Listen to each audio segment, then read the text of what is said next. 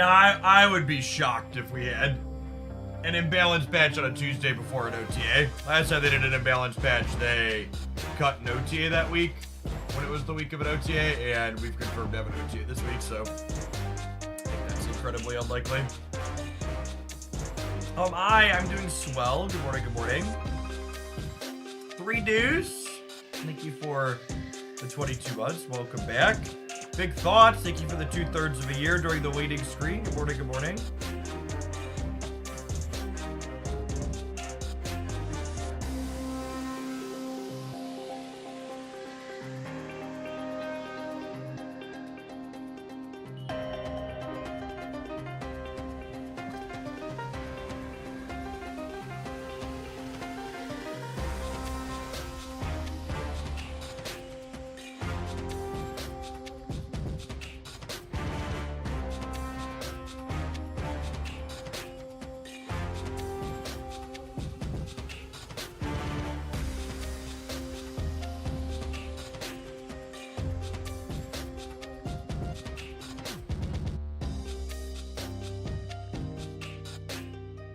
Red Scythe.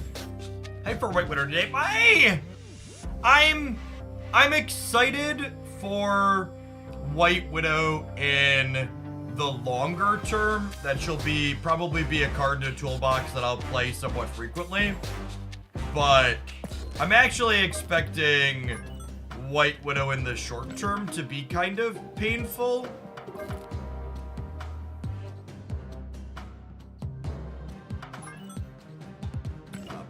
Playing a bunch of Annihilus mirrors is like not particularly exciting.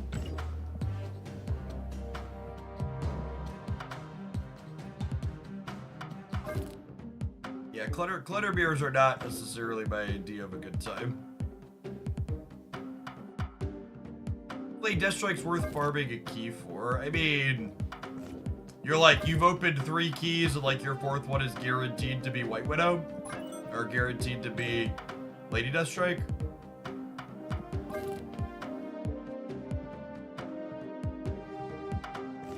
Yeah, I'm tapping a pause on AFK stuff this week since we've got drops going on. I want to get as much time in the snap directory as possible.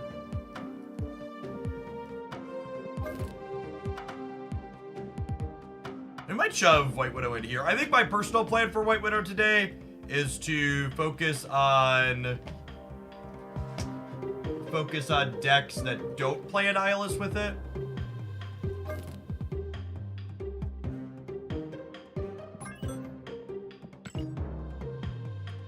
She could be fun in something like this. I definitely want to experiment with beasting her a little bit. It's probably a reasonable place to be. You know, my Flexus bot test put together. Nice to join the standing up crowd. Nice, BKU. Hopefully it's all free. Oh, Chad, I forgot to buy Dr. Bloom. We're not buying that one. Long days.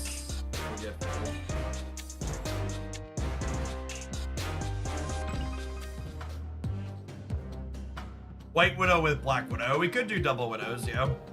It's a good show.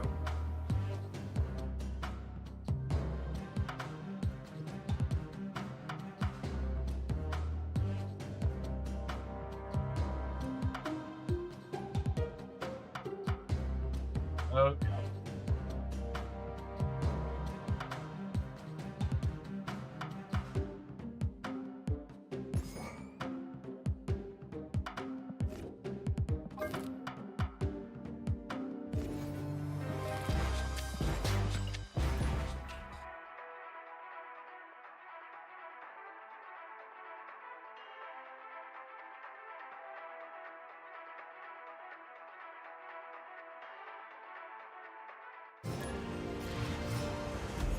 Method dress.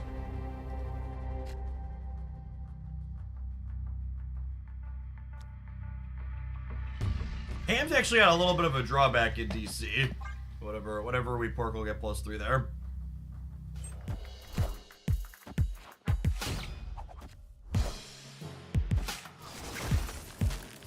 me out, chat. What do we just pork? God damn it, Iceman. That's a shitty coin flip to lose. I think it was a 2-3. Was it Cable? Jeff, okay.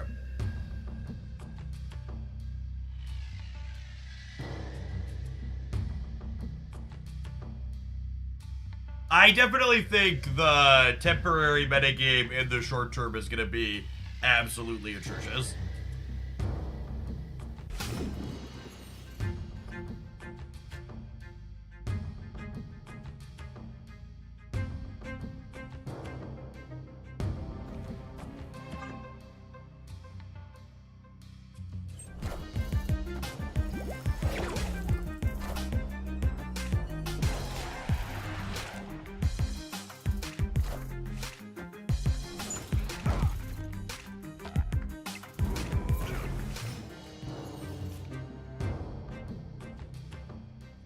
That's actually not great for us.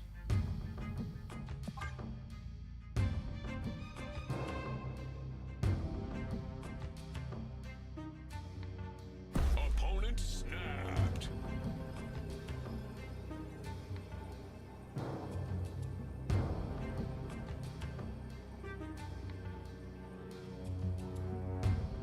Stay. Stay. Certainly have Morbius.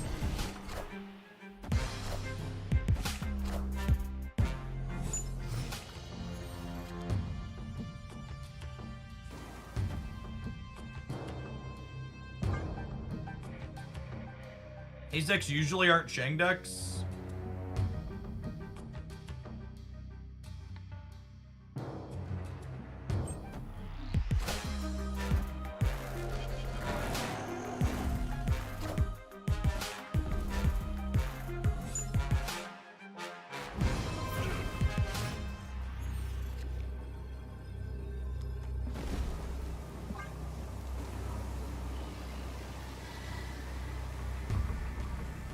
Even if they do have Shang, we could win on a coin flip.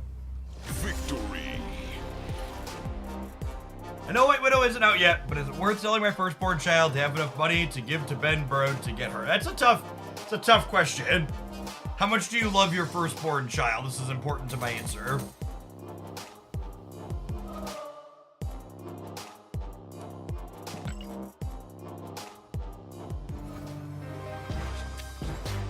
Only 6 out of 10. It's close then.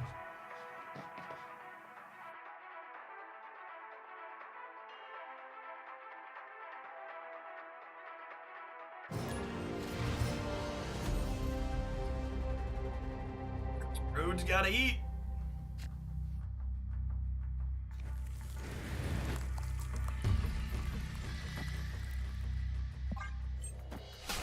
It's not Stellar into Krakoa. It's looking good here.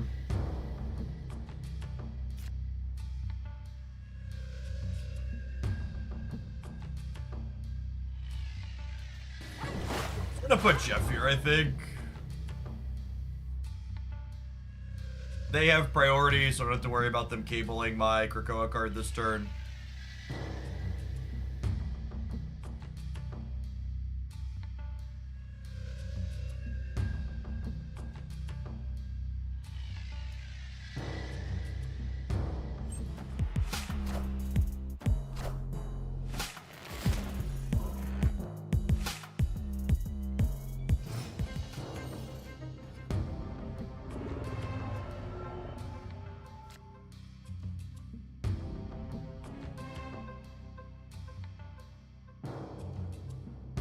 Actually, a good question. How is Widow's Kiss templated?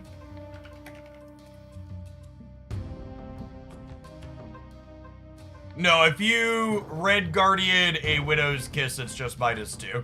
It loses its ability. It loses its ongoing effect.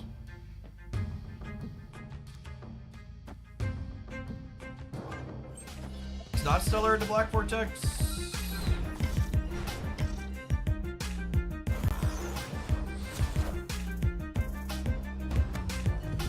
For them.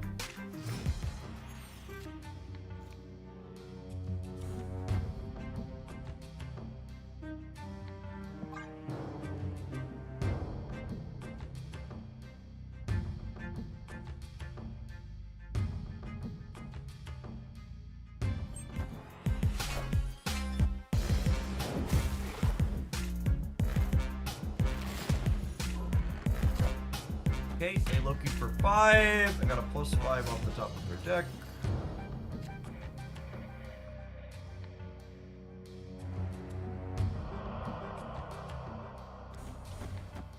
Just this.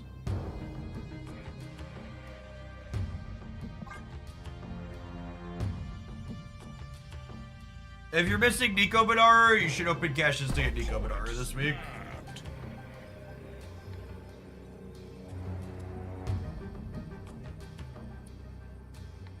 Feel like we're in a favorable spot. I have their cost reduction turned off. They're probably like red guarding my Miss Marvel, Snap.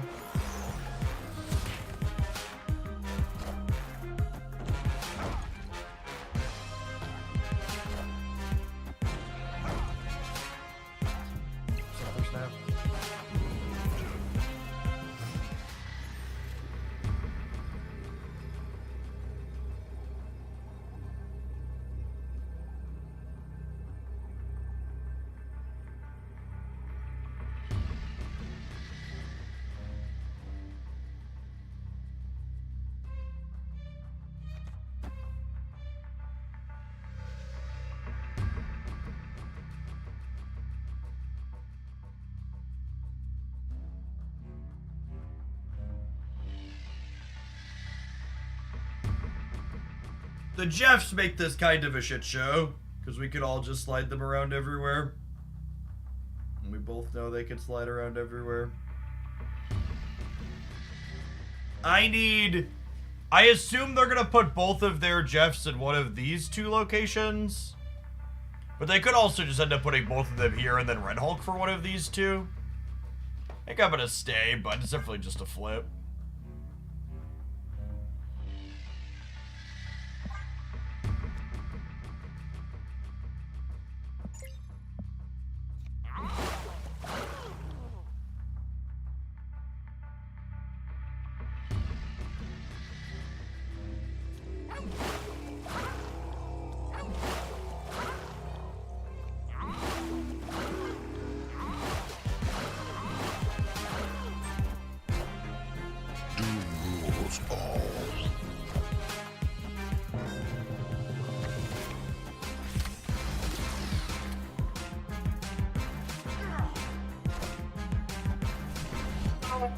Thank God, what a fucking close game.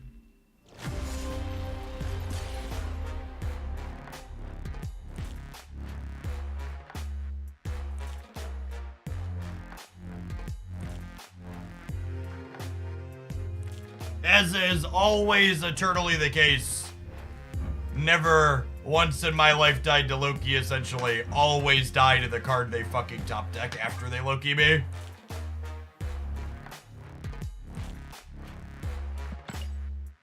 I drink coffee, I do not. No coffee, no soda, no alcohol.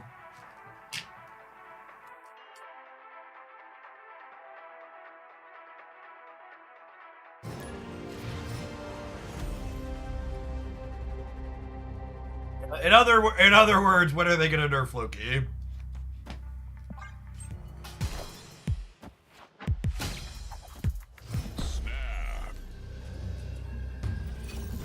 Vegan, not vegan, vegetarian though.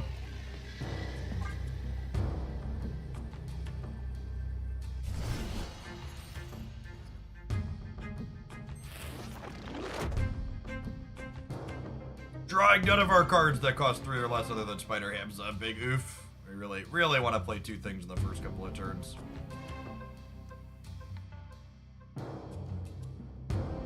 That's fine, I believe Miss Marvel, Sandman, Dr. Doom's gonna win. Miss Marvel Legion, Dr. Doom's gonna win.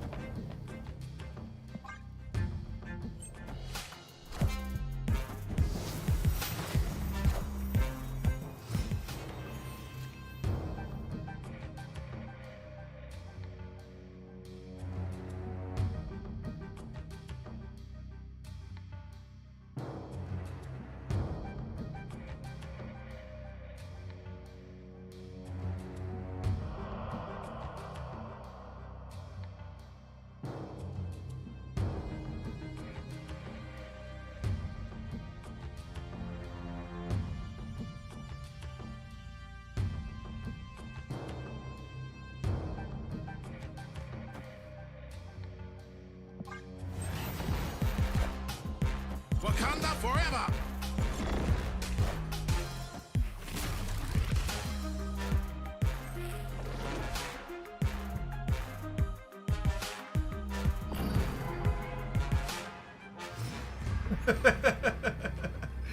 All right, I suppose we leave then, huh?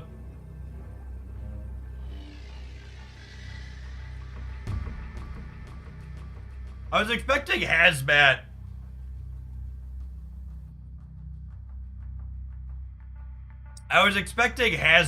Out of there. So the reason why I snapped here is we porked a surfer, and then for some reason they're also playing. Fitting that I preemptively muted them and then they boomer snapped us. The Marvel snap players. There's never been a more readable group of people. Black Panther's super atypical in a. It must be some kind of weird negative build.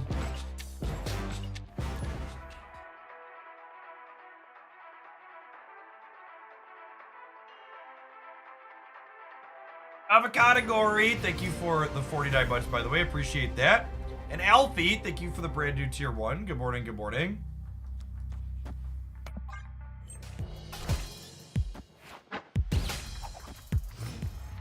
Statistically, they're Phoenix Force, but could also be a move deck, I suppose. It's a little sad.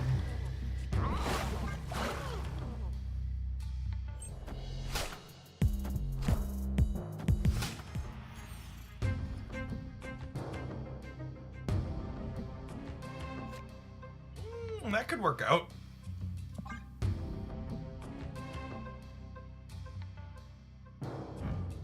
Must resist Legion Brain. Must resist Legion Brain.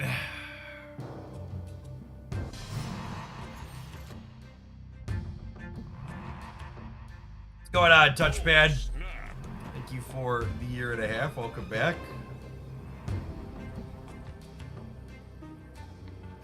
Unfortunately, it's probably correct to Sandman. I don't know what exactly they're doing yet, but well, they are just being a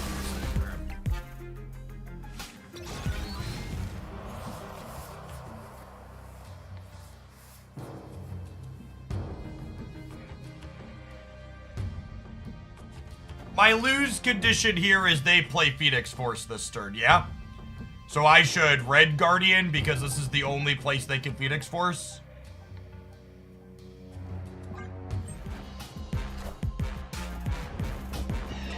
Oh, they had a cheaper card to play with it, though.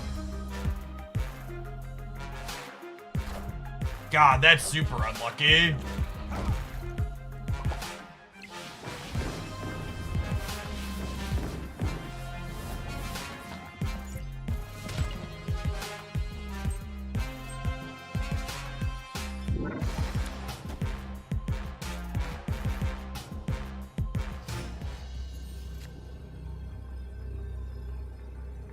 I'm not sure. I've played so many online games, chat, and I don't know what it is about the Marvel Snap community that the number of emoting dickheads after they hit a good beat is just like so high.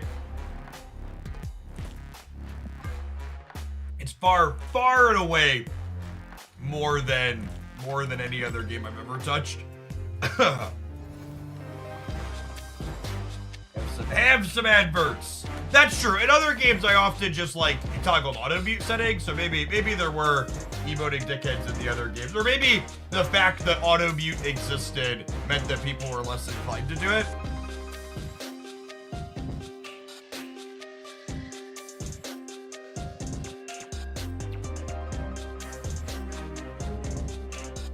I get so many fist bumps when my opponent wins, but when they lose, it's always crooked. Well, you gotta understand. When I win the game, it's because I am skillful and played well. And when I lose the game, it's because I'm unlucky.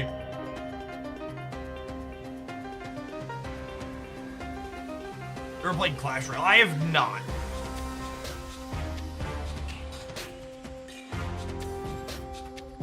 That's true. In general, Magic Online chat was more toxic, but that was because people could, like, cuss you out and stuff. Like, type profanity around the around the filters.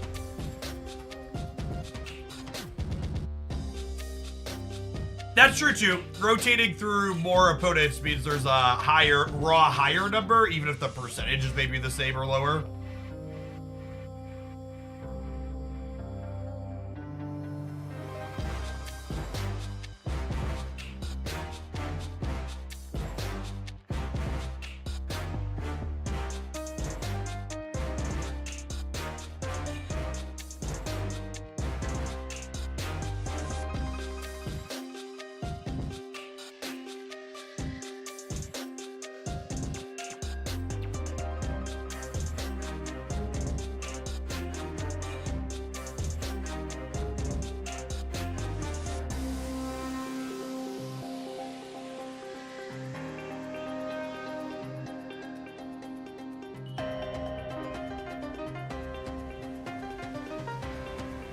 MTGO chat was literally getting berated for just drawing and playing cards in your deck. Yeah, basically.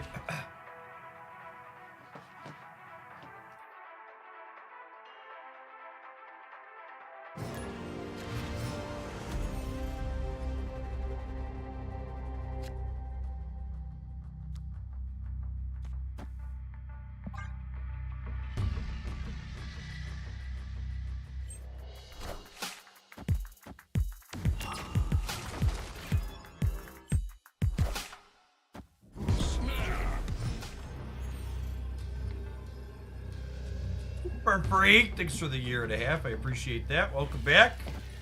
Animated Taco. Good morning. Thanks for the 7 months. Victory.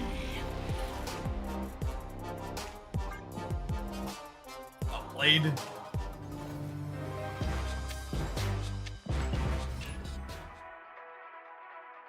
My only weakness, my opponent playing card. My primary weakness is Ben Bird affecting my RNG.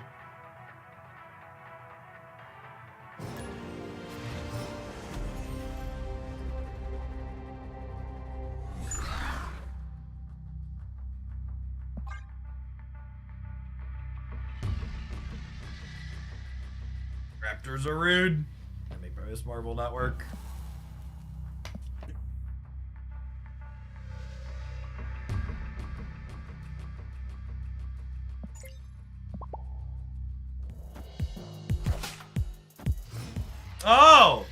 Oh, we ran down almost the whole timer so we can play our destroy card into the path where you had free things to destroy. Interesting. Tough strategical decision, I see.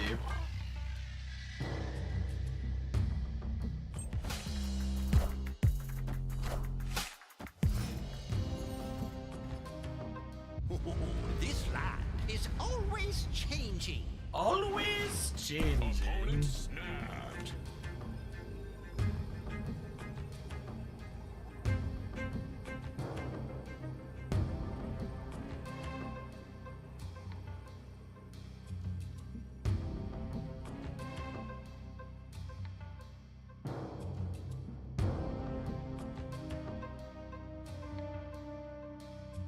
Can we stay?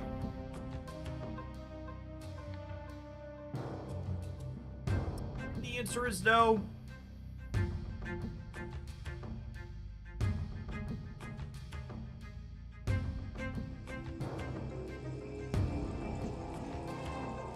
answer is no. There's a chance this deck is bad. We played it Escape. as a viewer deck yesterday. It felt okay, so I had to play it some more today.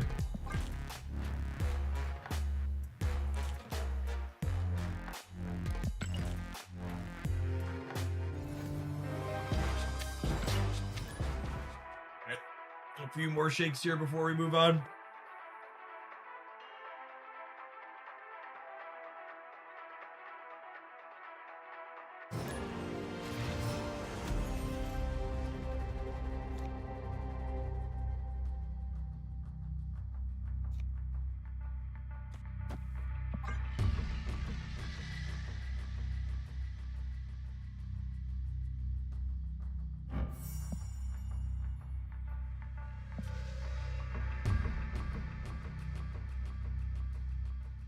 Takes forever to load assets and start the actual game. If you're playing on mobile, Paul, do you have your application set to download download all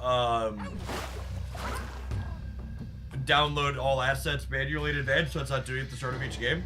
Why do you consistently play Nebula on the right? So if the first lane isn't a profitable lane to play Nebula into, playing her off to the right is good because it forces the opponent to play into an unknown location if they want to not have her trigger on 2. There's also a lot of locations that are beneficial for her to be in, things like Sanctum Sanctorum, among other things. OTAs. No, OTAs are always on Thursday.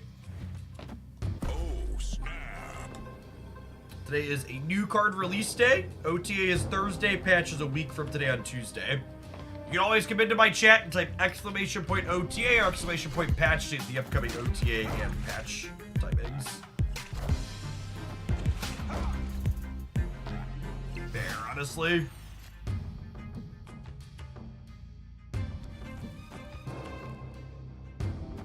I'm gonna fill the right side here just because Daredevil kind of implies they're clutter.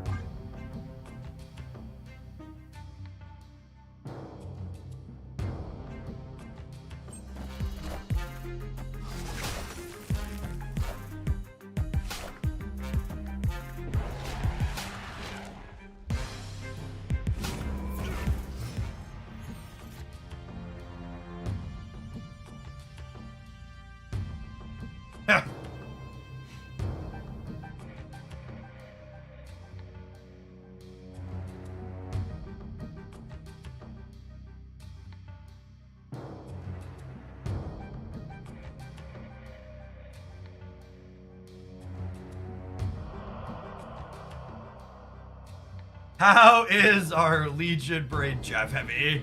Heavy is the head that wears the crown. I don't love Legioning either of these locations, but I also, like, don't want to not use my energy this turn.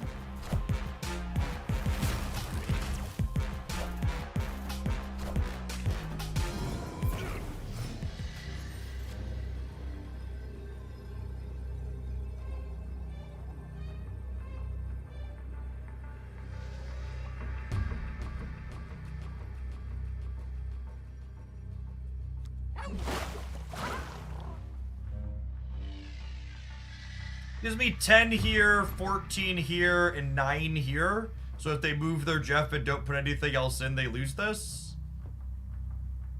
I suppose they could just play one big thing in the middle, though. Firstly, Ben, cool. Victory. Gopher, thank you for the 1.5 years. Appreciate that. Welcome back.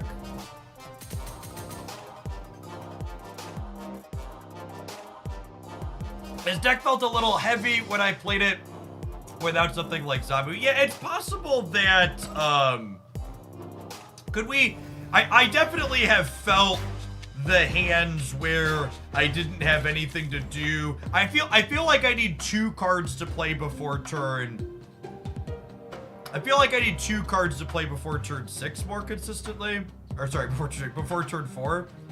I think Iron Lad's probably the cut if I want to cut something. Is there another, like, 1 or 2 I could play that would be good? Just to try something out?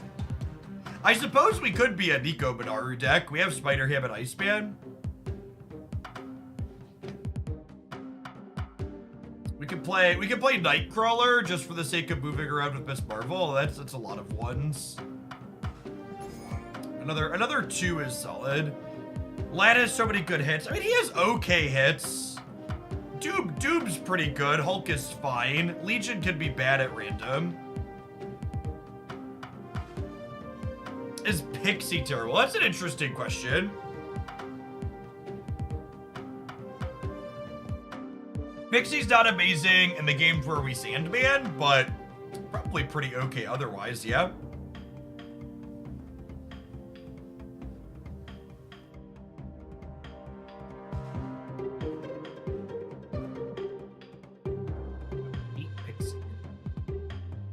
Pixie enjoyer.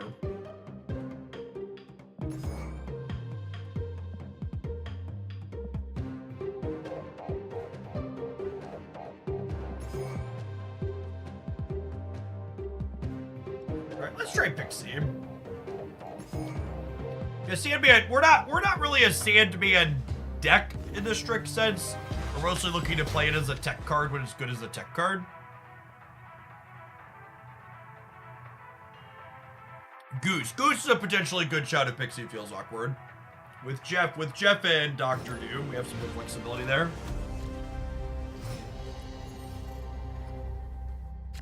Oh, you know, this could also be a Storm deck. Could be reasonable. I like Pixie because it's another 2 for Miss Marvel though. Like 3 1s, 2 2s, 2 3s. It's pretty good all around. Star-Lord. Star-Lord is not a 2 energy card. If you're gonna put Star-Lord in your deck, it needs to be a card that you're playing in turns 5 and 6. This deck is definitely not playing a Star-Lord on turn 5 or 6.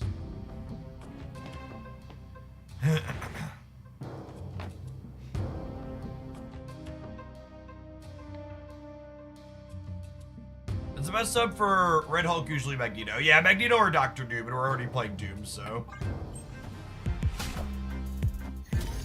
Oh, you thought you were gonna protect your sunspot, eh? Get fucked, Buttercup.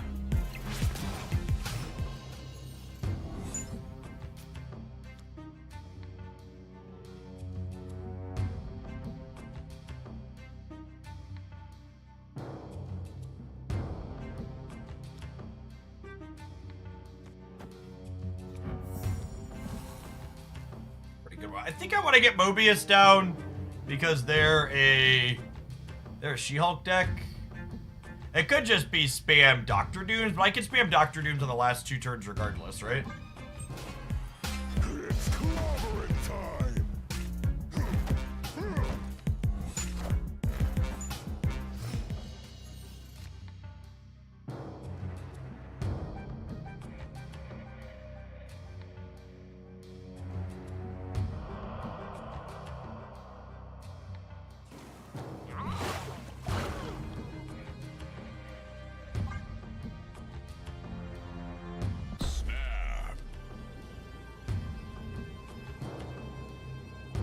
Yeah, we get to Sandman here, and then I get to Doom and Jeff on the last turn. It's clobbering time.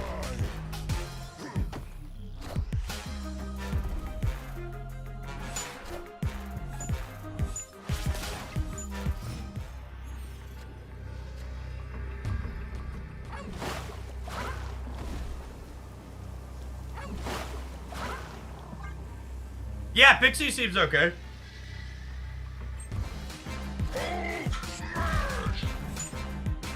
Is Sandman worth it with Mobius out? Yeah, I think so.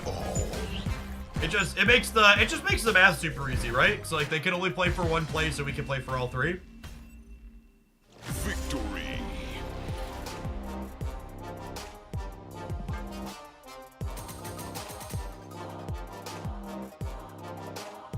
It's worth noting that their play lost to known information too. They lost to just us playing Sandman and Jeff playing for all 3.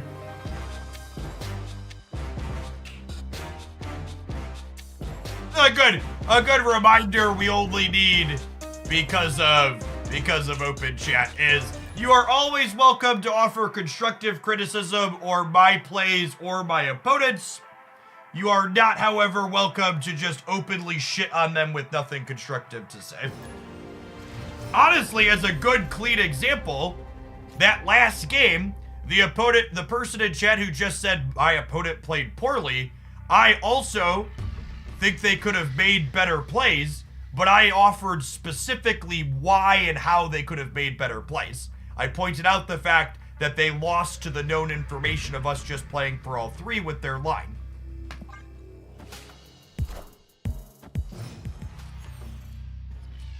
Which is very different than just saying, gosh, they're bad.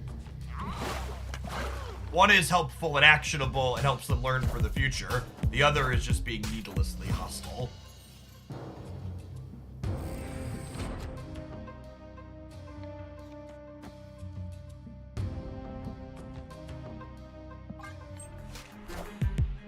Derek, it's been a while.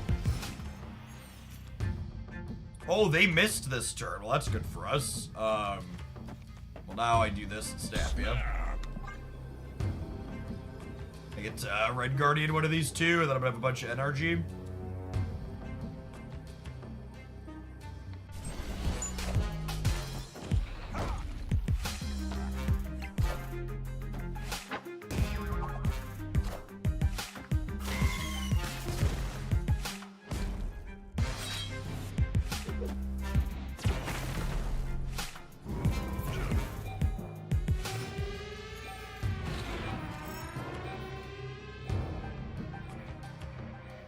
Legion the Vault must resist. Legion Brain must resist. Legion Brain.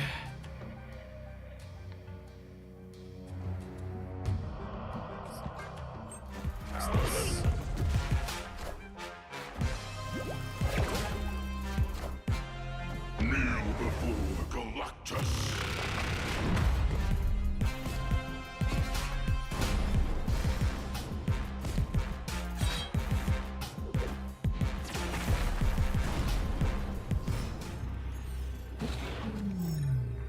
Ninja would have lost the game there. I mean, we lost regardless, yeah. Escaped.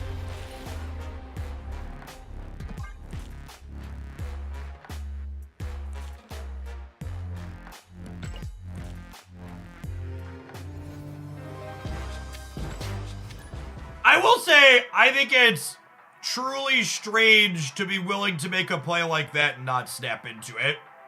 People hate raising the stakes when it's not deterministic. Navier, thank you for the almost 6 years. Welcome back.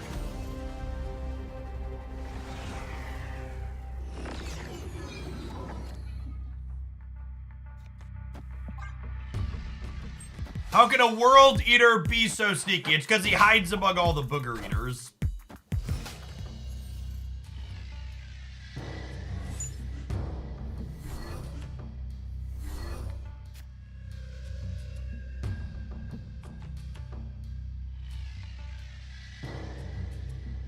Galactus is in a good spot right now. I mean...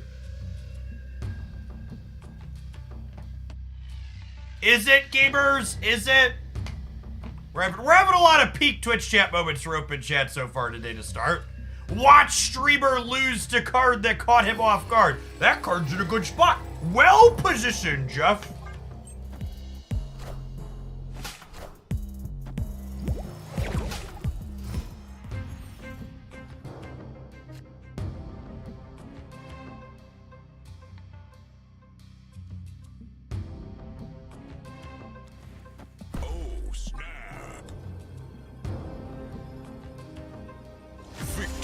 Yeah, we'll set the altar here.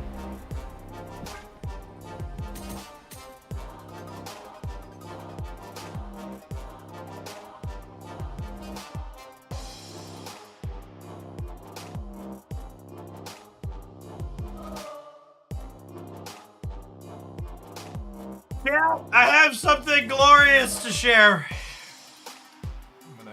I love the work in progress updates. We have the rough mock-up of our upcoming animated emote for the channel. I feel like we're gonna get a lot of mileage out of this one. The story, it's a good storyboard.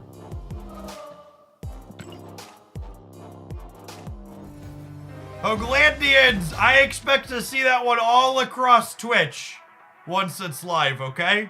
When I'm in another chat and someone gets their shit kicked over, there better be Hoaglandians there to spam it.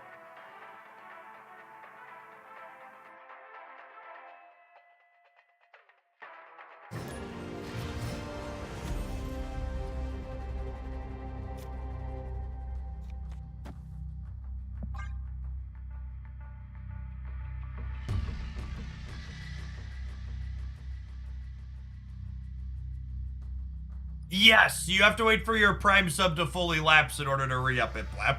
There's also a short window of what we refer to on Twitch as Prime Purgatory, where, like, if you try and resub immediately when it falls off, you actually have to wait a little bit longer. It's a good system, really. Everybody thinks so. Oh, snap. We porked a Mystique, I think, which probably means TVA is not good for them. I'll snap them, because we're going to play on curve here at least. Plus, Pixie can high roll for us. Yeah, I think it's a free cube. Victory. Oh, was it Iron Man? I got a 0. I thought it was Mystique. My kingdom for event log. Thank you for that. My secret Twitch chat power, being able to see which cards we porked.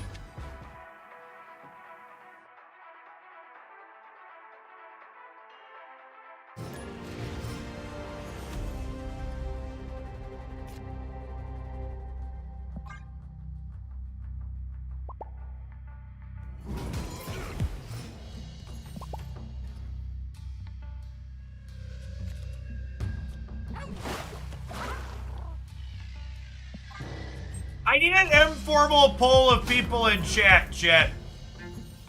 If I respond to fist bumps with this one, is it rude? Interpret for me. You're on the other side. You fist bump me at the start of the match and I do this one. Do we think it's rude? I mean, I've been using this as a whale fist bump, basically.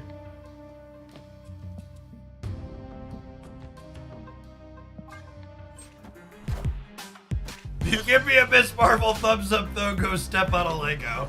Honestly, harsh but fair.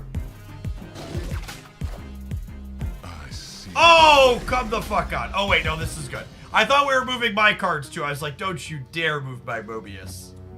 Don't you dare. I think I snapped them because I have Sandman into Red Hulk here. Snap.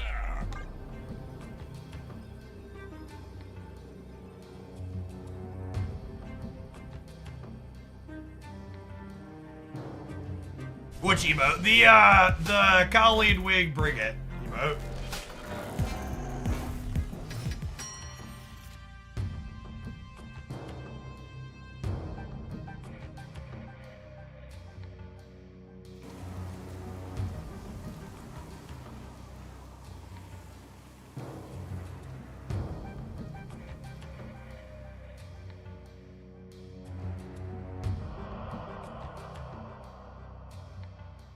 Is that Black Widow? I thought it was Colleen Wing.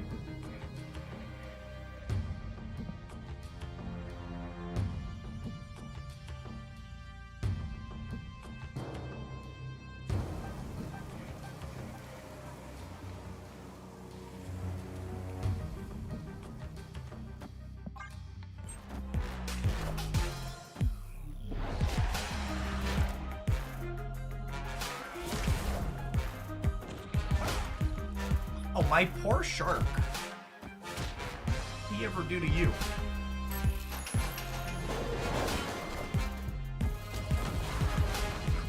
Oh, Annie Perflee's a bad beat.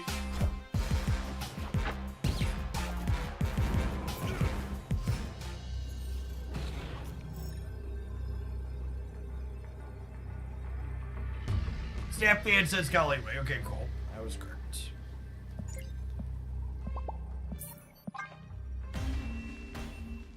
Yeah, this deck doesn't feel very competitive into the Annihilus stuff people are doing. We were talking about it a bit yesterday. I think Annihilus is almost just as responsible as Hela, if not more so at this point, for the prevalence of Professor X. I believe the stats on it are pretty high.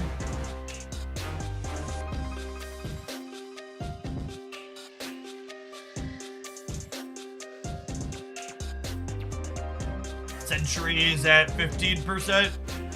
Annie's just below. There's some people playing Sentry without Annie. Bold strategy. So Professor X Cannibalic you played yesterday posted here for me. I don't know which one we were playing yesterday, but there's definitely one of those in the best decks right up if I recall. It's been on a top deck for a little bit now. Oh, I guess there's probably some people playing Sentry with Lady Deathstrike's a good shout. Alright, gamers, I don't know what we're going to play when we get back. We're going to play something different, have some adverts to the interim. Thanks for hanging out. Don't go anywhere.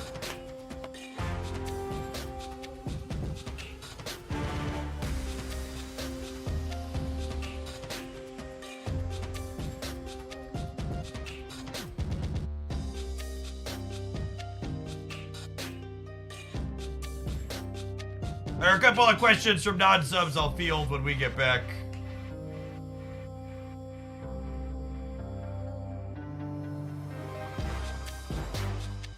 It's got real solid stats. Play some of that.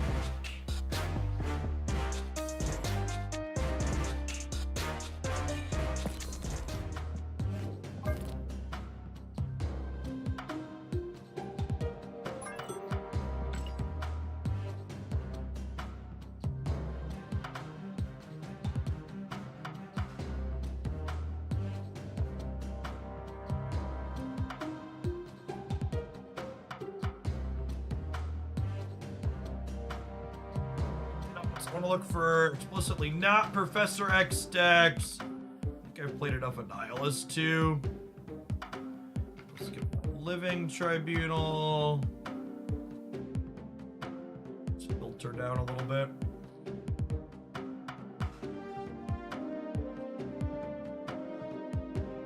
Those are really good stats for the mill deck.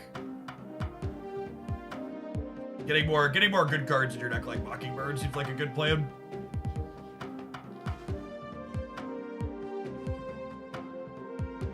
I'd take a deck submission. I don't have any firm plans. I don't know if we're going to take a ton of them because we have a card release. I guess since there's 5 hours till the card releases. Yeah, I can take a handful of... Dodo decks if you got something. Ship it. And Stature Hawk putting up numbers.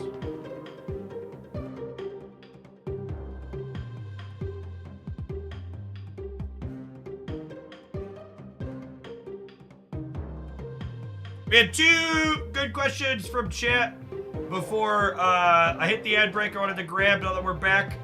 First one, someone said, how do you feel about Clutter Hawk? I think it's probably not very good. I think trying to play Century, 5 Energy Dark Hawk, and Annihilus in the same deck is a lot of top end. That feels awkward. The second was what's taken over Thanos' role as the top of Conquest. We really don't have any standout top of the field decks at the moment. If I were a gambling man, I would wager this Clutter variation and this move deck will probably be the 2 fighting for the top position in Infinite Conquest next week, all things equal, but we'll also have a patch on Tuesday and we'll have an OTA on Thursday, so we get some shakeups in there. Like, this deck is leaning on Red Hulk a bit. I wouldn't be surprised if he gets toned down a little bit on Thursday. Badass, thank you for the 38 months. Welcome back.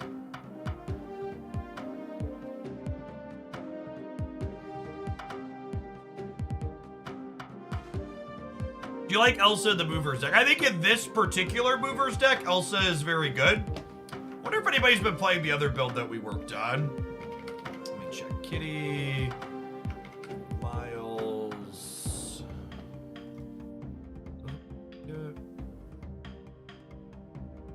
Let's exclude. We were playing a build without Elsa.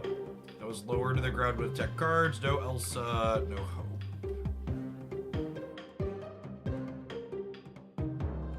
Yeah, they're all super tiny samples. We recorded, I'm gonna have a highlight with this, I think, later this week. I like these 12 cards a lot, but there's no sample size on them. It's like a lower to the ground build that closes with tech cards at Captain Marvel. You get your Pyro, DPS, and Genshin. The Genshin patch doesn't go live for like 13 hours where I'm at. Long-time lurker, used to watch you play Magic on a snap recently. Glad to see you're still going strong. Thanks, Steve. Good to have you back in Oaklandia. Yeah, 2023 was actually my best year doing content full-time in terms of both revenue and viewer metrics. Move to snap was good. A non-discard only decks using Proxima lately. I don't really think that's a space people are brewing in much. That's something we could work on a little bit. I've enjoyed the Proxima card outside of the MODOK package. I don't think there's much of it.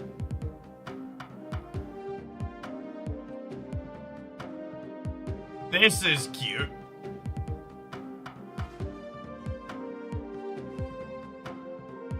Wild win rate to average cubes here. The people playing this have been punking folks out. Hey, Baru, thanks for the membership on the YouTube side. Appreciate that support.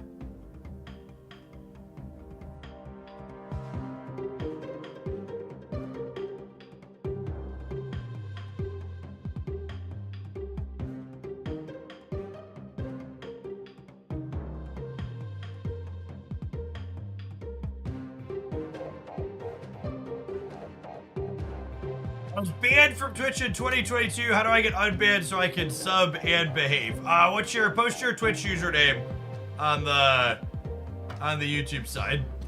If you weren't banned for being a fascist, we'll fix it. If you were banned for being a fascist, I got bad news about you on the YouTube side.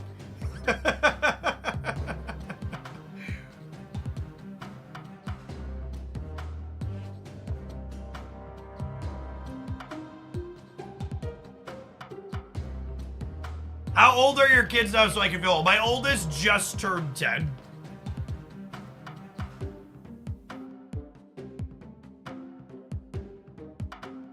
Oh, chat.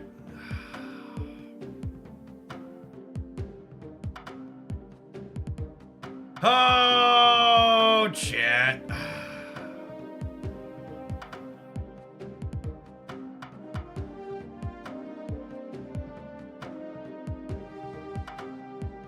Thanks, Del Keeps. I appreciate the biddies. Oh, man.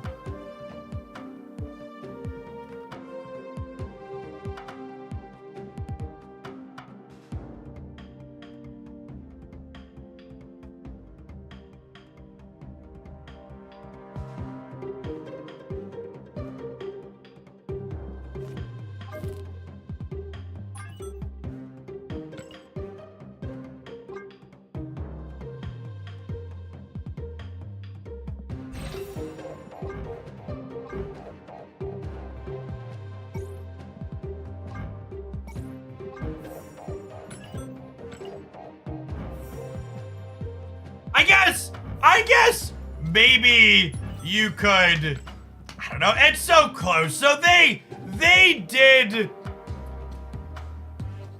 the person asking for the unban, they did the typical internet thing of calling me a fascist for moderating my chat.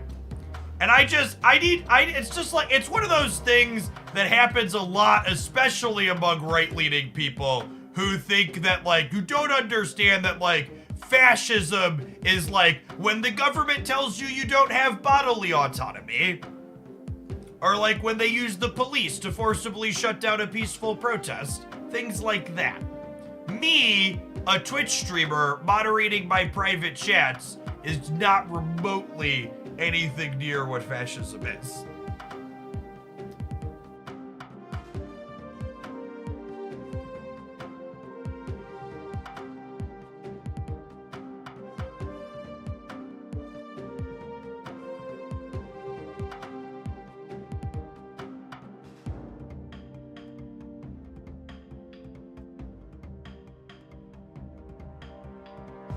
What deck is better for Conquest? So, Conquest isn't... Conquest does... What's the best way to put it? Decks that tend to be good in general tend to also be good in Conquest. With the one exception being, generally, decks that have polarized matchups tend to be a bit worse. That being said, Hella Tribunal is a deck that fits that description and it's still having a good performance here. It's also worth noting though that like a lot of people, myself included, don't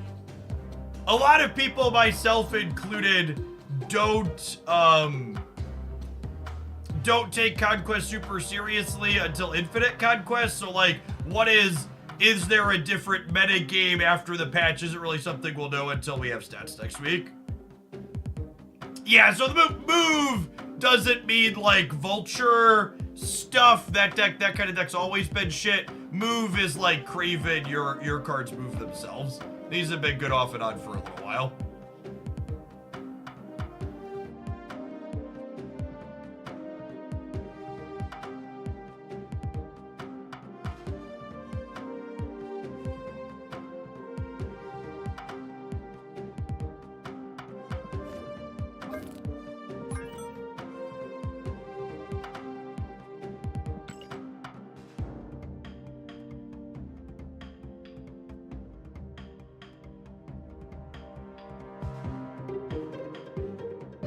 I've done solo combo like this before.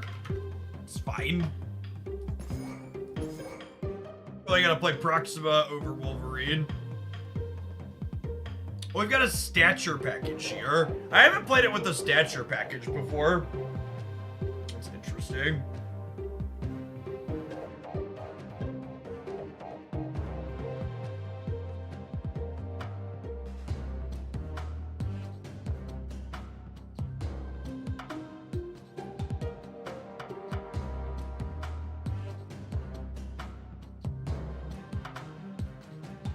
Yeah, I'm gonna put, so we've played builds similar to this in the past, Delkeeps. And I think I want Ravoda over Okoye.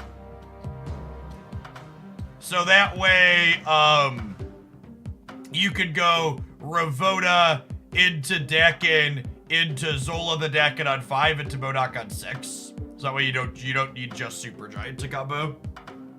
That's nice.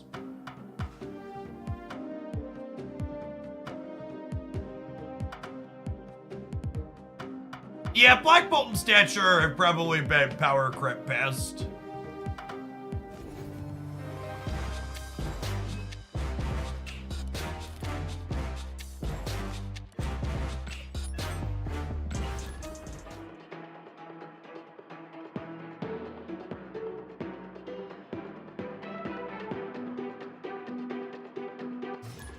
So once upon a time, for people that are newer to Stat, Black Bolt was a 5'8".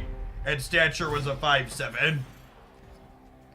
And when they were nerfed, they were actually among the top performing cards in Snap as a whole.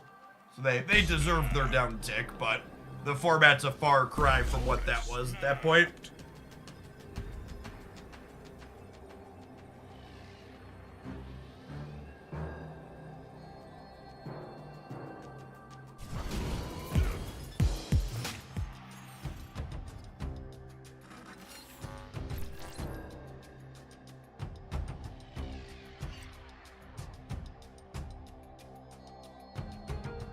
Wrong seed! No, chat, this is an arms race.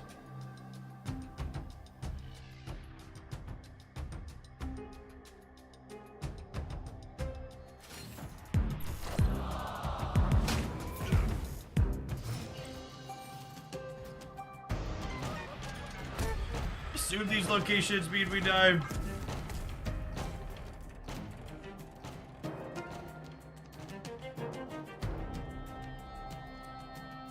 We draw Ravoda next turn, we have a shot.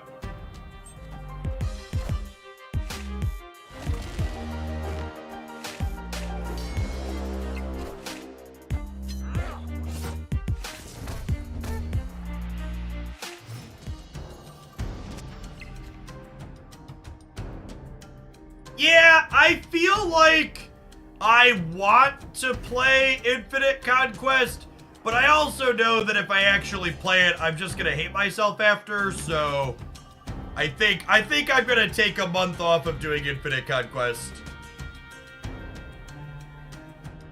And maybe we'll revisit in May, but the last 2 months were just really frustrating self-loathing afterwards. It's just not a good scene.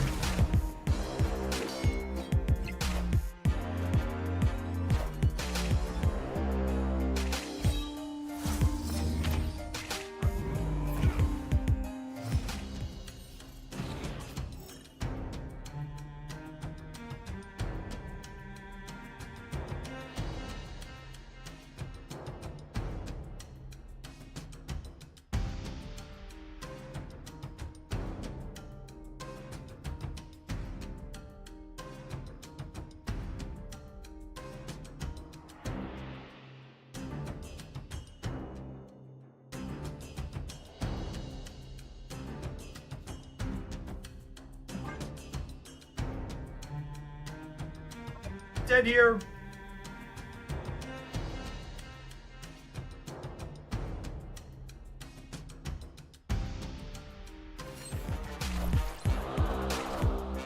Do they surprise us and switch things around in Conquest next year? I would be incredibly surprised if they adjust anything in Conquest.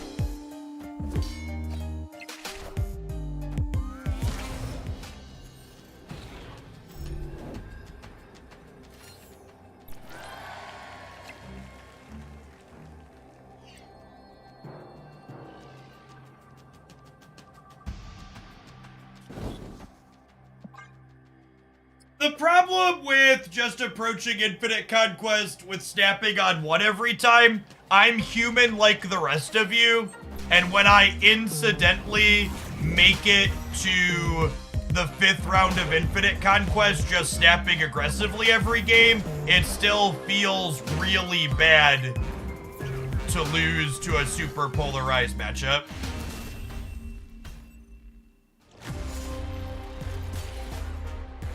We've done seasons and tickets where I just like auto snap on one and whatever, and we end up getting to match 4 or 5, and it's still, even when you only spent a half hour to get there, that total defeated, dejected feeling of I queued up and I lost at the loading screen because my opponent's playing a counter deck is just like, it's just not worth the whole thing feeling miserable, like runes the whole day.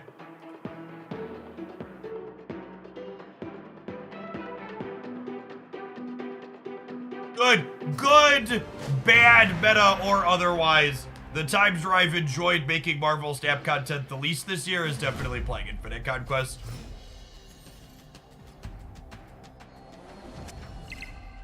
One reaches infinite. Are you always on the bottom of the ladder, or do previous seasons affect placement? Previous seasons do affect placement. So Marvel Snap players have a internal hidden MMR rating, and what's your internal hidden MMR rating determines your starting number of snap points. So like someone like myself who's played this game a ton and who has a highly rated MMR, I enter infinite with like 8,100 snap points, whereas other people enter with less than 7,000 if they have lower internal MMRs.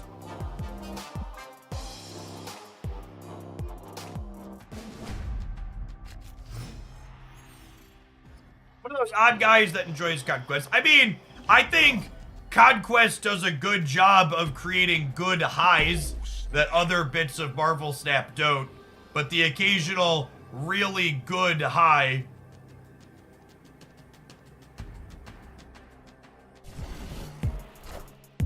which the occasional other good high, the good highs don't weigh out the many lows.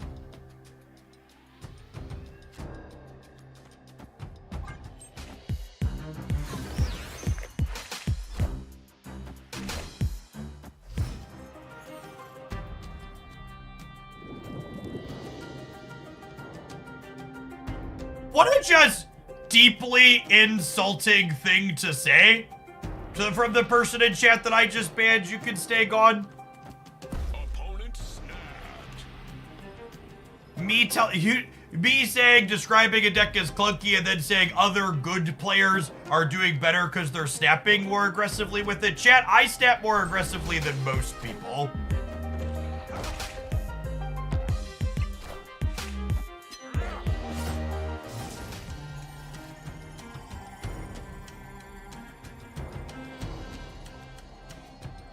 If you wanna articulate why something isn't actually clunky and you disagree with that point, that's fine. But just a generic "you suck" effectively, thinly veiled in another way is just like not a useful or welcome thing to do here. You said you played other decks before without the texture package, what other people usually do. So typically you play Apocalypse and typically you play Apocalypse and Dracula as the other cards in this deck Del keeps. Because you can Zola the Dracula and then discard Apocalypse twice to Dracula and have a backup thing that makes big numbers. I think we're dead here again.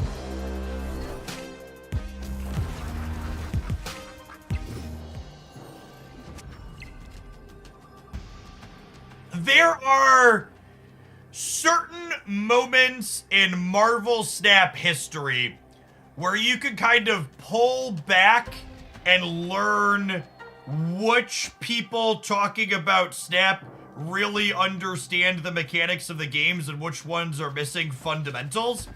And one of those moments, in my opinion, was when they changed Annihilus to no longer send across zero-powered cards. If you comb back through social media, if you comb back through social media and look at all of the moments where people were talking about this card around that change, you'll see people talking about how bad he was as a card or how they killed it and stuff like that.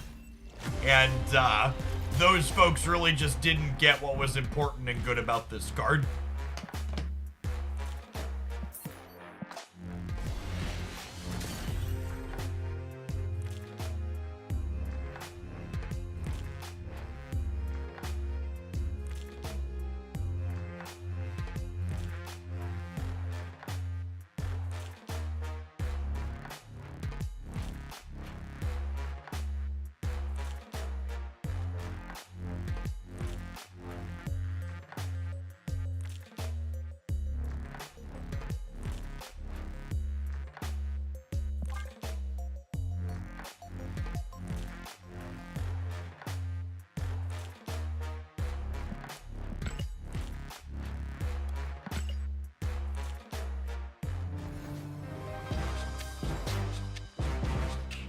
I was very surprised they nerfed both his effect and his power. In hindsight, they were right, of course. His effect, but that's the thing, right? So like your position there shows that misunderstanding that I'm talking about. Changing him from impacting zero-cost cards didn't really meaningfully impact his effect, because the thing his effect was the thing that his effect was doing was never about that. His effect was always about sending the negative powered cards across. None of the good Annie decks at the time, or even now, were trying to send rocks across, right? That wasn't what they were trying to do.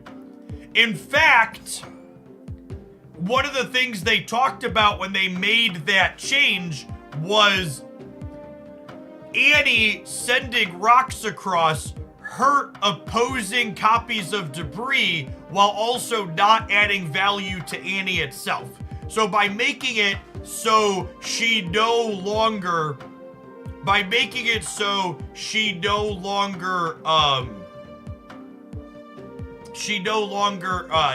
got hit by the rocks and let debris play in other decks potentially.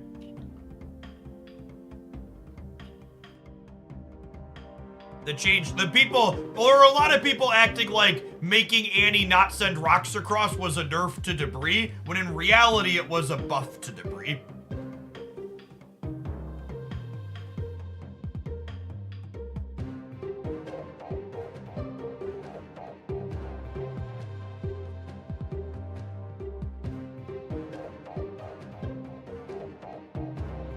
You know what? I haven't tried in this build before? I wonder if X23 is potentially good.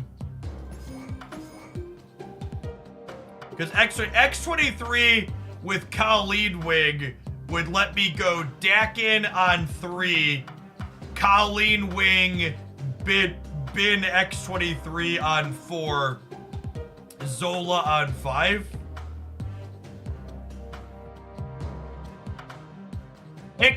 It could muck up the Zola sometimes, is true, but it could also add an element of consistency to it. We could also just play Magic, but I don't know that I'm convinced that our deck can go big enough with Magic over the top of other decks playing Magic. There's also location variance mitigation, which is helpful.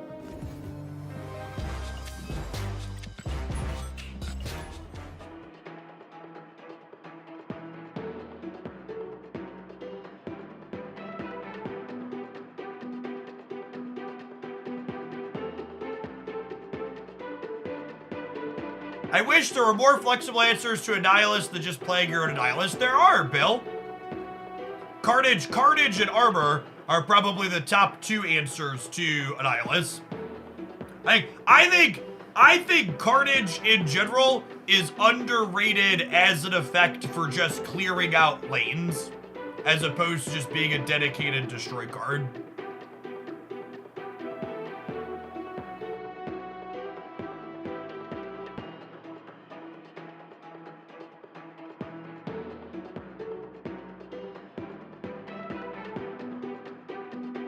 Yeah, Lady Deathstrike's another one too, technically. Also true. Valk can answer. Yeah, there's a few a few ones that are reasonable.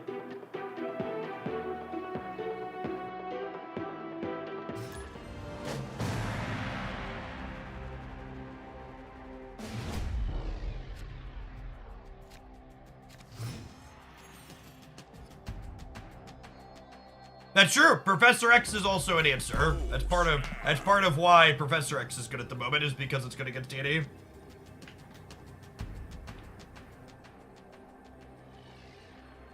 Thanks for the 11 months bits. Almost a year. Thanks for your breath of fresh air on this platform. Thanks for helping keep me around. Don't let me pseudo. Thank you for the 11 months as well. Fake Buddha. Thanks for the quarter of a year. Good morning, folks.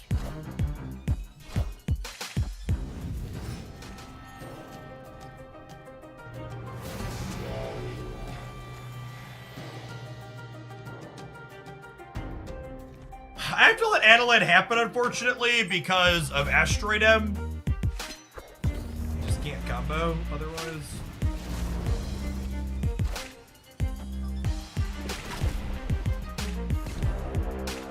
Turbo Banana, thank you for the 27 months. We're open for Dakin or Dracula back out here. Perfect.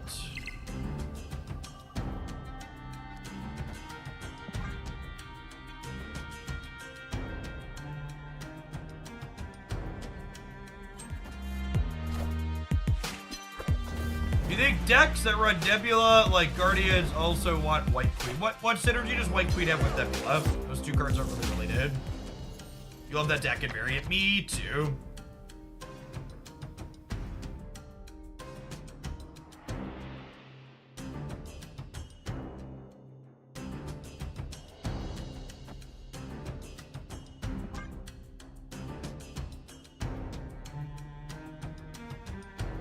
Oh, White Widow. Yeah, that's probably what they did. Hydra.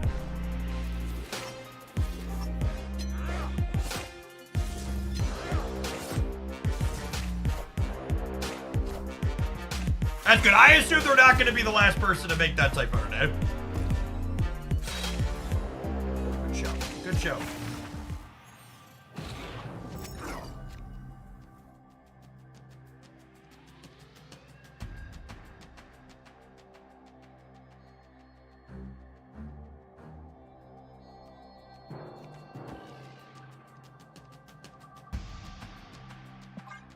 I'm playing Apocalypse here because I need to be able to try and draw towards MODOK, and I also need to not have priority to duck a Shang-Chi ideally.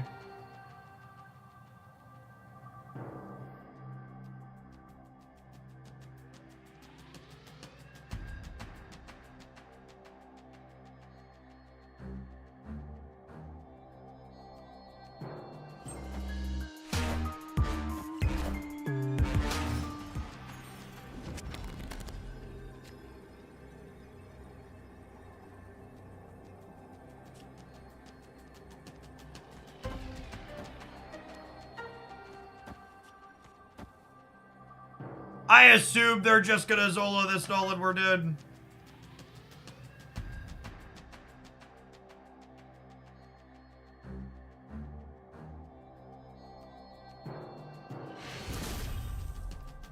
Victory.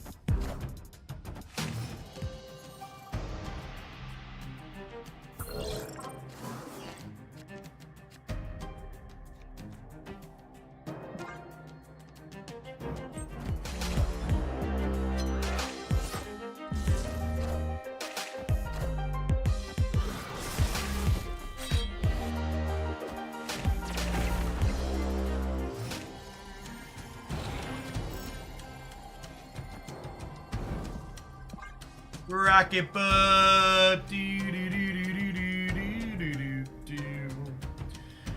What does Ravona do? Ravona lets you play Zola on turn 5. So that way you can deck it into Zola into Modok. Cordoval, thanks for the baker's dozen. Welcome back. Look at that, chat. Here's our combo. Combo. And actually, let's put this in the middle so that way we play for all 3. Victory. Alright, I'm gonna let this person have their sweaty silver ticket, because not only are they sweating in the proving grounds, but they're not letting us play our combo out when we draw it, which is just super lame. Yeah, so this is a discard combo deck. Your goal is to copy Dakin or... Your goal is to copy Dakin or Dracula. And then you Modok and make them both real big.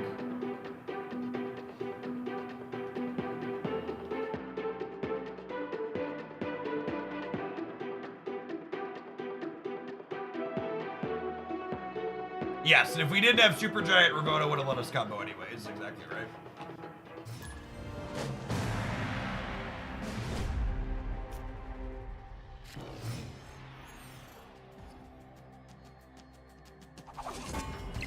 Snap.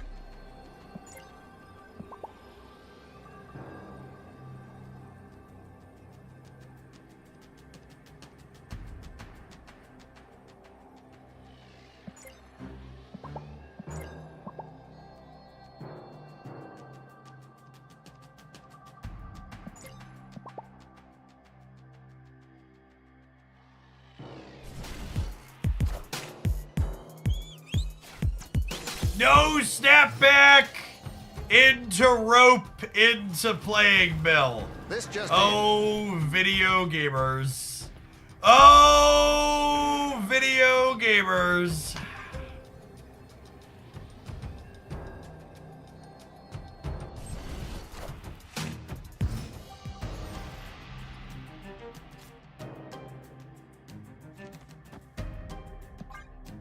Dakin goes middle every time, yeah?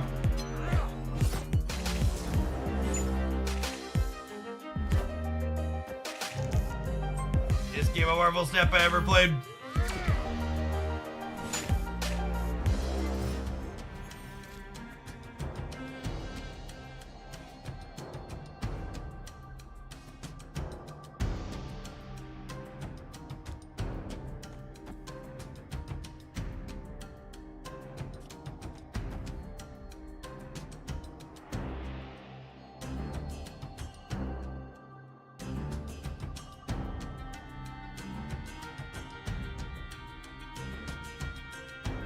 Supergiant lets us stop Doc Ock.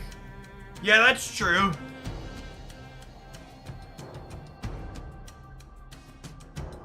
That's true. But also, if I just grab priority here... If I grab priority here, I'm good to go too, yeah? I'm just gonna try and grab priority.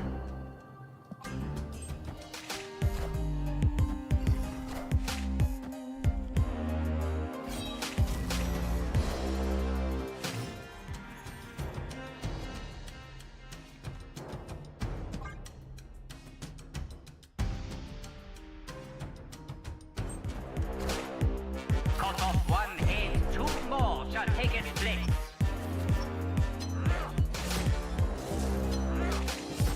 This is people keep asking, why is Ravona in the deck? This is why Ravona's in the deck. So that way we can play Zola at a spot like this. And then have Modok on turn 6. G Proxima for this deck. She makes it better, but you could sub Wolverine for that slot if you wanted. Or just a different card like a Mobius.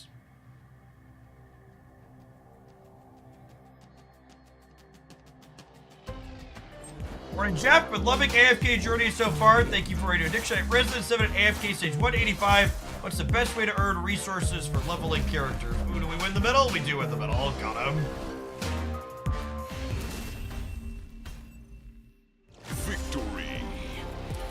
Eskimo, if you're in the subs Discord server, there's a thing pinned in the AFK Journey channel that shows the order you should buy things in if you're going to spend a little bit of money.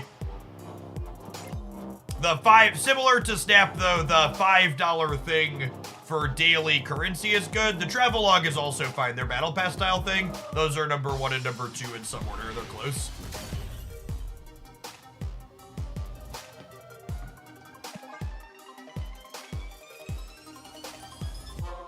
Good stuff. All right, we're gonna play some more of this deck because I think it's super fun to put the combo together. Copying deck is one of my favorite cards, but we do need a healthy dose of capitalism before we continue. We'll see you in 2 minutes. Thanks for hanging out. Don't go anywhere. Does this deck need Super Giant or would Invisible Woman work instead? Yeah, you're hiding Modok usually. Invisible Woman's probably fine. BRB. Subs, I'm gonna run to the restroom really quick. We're gonna play some more Discard Wing It Back.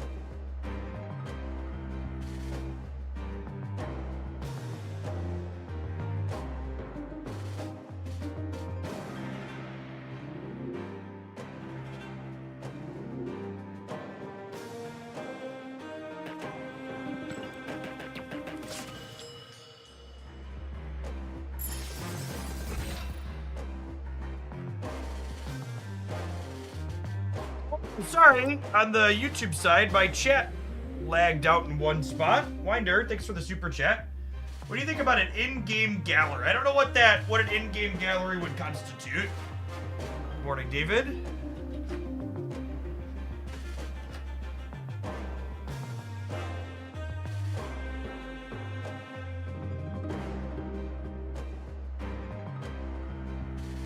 Yeah, I'm still playing Genshin, Papataki, but, because I mostly play Genshin on my PlayStation. But, AFK Journey definitely, I uninstalled Honkai. I just had too many live service things going on, and I preferred AFK Journey to Honkai. There's an AFK Journey channel under the gaming section. There's pinned messages in it. I think there's only 2. Yeah, there's one that has codes for freebies, and then one that has a spending guide.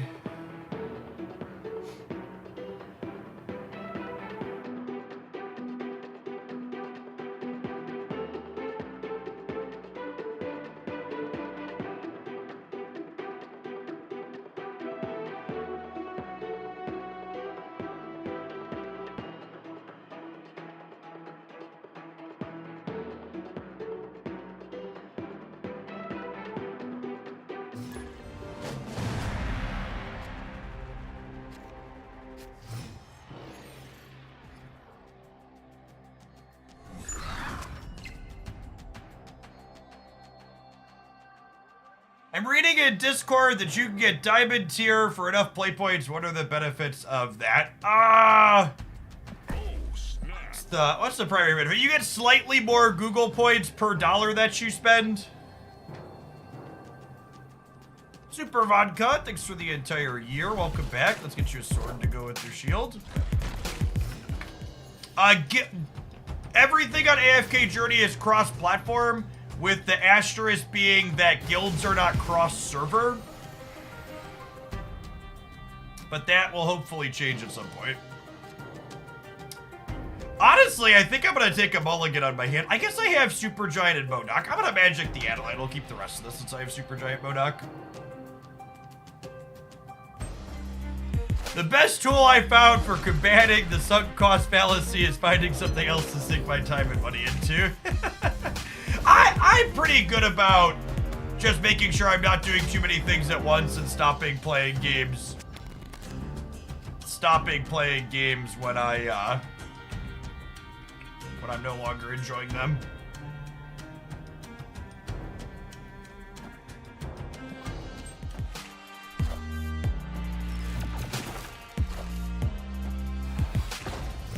There's awesome clan info for Snap was data mined. Do you see anything about that? Yeah, the clan info basically just says that they're going to be 25-person clans on the Snap side. Which then, to show some possible support, my personal plans for my personal, what's it called, is that Hoaglandia crowns followed by tier 3 subs are going to get priority to be in my personal clan.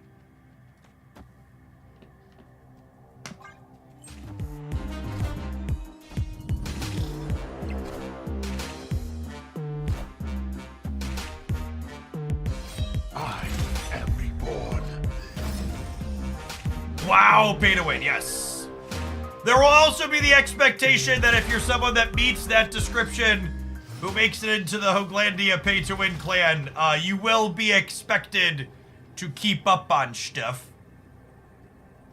I want the clan that I'm in to be active as well, but life is pay to win. Accurate. We are very dead here. Our deck's probably terrible against a Dark Hawk deck breaking up our draw. Opaque Destroyer, thanks for the half a year. Welcome back. Yes, people on the YouTube side. We've had open chat on Twitch for the last 2 days.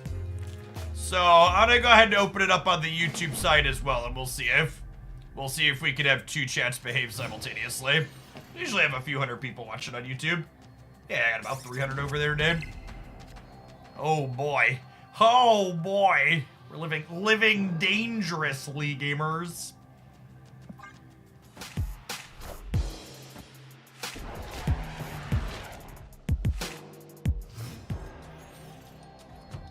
Jeff better do his weekend dailies if you're gonna be in my clan, sir. I do weekend dailies on Snap most weekends.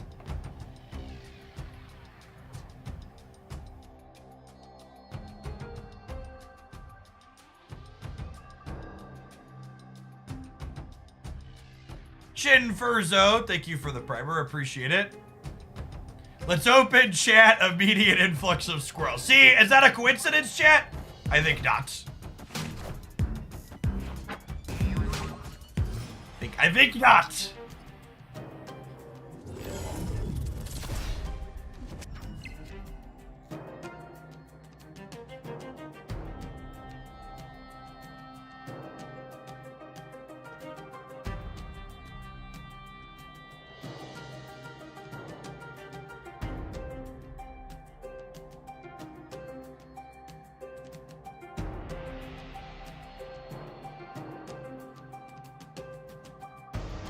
I have no idea.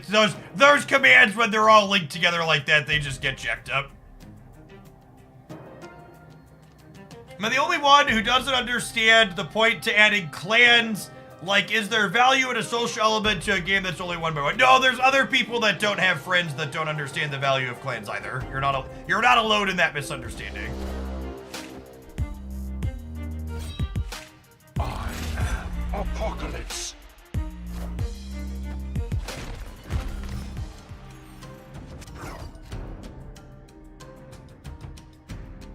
Friends are fake, yep. What is friends? What is friends? So, social components in games like Marvel Snap create an incentive for people to keep playing the game because they want to keep up with their friends and for their friends, is like the TLDR.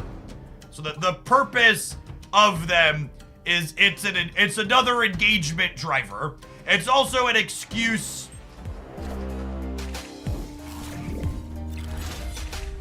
It's also an excuse to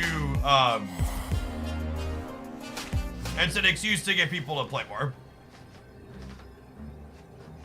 How do people get crowns? The Hooglandia crowns have cheered 1,000 USD or more worth of bits on the platform.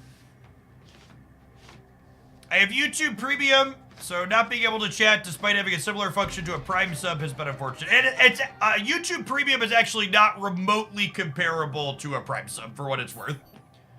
YouTube Premium is somewhat comparable to having Twitch Turbo, but just like, for point of reference, if you are someone with YouTube Premium and you watch like every bit of content I put out in a month, it's like probably less than $1 worth of support. It basically just replaces the ad revenue support.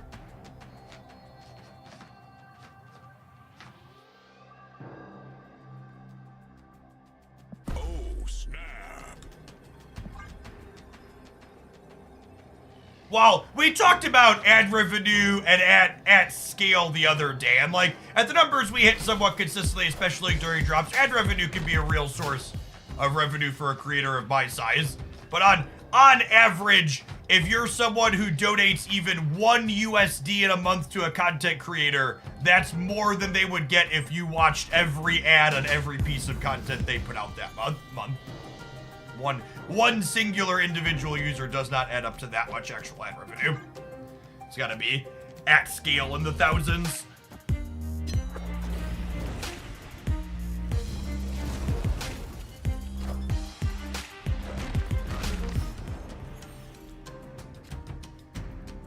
Hey, lovely. Actually, I could just set up to full combo inside of here, yeah? We just go Dakin into Zola into MODOK.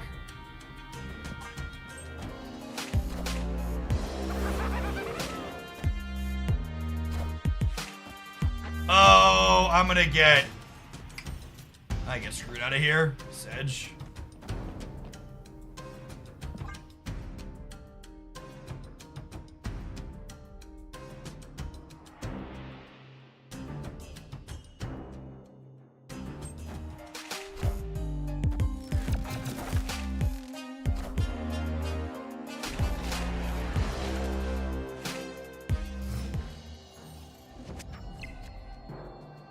Do I just put this here for the sake of blocking the hood, and then I hope that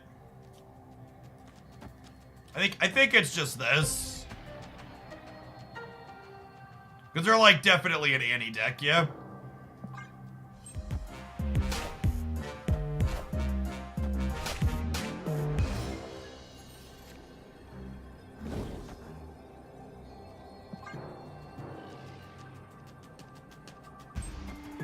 Wasn't Nico on Destroy? No, she was on +2. Oh, they didn't have the Annie. But wait, we're winning the right, yeah? Oh, but because I'm not getting a Dakin, I'm only getting 16 in the middle. Unlucky.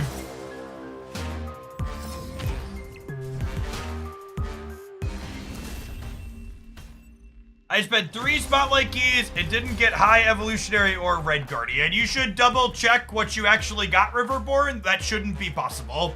You should contact Snap support on officially or through their Discord server. If you spent 3 keys, you should get, there's only 4 options. So you have to work through all 4 of those options before you get something else. Maybe I should have just not played around the Annie and just assumed that if they had it, we were dead.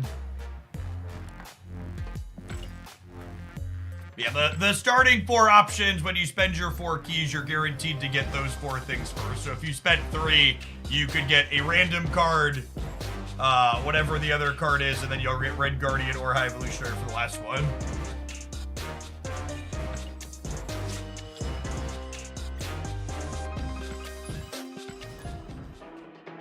$44,000 medals. Yeah. Yeah, we've gotta play a little bit of Conquest.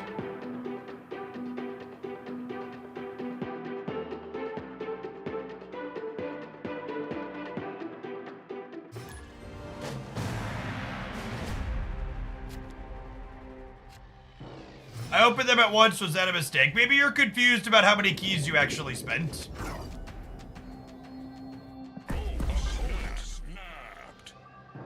Either way, if you think you're having a problem, you should contact Snap Support. You should not be messaging about a potential issue to random Twitch chat. We cannot help you.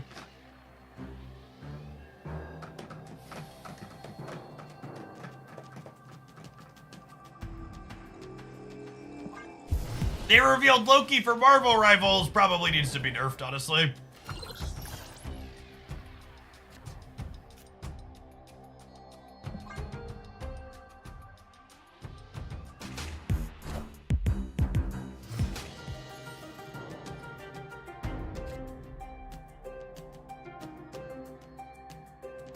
I think we're dead. I think we're dead.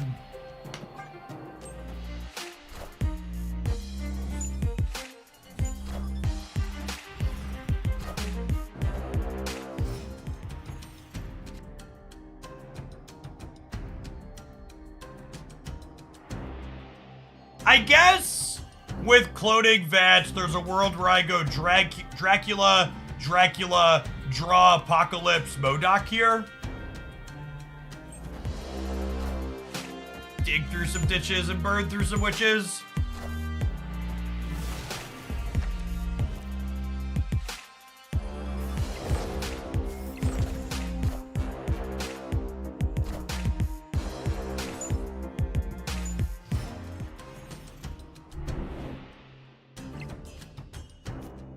Oh yeah, probably won't want to MODOK the bats. It's fine, I don't think it matters. I think we're dead. Dead no matter how you slice it.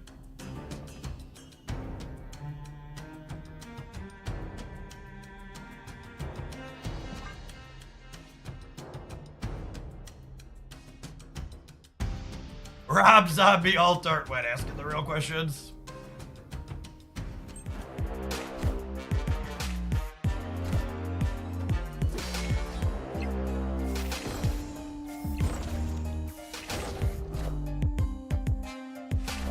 I'm very confused why they didn't create a copy of their 12th Power Kitty Pride.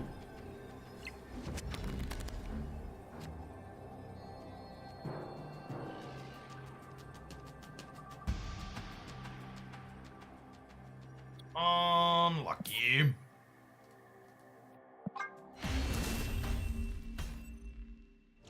You should never ask to ask a question in a Twitch chat. You should just ask your question that you have to begin with, because it increases the odds that your question actually gets seen. Because, like, I saw your question where you asked to ask, but I may or may not see your actual question now with chat scrolling.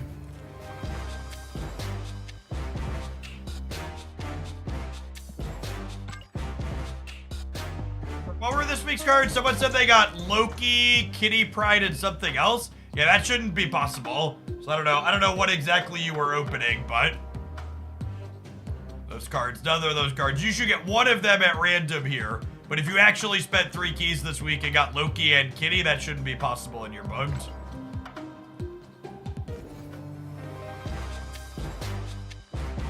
I'm a coward afraid of rejection. Well, what if I just rejected your original question? You have a chance for rejection either way.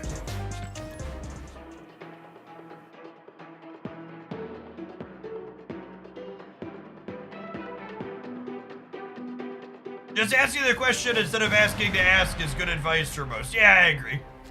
In general, just quality life advice. Beg forgiveness rather than ask permission, chat.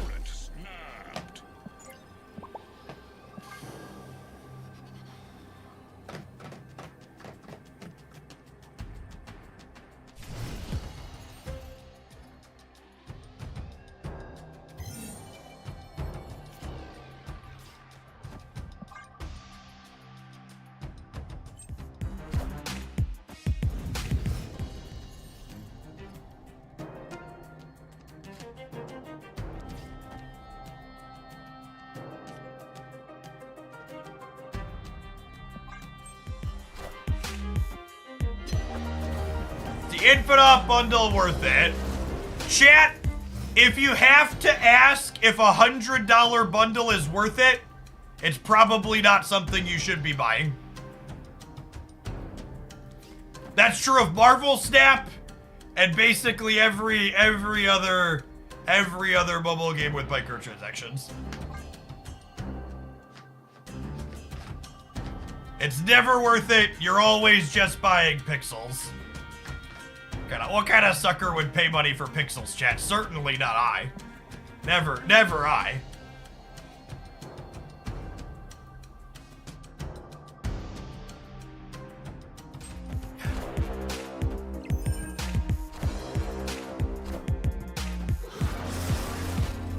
Phoenix Force Gaming.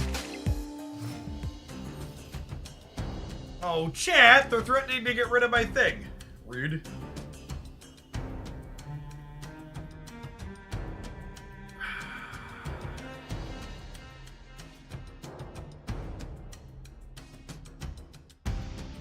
Is there an effective way other than collection level to get new cards? Your credit card. But no, the collection level track is the primary way you get cards in Marvel Snap. When you're starting out, you'll primarily get new player for you bundles that'll have specific Series 3 cards in them, but in general, that is not the best way to do it.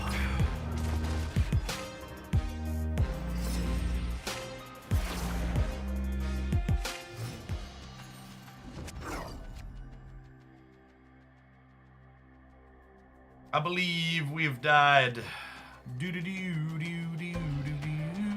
When your bottom 3 cards are just card combo deck are Dakin, Zola, Apocalypse. Never lucky, rubber ducky. Escaped.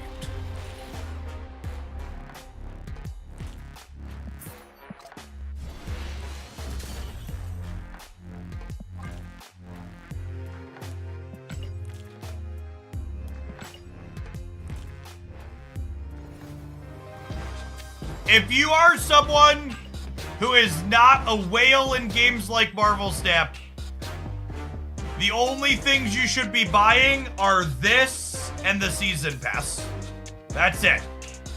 If you're not spending more than $15 a month on this game, you should buy this every month and you should buy the Season Pass. And if you're looking to spend past that, they periodically do small bundles like this. But your first $10 every month should be the Season Pass. And if you're spending past that, your next 5 should be this. Min-maxing Snap purchases as a minnow are quite easy. I'm a free-to-play player because it gives me an excuse for losing. Honestly, I appreciate the honesty. So there's a gamer who understands.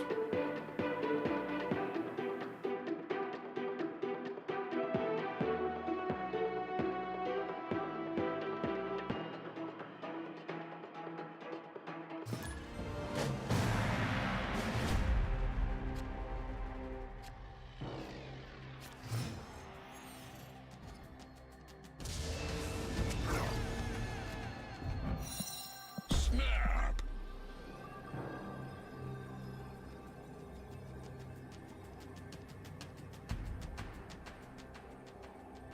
The Gold Pass hasn't seen decent value yet, really, right? What do you mean?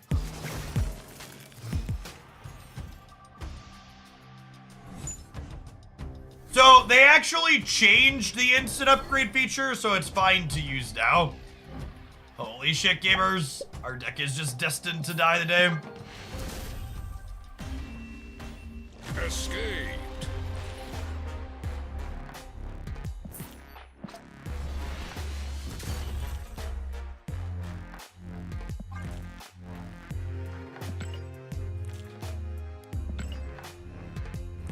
With the Gold Pass plus Season Pass, you could probably get almost every Token Tuesdays in a month, yeah?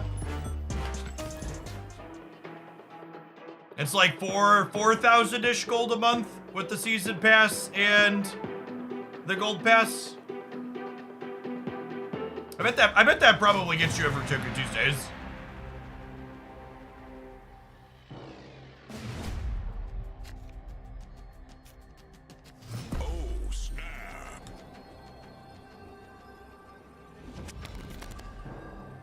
You actually don't even have to let your gold pass lapse to get 300 gold every time.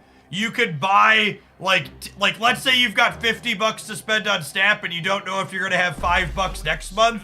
You could just buy 10 gold passes and have the gold pass queued up for the next, 5 months, and you'll get 300 gold times the number of times you bought it.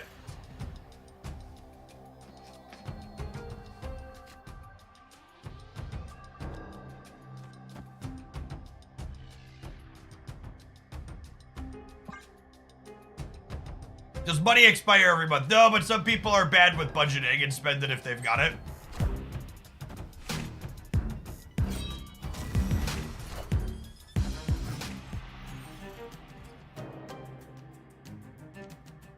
After buying both passes, would buying gold if you have the double up be the next best purchase? That answer is it depends.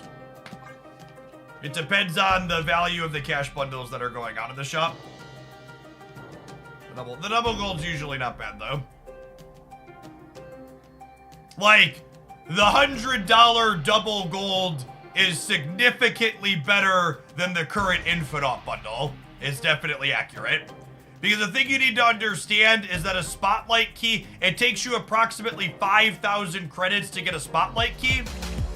And the double gold is 16,000 gold, which is 20,000 credits, so it's like four keys, plus you get to upgrade a bunch of cards.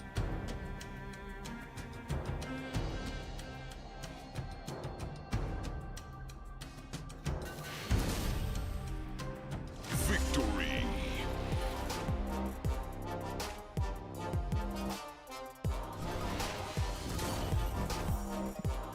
These games have mostly been nonsense.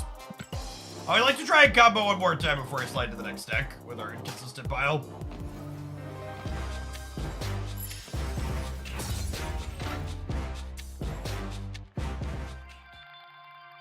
What if you're not a whale, but money is not an issue?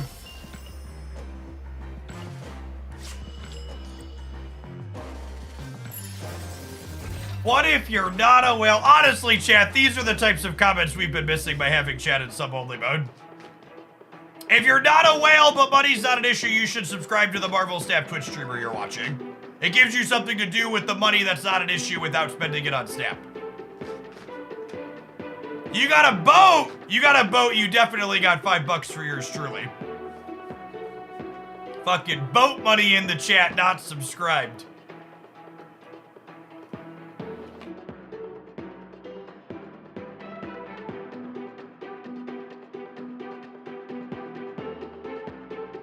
I could be a whale, I just don't want to. Well, maybe they go out on their boat and they like watch whales in the ocean. They're not sure if they want to become one.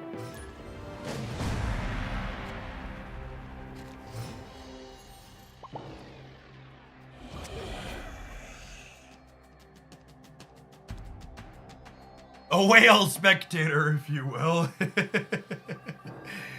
Bozies, thanks for the primer. Appreciate the support. Snap. Opponent snapped.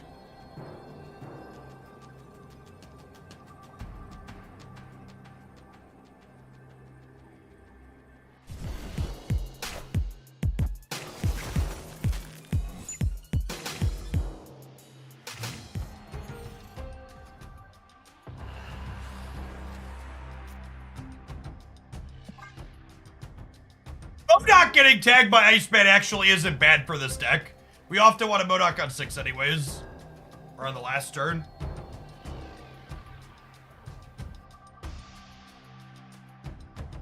I had enough money for half a loaf of stale bread and some sour milk this week. Should I buy the new bundle today?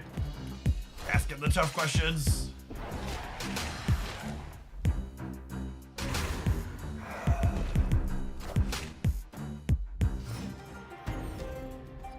Oh, they're gonna get rid of Aunt May's, aren't they? They're gonna get rid of Aunt May's.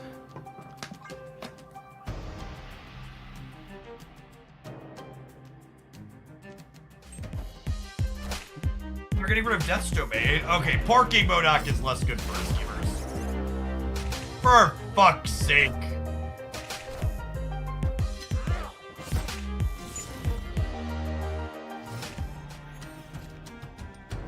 Usually I expect people to buy me dinner before they put me through a ringer like this.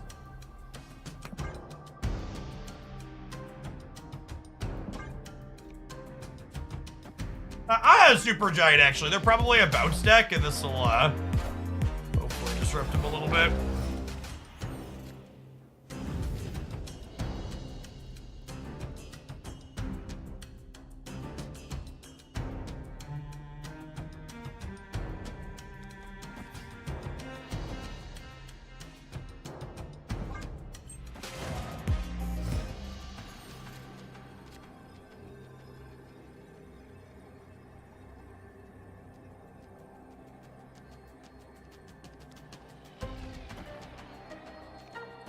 We might get blocked on the apocalypse here. Stinker, thank you for the tier 1. Look at that, gamers. Unlucky. Oh, I should have played Magic to play around Red Hulk. I would have been, ended up bigger here. Would we have won if I'd have played around that? They'd be 24 and I'd be -1. Oh no, we're discarding it random. It's fine. I was like, if we discarded Apocalypse, we would have been at +13 up to 24. They would have also been 24. Yeah, we would have needed to play Magic and then also hit the 1 and 3.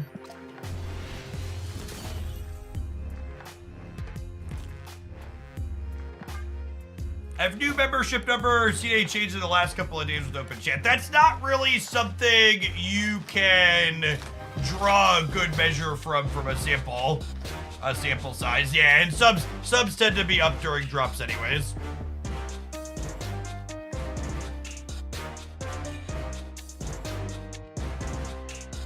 We'll see. Usually I float somewhere between 2,500 and 3,000 concurrent subscribers for the last number of months.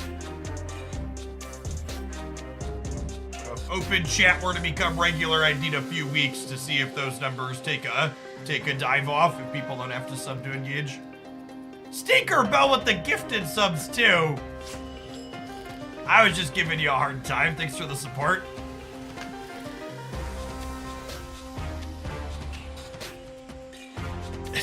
Chat cyberbullying works. Boat money! They really do got that boat money, chat. Should we try this? I think we should try this. This had some interesting stats on Untapped. Let's do it.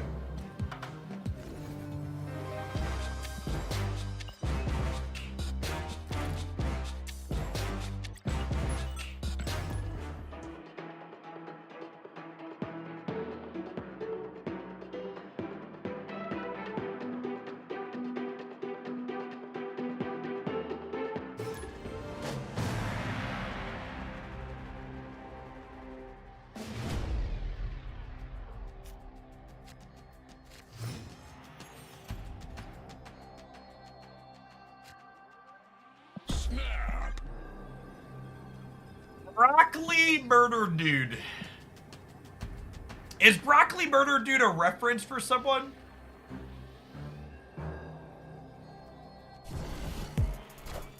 Or is there a Marvel character that's typically referred to as that? Unlucky.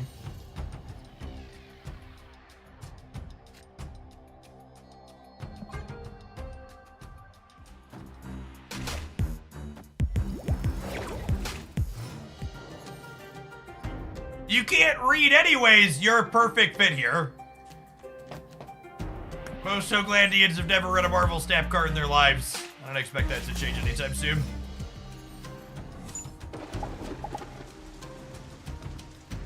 That's an incredibly awkward draw because this targets lowest power. And I wanted to...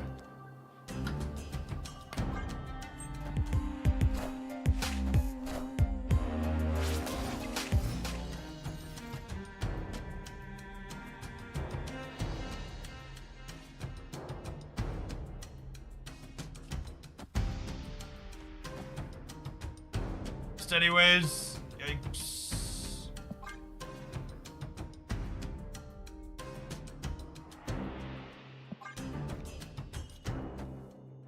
Probably dead here. This gives them a 0-3 playing the pig.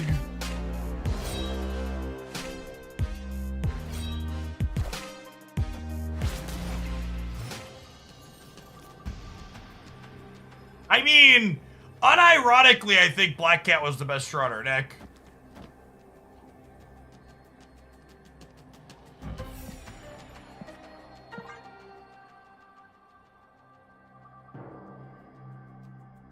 Ham was a real reserve when we said play. Yeah, maybe I should have just played the blade out. It's possible.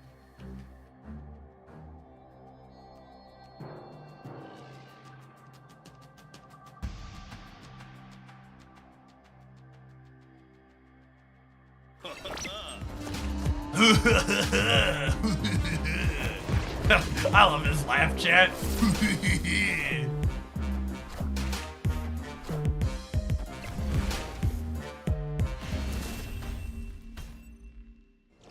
My phone is glitched and says you're taking an ad break, but the smaller screen shows a laggier stream of yourself. That's wonky. What does Valentina do again? She generates you a 6 drop that has -2 cost and -3 power. She's gonna be real good, I think. Speaking of ad breaks, though, chat, it's about time for one. We're gonna kick the tires on this reanimator deck and see if it's terrible when we get back. Thanks for hanging out. Don't go anywhere.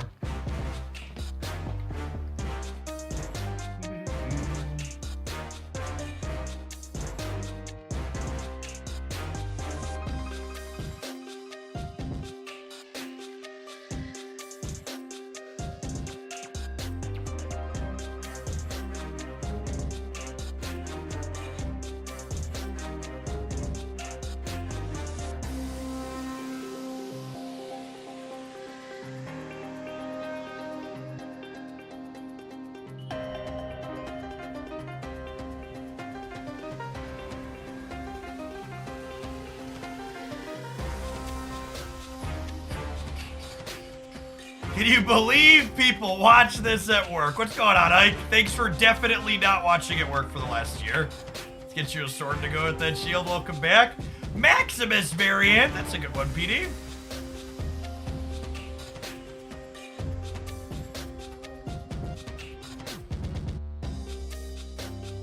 Antithesis, thanks for hanging out.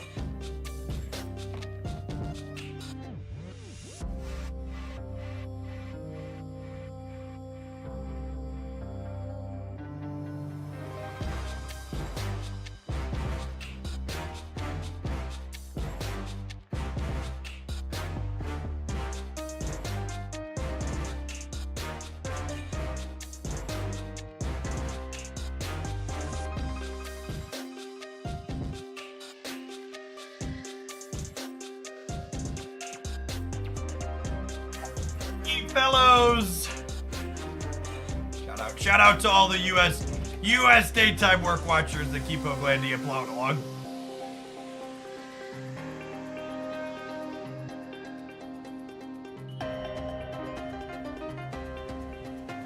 My boss just subscribed. God bless.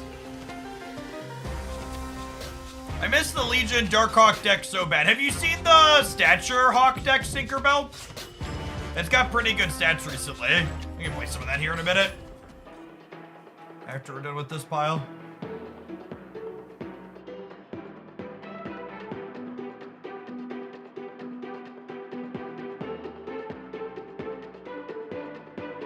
My boss keeps yelling at me to get back to work, and then I'm a loser. I'm self-employed.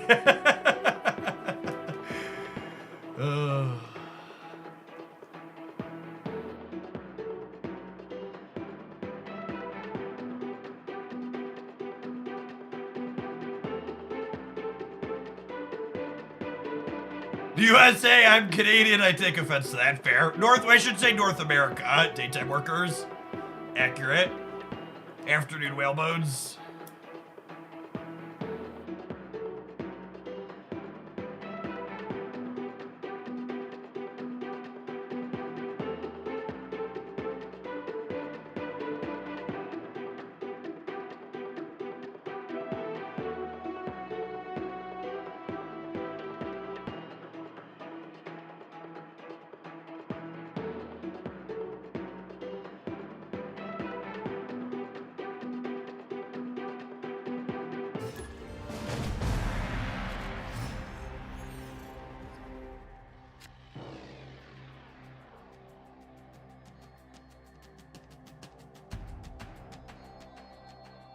My other boss will be here at 4 o'clock, and by other boss, I mean the CEO, my wife. I also have a CEO wife.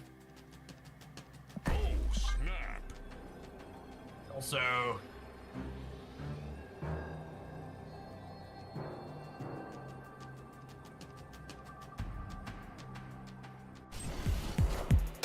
have some pork. Pork and Mystique chat is a solid opener.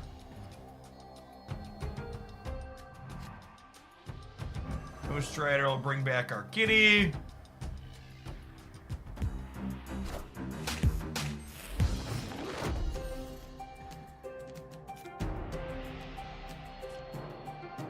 Food Night hits Proxima every time here, yeah?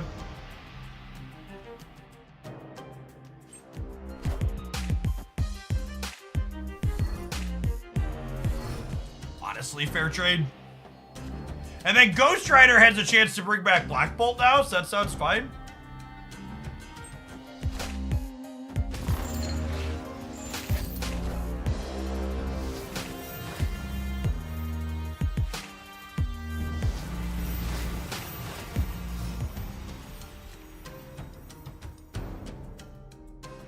Silver Samurai seems so incredibly awkward in this deck.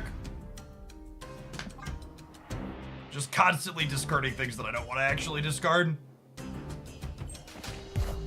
Oh, so Glandia LLC actually have a CEO. So I actually don't think we do. Wakanda forever. Christy was technically paid by the business last year, though.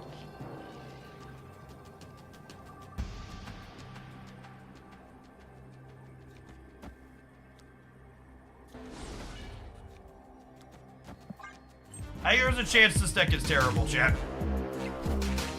All hail Hydra! Wakanda forever. Just a chance. Yep. Who still uses checks? Real question. We had to get checks. I had to cut some checks for the business for end of year tax stuff, and I had to like go into the bank and like get them to issue me whatever the checks from the counter are, because we don't actually have a checkbook for the business, so we just like don't normally use them.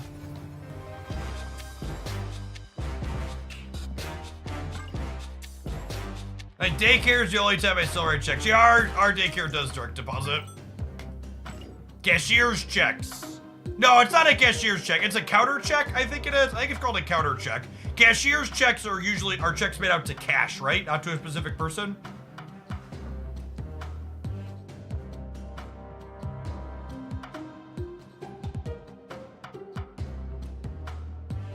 Counter check.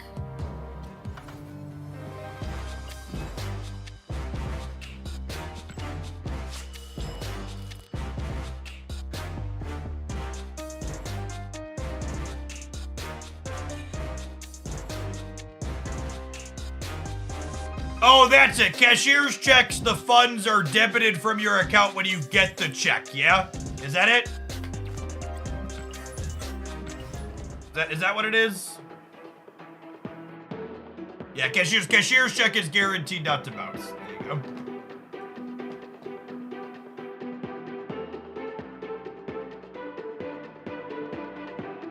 You know what the next OTA is? We do! You can always come into my chat and type !OTA to see the date for the upcoming OTA.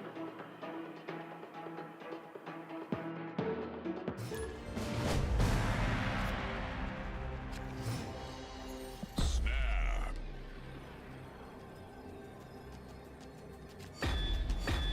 My bank only has sheets and pillowcases available. First National Mattress. Listen, champ, put your money in an actual bank. Interest rates actually aren't terrible right now. I think my Discover savings account gets like 4%. Not awful. Not JPG.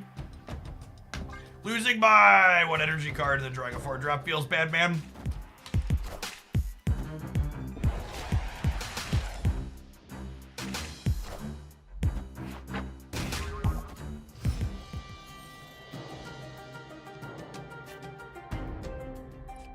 Lovely brooding draw.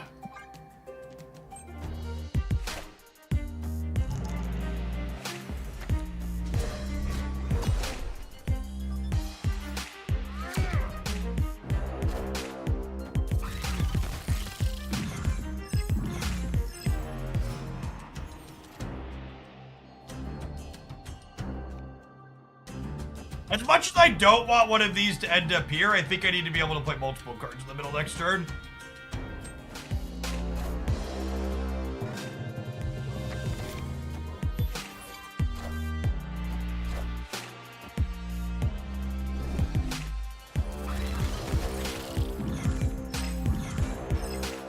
Taco Bell Surfer. Chat, I would say I would explain the joke to you when you're older, but the honest truth is if you don't understand the joke, it's probably because you're not childish.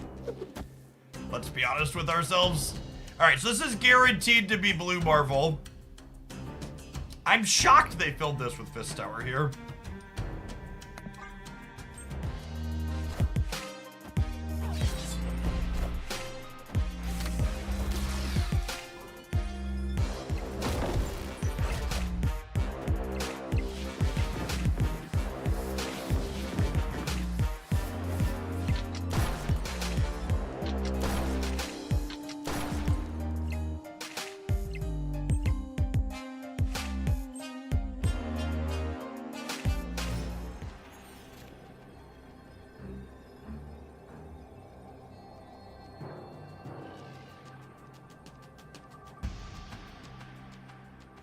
I think it's this.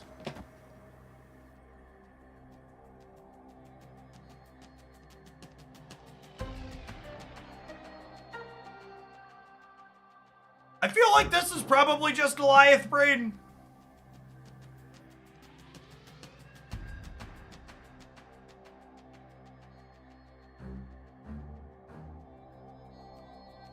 You're expecting Shang? Yeah, this probably beats the Shang. Be like a Red Hulk 2 or something. I feel like all their routes to victory involve interfacing with us here. And I think this is just a movie run stay, obviously. Victory.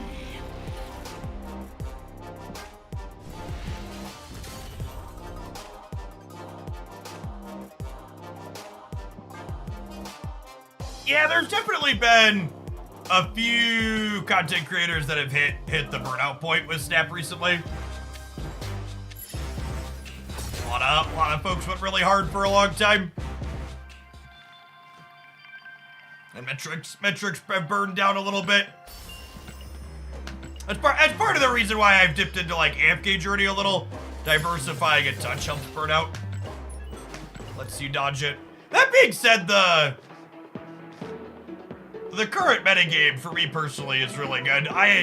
I thrive when we can play lots of different decks, and this current format is definitely lots of different decks energy.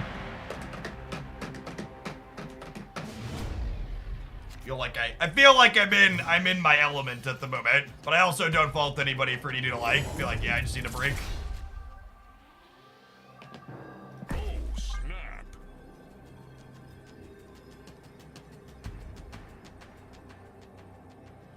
Yeah, honestly, I think if Snap, if they hit their roadmap over the summer, I think Snap's gonna be in a great position. I.e., if we get a new game mode and the card mastery features rolled out in guilds, like if those, that's a lot. It's not a small amount of stuff. But if they manage to hit all of those things over the next few months here, it'll be just truly incredible. Yeah, custom cards are already out. Lucky.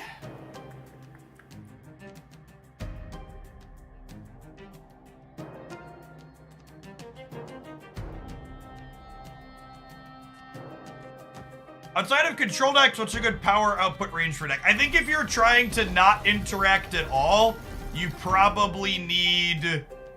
If you're trying to not interact at all, you probably need,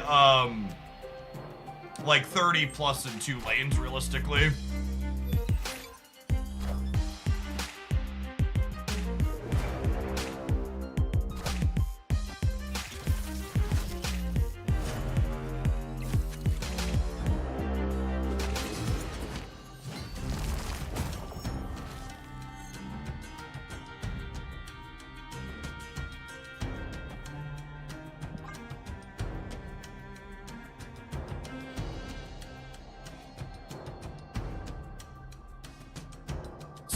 So they actually adjusted how bots work, and they're not static like they were for a long time, Big Jim. I think they turned the knobs with people like me and others talking about it. There's definitely been a lot of people that haven't been seeing bots in the 80s or 90s, and one of the secondary people posted a comment alluding that was no longer going to be the case. They kind of made it sound like it was never the case, but it was definitely the case for a little bit at least. It's also one of the only mobile games I know where playing for cheap or free is an option to be competitive to the top. 100% Zipper. Snap is decidedly not a game where you can strictly pay for power, which is a good thing.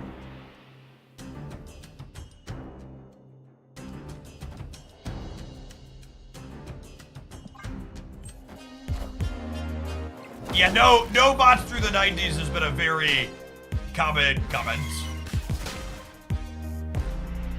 Enough said, Bob. What a game!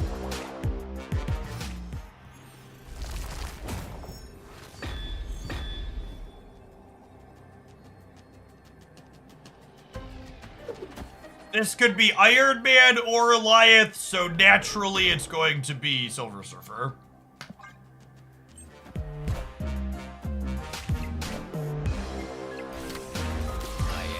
Sometimes lucky, rubber ducky. Itty bitty baby. No, we're actually winning even if it was Surfer, right?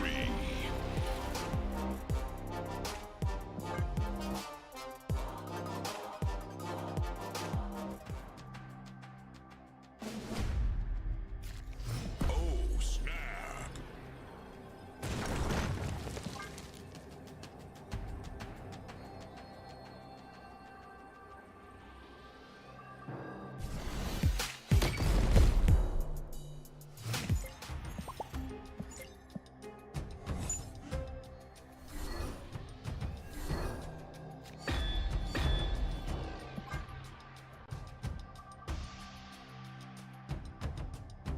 I don't understand the problem with not seeing bots. Surely it means MMR is working as intended. Not seeing bots just means it's more difficult for people to climb. Bots inject extra cubes into the system, making it easier for people to ladder up. I think I play off curve here and forge, or not. If I brood into Absorbing Man or Iron Lad, I'm pretty happy.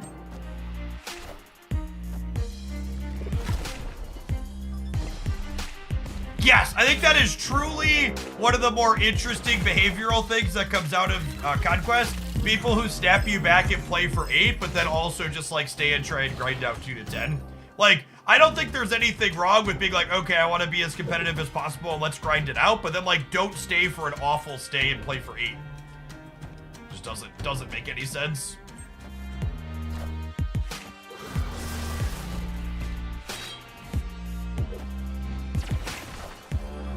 I think I prefer Runaway Nico to the Nico in today's Spotlight, but I also have enough Spotlight keys that I'll probably get her just for the sake of it.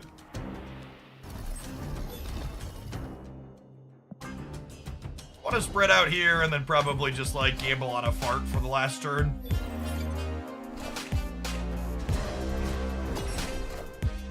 Cut off one head, 2 more shall take its place. Name specific asks for the OTA coming in 2 days. I would like to see buffs to underplayed cards.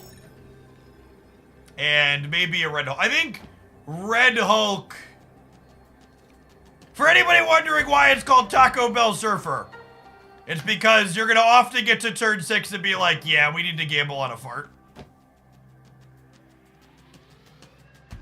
RQR Master X85, one of the Hoaglandia OGs with the 98-month resubscription. Paper Magic, Hex TCG, Runeterra, Magic Arena, Mythgard, Marvel Snap, variety content. They've seen it all here over the last many months. Thanks for hanging out through it all. Gambled on a fart and lost, chat. Unlucky. This deck is playing the fart. I think he needs 2 more spins. We can take another one after we're done, Nev. We can try again. Thank you for the tip.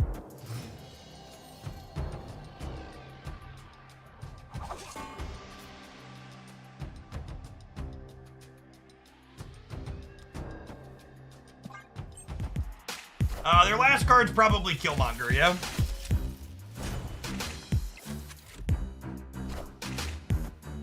I thought once you hit Infinite, you couldn't go down past 80. No, next season you start at 78 after you make it to Infinite.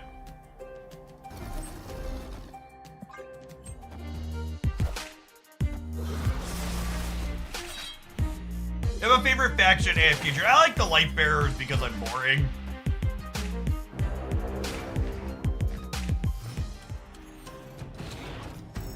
Although Floribel is growing on me.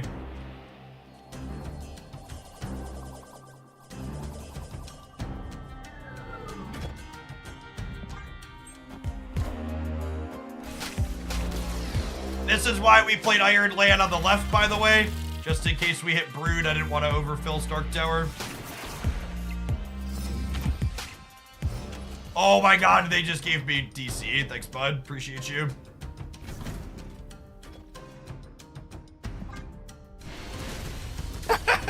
Bye, Felicia. Got him.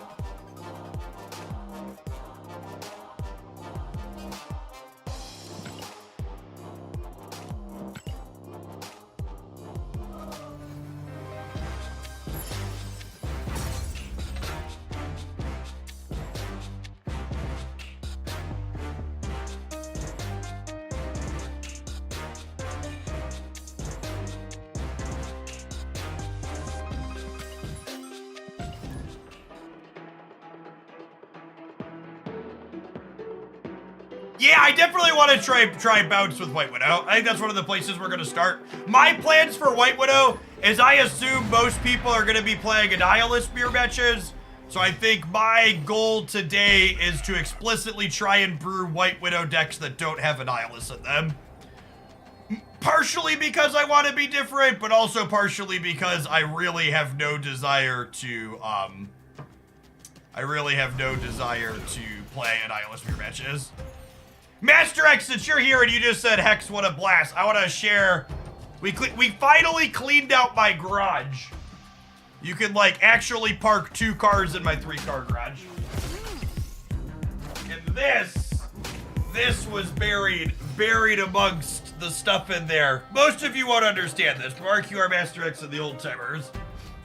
I found this in the frame, and I was like, well, we gotta keep that and throw it in the back for memories. Quite the throwback.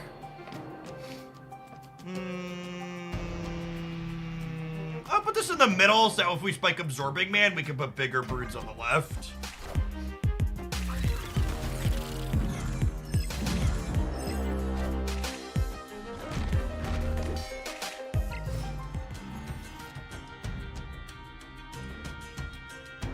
If I play Mr. Sinister this turn, I could Patriot and Mockingbird next turn to give us a better chance to pull Blue Marvel here. As it is in my very human background.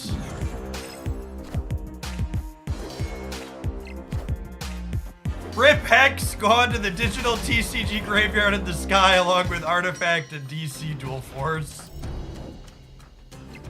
I'm still trying to figure out 3-car garage. Chat, I live in the Midwest, where space is plenty and is relatively cheap.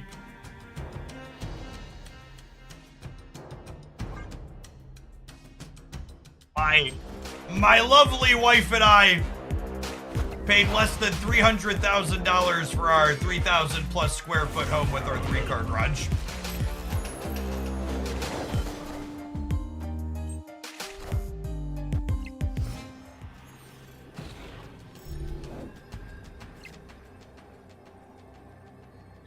So we're definitely losing the middle. I think we can stay. This is like +6 over here, but I assume we're super torched. I'm only getting 2 here.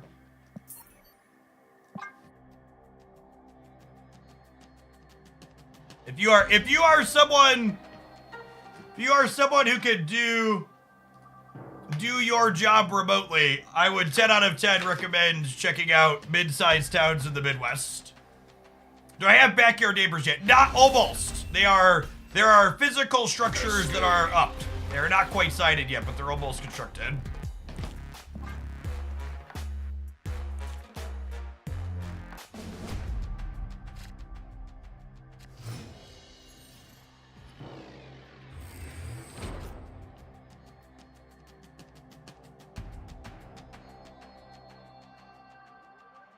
Snap.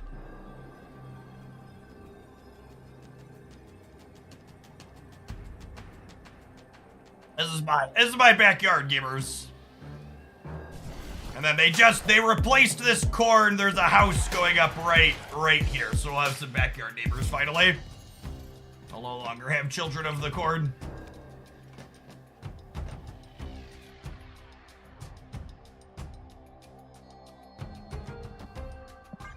No fences throws me off. Yeah, that was a big difference coming from Chicago. In Chicago, there were always fences in all of the houses, and it's very typical down here that backyards are not fenced in.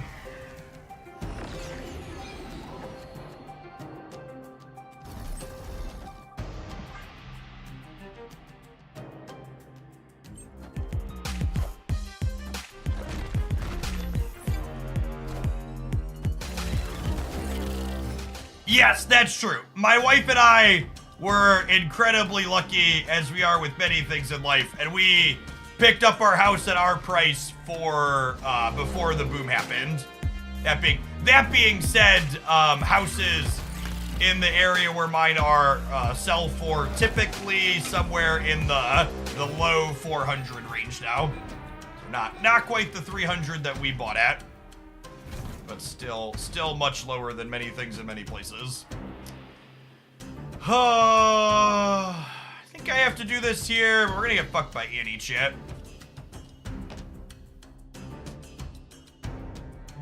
Is there ever a world where I do this? I guess that I'm fully locked here in the center though, yeah? Rude.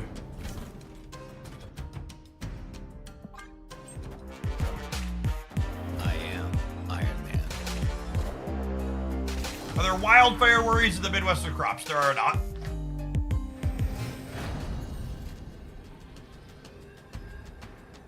Not a thing.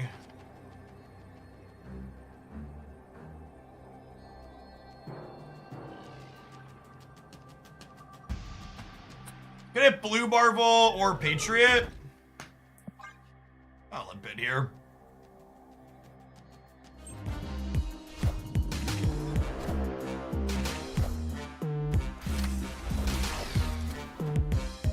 Damn, if we would have hit Blue Marvel, we'd have won the right? Would Patriot have let us win as well? Patriot would have also let us win. So we were 50% to win this game, because Patriot would have put us 2-2 here, and it would have put us down 1 here, and it would have put us up here a bunch. That's a fine stay. No, tornadoes don't usually hit where I am at in the Midwest.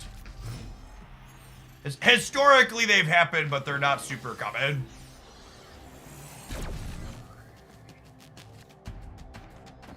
Oh, snap.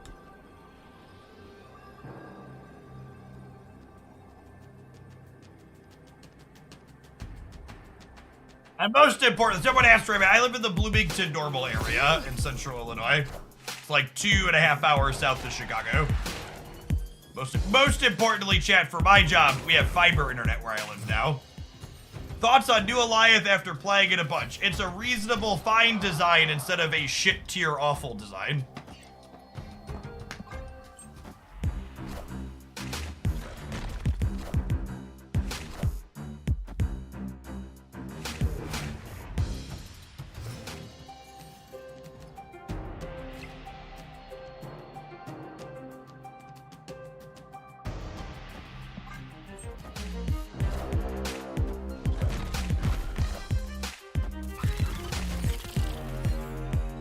Oh, I forgot. I owed him an Alliance split after this match. Let me write that down. Alliance split.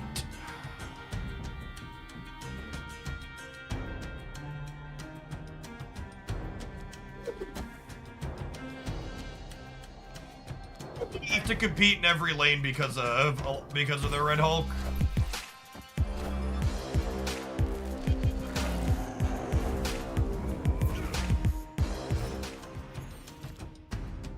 Fiber connectivity is required for you to live anywhere. Yeah, me too. Well, my wife and I, this is our second home in the area where we live, but we were looking at this one.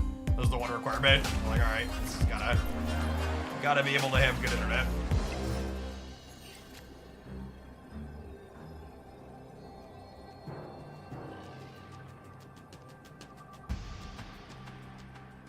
So they can't just play Red Hulk.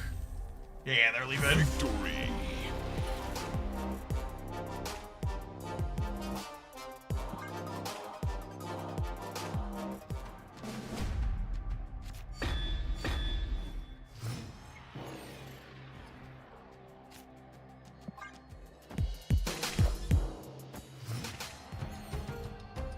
Bride's like a weird inclusion in their deck.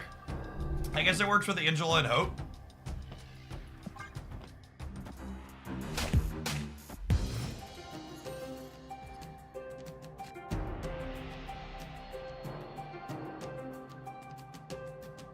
How diverse is the Midwest? I'm usually hesitant because of overwhelming amount of Caucasian heavy towns with systematic racism built in. I mean, it is still in America, so like, you know. I think mid-sized towns like the size where I live in Bloomington tend to be fairly reasonable.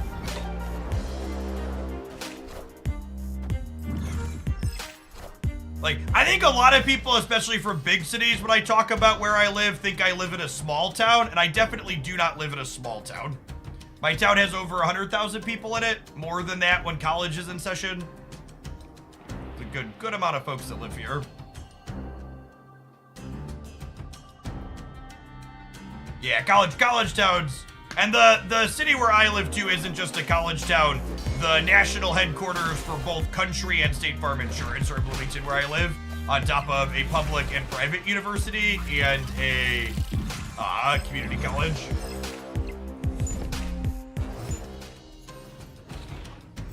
Really decent size space.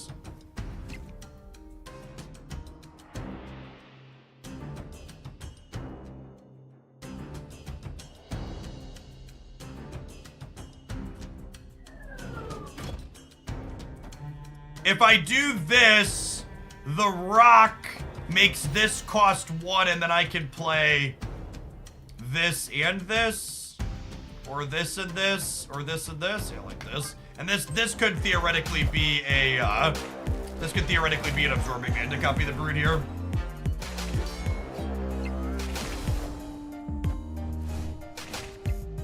Yes, I always forget to mention Rivian. Yeah, we have an electric car company that set up shop here recently too.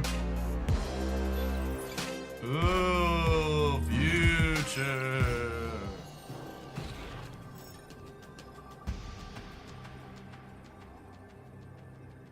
Missing on Absorbing Man and Silver Surfer here was unfortunate. Sinister would have also been good. Hitting Forge was probably the worst possible. Do we think they play for here?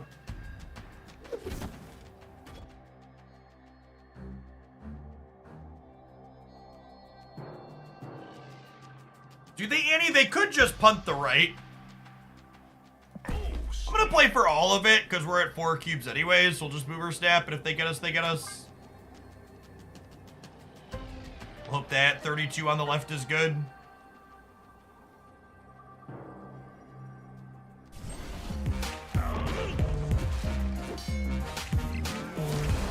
Got that soul fucking read, gamers.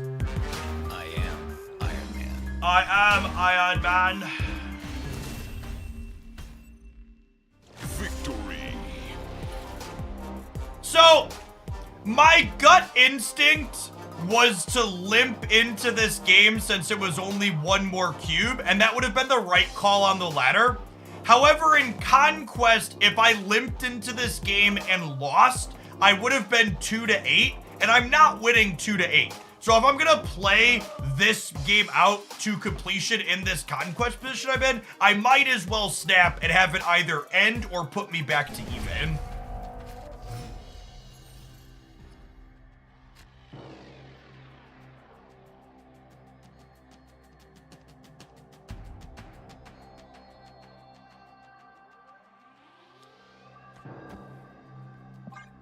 You have to do anything special to provide drops? Nope, just be streaming Twitch.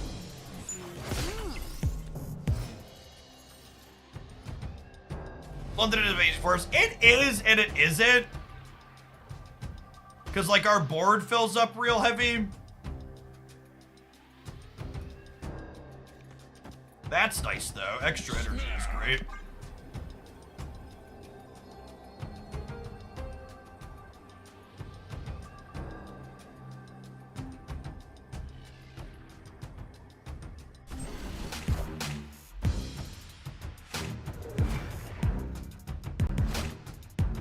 Yeah, Red Hulk, it makes Sinister London good for them, for sure.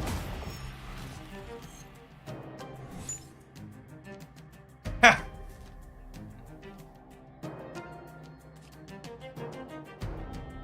Well, now I'm torn. I think I'm passing for the turn.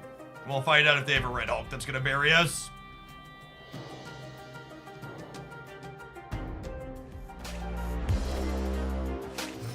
They don't. That's good.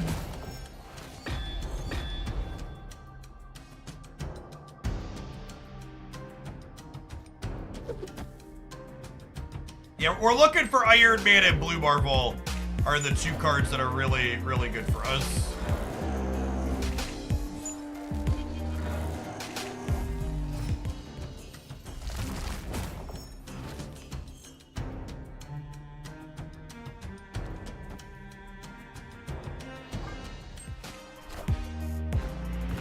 Pooches!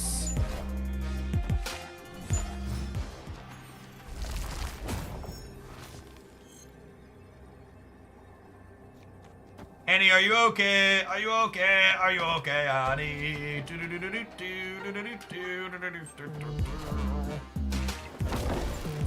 Absorbing mana life. I think that's worse than just making numbers here. I guess we could get shanked. Oh, we died to that, actually. Alright. Absorbing mana Goliath would have beat that, yeah? Yeah, GG, put it. Would it have been enough? They would have had... what would they have been at? They would have been at 10, or 16, 20, 22. I would have been at 11, 19. I would have been at 23. I would have been at 23. Subterranean. Subterranean didn't matter, right? The Hawk is only +8 from Subterranean. We would have been 29 to 32 otherwise. That's so close.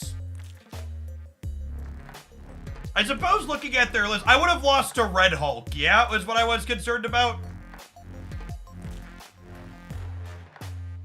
My line beat Red Hulk if they top decked it. It did not beat Darkhawk. So I think it's just a coin flip either way. I didn't have any lines here. I didn't have any lines here that beat Darkhawk and Red Hulk, yeah?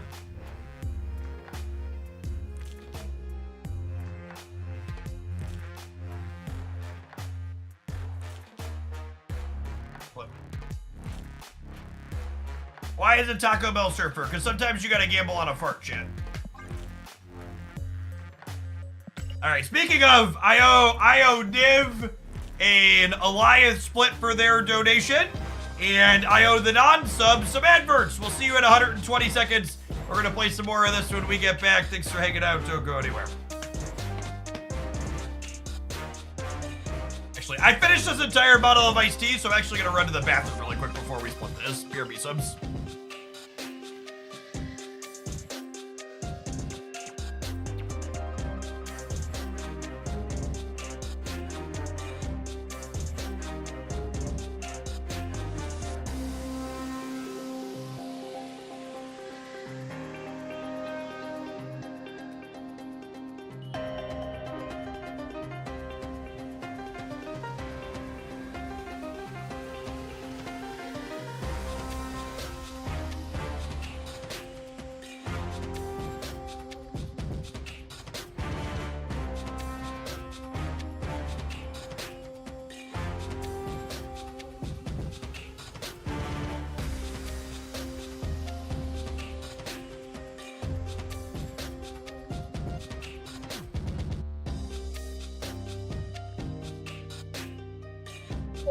Here, Venom. Thanks for the brand new Prime. Streaming here on Twitch is my full-time job, and folks like you are a big part of why that's possible. So thanks for keeping me around.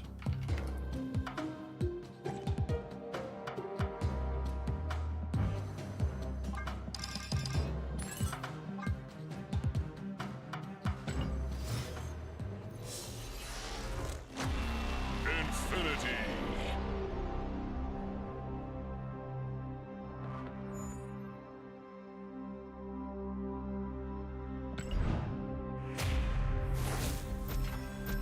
It's a good shout, Duck Doolittle. Because they didn't soak energy at various points, they were more likely to have Darkhawk because we knew Red Hulk wasn't in their hand to start. That's a great call out.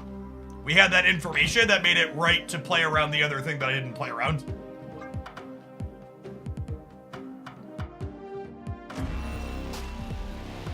That'll do, pig. That'll do. We are a premium Alliath finish enjoyer.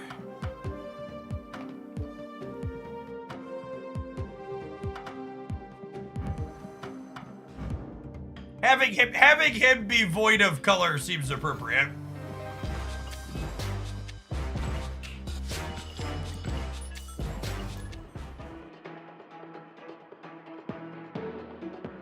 Capitals! Twitch really wants me to share this, why can't I lurk myself? There should be an option to just not share that though, I think, if I recall correctly. Either way, thanks for the half a year.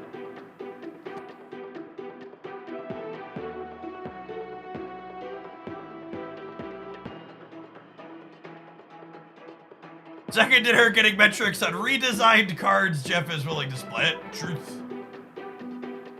Why do you no longer keep your ink cards with the gray border? Because I want them all to be gold bordered to match everything.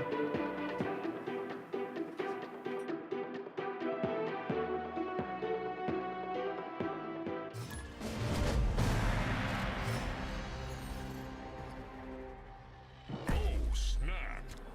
Location actually kind of sucks for us. Opponent snapped.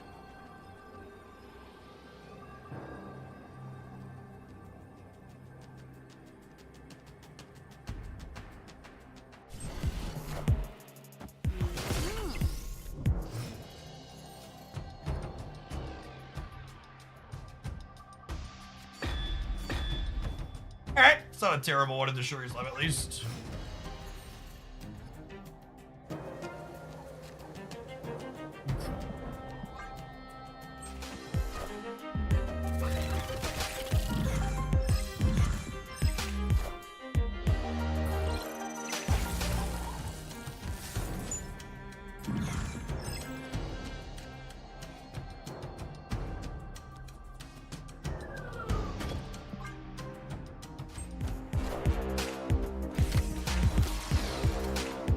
Boys?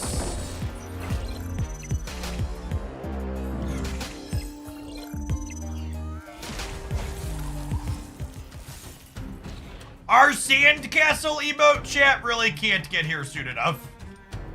Really, truly, entirely, the sandcastle emote cannot arrive quick enough.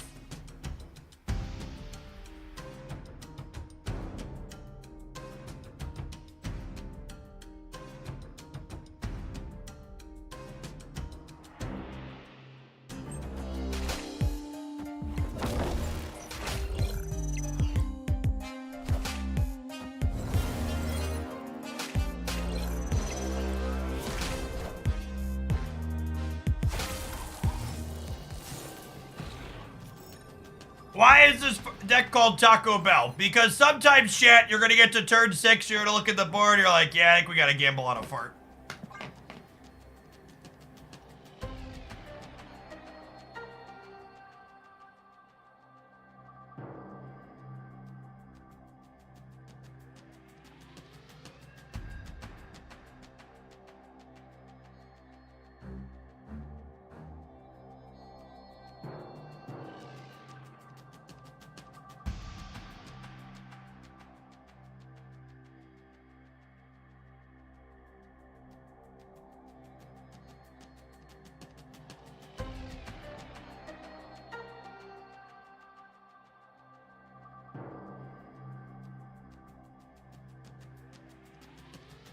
You're gonna lose right and mid. Yeah, baby.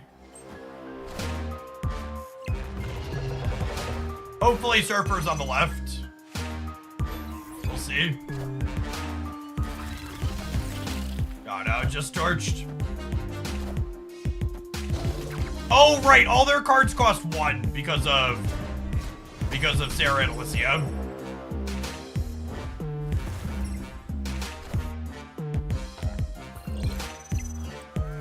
Got one of them at least.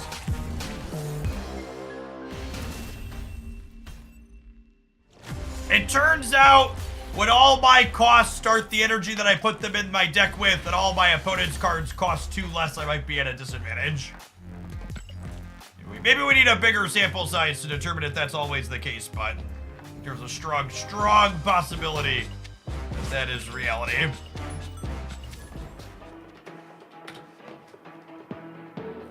We tried playing Hope Sarah in other decks yet. I don't know that Hope Sarah really benefits other decks that much. Noma Snap, thank you for the 2/3 of a year. Welcome back.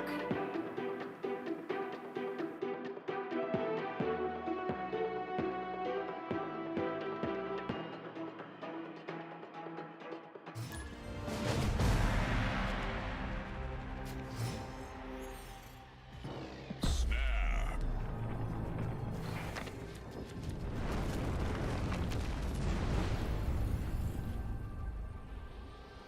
Opponent snapped. You love me, chat. Save the love that you have for important people that are in your life. Don't send your love to strangers on the internet with whom you have a parasocial relationship with. Oh, snap.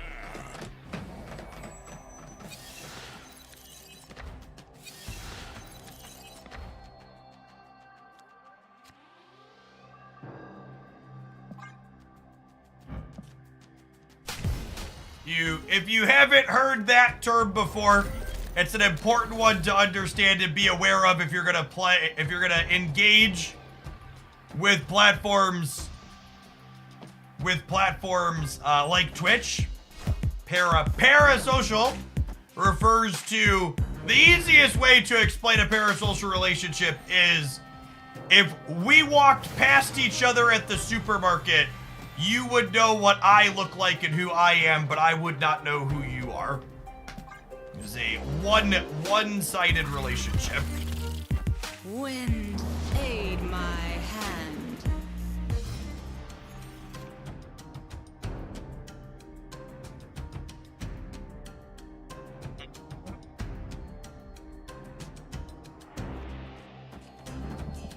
What's this?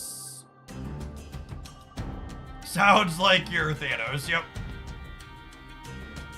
Essentially, I am Thanos, is an accurate relationship.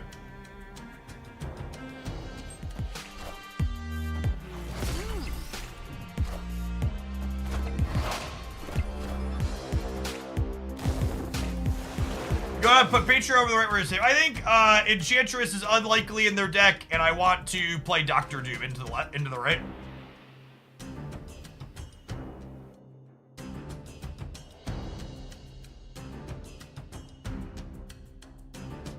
Iron Man made. There's a couple of ways this could go. I could like do this. I could do this.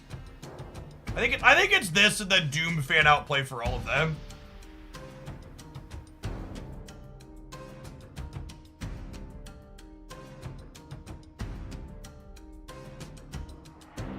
I'll update some selfies on the Discord server so you don't miss me when I walk by.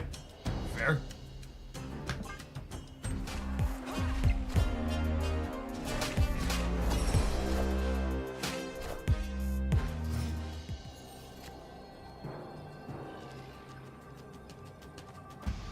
The main problem with this job chat and going out into the real world with other people afterwards is that I have to remember when I'm talking to a group of people that I shouldn't refer to them as chat.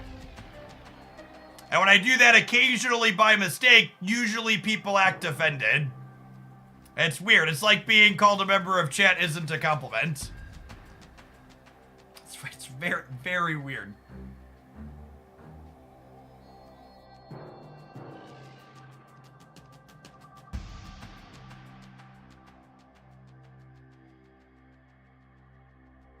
And the dictionary, chat, derogatory.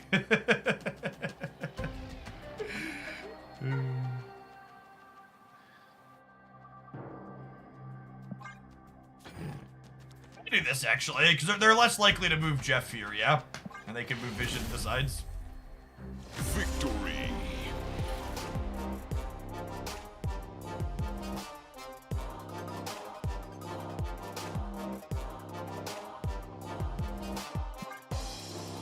Yeah, the biggest issue, like, the biggest issue with parasocial relationships, past the things that can get creepy, like, obviously, things that I largely don't have to deal with as a male streamer, like stalking and things of that nature, people showing up at my house, is, a lot of parasocial relationships will frequently get leveraged to, fuel predatory monetization.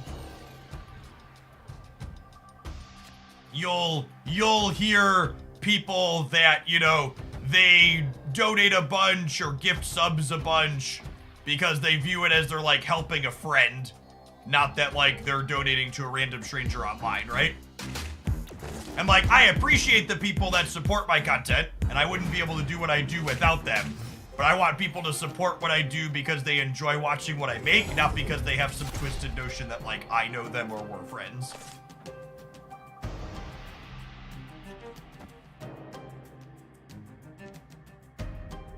It's unfortunate that I played this over here, planning to brood here, and now this is the Nexus. Honestly, am I still just brooding here since I have a bunch of surfers? I think so. They're also a storm deck, though. Makes this complicated. I'm gonna brood here, and then we'll absorbing man on 4, and then I can still double surfer. I think this is fine.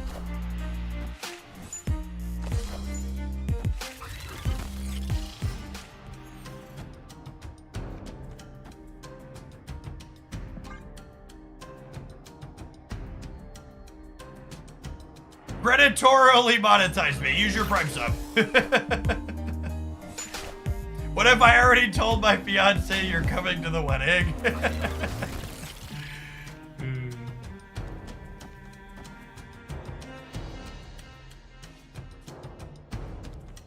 Opponent snapped.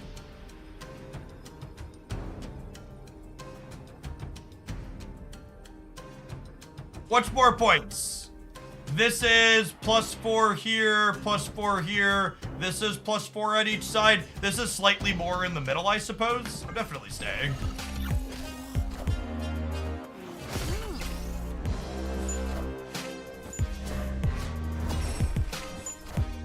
Patriots more power for the Nexus. So it's a similar amount of power, yeah? Am I supposed to be retreating here? Are we losing? We might be losing, I suppose. I'm gonna add... We're gonna add another 8 on the left. All right, if I had 8 on the left, they're going up 2 more. How many points do I have in the middle with this line? I have 7, 8, 9, 10, 11 only. So I'm only +3 in the middle. Yeah, definitely torture. This is a proving ground, chat. Our opponent's just sweating in it, so like, it's fine. It's not a big deal. Well, after their Marvel, they can play middle too. Yeah, that's true. That's fine. I just want to get out of the match with the person who's sweating profusely. Get to our next one.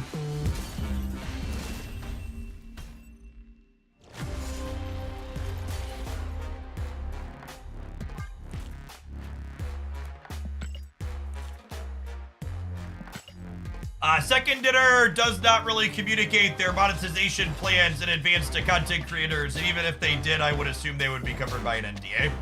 So no, I don't have any inside information to share about new cards being released Series 5 versus not.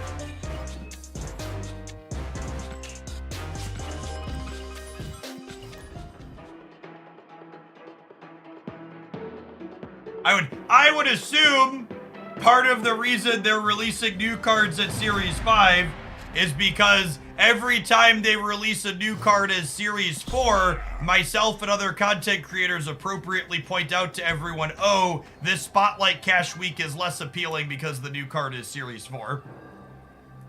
Honestly, I kind of wish they would get rid of Series 4 and 5 altogether, It feels like it's a system that just kind of doesn't work in a... It feels like it's a system that just kind of doesn't work in a post-Spotlight Cash world. Feels like there should probably just be Spotlight Cash series and not Spotlight Cash series.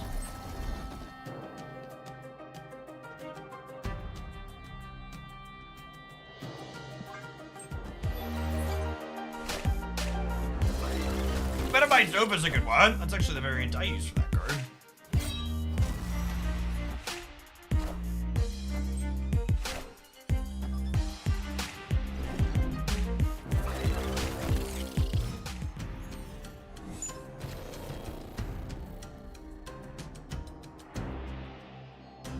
Patriot, Surfer, Blue Marvel are all good here. Chavez and Mockingbird suck.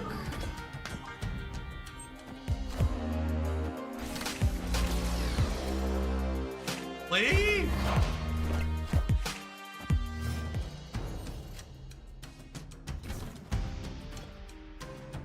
It's useful post downgrade, so it'll be important in May or June or whatever when the second downgrade comes this year. Yeah, maybe. I am Iron Man.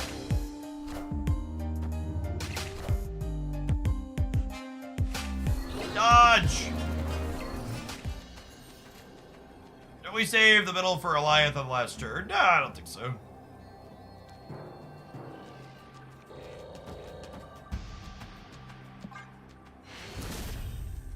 I have a favorite card in Marvel Staff, Nico Minaru. The only appropriate answer to that.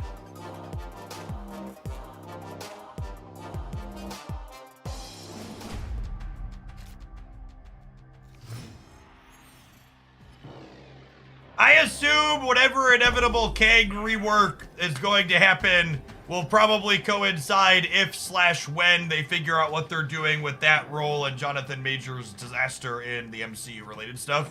I like Peach Nico. I think I like Runaway Nico's more, but we'll probably pull for Peach Nico just in case.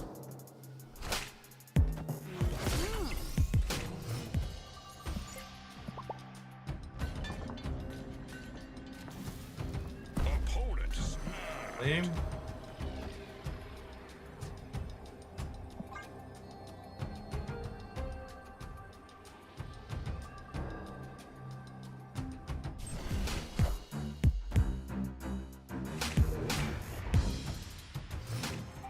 Hey, B-Knight, thank you for the 1.5 years. Welcome back. Can't tell if that's lucky or unlucky. It could go either way.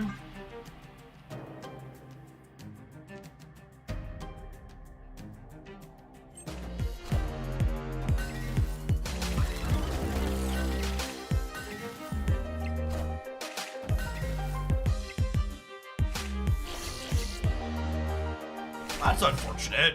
Like the best extra roll at absorbing, man.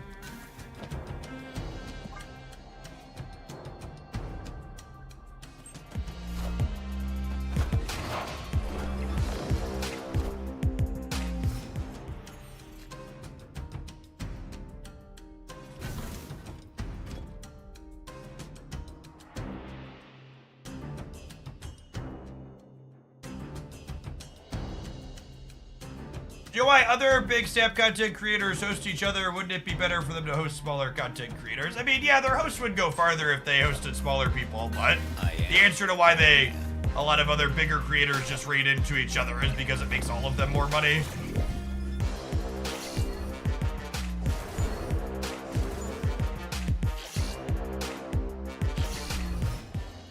Why does thing happen under capitalism? The answer is basically always money.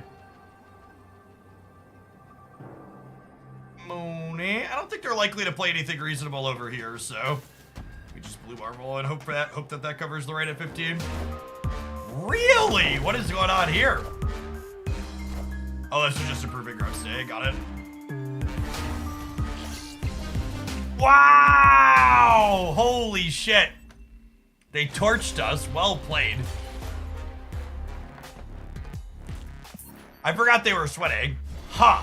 So, if I would have Alliath the left, we still would have lost if I Alliath the left, yeah?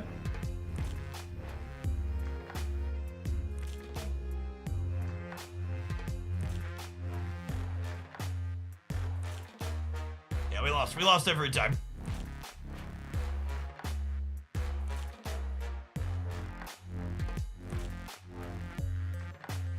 Was I beating Apocalypse here?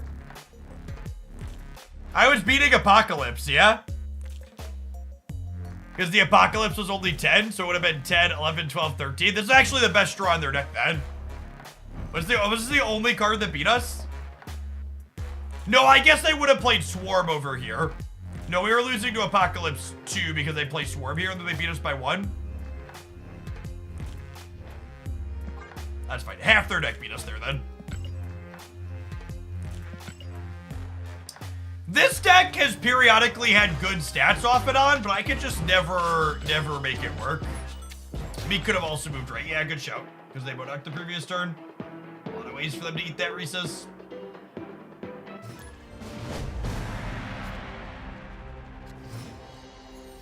Snap. Goliath left cost them the Throne Room bonus. I didn't have any ongoing buffs for Goliath because I played Blue Marvel that turn.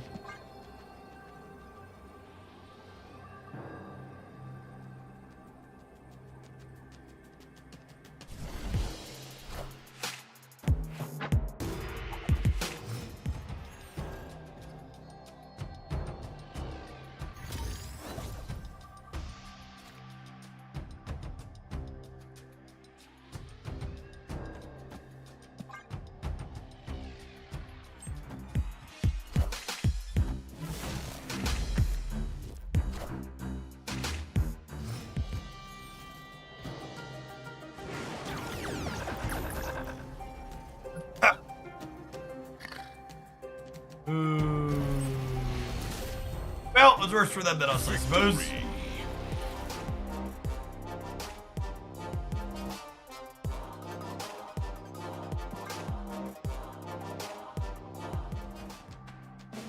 Oh no, did they stab me because they thought their hand was good? God, there's been so many sweaties in the Proving Grounds this morning. Live from the Daily Bugle.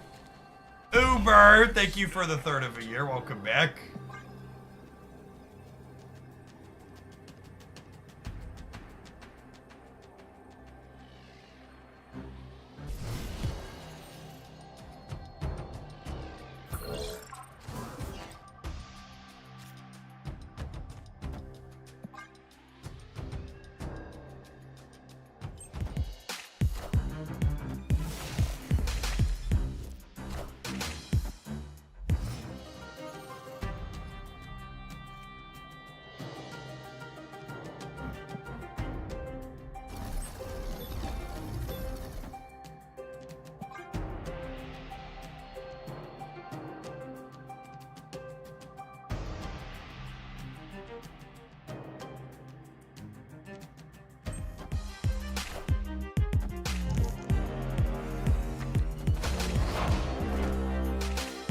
Looking for Iron Man and Blue Marvel to fade this Gladiator. That's fine for us. Tags an Iron Man.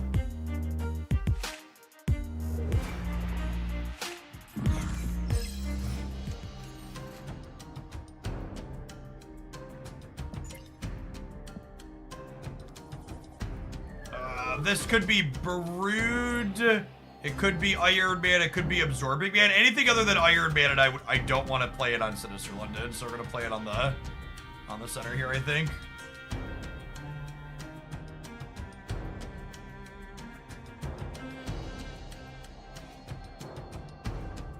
You ever played Yu-Gi-Oh? I have not. It's one of the few card games I haven't touched.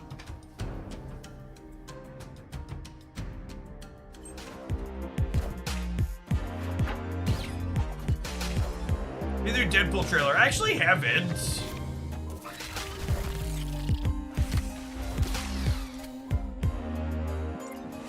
Okay, so they have our Iron Man here. We know for certainty.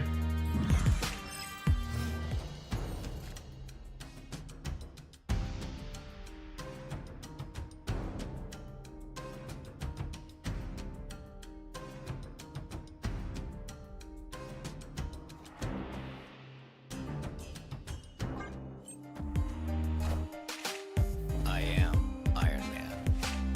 I am Iron Man.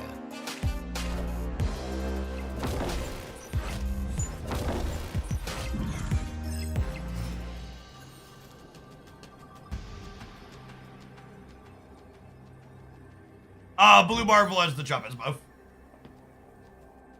And we are obviously super dead to... Obviously super dead to... I don't think we can beat anything here, actually, yeah.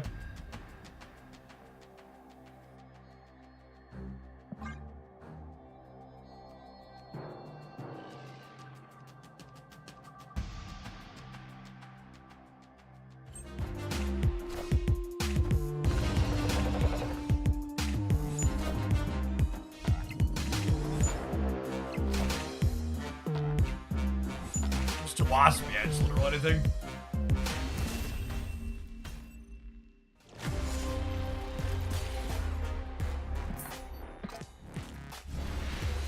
Pivot off of this one.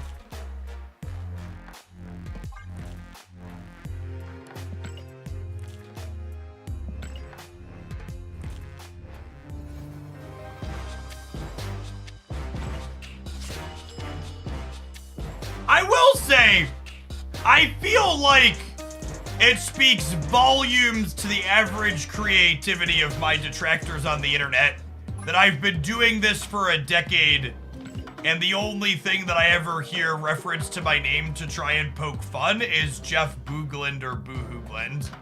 It's just like, is this really the best you could do?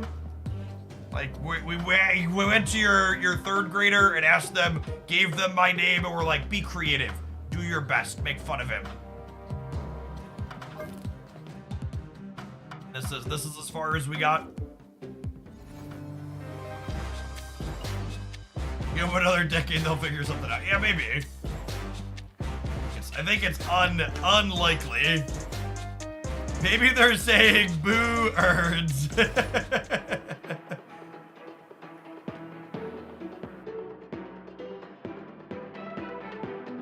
Or net decking insults, yep.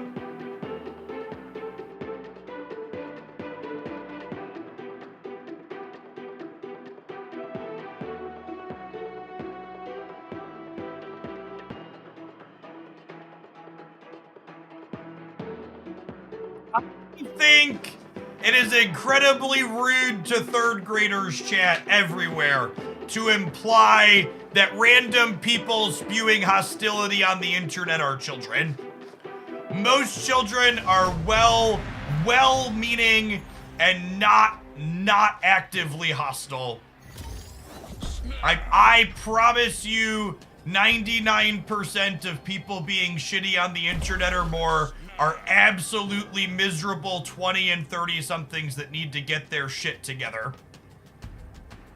Often their lives are probably in a not great state, and that's why they're lashing out at random people on the internet that they don't have to engage with, and they could completely ignore that they exist.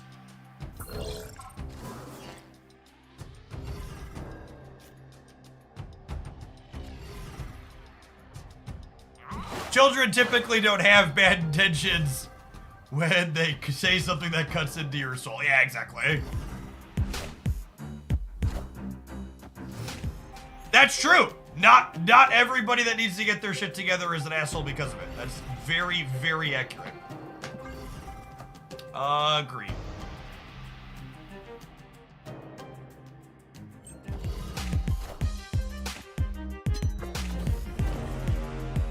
Like some Cerebro 3 gaming here. We're a little fortunate Silver Samurai is gonna give him the business. Honestly, I might wait a turn. I think I'm gonna wait a turn to Silver Samurai since they limboed here to give them one more shot to draw Cerebro before we take their lowest power card away.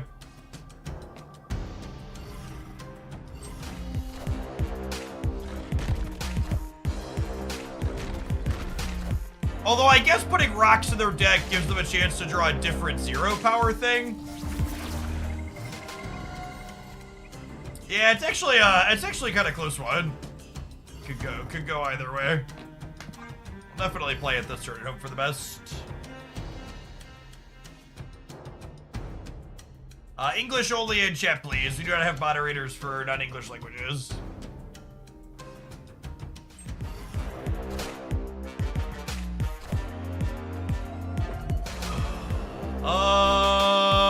Unlucky.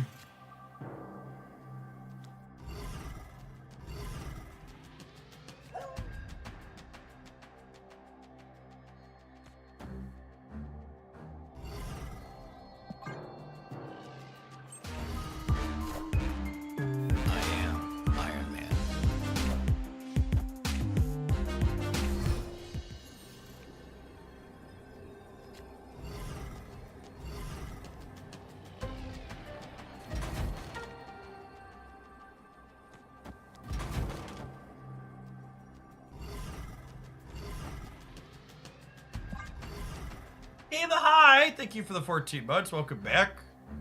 Should you play the shard out so you can Killmonger it? Yeah, it's probably free to play out. Just in case they Killmonger too. Sometimes they're a Killmonger deck. But also not playing for here.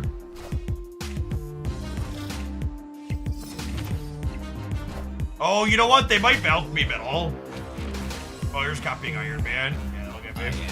I am Iron Man. If I would have hawked middle, we would have gotten it. Yeah, I probably, looking at this, I should have... We didn't know they didn't have Cerebro. The Silver Samurai didn't resolve. I'm probably supposed to put Stature here, though, and Hawk here. Would we have beaten this? Yeah, we would have beaten this particular outcome, but we also would have beaten a lot of their Cerebro outcomes too, right? Because they would have only gotten to 14 here, and this would have been 16, and then it also plays around this. Got my part.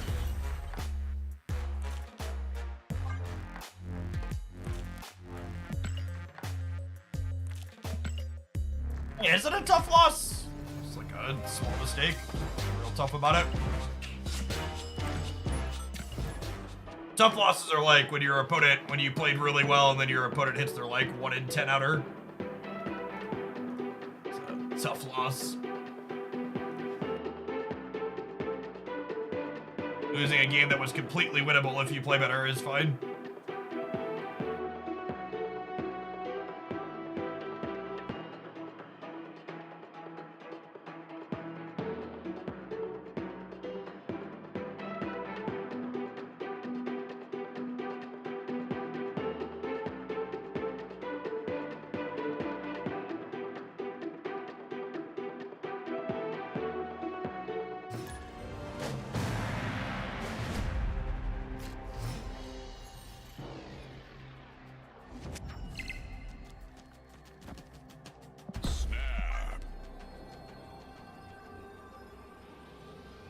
All my losses are tough and my wins are brilliant. Is Cerebro 2 better than Cerebro 3 significantly? I also think most of the Cerebro 3 decks are built in a way that's really mediocre. Well, actually, we'll probably have a Cerebro 3 highlight on the channel sometime soon. We played a decent build of it recently, but the big thing a lot of people do wrong with Cerebro 3 is playing a bunch of cute top end. You need to be a lower to the ground disruptive deck. Let's try and get out Rollock.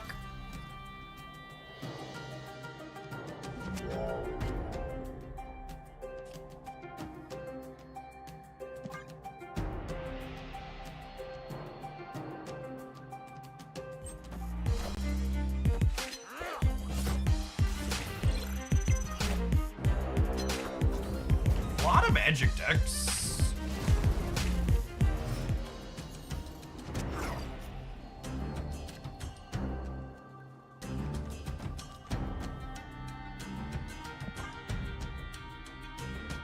Turn, we can go Hood into Killmonger.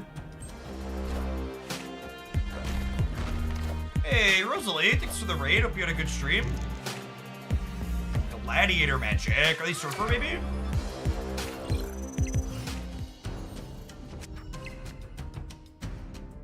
Heal Surfer. With 2 turns left, I think I'm gonna go ahead and Black Bolt them this turn. Try and tag a Surfer in their hand if possible. I said I might have a C3 video later this week. I haven't posted it yet. Other things in the backlog. That's a little unlucky. So they're the mill deck then, so Shang-Chi is a concern.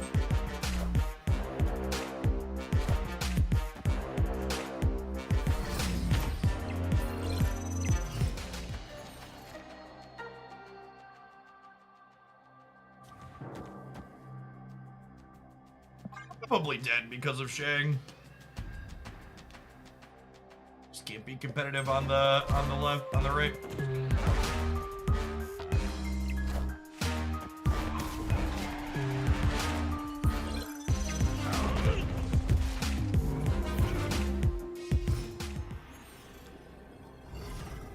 Are 619s good, chat?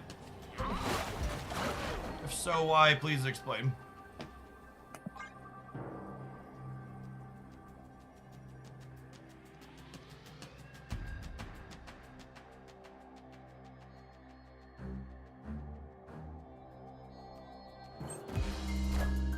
were dead here, I'd be surprised if 3 holds the center.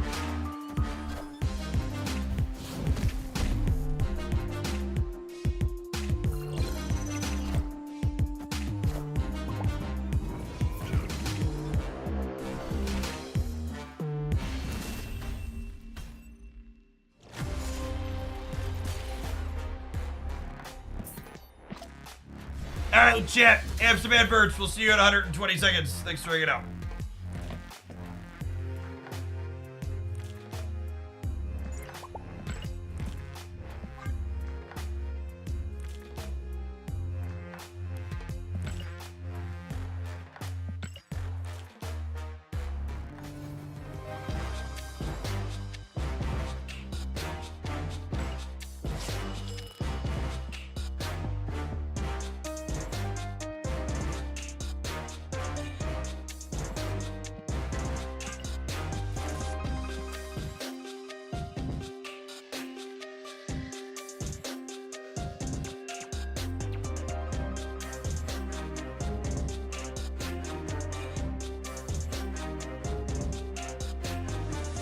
Yeah, I think the stature Black Bolt's definitely in range for potential to, Stature Black Bolt is in range for potential to, get bumped on Thursday.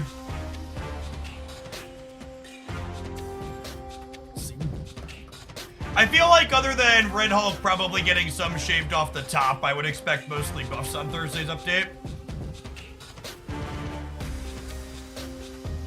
That is true, Just Dylan. I think Werewolf could go back to 3. I would love if Werewolf went back to 3. Werewolf. Werewolf's my second favorite card after Nico Minaru. Played a lot of that boy. Hello there, Jeff, the adult house human. What a wonderful description. Yeah, and honestly, that's a good take too, Burgle. Like, we're gonna get another Clog card today in White Widow. It's another card that'll make things harder for Werewolf to bounce around the board. You really liked Werewolf at 4 pre-Zabu Murder. I don't think that's remotely true. The stats on Werewolf even before they changed Zabu were atrocious.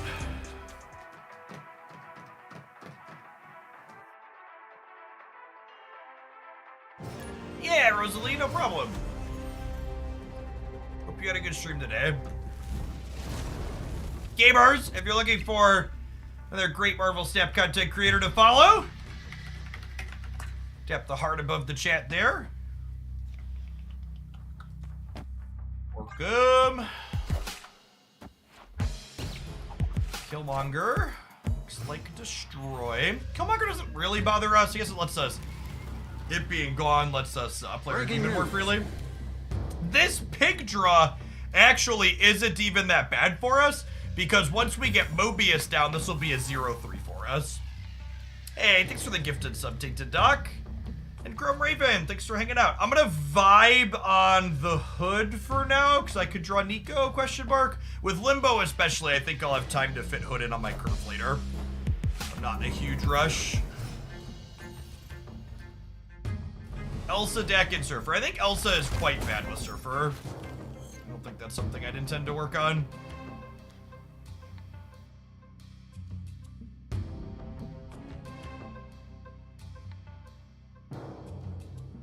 What are the odds they blow this up this turn, given that they have the Destroy mode? I think the odds they blow this up are low, given they have Destroy mode on Nico. And then my mama didn't raise a coward, so I'm gonna go ahead and snap here.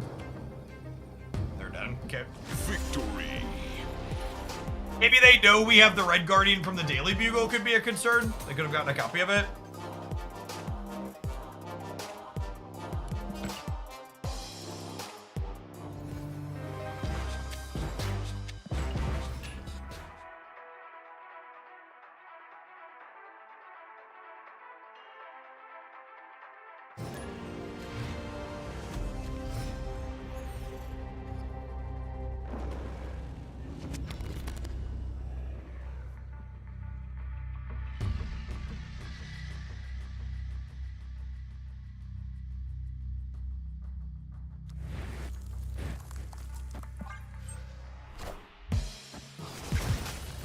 Why do you always play right first? Because if this location ends up, if your early card is something like Iceman or Spider-Ham, that you generally don't mind if it gets stranded in somewhere like Deep Space, there's a lot of locations that restrict your ability to play to them, that having a couple of points in them early is valuable. And if this ends up being something like Oscorp Tower or Murder World, I don't really care because it's just an Iceman. The one that has a big potential for downside is if you occasionally wind up stranded in a Space Throne, but that's pretty rare compared to all the ones that have upside. Like if this ends up being a Sanctum Sanctorum, or even this, right? Like, I look here and I'm like, oh, I'm glad I have Iceman inside of Mojo World now. This is one of the locations where like, yeah, that was great. I'm glad I played into it in the dark.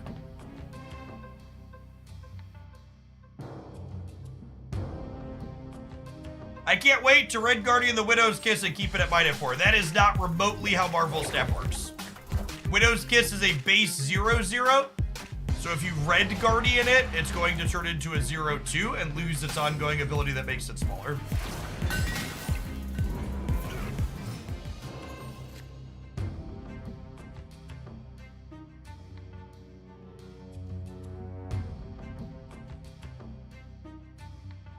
For a free-to-play gamer, do you think it's better to spend tokens on archetype enablers or cards that go anywhere but don't create an archetype like Annie versus Jeff? I personally, if I had limited resources, I would prioritize gaining access to new archetypes, but I think that's a pretty subjective question in general. It depends on what you enjoy. Does White Widow go on this deck? Probably not. One of the big question marks among White Widow in my mind is trying to figure out, is she a generically good card? Or is she something that needs enablers around her? Victory.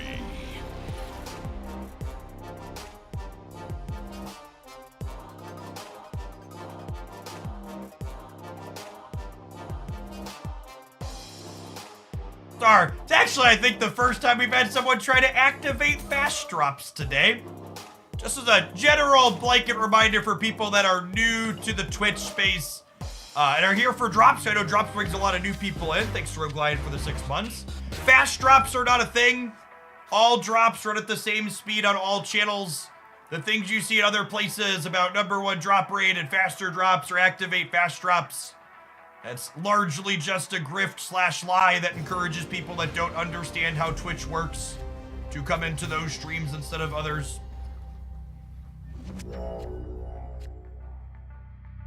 He's kinda scummy.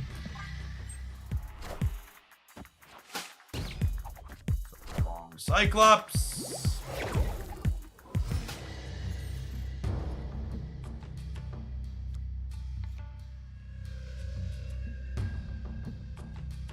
You like this Lady Deathstrike design or their previous one? I mean, the previous one was unplayable, and this card is very, very reasonable. Or it's just a tongue-in-cheek joke. Chat, when you make a joke that misleads people for your profit, it's not a joke. The fast drops thing is what I often refer to as Schrodinger's asshole. Which means that if something works out so it's great for you, sorry, rephrase. Schrodinger's asshole. It's where everything you say is both simultaneously a joke and not at the same time. Where if someone calls you out on your thing that's kind of shitty because it misleads people, there'll be people like you in chat that'll pop up and say, whoa, it's just a joke, don't take it so seriously. But also, for all the people that don't understand that it's just a joke, they will take it seriously because they don't know, because they're not familiar. Snap on that draw.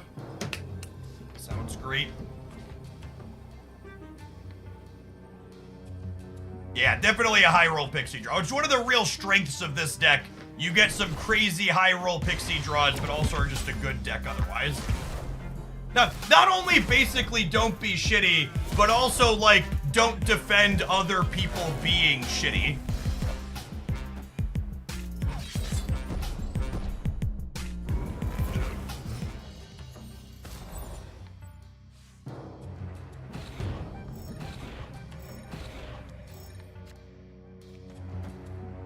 We can dodge a Mobius, we can dodge a ball here.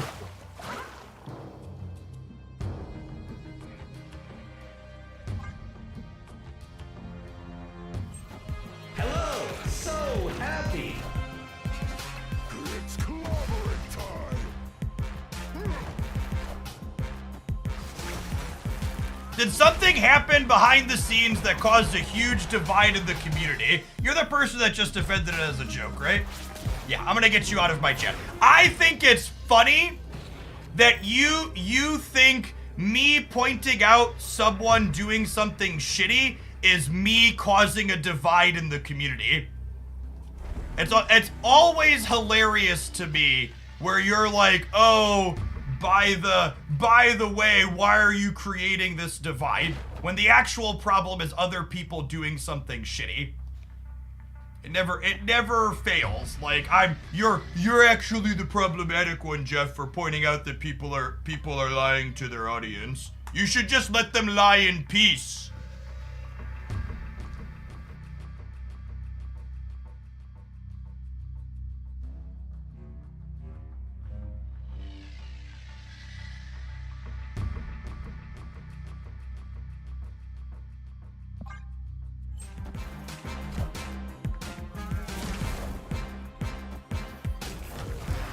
Why even talk about it? I'm talking about it because there are literally people coming into my chat typing exclamation point fast drops because they don't understand that it's a lie. That's why I'm talking about it. It came up because there are people in my chat typing in things that are nonsense because other people are trying to mislead them. That's why it came up. This wasn't random. Someone came into my chat and typed the command.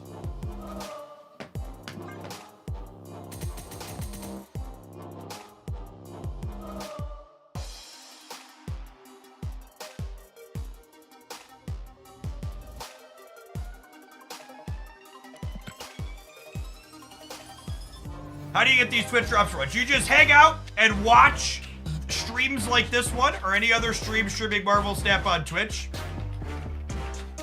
And then you go to your, if I could type inventory, you can check out this link here where you'll be able to collect them.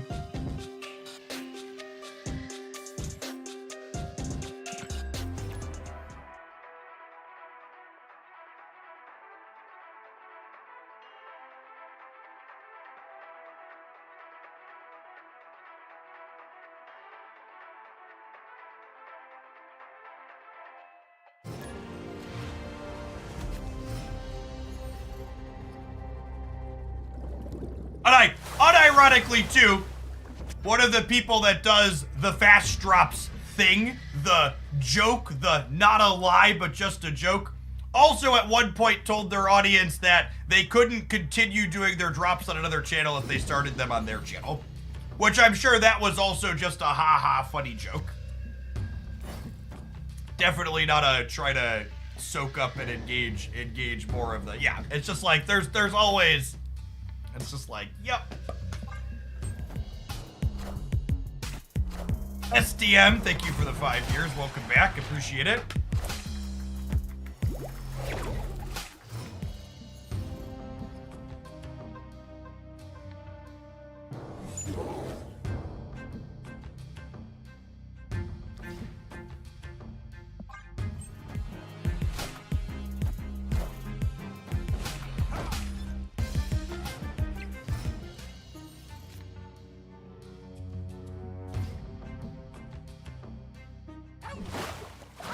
Oh, I don't want to play Jeff there because we're going to Lady Death Strike here, yeah?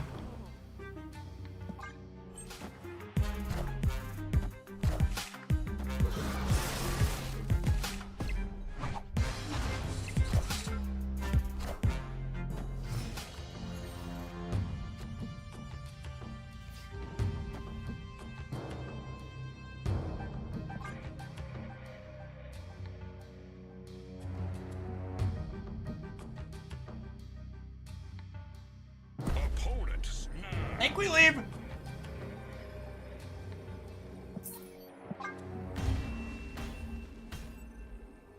Escaped. Yeah, I'm always a little surprised at how often you can turn on a Twitch stream that has lots of viewers in it and have blatant copyright infringement going on in that stream. At some point, someone that works in the DMCA space is going to realize they can make a pile of money taking money from these people making big money playing copyrighted content, but I wonder if it'll be in my lifetime.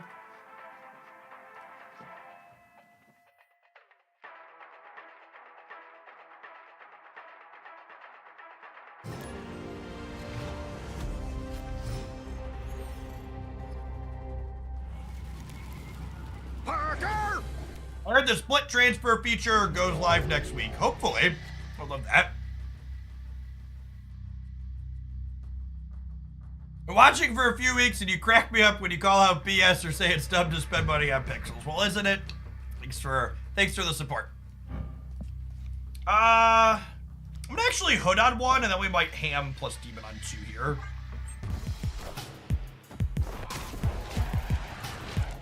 I'm a straight up Twitch noob. I never knew that fast drops was a lie/joke. I thought it was legit. Yeah, like the reason why many people have many more viewers around Twitch drops is Twitch drops brings people who watch Marvel Snap content from other platforms to Twitch. And there are a lot of people who don't know anything about this platform.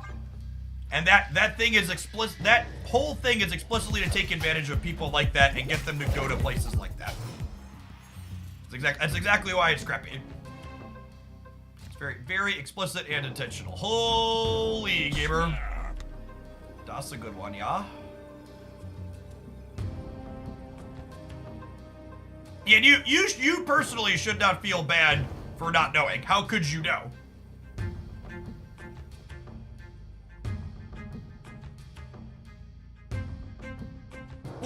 Could you ever do a stream without the game music? No, I really like the in-game music. And the in-game music in Marvel Snap is explicitly licensed in a way that allows me... to stream it. I think it's quite good. Yeah, they have Scarlet Witch as well, I guess. So maybe we just rug pull the limbo in case they do too. It's licensed and it's amazing, yeah. Agree.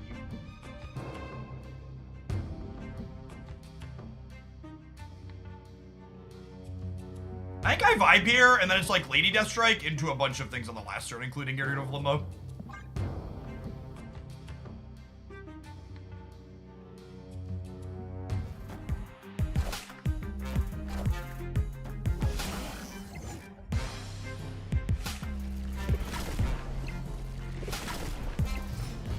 For some S5 cards to buy with tokens first, I have the perfect video for you. Check out this video where I review cards in the upcoming Spotlight caches, and then at the end of the video, I go through and I talk about which Series 5 cards are good to buy with tokens because they're not in upcoming caches. Do you assume they also turn off Limbo? Maybe. But if I guaranteed turn off Limbo, it plays around it, right?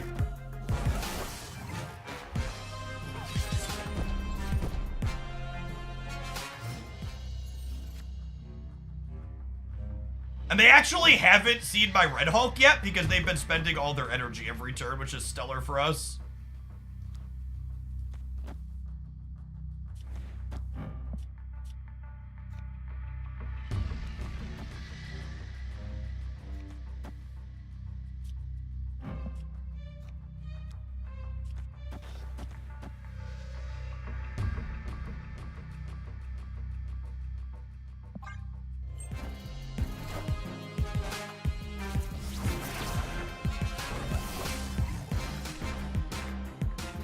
I wanted everyone. Thank you for the 11 months. Welcome back. Yeah, they also went for the rug pull.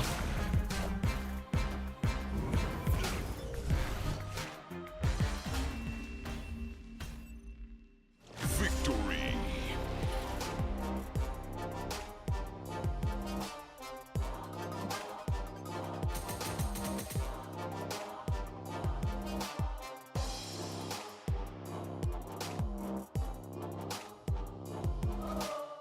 There's a claim by Amazon and Twitch that technology to identify audio live is not feasible. I don't know if that's true.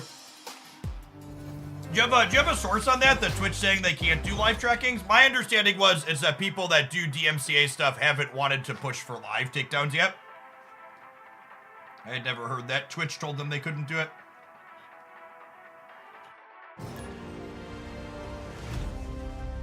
I'm also pretty sure the technology for live takedowns does exist. So, Twitch actually goes so far as to help people avoid DMCA claims. Natha, thanks for the prime. Twitch lets you split your audio on your stream, so that way you send one audio to the live stream, but then that audio where you're breaking the law / copyright doesn't get recorded in the VOD, so there's no evidence of it after you're done being live. Which I like, I'm not a lawyer, but it feels like if it ever came up in court that the lawyer would push, someone could probably make a strong argument that Twitch is complicit.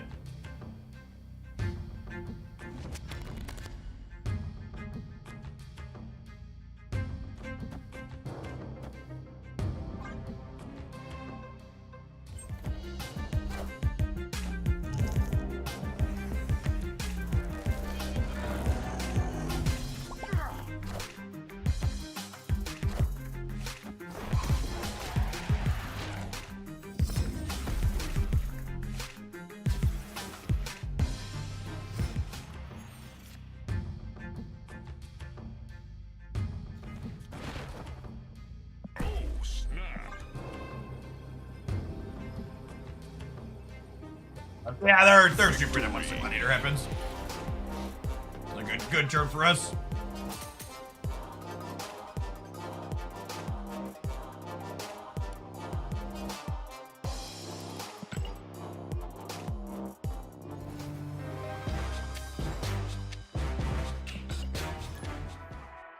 Oh, I should make a command for the tips and tricks video for AFK Journey. For Honor Duel.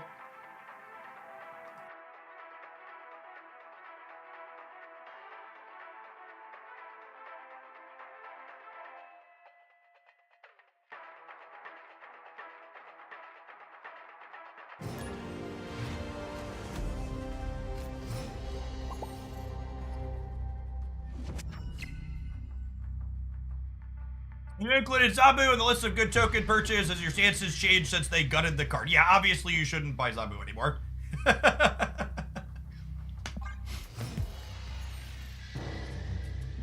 We'll probably do an updated Series 4-5 tier list after we get the next patch.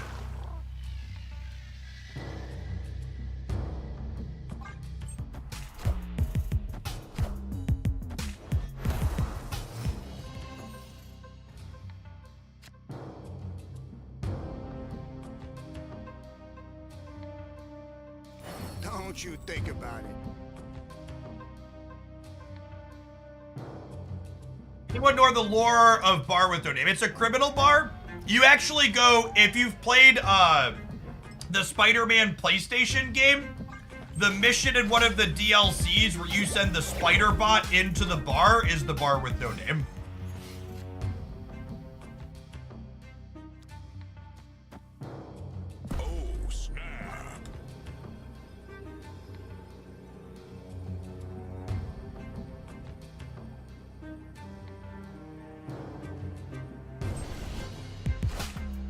Yeah, it's a DLC for Spider-Man 1. One of the DLCs.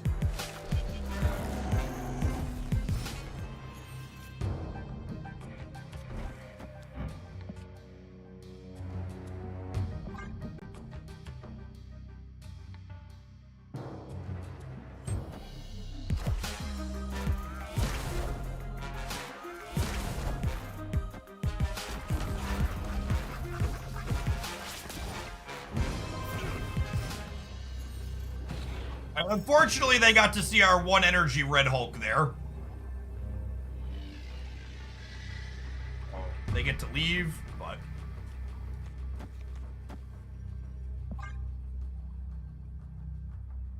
Victory.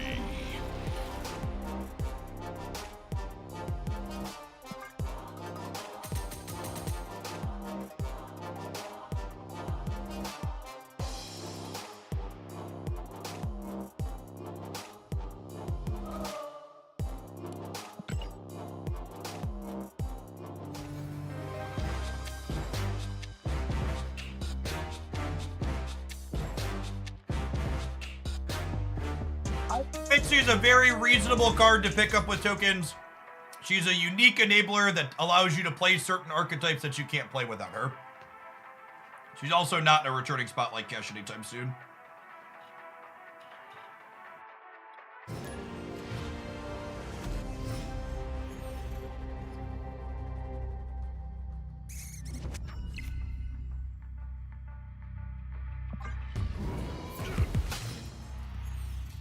You'll regularly see me wait to play Hood if I have Nico in my hand, because if Nico does this and rolls her draw mode, it's great for us. Although we drew Ham, so I guess I'm going to sack Ham now, and then we'll send Hood across with Annie. We'll snap them here on the start. We have the Red Hulk as well. Victory.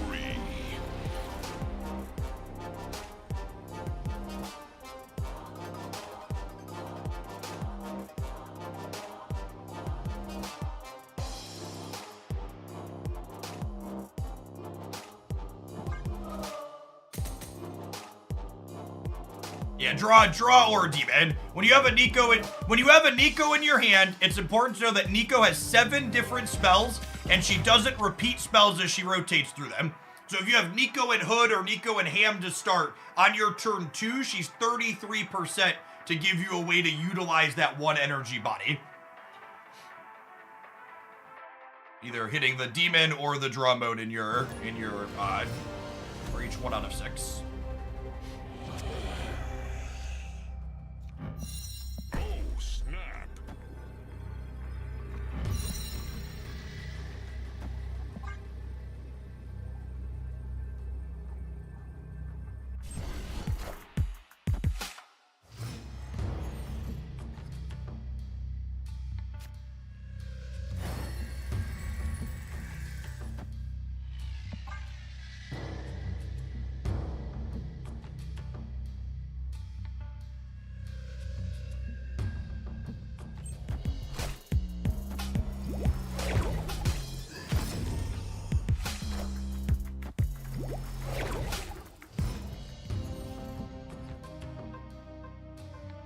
Alright, who's got the Mobius? Hopefully not them.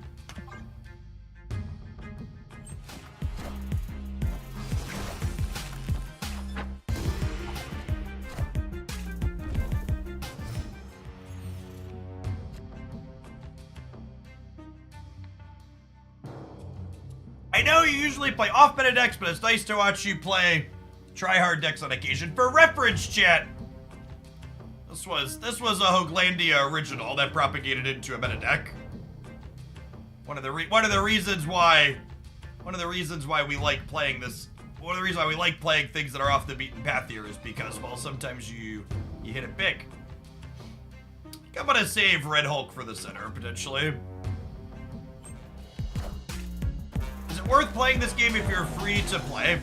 You get approximately half of all new cards right on release for free if you are free to play in Marvel Snap, which is a pretty good rate, all things considered.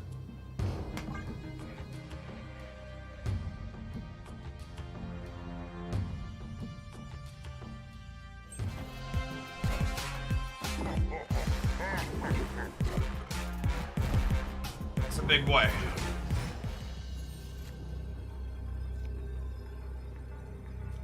Unfortunate that Pixie did not make Lady Deathstrike cheaper.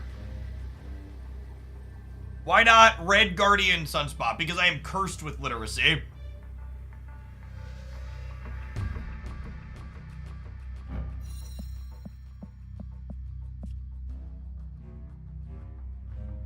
Red Guardian does not get rid of Blob's power, no. We are definitely torched here.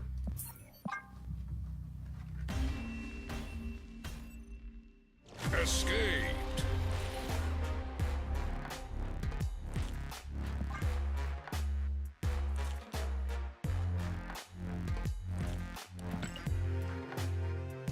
We need a high roll Annie there at the end.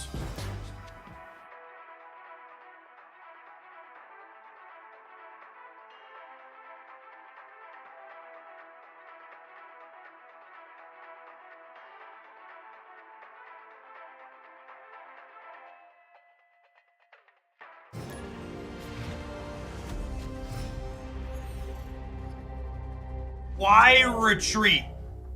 Because we were gonna lose the game most of the time. We were losing all 3 lanes, and we couldn't be winning. We couldn't win 2 of them.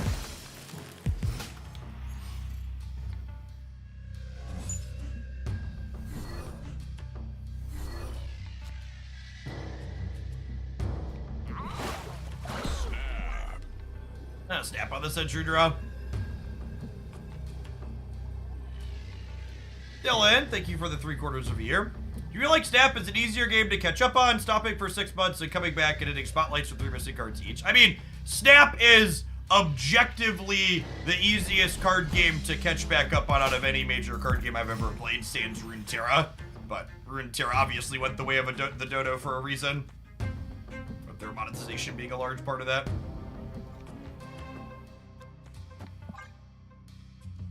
Any names for your clan and Snap? I mean, it'll definitely be Hoaglandia, yeah?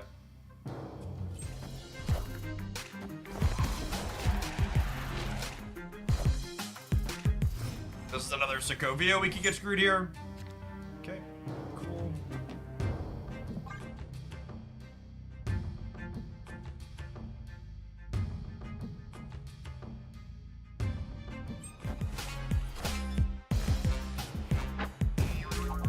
Unlucky. Good Spider Ham. Definitely a mirror, yeah. Opponent snapped.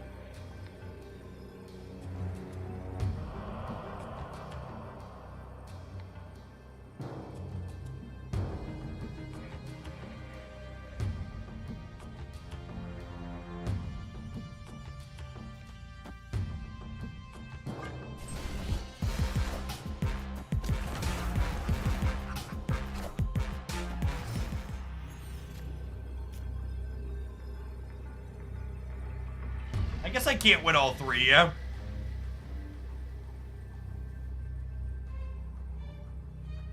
Yeah, I imagine we'll have, like, Hoaglandia 1 through a dozen, realistically. I often described Runeterra as... Runeterra was everything that competitive card gamers say that they want out of a card game, but also competitive card gamers are mostly idiots and don't know what they want. It was a high skill, low variance, incredibly mentally taxing endeavor that was also arbitrarily cheap to acquire every card in it, which in turn led to people getting bored because they couldn't play for rewards in the game consistently.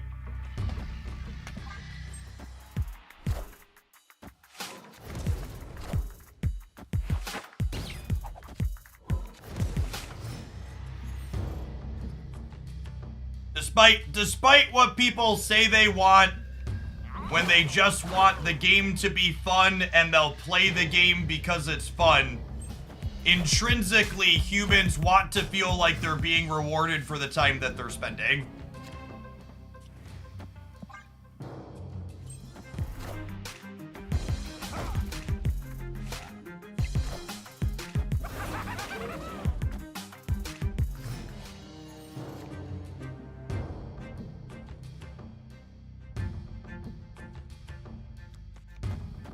They played the pig, so I get to pork something else here. Oh, snap.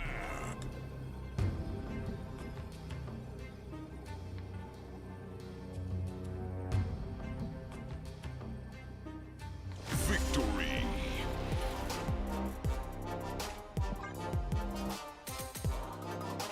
For reference, by the way, for people who are new to my content, maybe you played Runeterra and wonder what my background is there. I spent almost 6 months doing Runeterra content as trying to take it full time. And actually, you want to talk about why things struggled, I would actually wager one of the reasons why Runeterra content specifically struggled to gain traction is because of their acquisition model. I think a lot of people watch content like this on Twitch for card games because they want to see how cards work and how good or bad they look before they buy them themselves. And because the Runeterra model made everything arbitrarily free, it meant that you didn't need to watch a stream like this because you just had the cards. You don't need to watch me or someone else before you buy White Widow. You're just like, oh, I have infinite wild cards. I'm gonna get the card. Oh, snap. Victory. I do not think this deck is good if you are missing a bunch of the Series 5 cards. It is unfortunately a very expensive deck. Lady Deathstrike and Red Guardian are probably the least important. Annihilus and Pixie I don't think are optional. You lose a lot of power if you're missing either of those.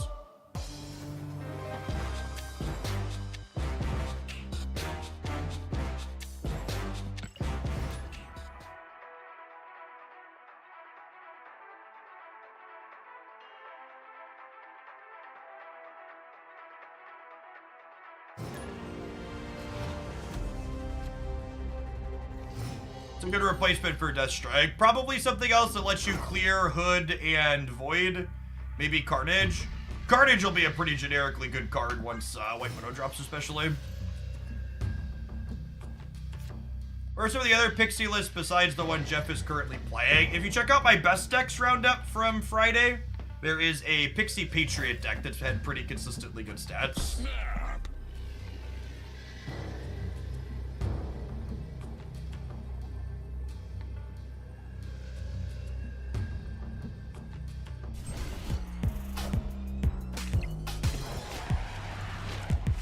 What are your thoughts on Annie as a tech card not having Sentry in the deck? I think once you're playing Annihilus, playing Sentry and Hood becomes pretty free, and you should always have them together. Lemur Livewire, thanks for the 16 months. Welcome back.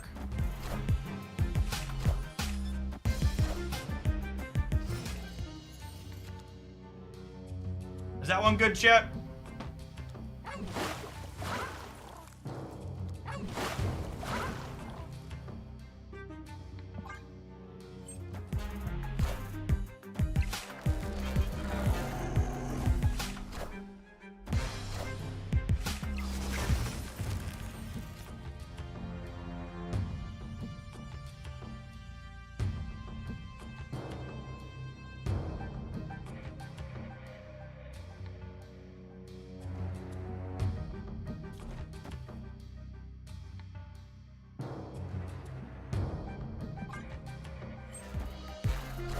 I don't want him! Take him back!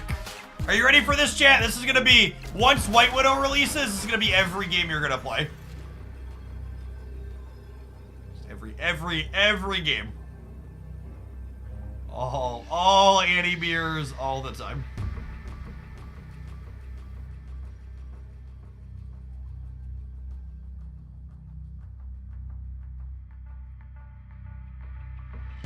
Just like any release day, yep. Can I win the game? I actually don't know if we could win the game.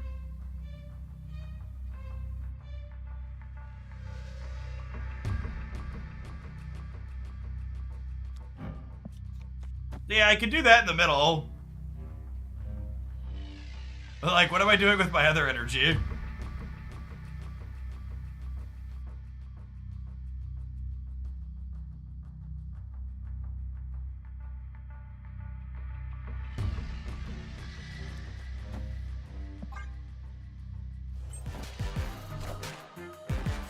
Fucking got him.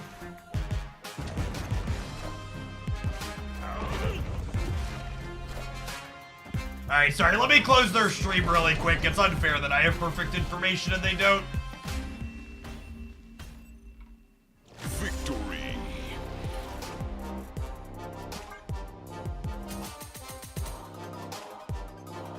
Red Guardian will be necessary for most Widow decks. I mean, Red Guardian doesn't expressly have any synergy with White Widow, yeah? In fact, I think you could make the argument that White Widow has anti-synergy with... I think you could make the argument that White Widow has anti-synergy with Red Guardian because it means you're always going to hit the bite. Again, like this is... I've heard this repeated a lot. Red Guardian does not make White Widow's bite have -6, chat. White Widow's bite has a 0 power card that has an ongoing effect of getting -4 if the lane is not full. So if Red Guardian wipes the text off of Widow's Kiss and gives it -2, it's -2.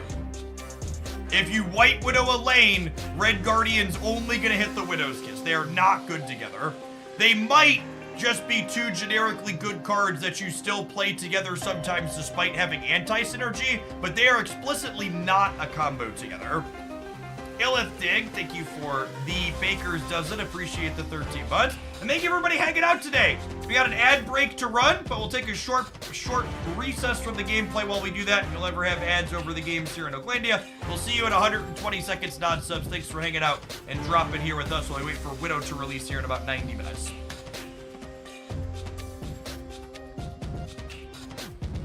Run to the bathroom really quick, subs. Spear me.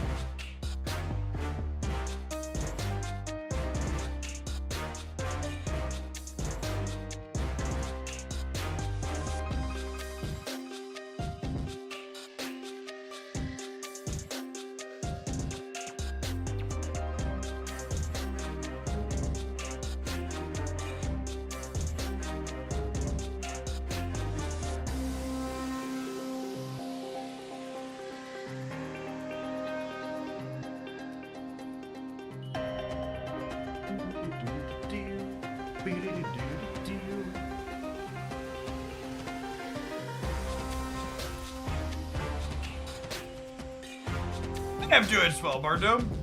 Afternoon.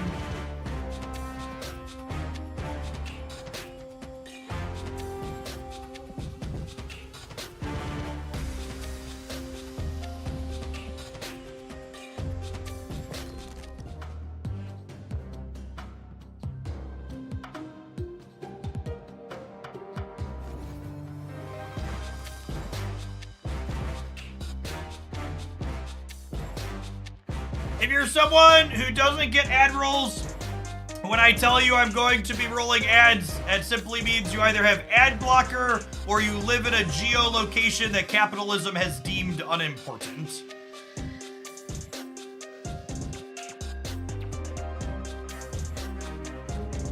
What's your opinion on Avanti's? That's one of our favorite sandwich places in town.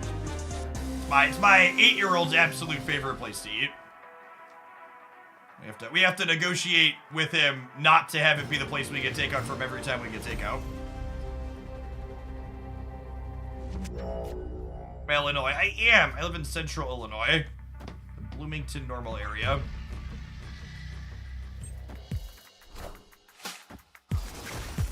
What type of place is it? It is a Italian / home-style food place.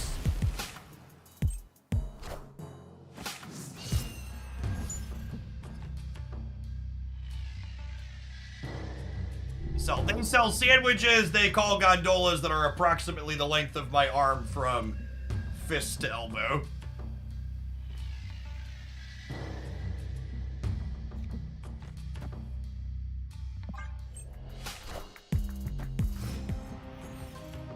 Scar, this is definitely not a good Scar deck.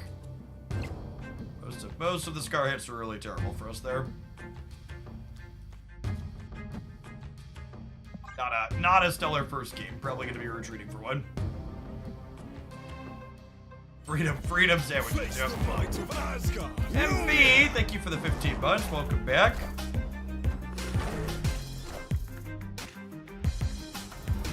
I was very confused when I saw a woman biting paper instead of the stream. Took me a minute to realize I needed to resub. Yep. Welcome back. Appreciate you pressing the button. A little bit of a diff on the samurai.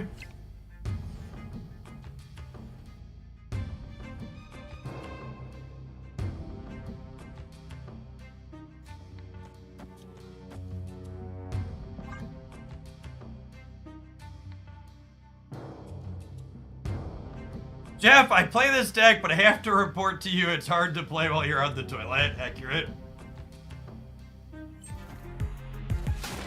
This is one of my favorite pet decks in Marvel Snap. It's what I come back to every few months.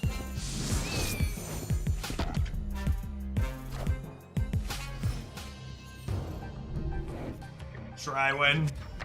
It's the bottom deck in my deck editor for a reason. Played a lot of it over the months. Oh, you know, I should have put Bast here in case I drew Angela. It doesn't matter between the Iceman and everything else.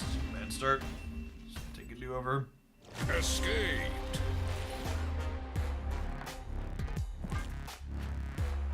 Hey, thanks for dropping it off, Biscuit.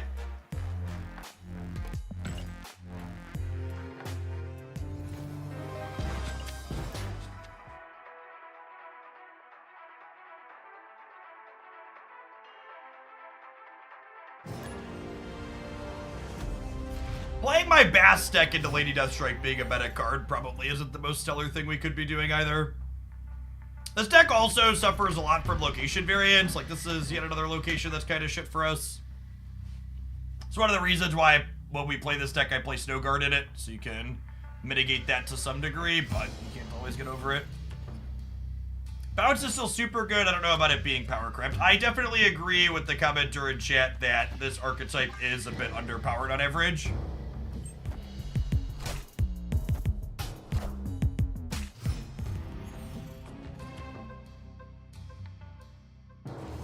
How long are drops running until? Drops run until Saturday. So through the end of Friday.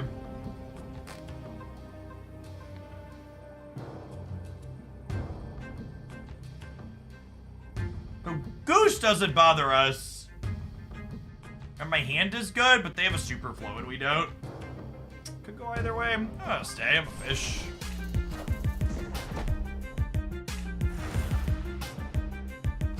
Cerebro 2ing? They storming the right?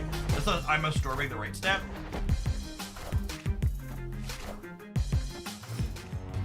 Sure. Doesn't really bother me.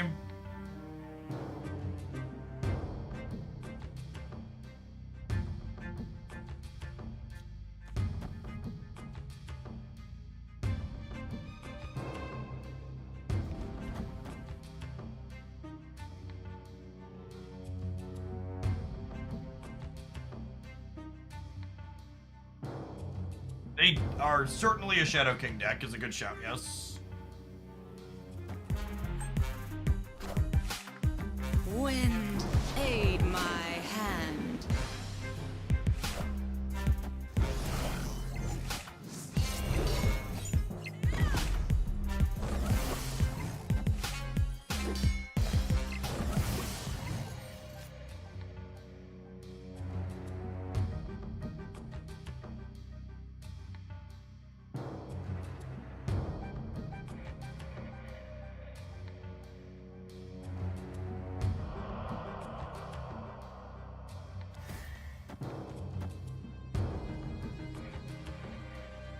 I guess this cuts me off a draw.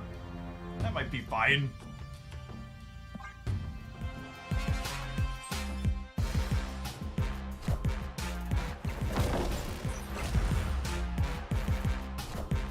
You're turning off Barsus. Yeah, that was part of the goal, so they couldn't put Cerebro on it next turn.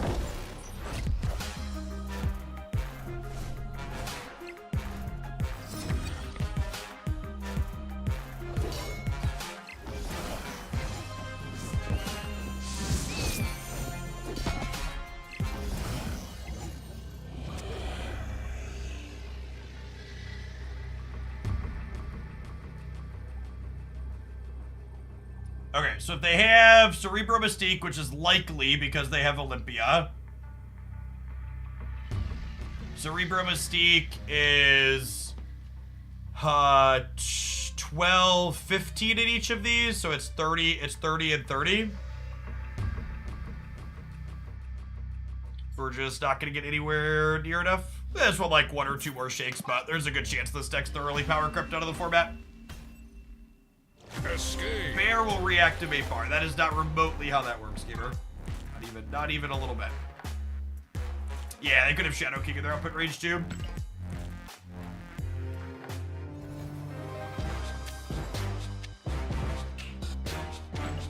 competitive deck with White Queen. I don't think there is a single 12-card combination in Marvel Snap where White Queen is optimal in slot in those 12 cards.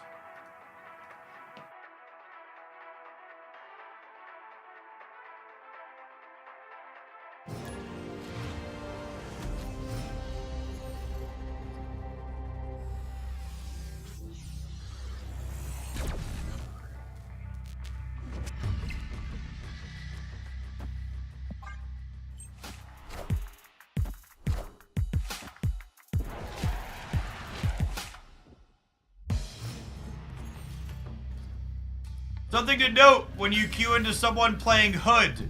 That is your sign that you want to start filling up the right side location, because Hood is almost always accompanied by Sentry and a Nihilist in the current metagame. I think any data mine cards might give Bounce a bump looking at Thena in particular. I don't think Thena sounds very good at all in this deck.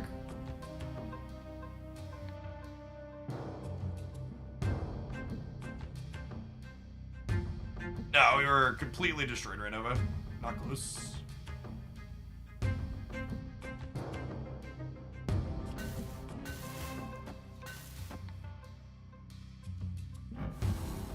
Yeah, Bounce typically wants to play more than 2 cards. I think I'm just playing the Falcon on curve.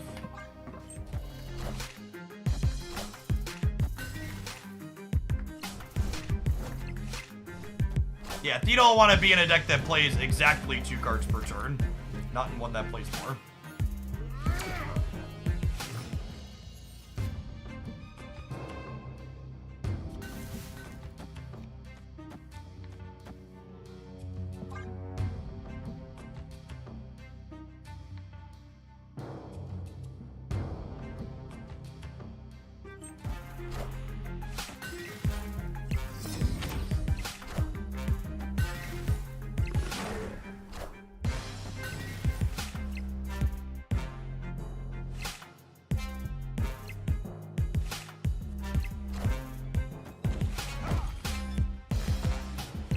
That's unfortunate.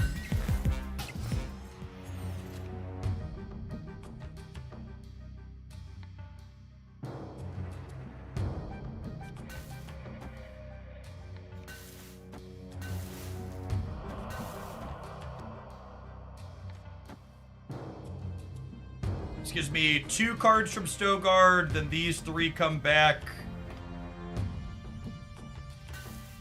Gosh, this Collector would have been freaking huge.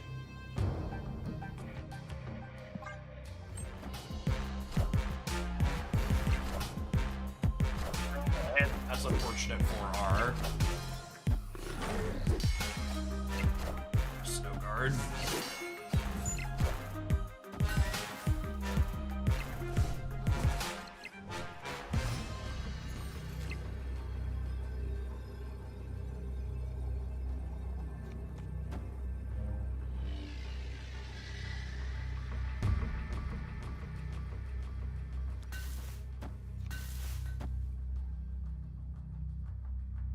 Gives me 11 over here. And this is 13 currently.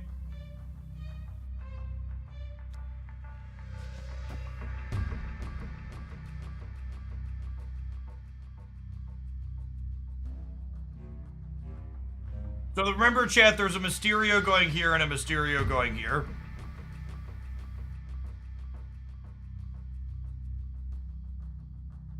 This is the play if we're staying, and they're gonna let us limp, it looks like, so we'll stay. No, they're leaving. Victory. We can play all of the ones. Chat, if I play all of the ones, I end up with a bunch of cards back in my hand. This puts 2 cards in my hand, this puts 1 card in my hand. Is that better? I guess it would let me fill Nidavellir, and it fills here. I guess it's kind of a wash, because it ends up with this being +2, but it gives me an extra trigger on Angela. I can see that being right with the Nidavellir in the center. Could maybe be correct.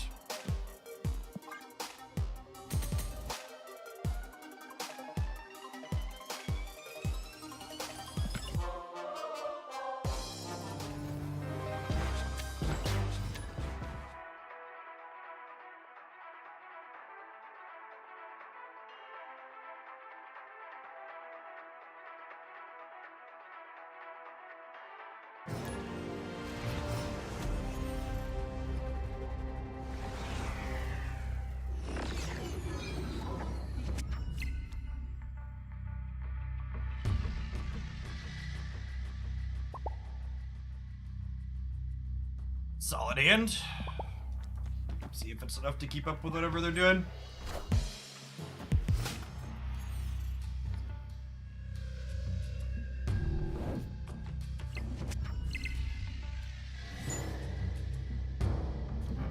Lovely.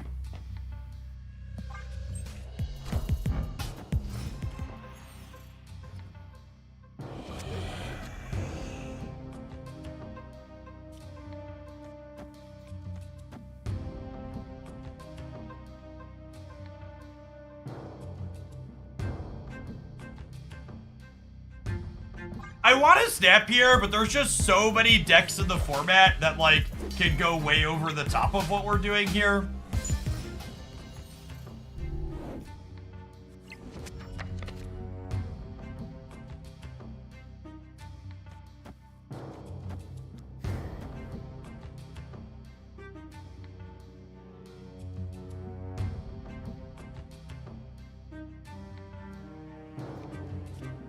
Maybe I put Nico here, actually, so that way if the other collector spawns here, I could still play 2 kitties here, I think is the plan.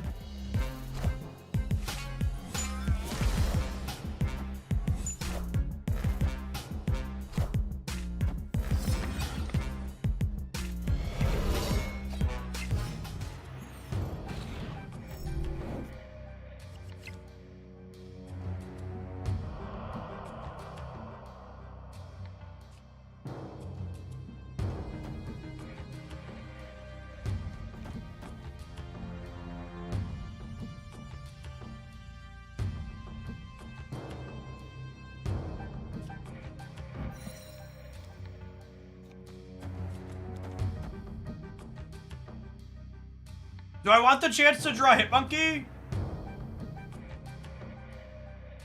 Nah, this will be fine, right? 4 kitties is more fun anyways.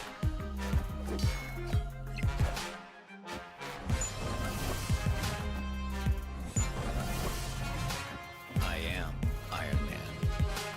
I am Iron Man. Yeah, and this is what I mean by when I talk about this deck likely being power crept.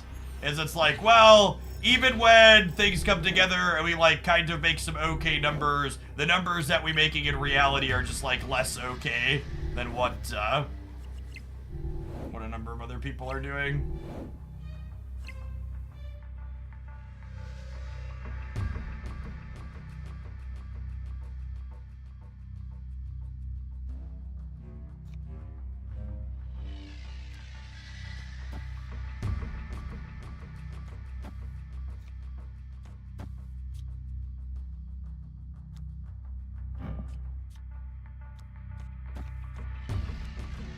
This is kind of fun / clever.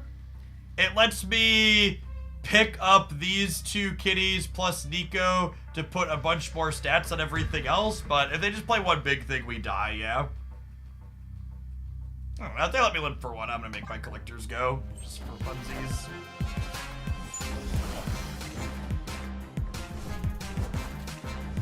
I am Iron Man.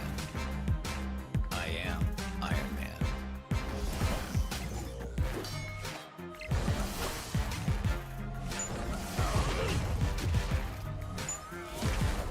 And that's just like the crux of it, right? It's like, why should you play a deck like this that works so incredibly hard and builds its entire deck to try and make 12 power cards when you could just play Red Hulk on the last turn of the game? And this is actually a little one, right? Like, it's a 15, 19, 23 power card, and it's just like, yep.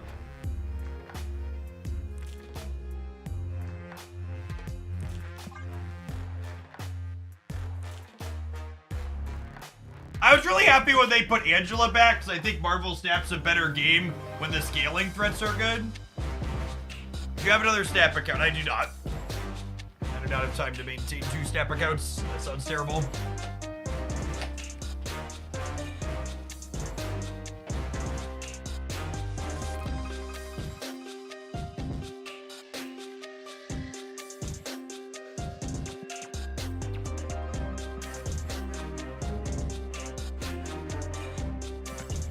You say that small ball cards need disruptive elements to make them worth the effort to work. I don't think the small ball decks are very good right now.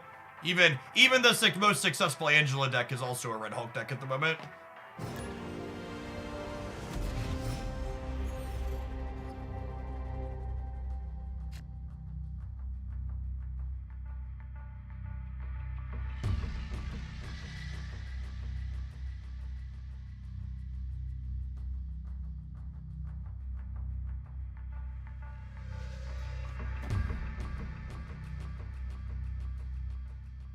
What's a small ball deck?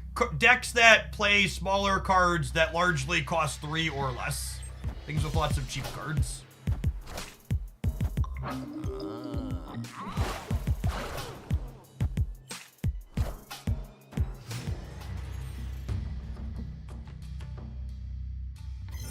I think White Widow could maybe be fun in Werewolf Bounce, but I also don't think White Widow inside of Werewolf Bounce will likely make the deck competitive.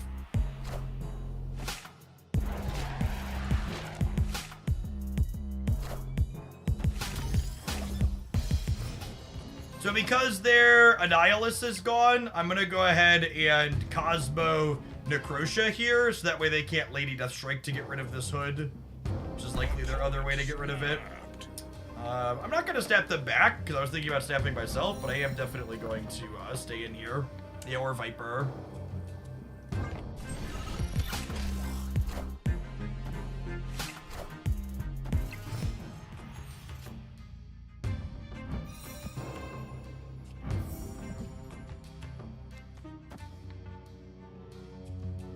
Turn off their stream, Jeff, sorry.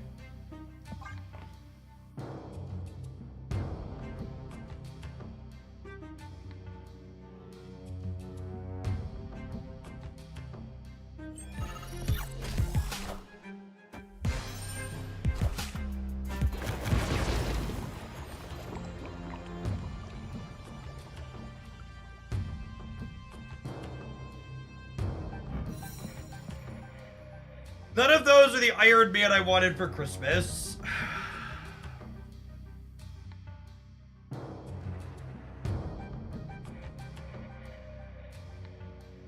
I guess we'll play this. Even Professor X would have been good here.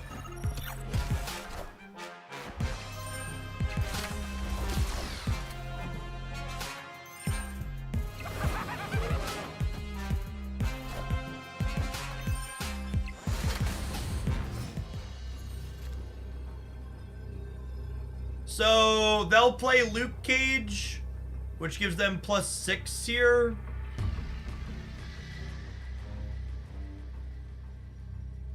If I put this here, it gives me +5. And then if I Spectrum, it gives me +2. So I'd be at 7. And their Luke Cage would put them at 6. Spectrum in the middle puts me to +9 up to 16.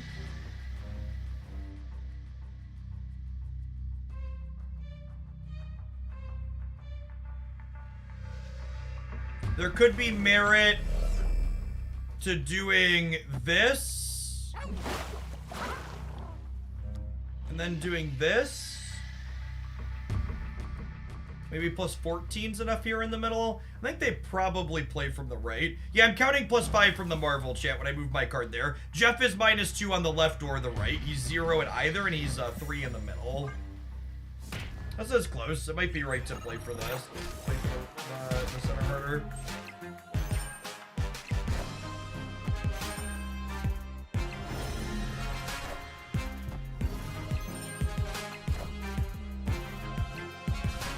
Glad plays around the demon that we know is there too. We would have lost to the demon in the middle though. It's a little bit of a coin flip here. Fortunate that our opponent split up and tried to play for all of them instead of focusing on one.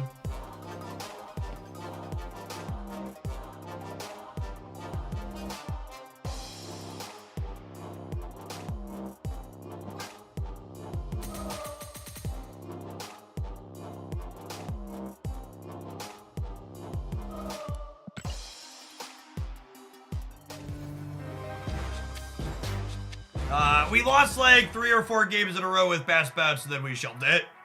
It took all my effort not to delete it and full cope that maybe it will be playable someday, but probably not.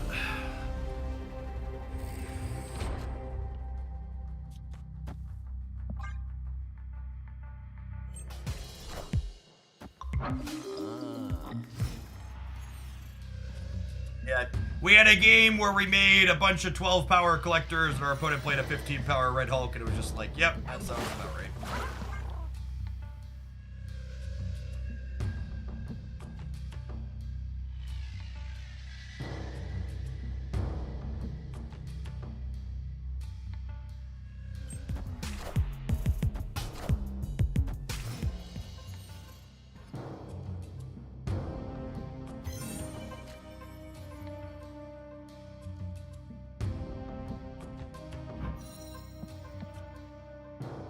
Did you try making the collectors 15 power? I did not. Perhaps that was my mistake.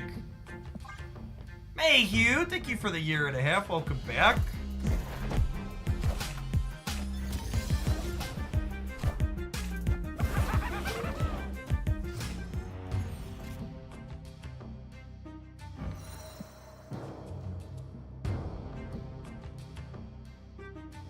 I just want to make sure we don't get Galactus here. In the middle. And Cosmo.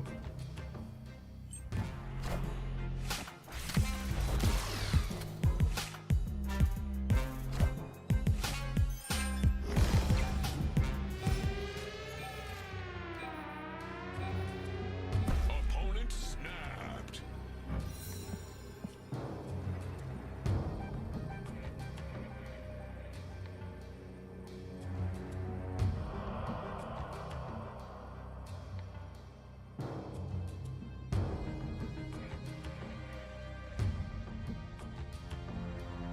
So they must have a Jeff of their own then, yeah?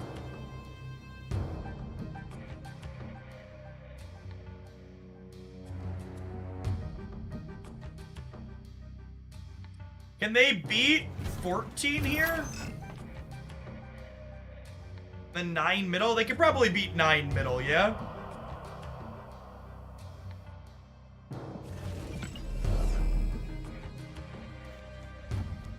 I could play these here. And then I could be 10 middle.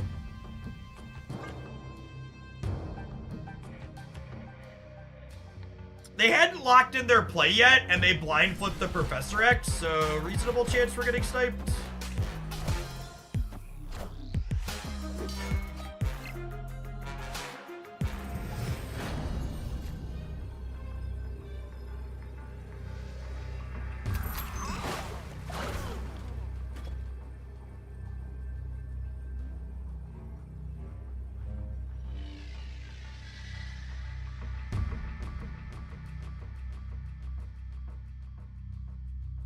Could die to a Red Hulk. Because we are on a breaker on the left. Only at 10 in the middle. I'll be up 2 over here. They can play left. They can't play left, chat. We Cosmo'd War Machine. Chat, there was a Cosmo here with their War Machine flipped up, and there's a Cosmo here. We can't get cannonballed. They didn't War Machine us.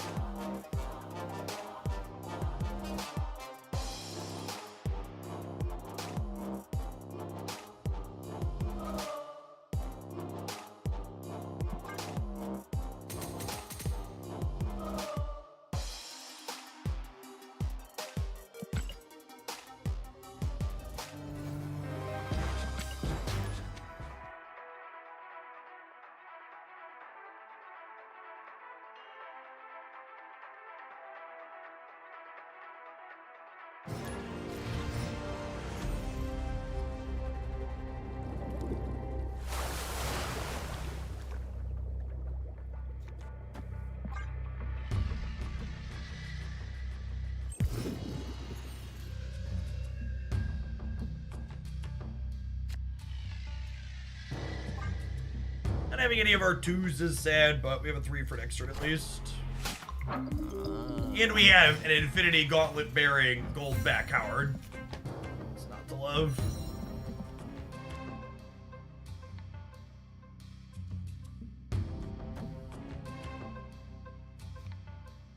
Playing Cosmo proactively is not necessarily amazing. It restricts where I can Iron Lad then.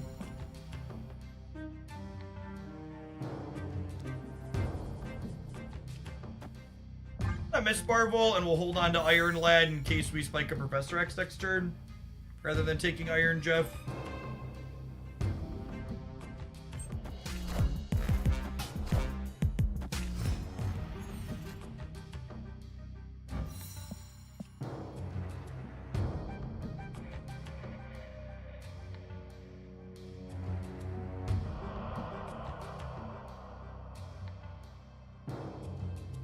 Snap.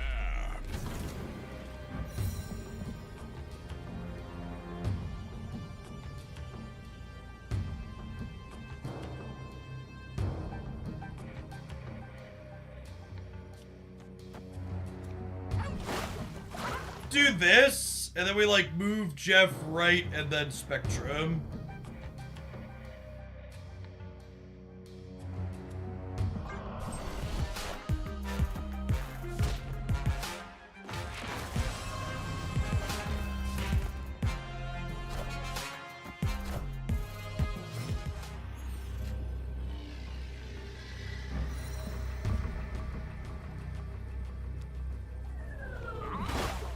Or I could do this, and we could Howard the Duck and Armor onto their Nimrod. Also sounds great.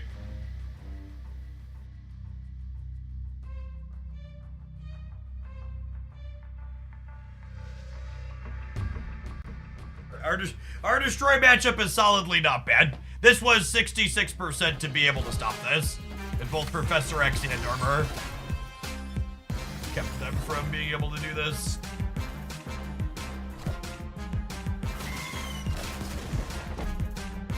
Howie! Wow, even saves my duck to boot. Lovely.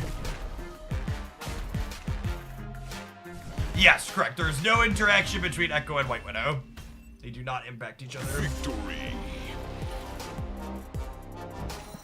Lovely Duckerson, chat. Lovely Duckerson.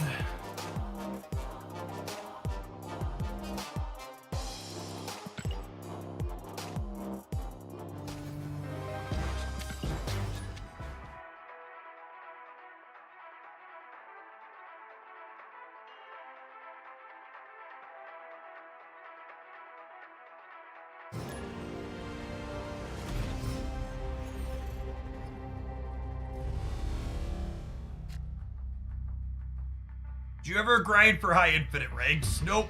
That sounds like about as much fun as slamming my hand in a car door. In my experience, the #1 way to suck all of the joy out of a video game like Marvel Snap is to become hyper obsessed with your number in the top left corner.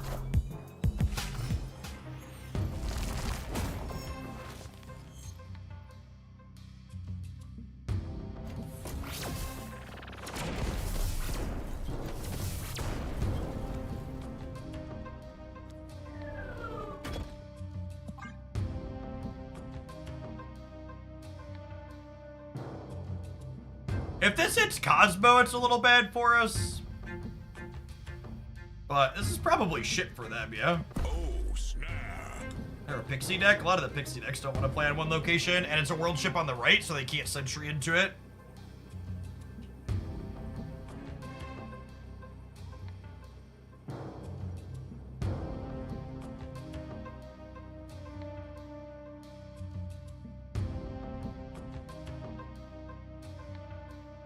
Yeah, they could have something super high, really, like a 1 Energy Hulk, because sure, their Pixie could fight us, but I think on average this is a good step. The fact that World Ship is specifically the rightmost location here is a deciding factor in why we snap, because they're likely the Sentry deck is the most common Pixie deck on the ladder.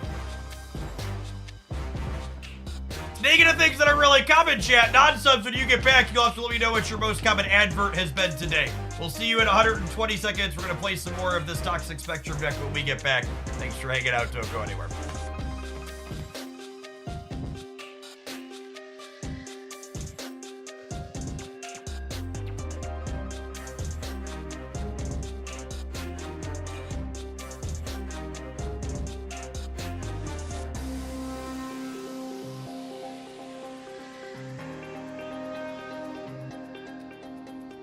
DC Man, thank you for the 11 months. Welcome back.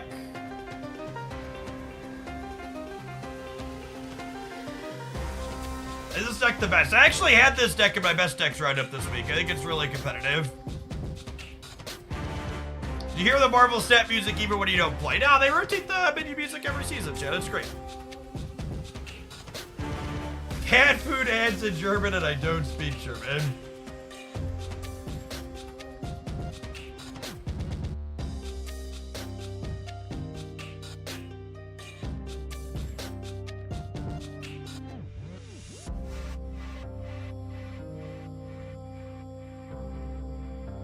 Hear the game music in my sleep? Yeah. Chat started out a little bit more rowdy today than the last 2 days, but we're still open. They've been reasonable. For the most part.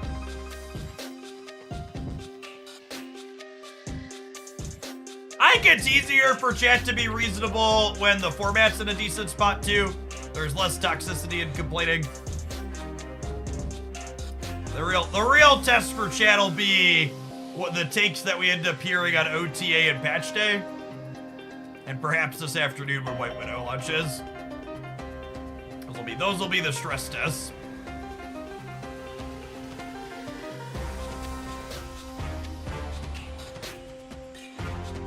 Any drops here? Always Foxy Fox. Any channel streaming on twitch.tv or the staff category will get you drops. What I included. I haven't been putting drops in my stream title because, like, I feel like it says, like, it says it in my tags underneath it. Like, this is enough. Yeah, people see these. Do these appear on mobile? I think the tags show up on mobile. Yeah. I don't know.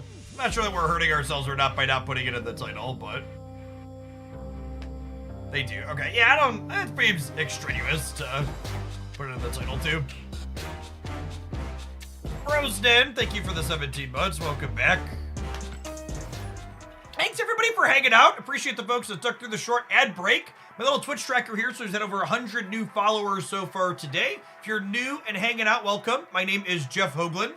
I stream here full-time on twitch.tv with Marvel Snap being my primary game of choice. You'll typically find me here Monday through Friday during the week. Usually stream from about 8 or 9 a.m. Central until about 4 or 5 p.m. Central in the afternoon. Often going a little bit later on like card release days or all drops are going on. I'm something of a relic here on the Twitch platform. Before Marvel Snap, I streamed a lot of Magic the Gathering, some Runeterra, other turn-based and strategy games. I've been making content for over a decade, with it being my full-time job for over 6 years now. In a former life, before I was a full-time meme here on twitch.tv, I have a graduate degree and undergraduate degree in mathematics. I spent time teaching at both the high school and college level. You'll find we tend to have a very analytically focused approach to the game, always trying to make iterations and improvements on the decks that we're playing or the plays that we're making.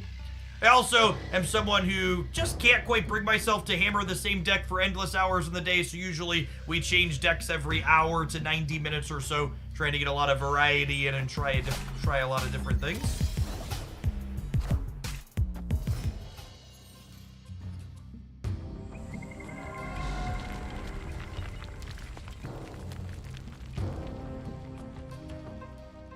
What subject did you teach in mathematics? I just had a graduate degree, not a postdoctorate, so I taught like freshman and sophomore introductory math classes at the university and college level.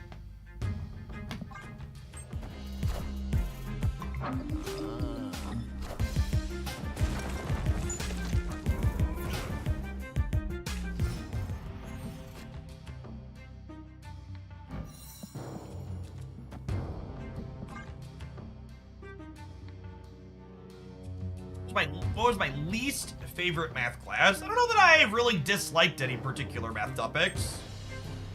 Linear algebra was the first class. Linear algebra was the first math class that I got less than a B in during undergrad. It was a tough one for me.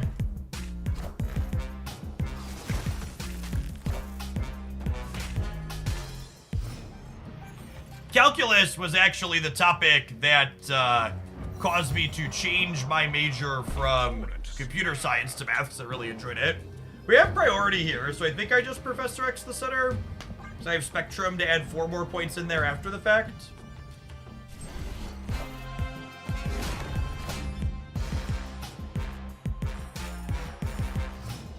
Cool, cool. Then this adds 11 here while adding 4 here. I guess sometimes these decks play Jeff.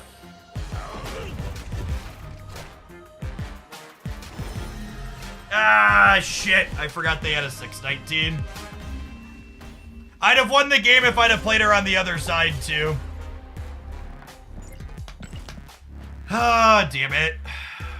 We're talking and clicking. We beat Red Hulk 100% of the time if I play Spectrum here.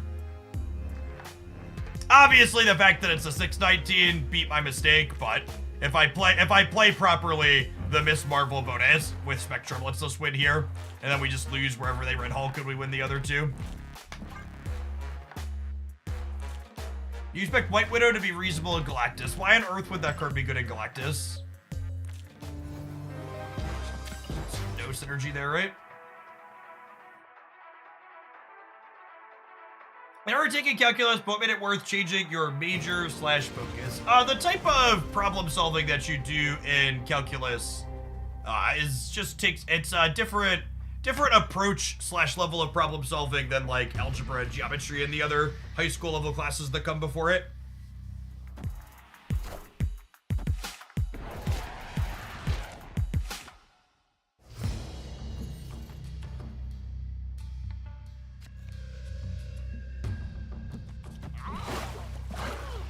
Armoring the right side location is almost always correct against Sentry decks, so that way they can't get rid of their Void.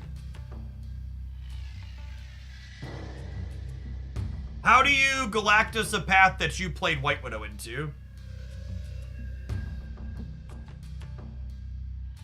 Same reason you play Nebula in the Galactus deck. You play Nebula in the Galactus deck because it's a secondary Professor X deck, and Nebula encourages your opponent to play into a specific location. I guess White Widow kinda does that, but not nearly to the same degree.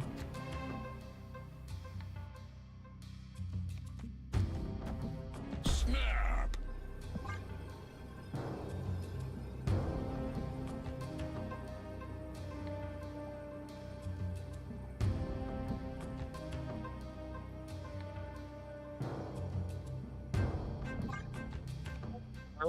Yeah, that's true, in case I want a Mystique.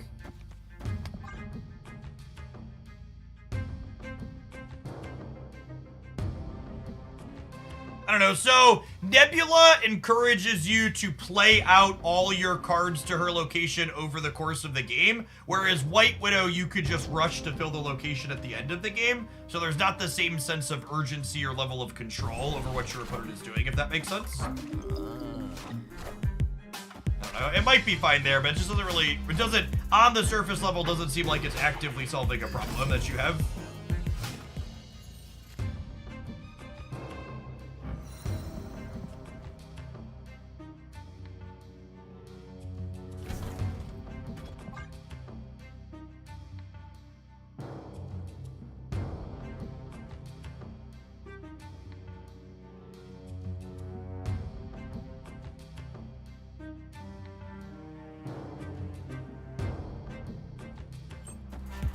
He is Iron Man. That he is Iron Man.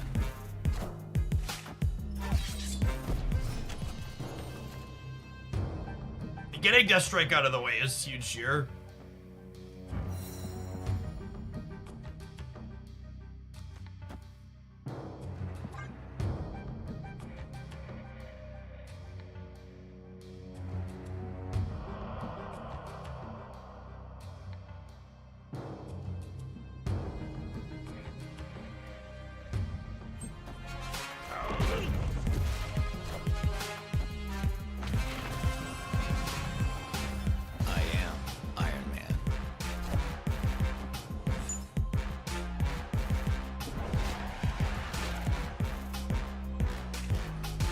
systems go.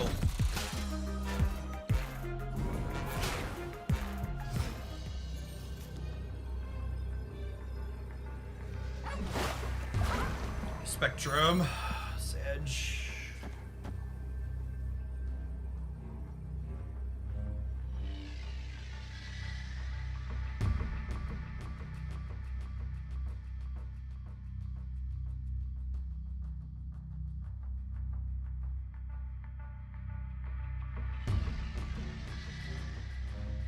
They're going to 26.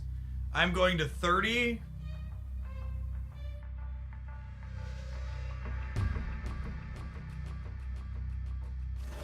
It might be right to play for the left instead of the Red Hulk path.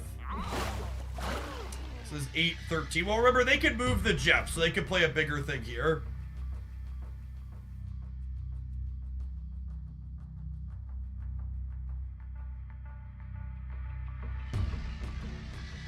They have a demon as well. If they play demon, they're at 15 here.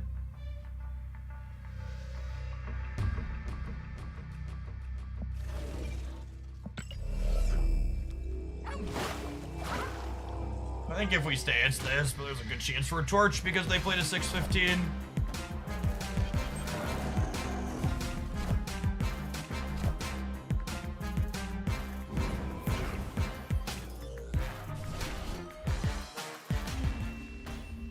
Lost my coin flip.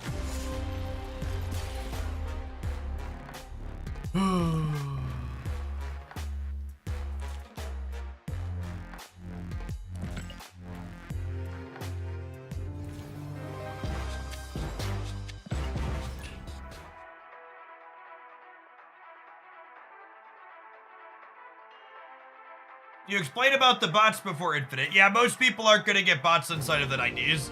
Basically, someone from Second Dinner claimed that unless there's no one in your MMR, to match you with, you should only be getting humans in the 90s. It's like the TLDR. So for the average person with an average MMR, you should expect to duke it out with human beings in the 90s.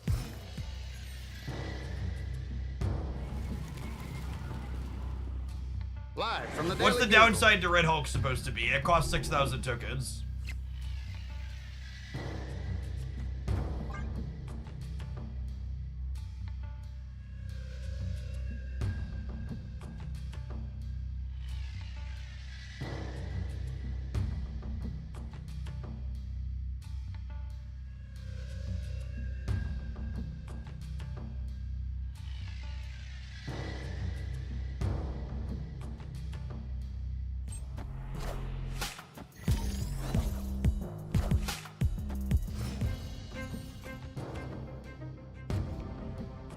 Yes, the less sarcastic answer is that it's supposed to have poor cube equity, but in reality, it's just so big that the cube equity doesn't matter because your win rate's gonna be so high with it.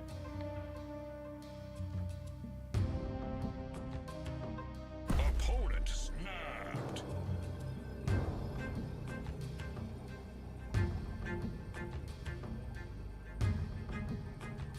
Oh, they have Red Hulk in hand, don't they?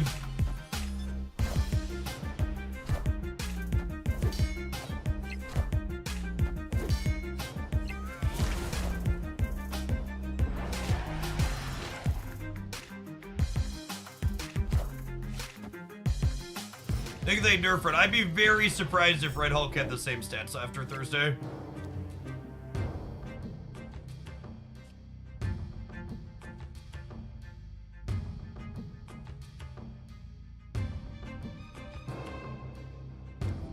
Is there like all banger Iron Lad hits?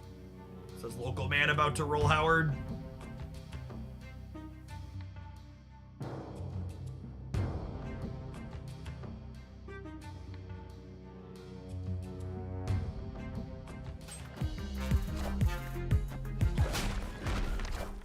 Oh, they're the Darkhawk build. Okay.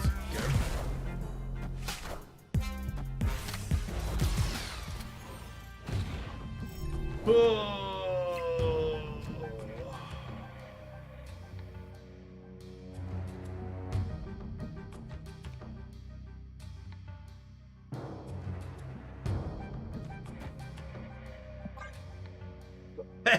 think we're gonna B-star Spectrum.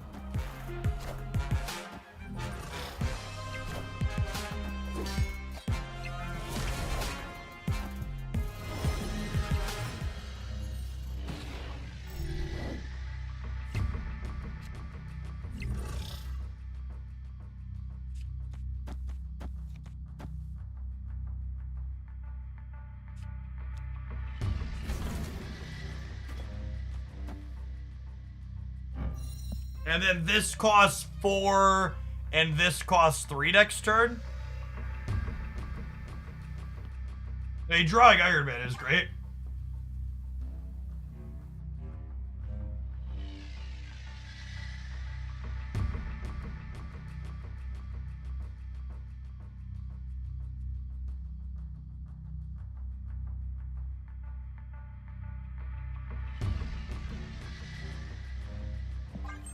Order, what did I mess up?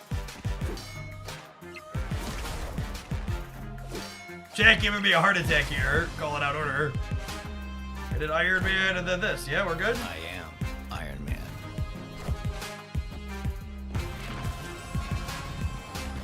I am Iron Man.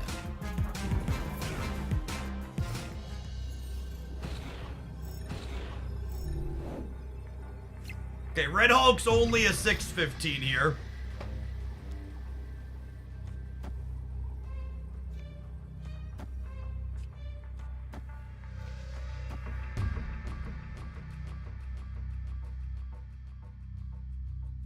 This is 6, 8, 15 in the middle. Howard was definitely the best draw in my deck. I think I do this because it beats Red Hulk in the middle, and we'll play Rock here, so that way if they Annie, the hood stays on or doesn't come over. And I should have snapped him back when we drew the Iron Man. Although maybe we'll get a game to completion because we didn't.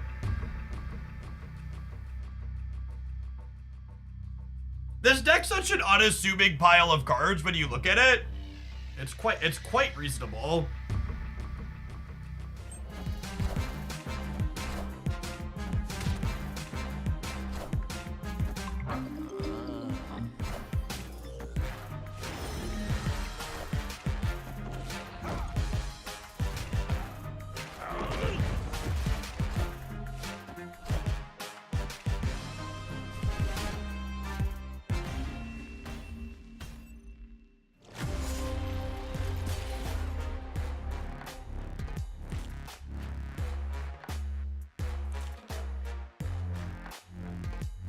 The worst part is, chat, my original play beat this.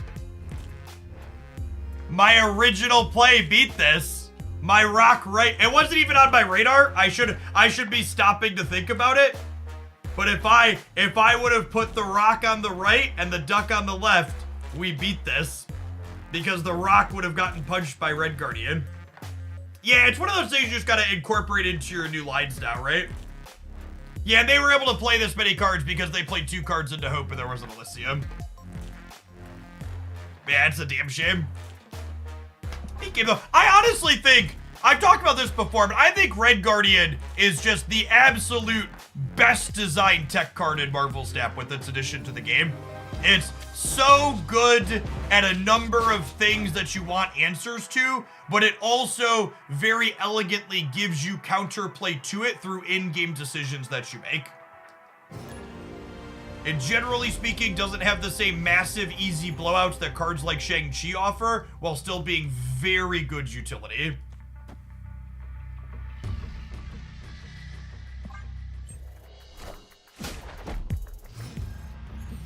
Yes, honestly, I agree. I think Cannonball is up there for one of the better designed tech cards too. It gets overshadowed a little bit by the fact that Shang-Chi exists, but other than that, in general, it's very solid. Yeah, I honestly, like, losses like that don't really frustrate me. I don't, as someone who's played a ton of Marvel Snap at this point, I don't get to experience many losses like that anymore, where I look at the game and I'm like, oh, I could have done something to improve / be better here.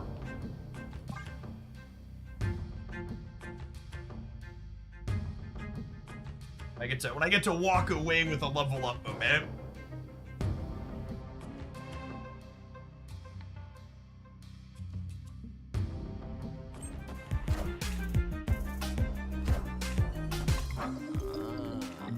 That's there, Howard the Duck chat.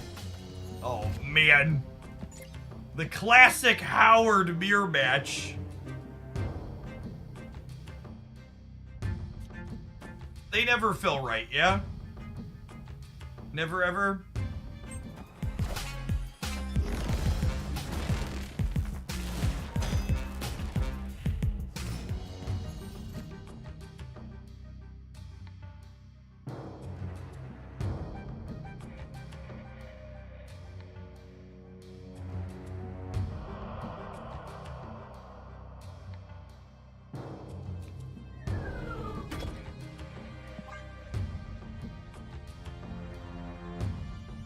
Why Howard instead of Ant-Man? Because this deck often doesn't fill up its entire paths, and Howard makes your Iron Lad significantly better. Well, they just Jane Fostered the Cosmo Path gamers.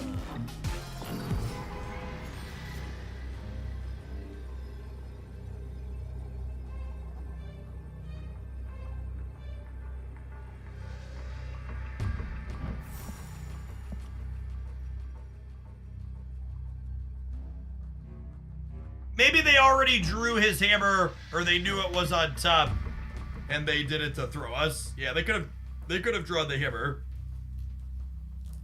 I think we just leave.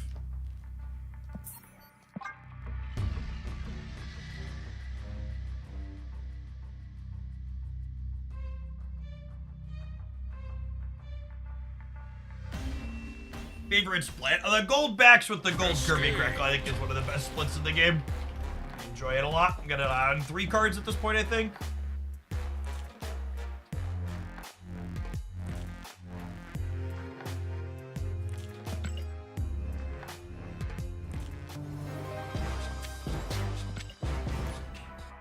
That's an infinite. Congrats, Rob. Good gaming.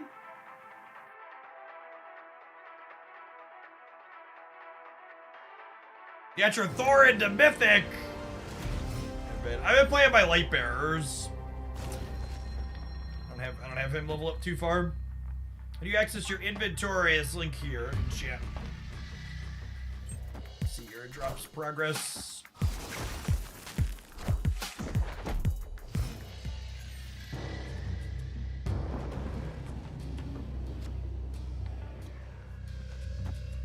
I'll let curve here.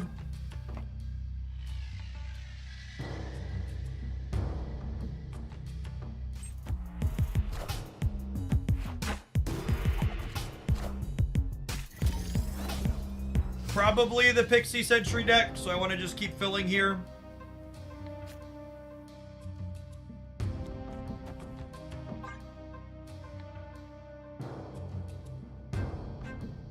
Opponent snapped.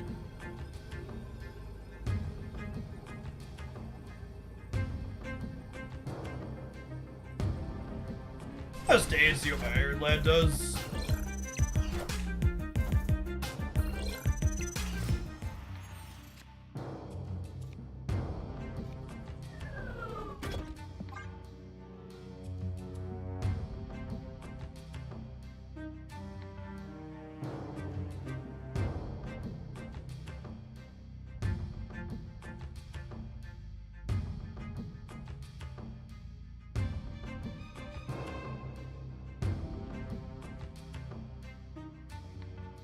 Jeff or Professor X would both be solid rolls.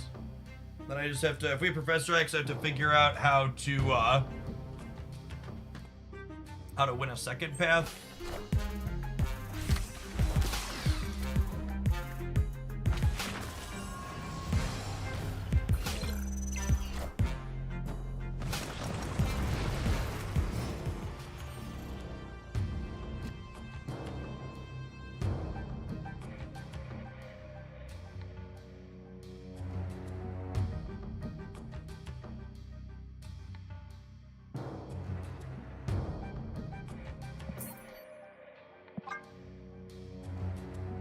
Lord Newman, thanks for the quarter of a year. Welcome back.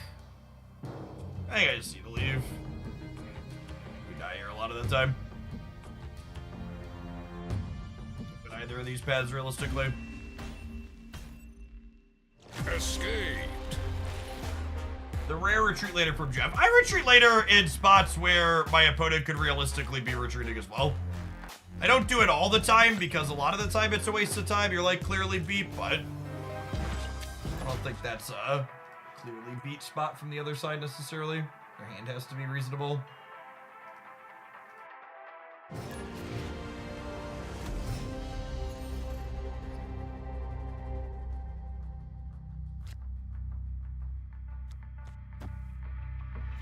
Actually, I want to explicitly fill Asteroid M here so I could try to avoid having my 3s and 4s pulled over there when I play them in the mid game.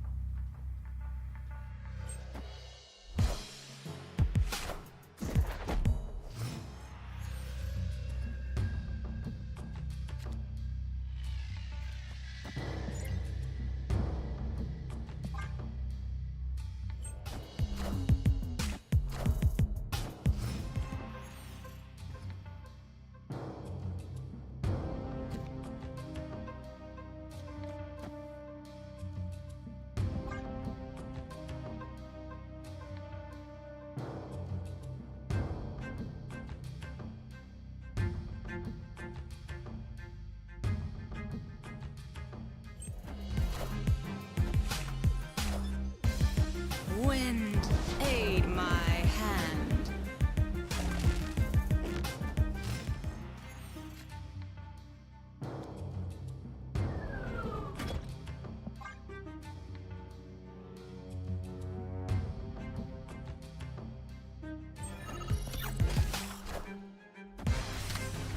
I am Iron Man.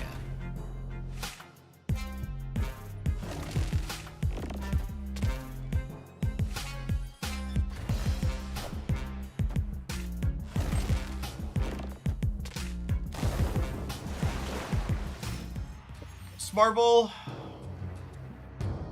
As we know, we have Iron Man of our own coming up.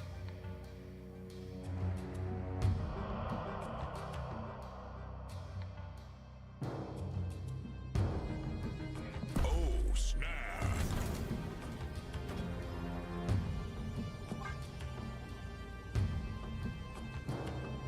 This gives me 6 plus 7 is 13. Will be 26 in the middle, and then we'll gain another 12 over here, so it'll be 40 and 26.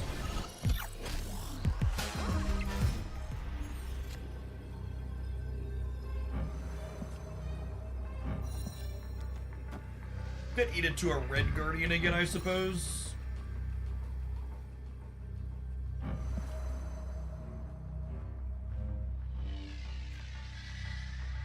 This is 38 to their 18.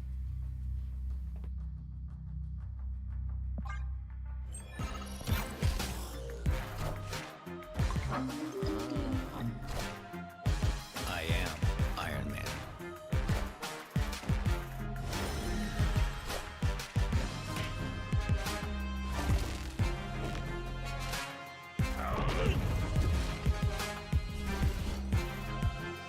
Bigger than a bread box, shit. Bigger than a bread box. Victory.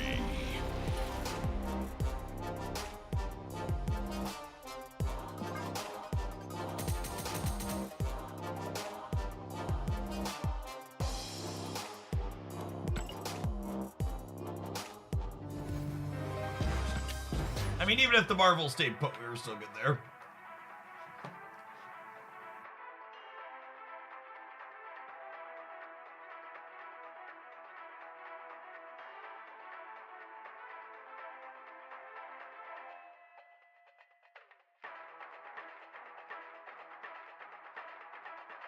Any chance it's worth moving Jeff, Crawler, and playing Jeff into the flooded? No, I think I just want to go big in the center. I have to skip playing Spectra, which reads my Iron Man path as it ends up being not very big.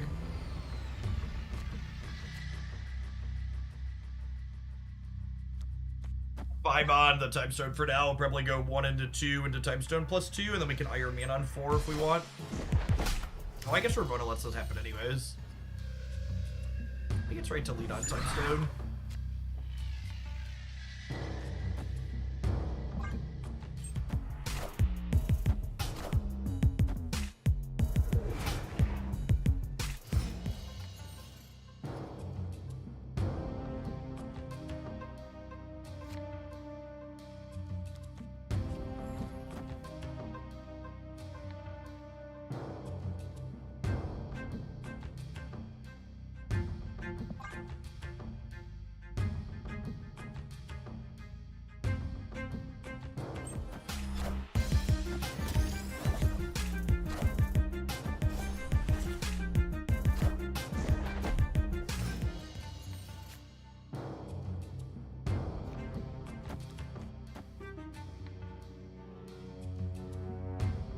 Opponent snapped.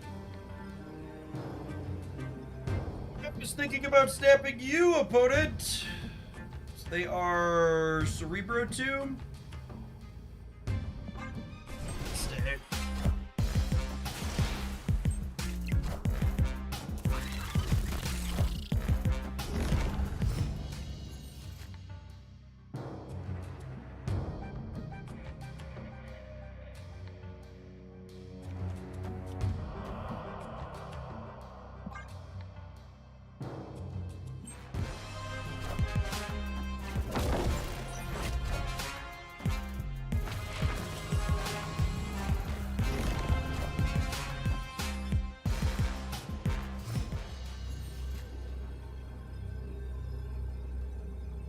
And then Spectrum puts me to 6 here, so I'm down 3.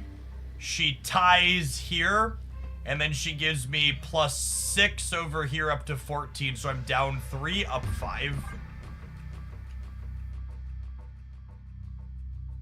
Listen, chat, there's a reason why this deck is called Toxic Spectra with a capital X.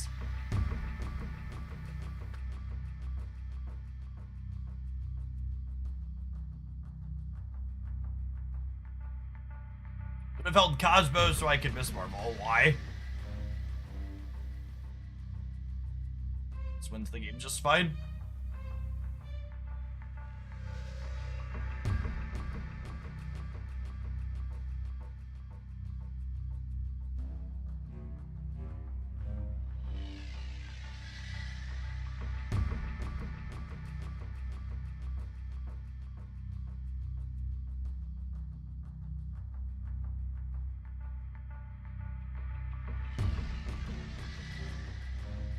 Victory.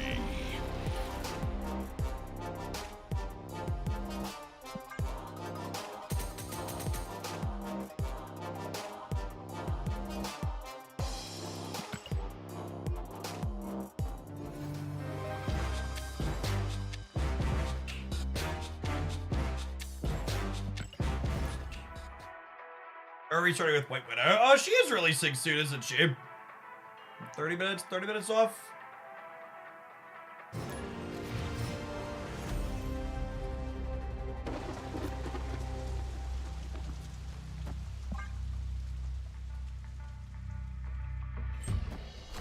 The king of fast drops himself.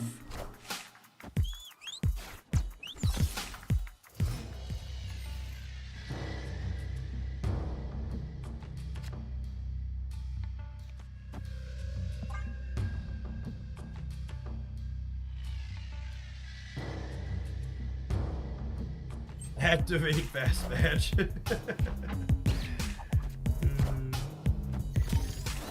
Alright, we want something that costs 3 or less here, ideally.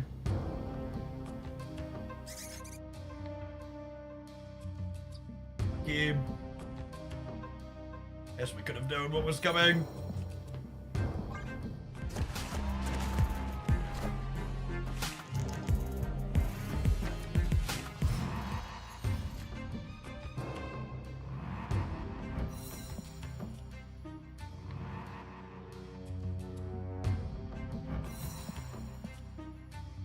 Their deck has a hard time getting into Kiln. But at the same time, they could have magic. Yeah.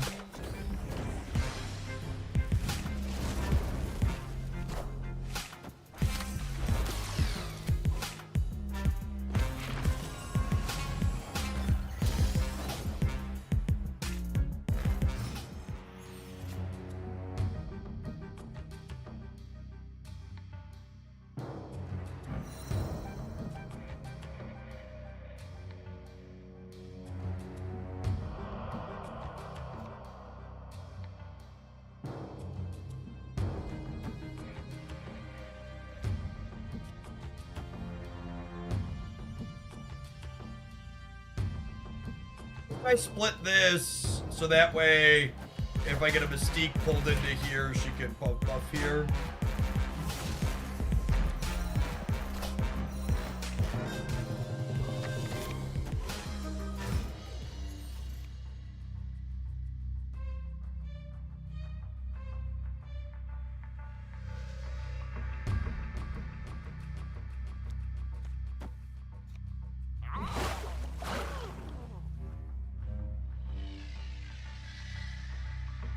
Iron Man here, they go to 18.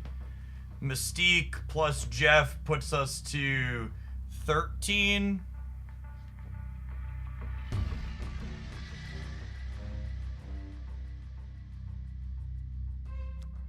Jeff mid in case of Doc Ock. Yeah, that's a good show.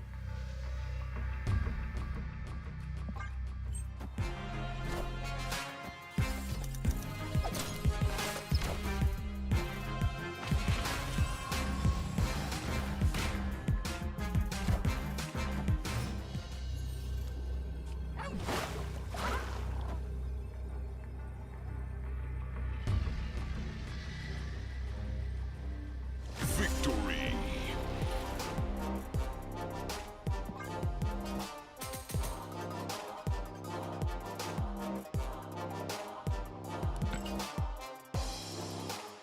Most of Twitch chat's never played around to Dr. Octopus before in their lives.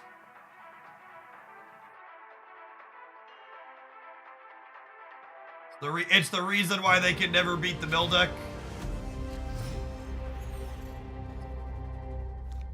You should never gamble your keys on a card you're not guaranteed to get. If you only have one key and you've spent zero keys, you should not spend your one key unless you'd be happy getting anything.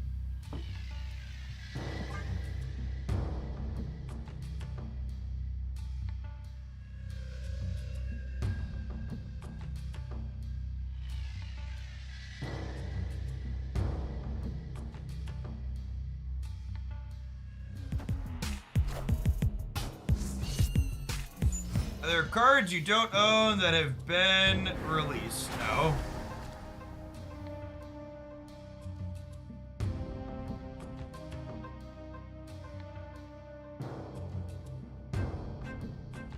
That's probably just a retreat angle. 0 of our cards that cost 2 or less that are top views.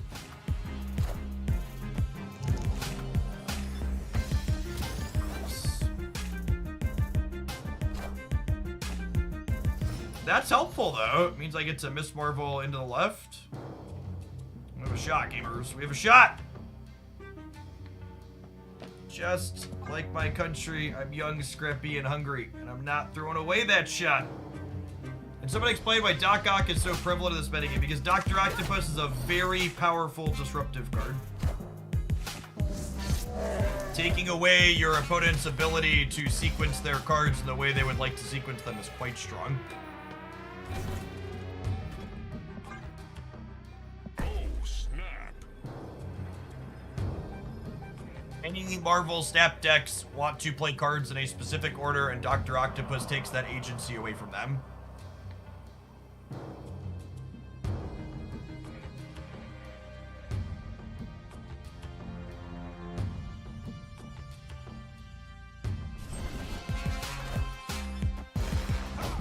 Why wasn't Doc Ock good in the past then? Who said Dr. Octopus wasn't good in the past?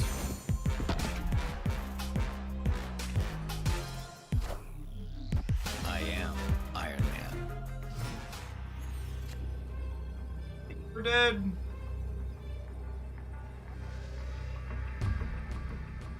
Tech card bush is pretty good.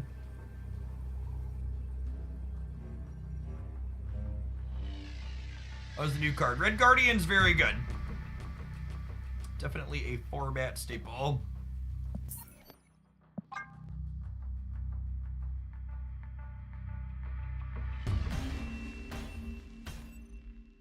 Escaped.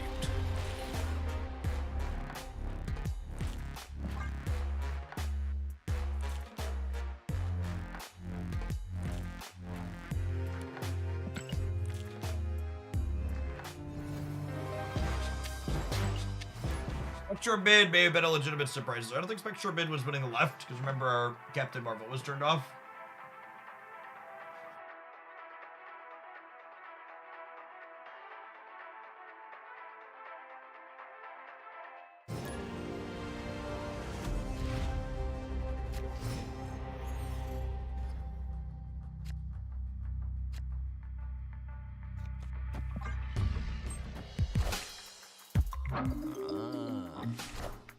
Guardian might be the most spot on release second hitter's ever had. It's up there.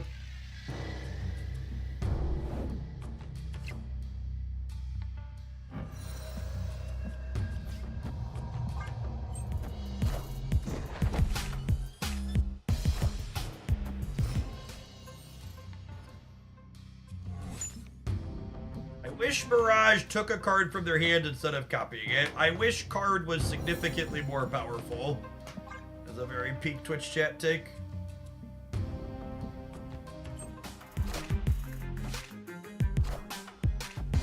White Widow releases in 20 minutes.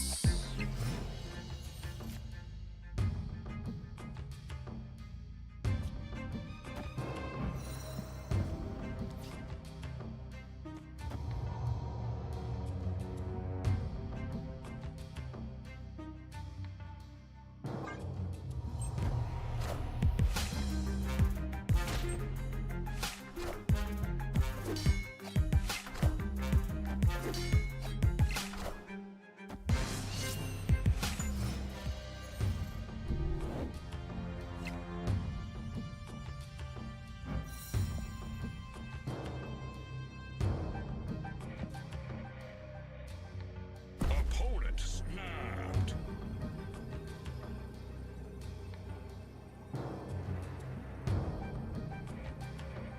So this is interesting.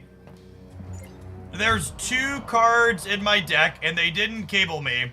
So unless they Yondu me, which is unlikely out of a Loki deck, we're actually guaranteed to draw Iron Lad that turns into Iron Man next turn.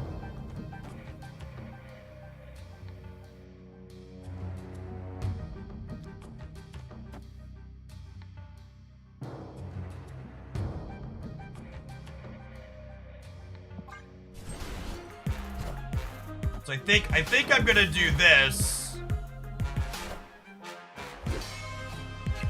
I think I'm gonna do this, and then they don't necessarily know that I'm gonna have Jeff to add points to the center with this Mystique Miss Marvel.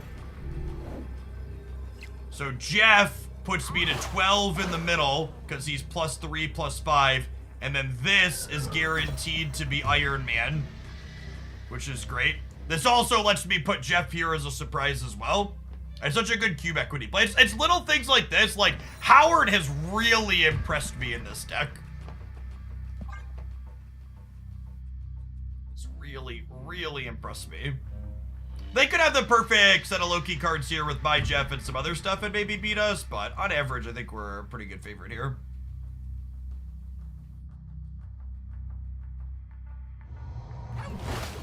Isn't the last card in your deck. The Howard told me that Iron Lad was my draw. I am Iron Man.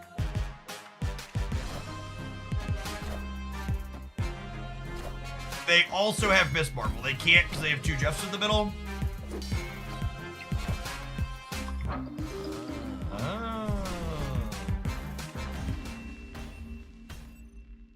Victory.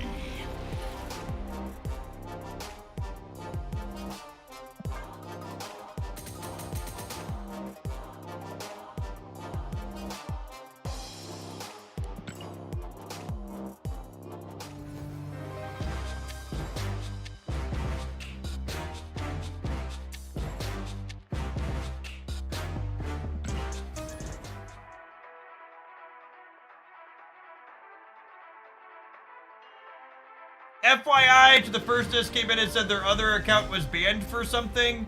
What you're doing right now has the potential to get your entire account banned on Twitch. It's called ban evasion. If you catch a ban on the channel, there's a formal ban appeal button you could click in the chat. You should use that rather than having other accounts and coming in and say, hey, I'm ban evading.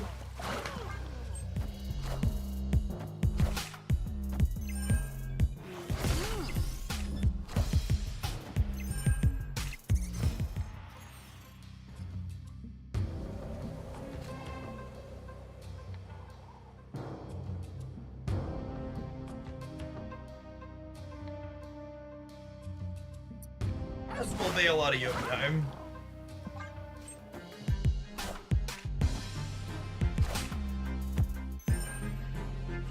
You watch any good shows lately? I don't watch a ton of TV. Usually I play video games or watch Twitch. My wife and I are currently watching through The Blacklist together. It's been not bad. Enjoyed it.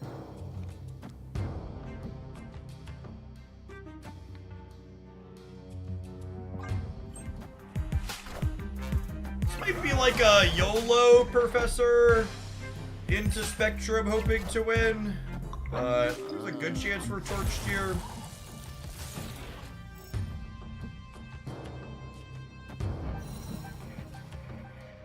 Marvel on top means I can get extra points in here potentially.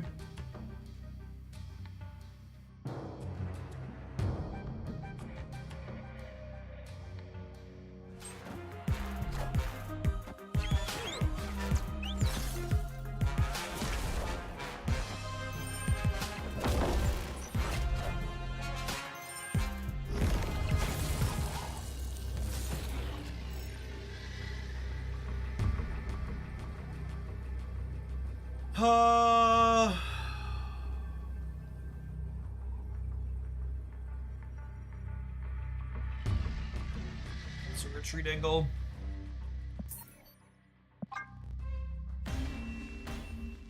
Omega, thanks for the new tier 1 sub. Appreciate the support. Looks like you make my job possible. Thanks for keeping me around. Subscribing not only supports what I do, but it also lets you dodge this flurry of adverts. Non-subscribers will see you in 120 seconds. Thanks for hanging out. Don't go anywhere.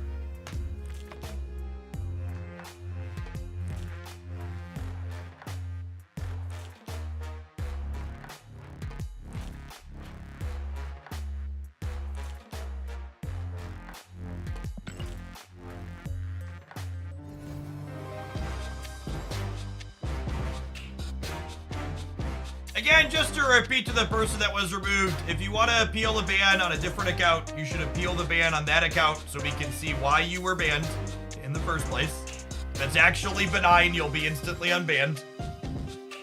But if it's not benign, you know, out with the trash. And just, again, I would reiterate that having a second account and coming in is against the Twitch terms of service. It is ban evasion. You can get both of your accounts suspended.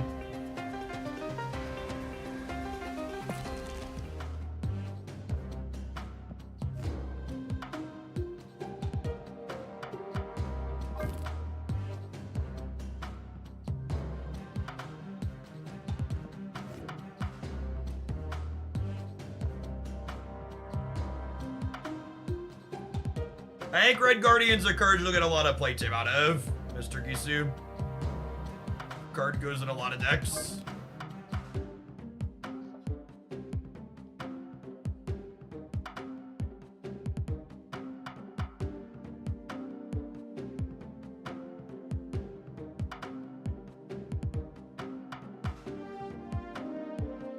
The Oprah of Twitch bans. Chat, we're a little heavy-handed with removing people.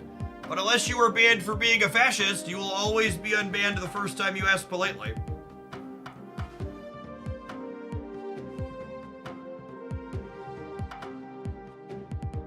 To be completely and entirely honest, one of the reasons why we're fast and loose with tapping the ban button is seeing how someone reacts to being banned tells you a lot about who they are as a person.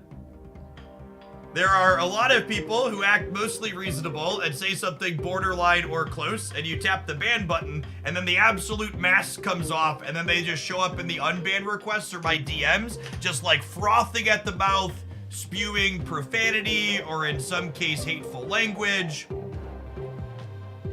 And then other more reasonable people are like, hey, I think there was a misunderstanding. This wasn't a big deal, right? You're like, yeah, it wasn't. All right, welcome back.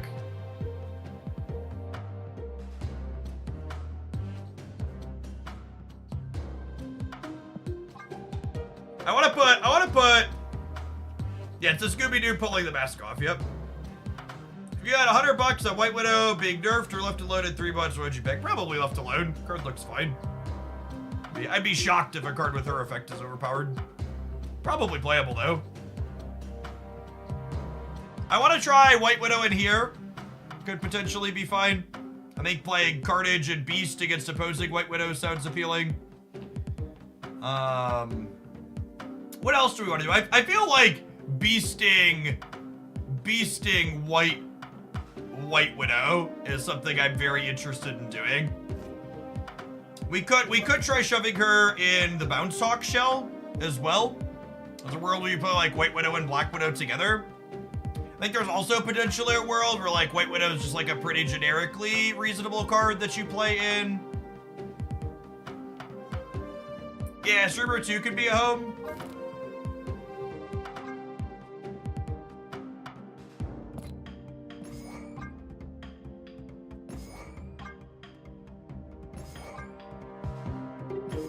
Flippin' Ninja, thank you for the 7 months. Welcome back. Appreciate it.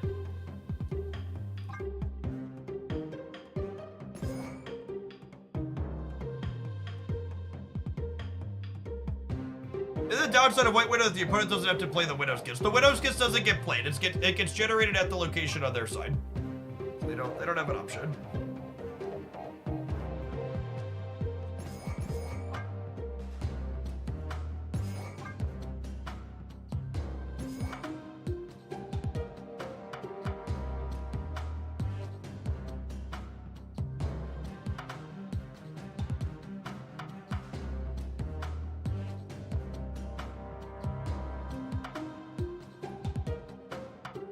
Spider-Woman's a spicy one. I have 2 more slots here.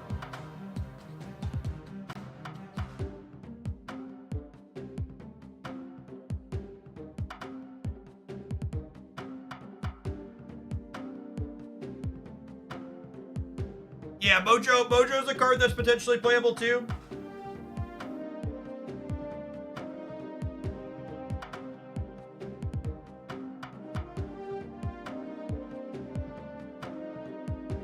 Jean Grey's a cute idea. Mockingbird's not a bad call out. I've got Debris, and I've got Nico, and I've got Hood. I don't hate Debris. I don't hate Mockingbird.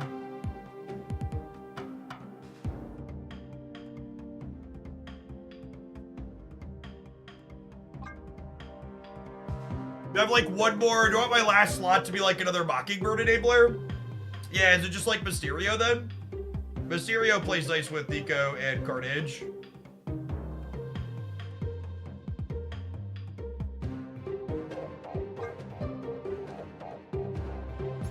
Yeah.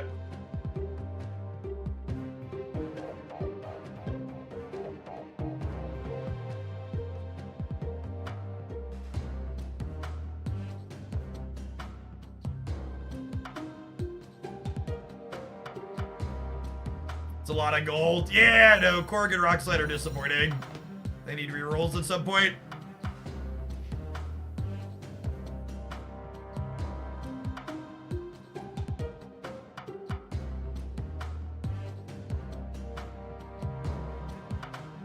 The last card here is White Widow, chat.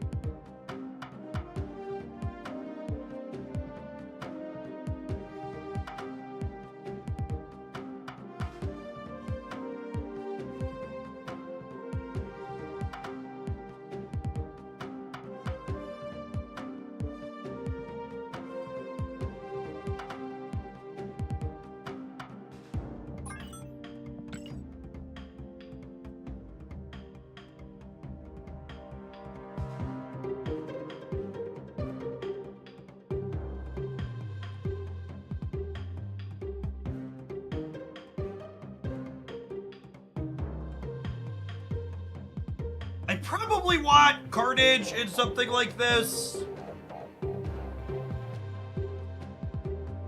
I don't think you should ever expect to have a deck tracker on mobile.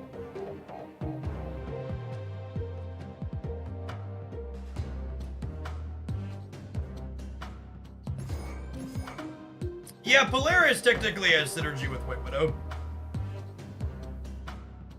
It's definitely true.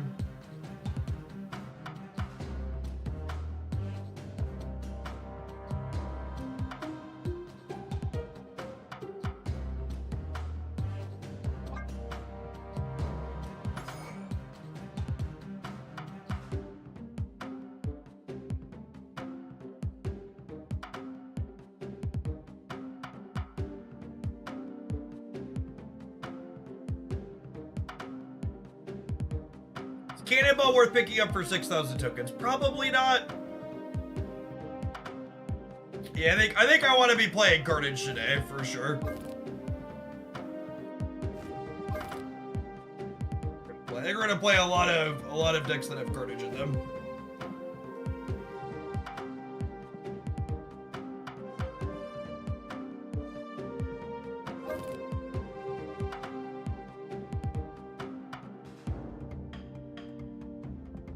Bouncing White Widow. Yeah, we've got some builds with Beast. Yeah, I think Titania White Widow has a lot of potential for sure.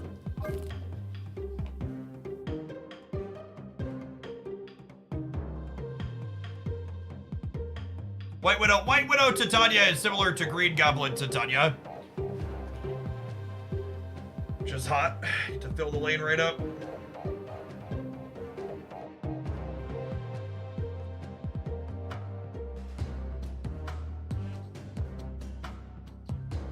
You should not replace Cannonball with Stegron. If you're missing Cannonball, you should replace them with Shang.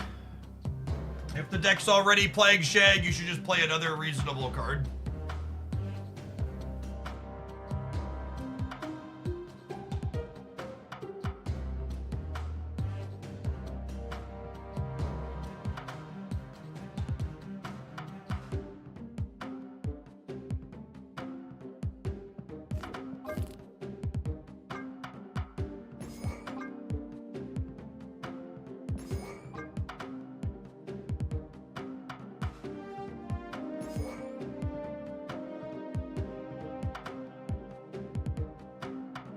Yeah, you can check out my glasses here. They're a special set of frames that grab your face, not over your ears. They sit better with, over your headphones.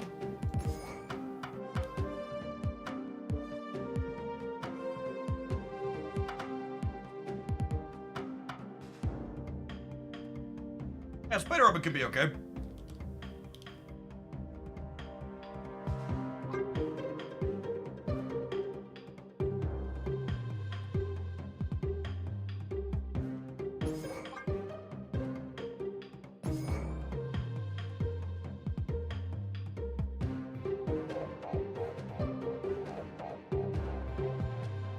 This just very similar to this other one.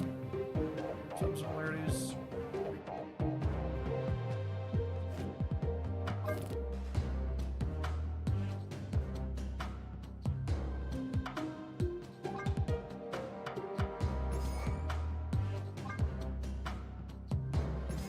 You guys listen to the game music? Yep, I like the game music.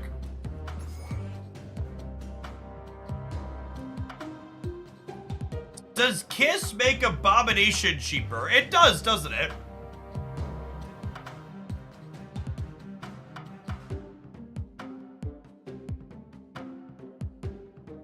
So Widow is a 1-drop in here. Oh, you know, Nebula's probably good in here. She probably gets up relatively large. And then one of these cards is White Widow, obviously. Doc Ock? I don't know if that's true. I think we might fill their board up without Doc Ock just fine.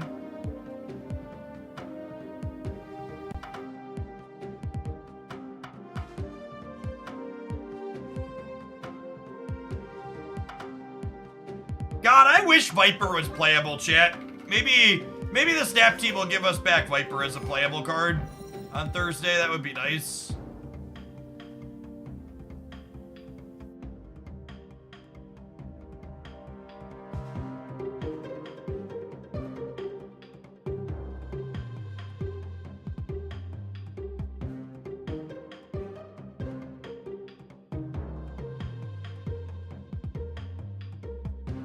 We miss you, 2-3 Viper. Yeah. Polaris could be okay, but I kind of think it's likely we're just gonna fill the entire opponent's board with this deck, which could make Cannonball a fine piece of top end.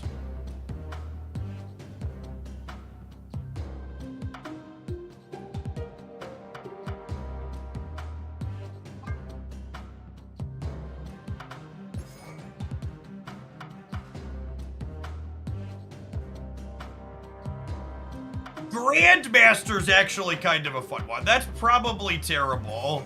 Let's do it. Let's call it double plug.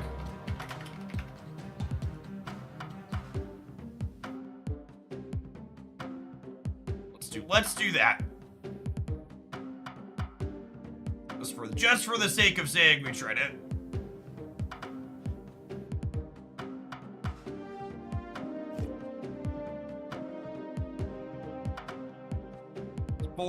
Four things to try. 4 non-annihilist decks. Sounds lovely. Walrus, thank you for the brand new Prime support. There's a ton of great people you can send that to every month. Thanks for sending it this way this month and keeping me around. Here's the problem with Grandmaster and Cannonball. We don't have them in gold.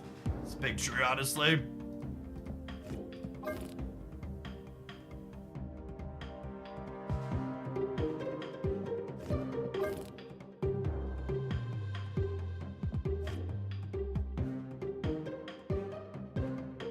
How about Clog with Professor X and Daredevil? Yeah, there's a stock Cannonball deck I can grab, I suppose. Just for the sake of it.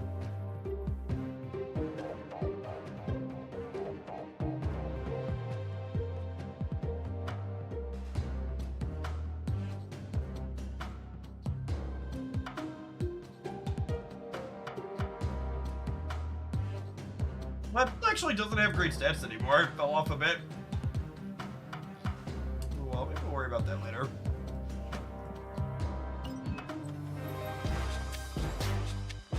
Why, Ben Brode? Why? Like, I truly, genuinely don't understand. Yeah, I'm actually gonna message and ask my for you bundles.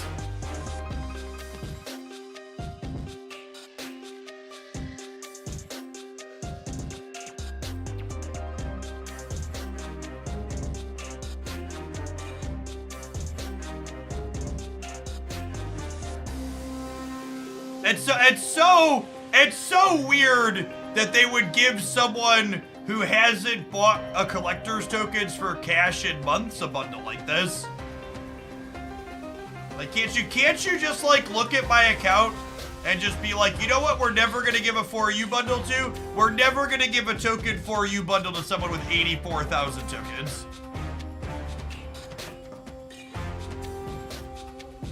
Can we please just look at the amount of resources I have and be like, no. They're never gonna buy this.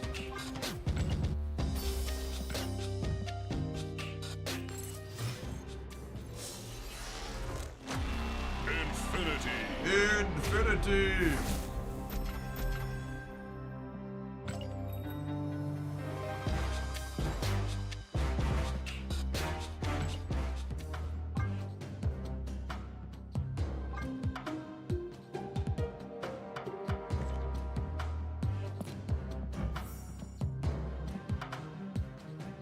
Split this here real quick, see if we can strike gold. Unlucky.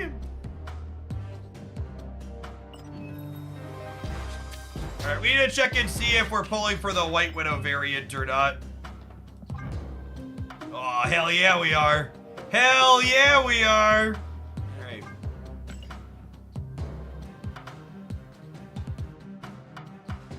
My For You pack is a premium variant and 6K gold for $50. I've literally bought that For You pack every time it's been in my shop. Speaking of, are you pulling for Archeolo tonight? I am. I don't have a fire DPS on my Genshin account still. Jeff got Nico with the key. Sure did.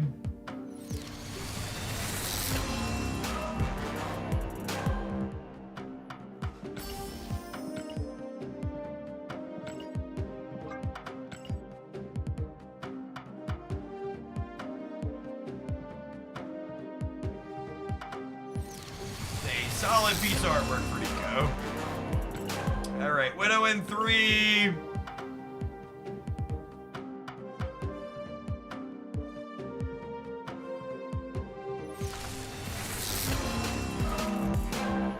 Oh, is the White Widow auto deck something funky? I actually really like this avatar. That's great. Alright, let's see how many avatars we can get from our spotlight keys now, chat. Can we get the White Widow variant in one? Haha! This is the actual skill game when you're a whale, chat.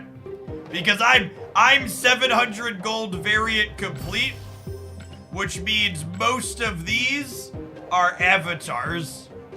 I've actually got the last 2 spotlight variants in one. Lucky. Let's check the White Widow auto deck out here real quick.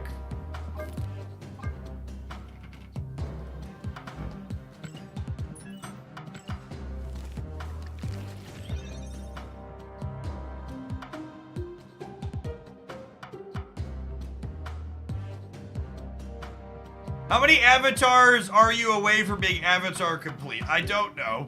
What a choice. What a choice.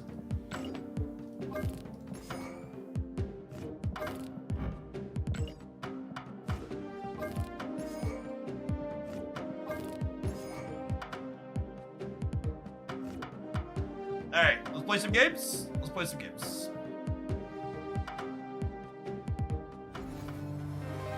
I can click these real quick.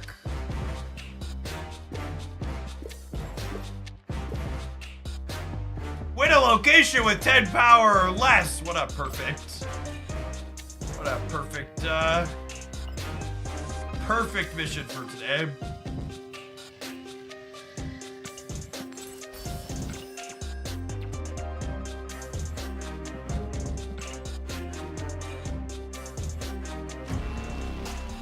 I'm actually not playing Infinite Conquest this season, and I have a gold split on Bast already. So I think I'm skipping.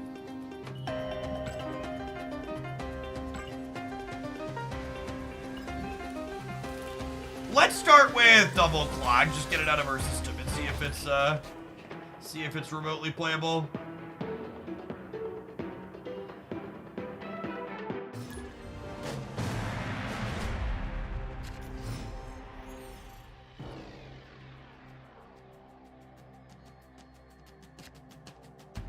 Opponent snapped.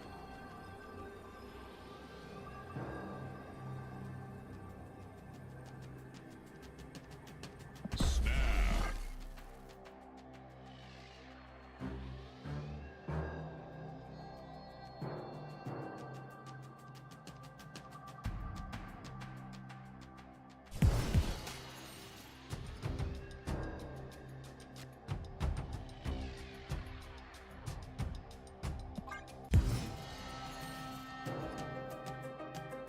The White Hot Room's not really what we want to see when we're playing a Clog deck, gamers.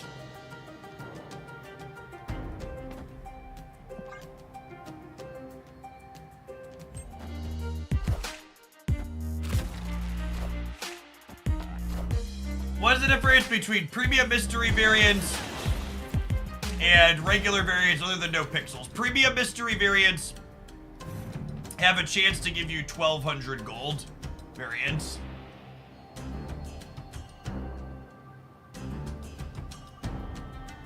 Well, do I do this now? Or maybe this?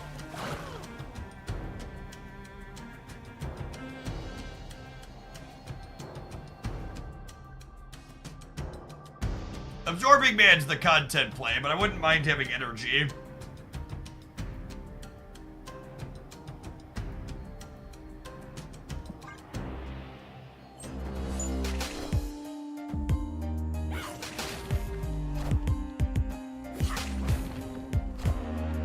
Alright, the fun play would have gotten punished anyways, so we've got that going for us.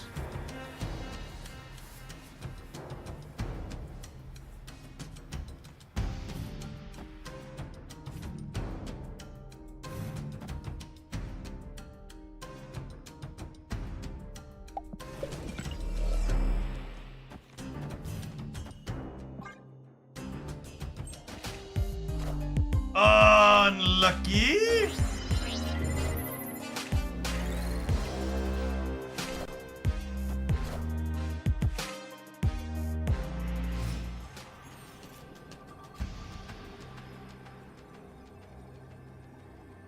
I believe we're dead.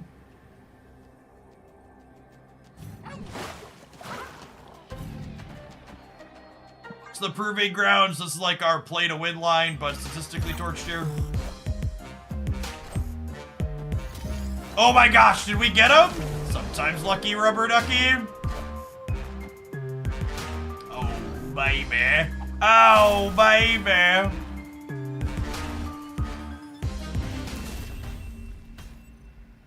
Victory.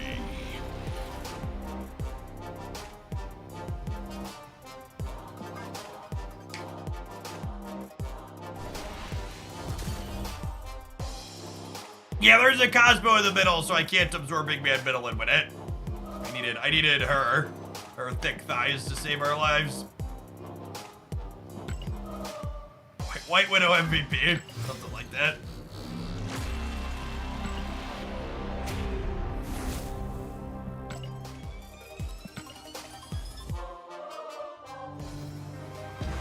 Oh, I should change our title from Waiting Room.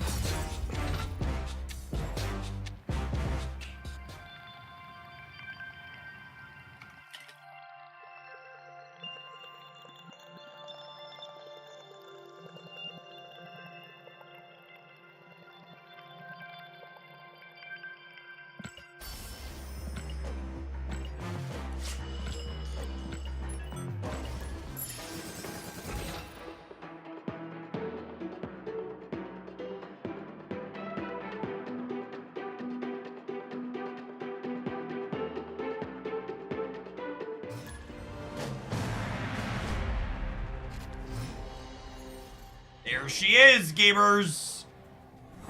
And a Nubula. Glorious. Ooh. Poppy.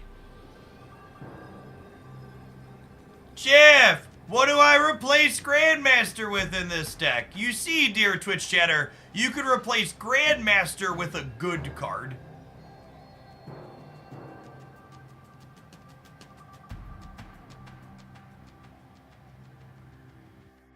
Shang-Chi it is, like Havoc. But I hate good cards, Jeff. If you hate good cards, replace her with Baron Mordor, okay? Easy, easy game.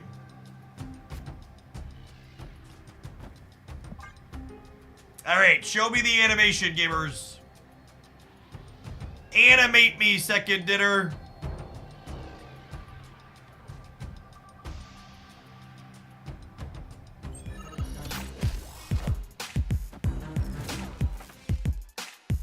That's fine. Clean and slick.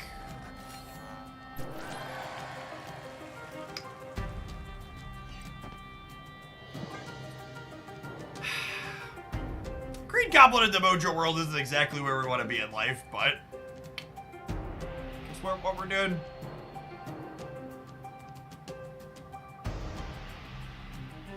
So again, this has 0 base power, and as the ongoing effect, it has -4 power. This effect gets disabled if they fill the location. So basically, if your opponent fills in 3 cards, this will go to 0. Victory. If you are missing Nico Minaru, this is an excellent week to open your Spotlight caches. I have no opinion yet on White Widow. She's a brand new card. We're gonna play a ton of games with her today and tomorrow and try and figure it out. But if you are missing Nico Minaru, this is an excellent week to open caches.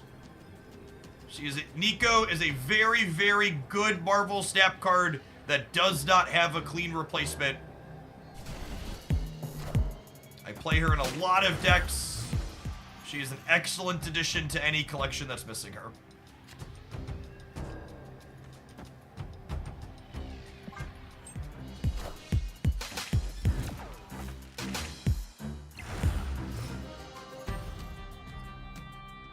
Oh, you know, something that's actually interesting to think about. because I'm playing these two together in a couple of decks that I drafted up. These two technically have some anti-synergy together, yeah? Because the Black Widow helps them fill where your Widow's Kiss is. Oh, they're playing Destroy, chat.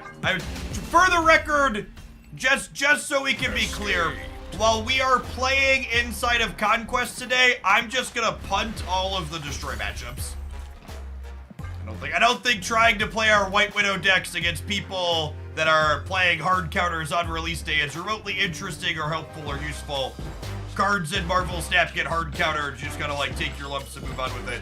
You should fully expect if you're trying to White Widow, you're gonna get hard countered by people.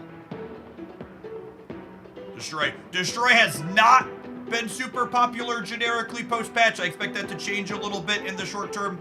But then, once the White Widow hype dies down, it'll probably go back to just being like, you know, some small percentage of the metagame. Oh, snap. Yeah, I also think that's true. I think people, especially on like Silver and the Proving Grounds, playing counter decks on release day are more likely to grief you.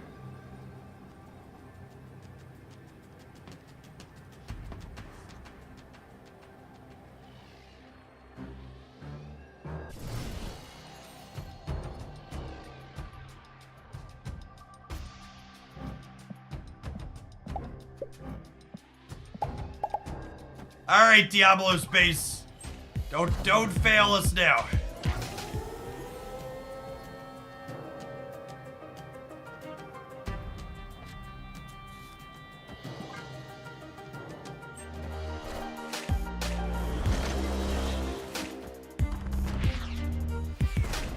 Unlucky.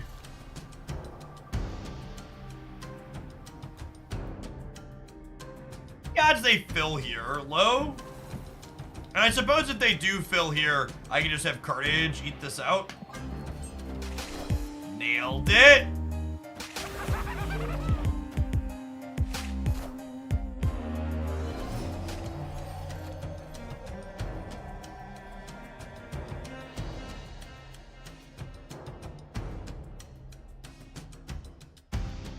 Oops, that players that have 6 keys. How highly do you recommend getting Miko? Highly.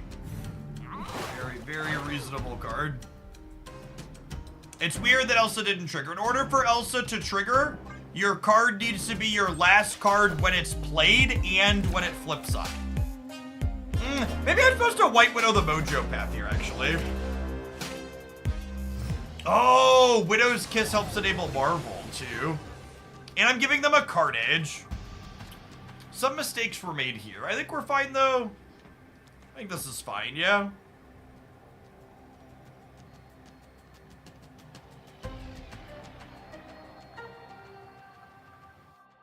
This wins a lot of the time.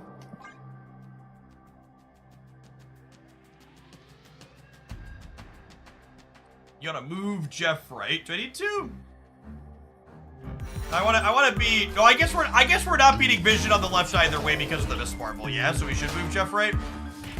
It's a good call.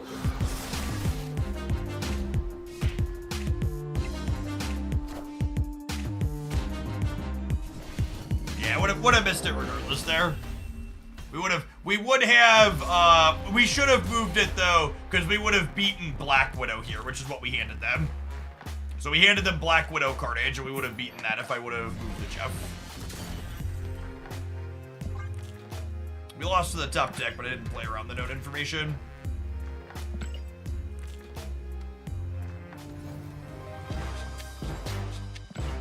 Alright, I can feel it, chat. This next one is the non-destroy, non-Mindscape game.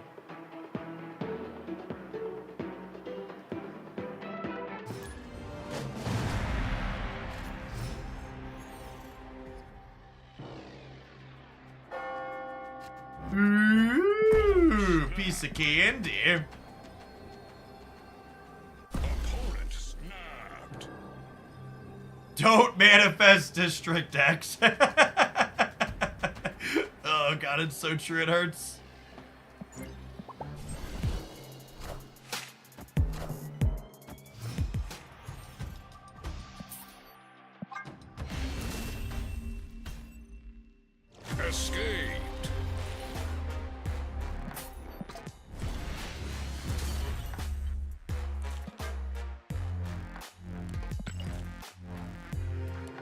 there's a good chance it's gonna be just impossible to play any meaningful games. For people that weren't here when Annihilus released last fall, Annihilus release week was one of the worst weeks of Marvel stat metagame we've ever had temporarily, because the mirror matches sucked and everybody was playing mirrors or counter decks. And just couldn't actually play meaningful or interesting games. At least not with the new card.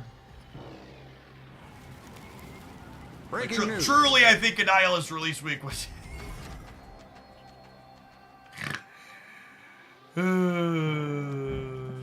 gonna try one more time. I'm gonna try one more time and then we'll slog through it. Escaped. I'm gonna try one more time and then we'll slog through it if we hit it a 5th time or whatever.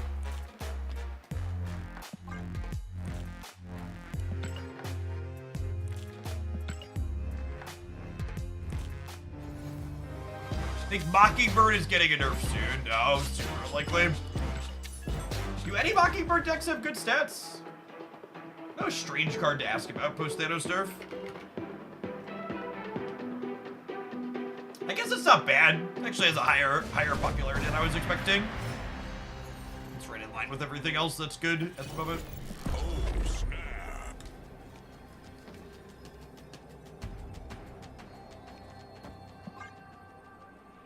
Opponent snapped. Actually, conversely, someone asked me about Loki release week. Loki release week was actually some of the most fun I've ever had playing Stat. It was super, super enjoyable for me. Like, unironically, I really, truly enjoyed Loki release week.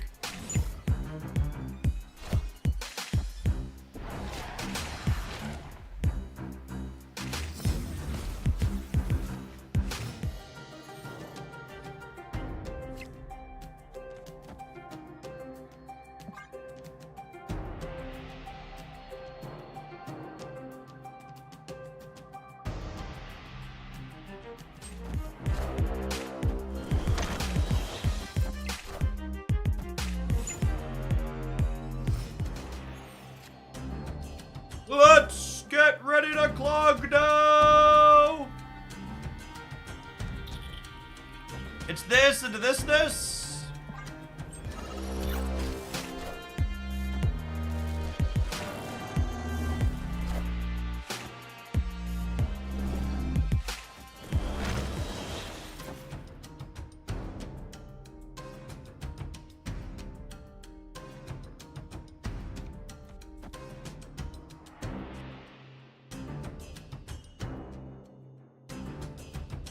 Is Nico more important than Null and Destroy next? No, not in Destroy.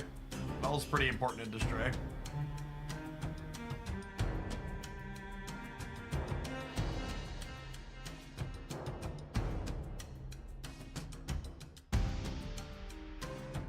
I can't White Widow here because they'll Annie it back.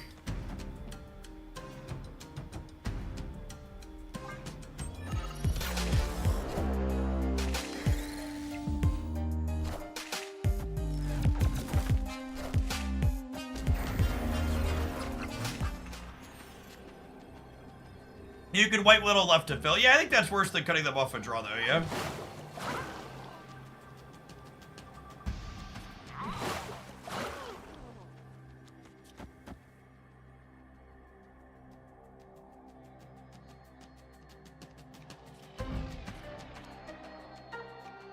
Dead.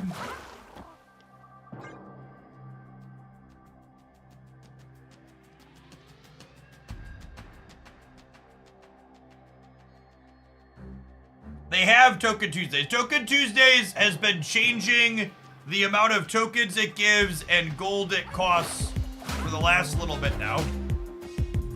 Oh, I forgot their Jeff could move. Super torched.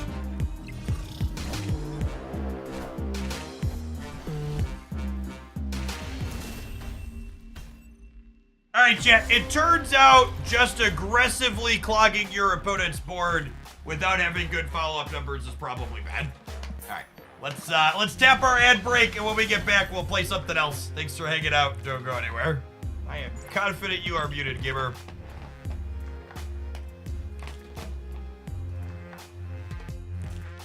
Imagine if this Grandmaster was Shang. If it was Shang, we still died, yeah? We lost all three?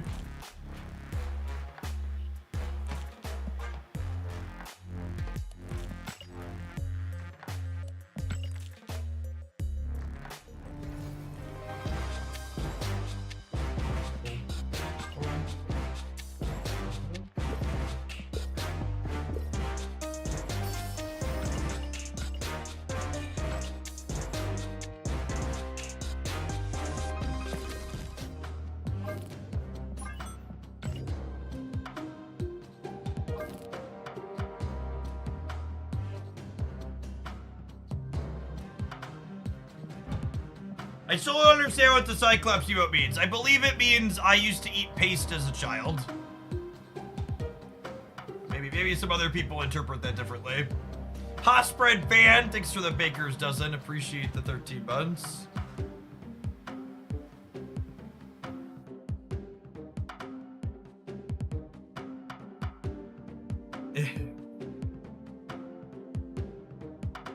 It means I don't have money for a premium emote. That emote cost money. That was emote out of the season pass.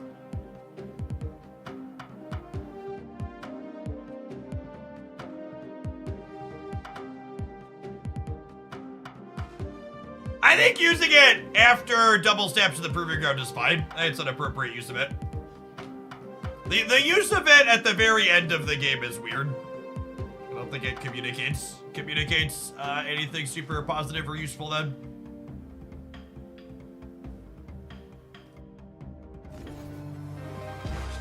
We got a cash too.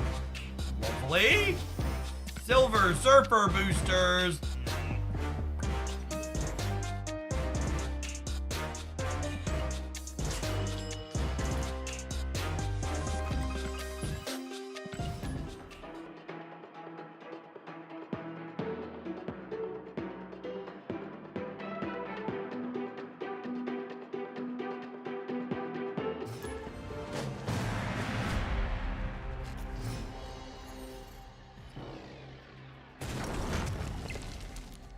Snap. Opponent snapped. Thanks for the 10 months. Welcome back. I love this Meek emote, chat. He's kind of a narrow card only in discard, but it's such a good piece of art.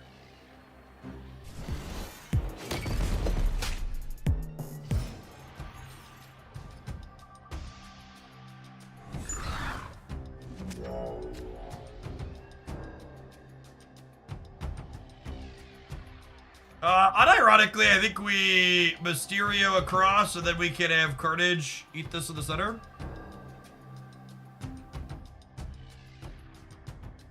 I think Angela Destroy is still good. It's probably fine. I put that deck down because Hela became popular, and Hela hasn't been super popular recently.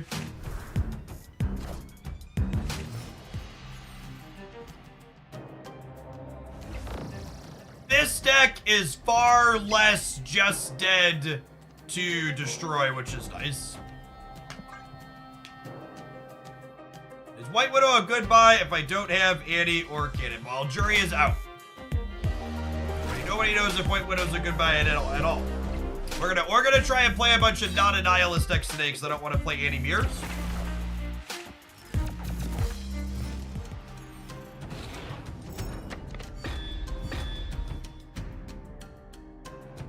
Holy gamers!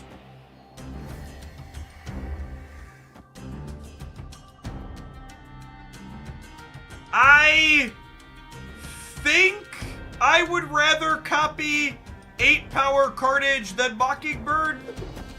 Because I'm eating these, so Mockingbird will cost me 2. And then I can play 8 power Carnage over here next turn, and he'll jump up to 14.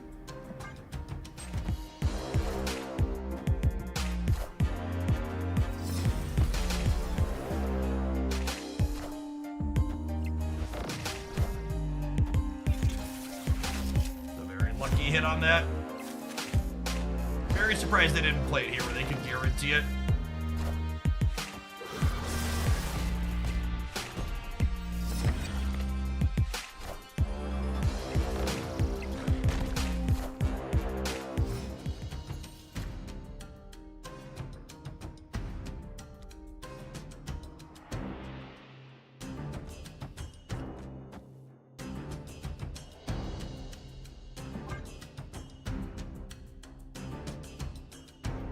Death is very free, yes.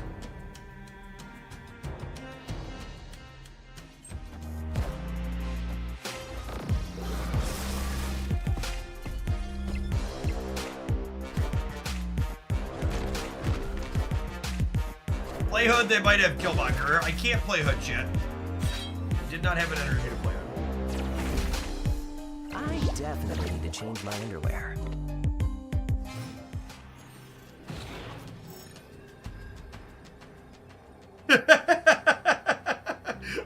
when you literally don't have any cards that you can play to add power to the board. maybe we hold out anyways. Oh yeah, if they have Arnim Zola for the middle, they got us for sure. All Yikes. hail Hydra! Actually, they're only at 9 on the left. Yeah, it's gonna depend on where the Wolverine and the X-23 end up at. What a game! So I'm at 16. Enough said. Cool, we win, yeah? Who needs a turn 6 schemers? Certainly not I. Victory.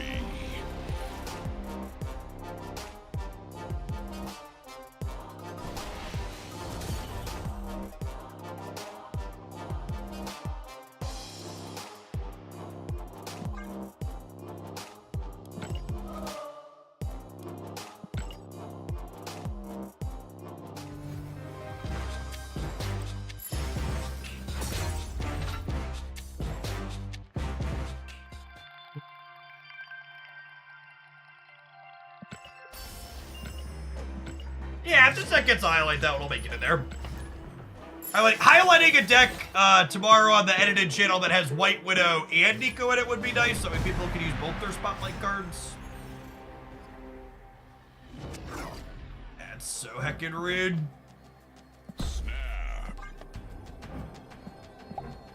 Opponent snapped. Cerebro 2 it is. We may or may not try Cerebro 2 with White Widow today, we'll see. Want to try Clog variations first?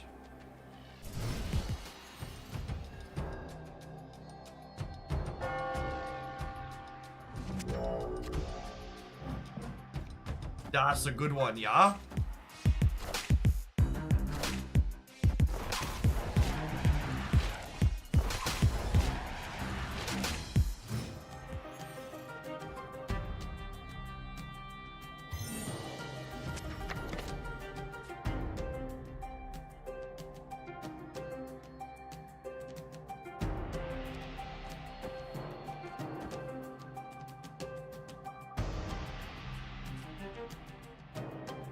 Do I want to copy Beast?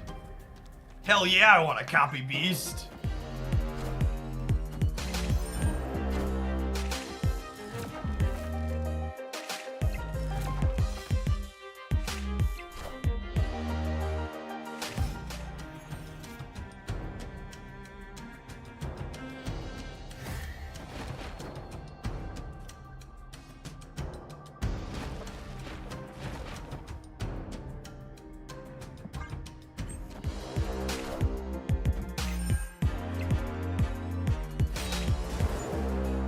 Is the sky blue? Yep. How about Beast? Beast is definitely blue.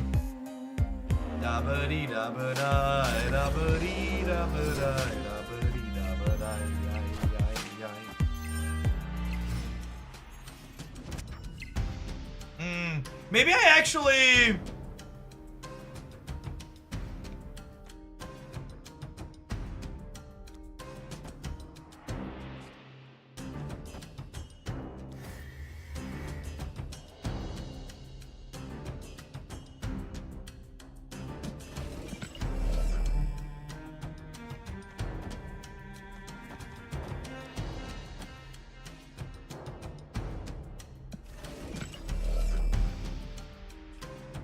I think they're gonna play middle.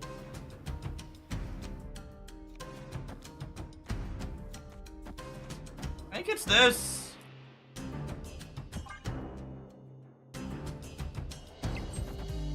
Yeah, let's look at that. Look at this sick read, chat.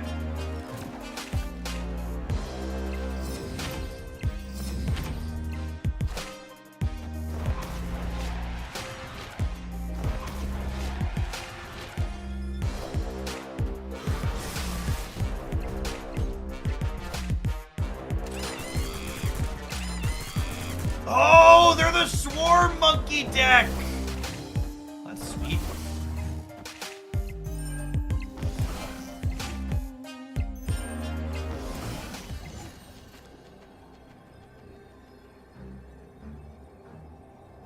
If you haven't seen the Swarm Monkey deck, it was a highlight on the YouTube channel last week. It's real fun.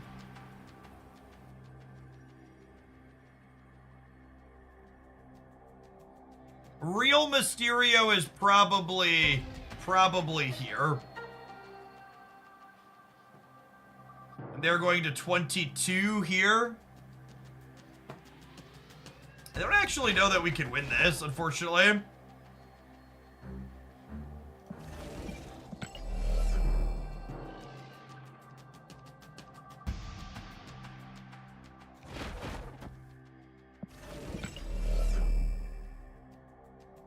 We only need a clone rate. No, the Bishop gets +1, so they go to 22, and this only puts us to 21.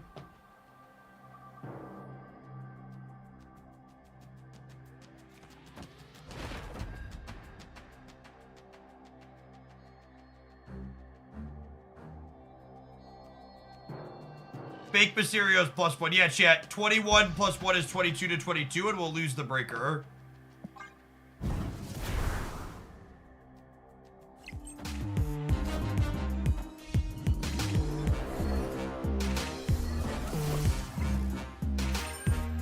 Oh, we beat that though, yeah?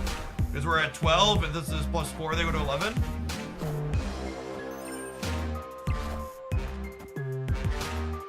Oh wow, they have the real one in the middle too, that surprises me.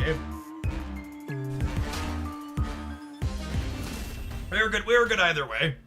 Victory. To the people saying I should have put the real Mysterio on the left, we would have been 22 to 22.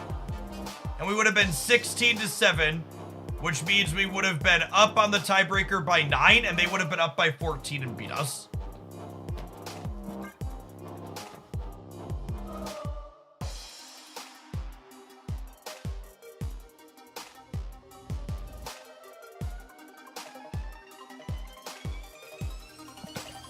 It was impressive that we won that game without Mockingbird and without Darkhawk. Generate some numbers, make their board awkward.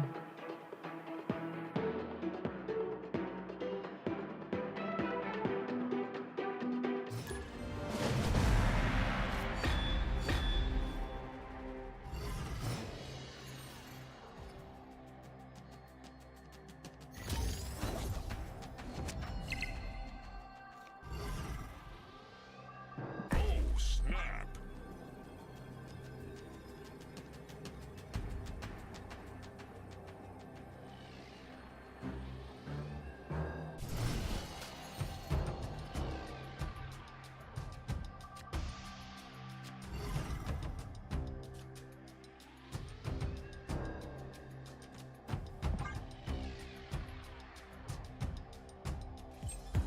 How's White Widow so far? I've only like really played her in one game.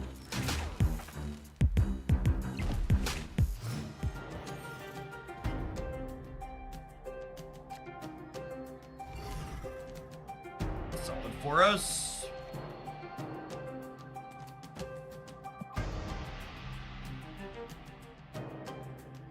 It's probably like Elektra or Echo to try White Widow and Cerebro 2. I think the metagame's not super conducive to Echo right now, so I might swap her. There's been less Tribunal lately. White Widow is sweet on Death's Domain. That's a good shout out. Location synergy. We should do White Widow with Jean at some point. It's a good call.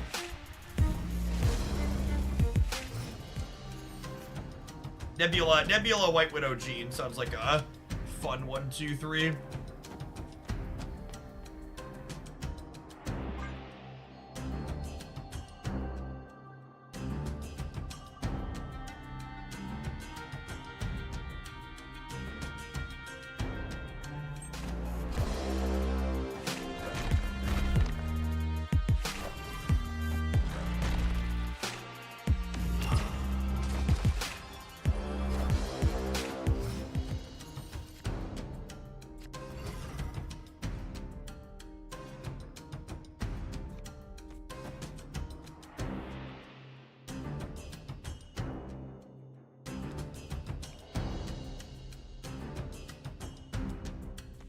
My rock's the same stats as debris here, and it fills the board up more. Maybe I do this instead.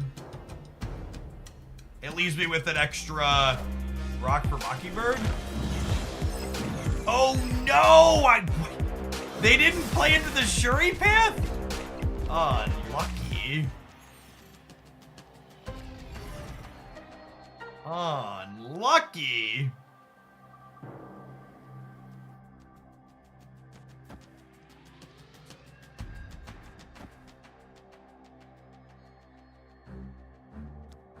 Oh, they played Bite after Shuri. I missed that.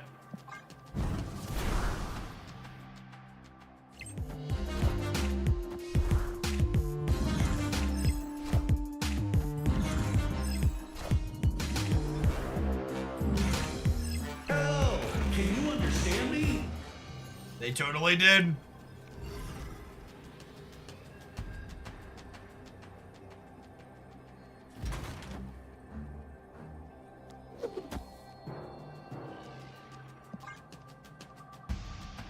They might still just try a Taskmaster here.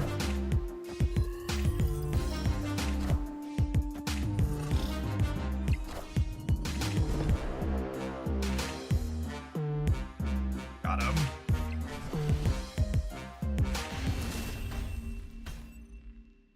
Victory.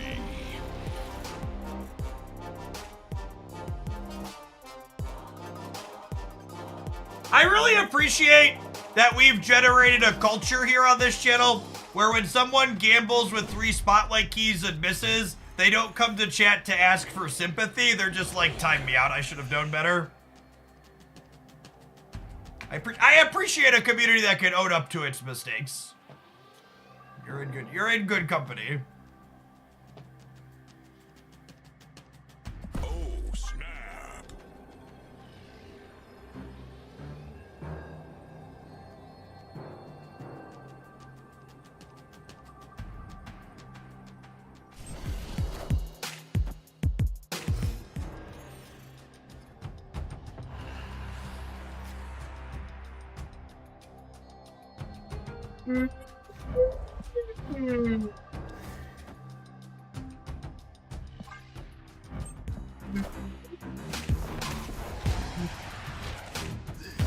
Is White Widow enjoying Death's Domain a savor the flavor moment or a flavor failure? What do we think?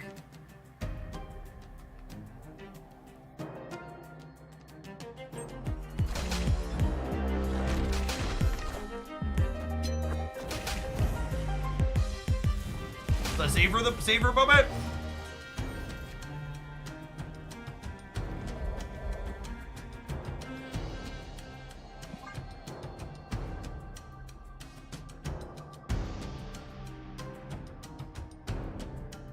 Oh, I like that idea too. Yeah, maybe after we're done with this one, we'll build Polaris Magneto with White Widow to be able to pull things out of her path to like make her be a 2/6 more consistently.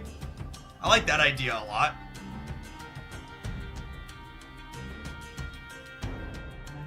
Those are both like pretty generically fine cards.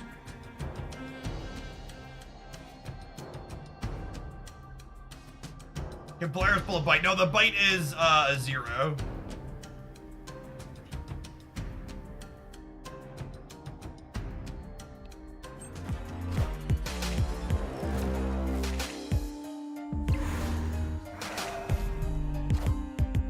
I like how every time I block a crypto ad on Twitter, they're like, would you like to upgrade to Twitter Premium to support instead of blocking adverts? Like the fuck I do, Elon Musk. Get out of here, bud.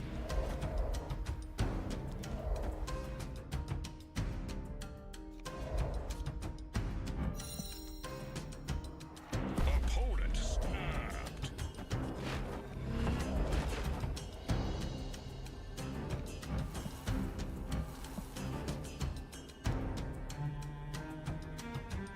Do I want to wait and play? No, next turn's the last turn if I'm getting rid of Limbo. Yes, this is fine.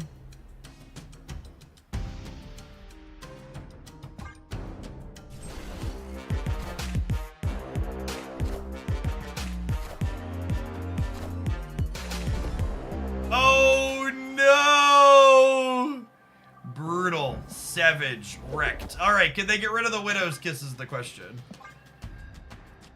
Oh, wait. The game's not over yet, huh? My sand castle.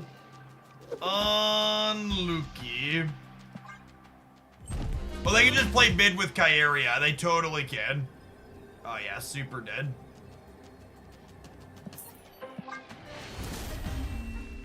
So, Cosno's a real good one. Oh, subs for people who weren't here earlier. My emote artist sent me back the rough draft storyboard for our new animated emote that's going to be coming. And truly, I think it will be wonderful. Hopefully have this in a few days.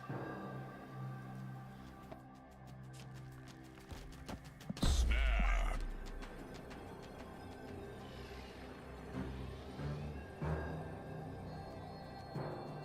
No, I'll just be a regular animated emote. I actually need to think of some other animated emotes that would be fun to commission, because they doubled the amount of animated emote slots everybody has, and I haven't added any extras yet.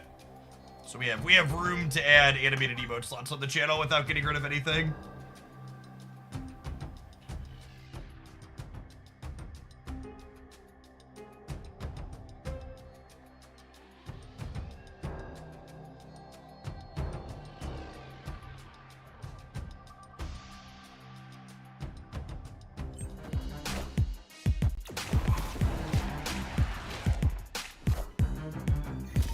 Something shaming chat. Chat, we have a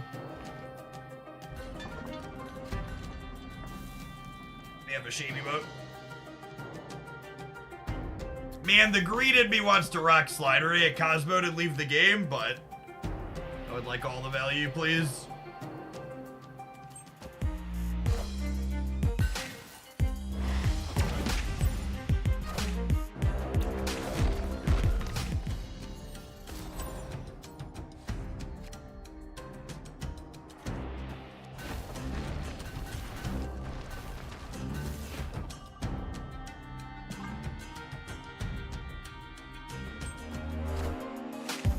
Oh, we took priority with that play. Well, that's perfect.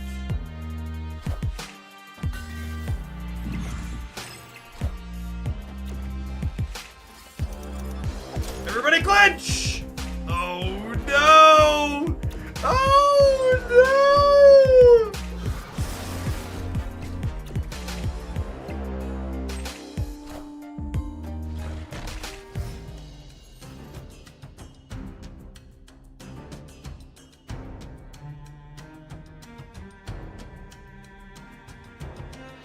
Bad carnage.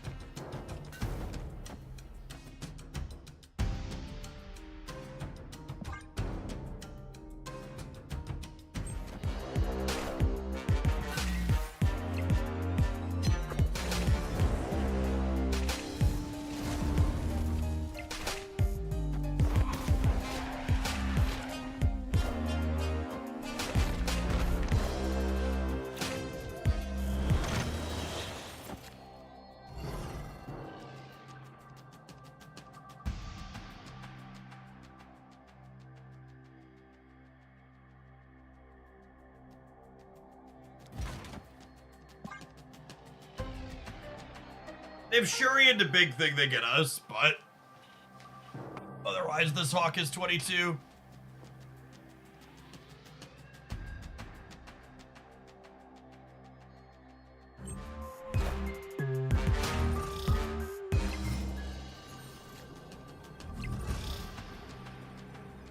I guess there's a world where they have She-Hulk plus Infinite.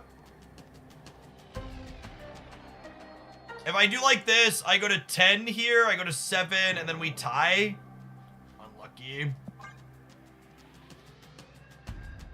6 years. Am I a Hoaglandia boomer yet, but enjoying AFK, but playing for 2 weeks with Sika is my favorite character in the game. Who should I pair with them in the arena? The number one thing you want to do with Sika in the arena, Seth, is you want to make sure you have a tanky person behind them so they don't get eaten up by opposing Valas.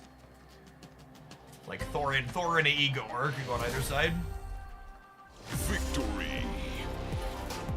Is this really my full-time job? It is, yeah. I've been a full-time content producer making card game focused things on the internet for over 6 years now.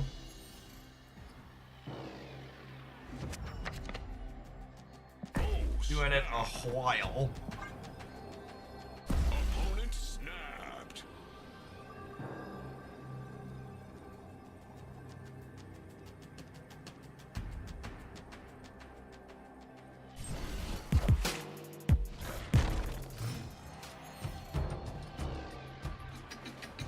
How much time does AFK take from you daily? I wonder if I can maintain another game. Less than 20 minutes. I think I want Mysterio here. And then we'll debris, and then this is free, and hopefully we draw Carnage. Chat is open today. We've had chat open the last few days. It's been all right. Chat has thoroughly exceeded expectations. What AFK game? There's a game called AFK Journey that I've been making some content for. It's a hero collector game that also has an auto battler drafting mode in it. If you want to see some of the auto battler, I've got some YouTube content with it there. It's a lot of fun. That's perfect. That's fucking rude.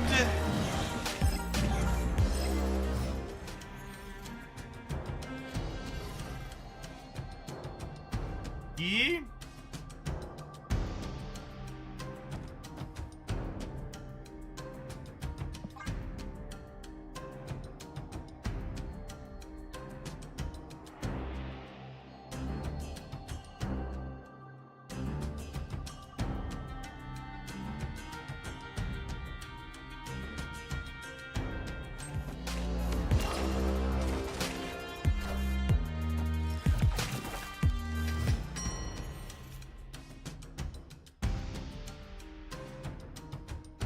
Oh, that's kind of punishing for putting Widow over here. That sucks.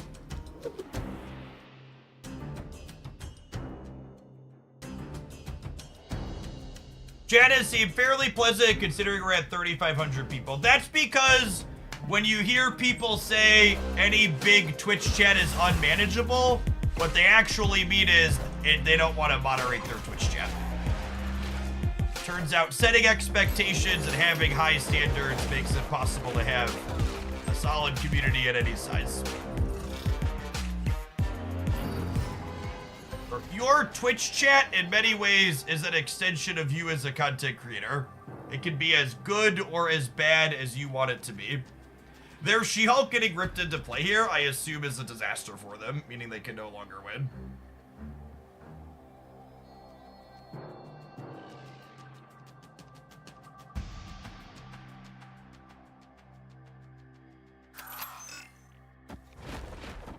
What's this? We're at +4 in the middle, so we're at 20. I guess this puts me up to 24.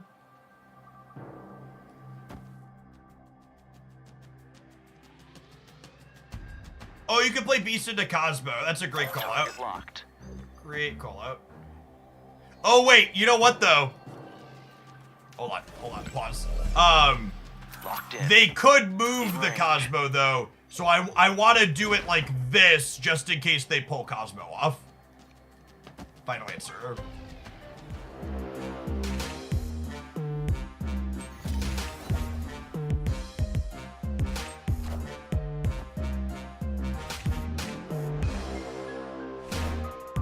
Oh, we're gonna lose the breaker to Infinite. Sad, close game. Hello, so happy. GG, opponent.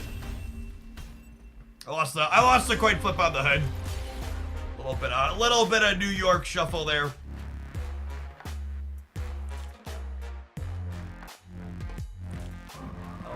Always a flippy babe. I don't want to play too much. I want to try and play a deck against someone else.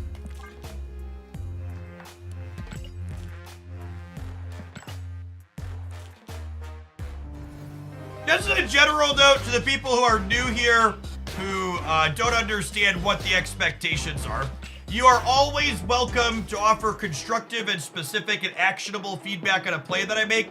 However, in a spot like that last one there, just saying you should have left Hood in the middle without saying any explanation of why that's more likely to be the game win as opposed to just being a coin flip isn't really helpful or actionable, and it's just annoying and clutter.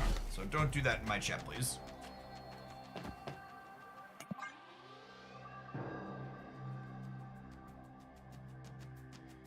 You see them giving Thanos a little something back if Junk becomes top tier. They said that, they said they plan to, like, rework Thanos.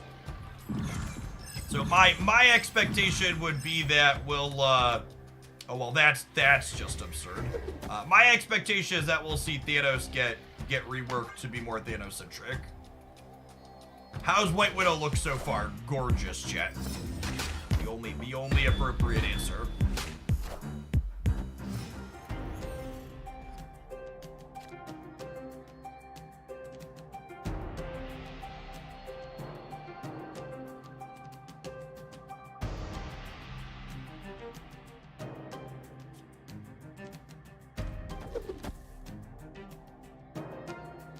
Know that I'm going to use this energy, but I don't want them to have it, right?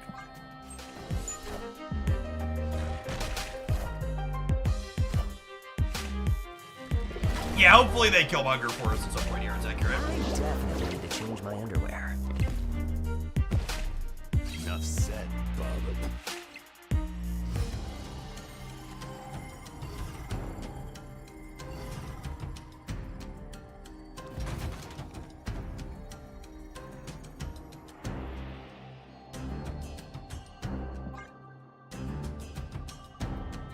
An interesting dynamic in this White Widow deck that's not 100% clog based.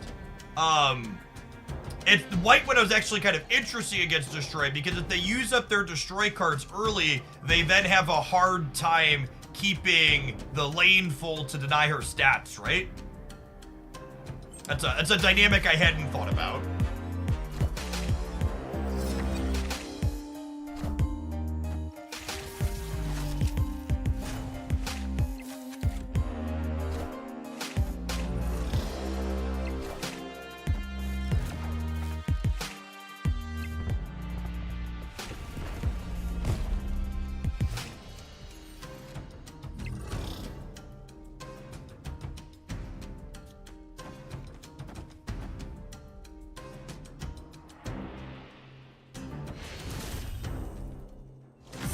Yeah, that felt slick.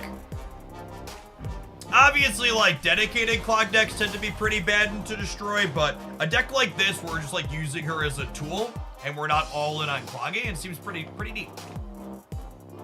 This is probably a reasonable build or something like this that you want to be doing while people are trying to hard counter the dedicated clog decks, since you're not just into them.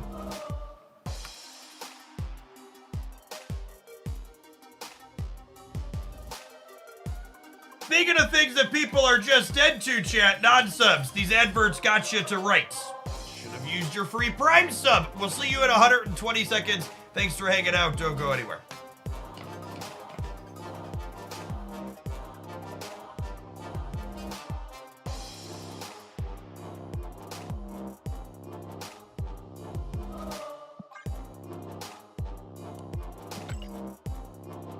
Does White Widow affect your Mockingbird? No.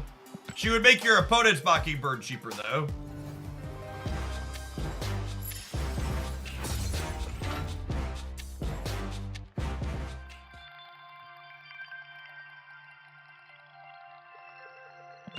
This deck hasn't been updated on your untap. Make sure you click the Conquest tab at the top. It should be up there. We played a few games with it.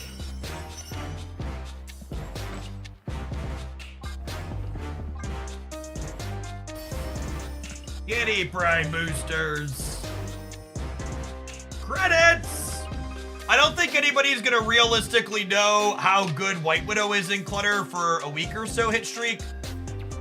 It's really hard to evaluate her type of card when there's a lot of Annihilist mirrors going on, and it's hard to evaluate when there's a lot of people playing counter picks like Destroy.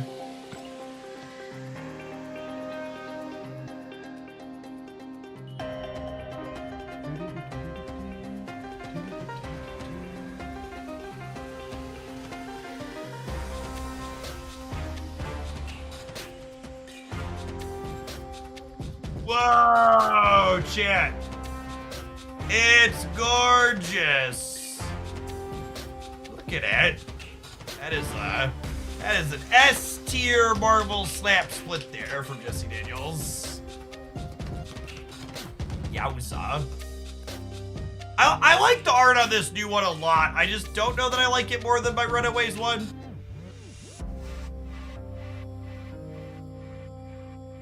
First key, Snow Guard. Second key, random pool 4 Snow Guard. Oof.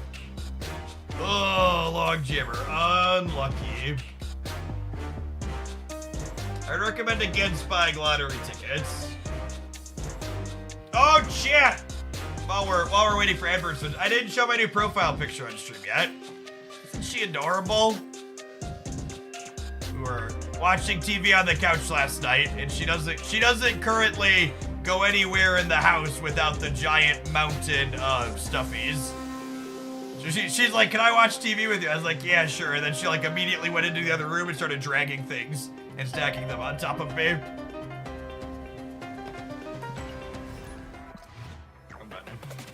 Another Conquest mobile.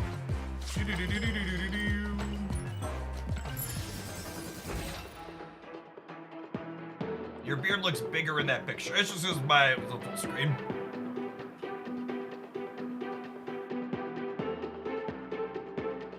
We have constructed for the toddler what we lovingly refer to as the stuffy jail in the corner of her room. It's this big pen with bungee cords top to bottom that you can shove all of them in.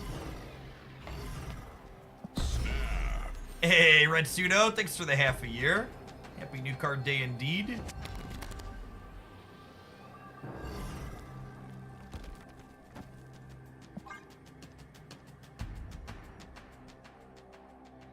Opponent snapped. Howdy, Starman. Where are the stuffy lawyers? there's no trial, chat. They just go right in.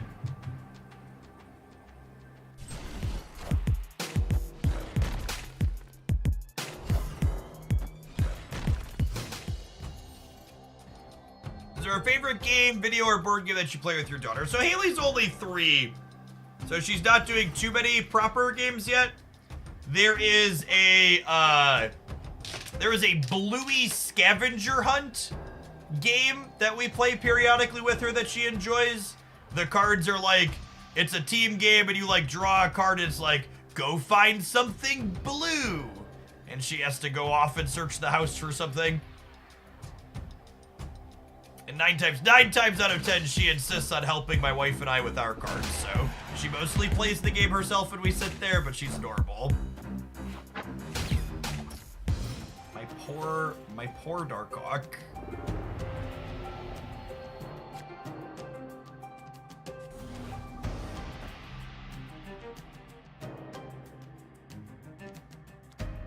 They might be bouncing these this turn. I think I'm gonna debris left in case they fill here with Beast. Tornado, thank you for the gifted subs. It's very generous of you. Happy new card release day.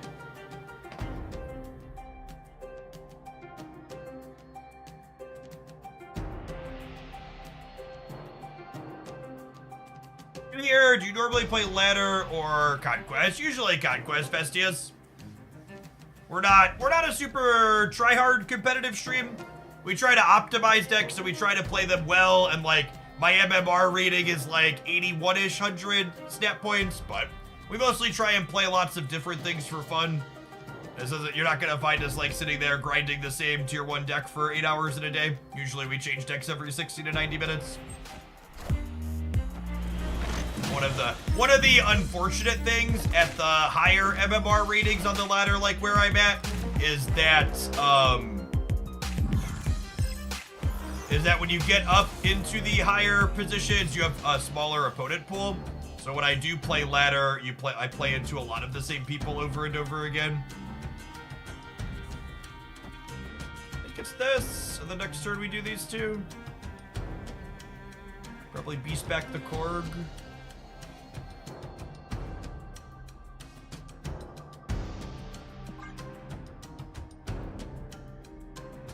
What Jeff really meant to say is he's naturally skilled and doesn't bother to grind for it. We definitely don't grind. That's true.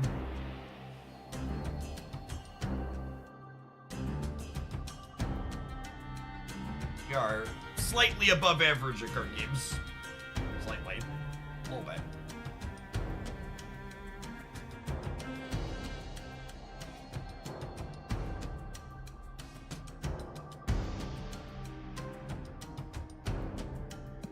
Widow goes to Asteroid F. Actually, Nico is eating Widow here, which is a pretty popular fanfic I hear if you look online.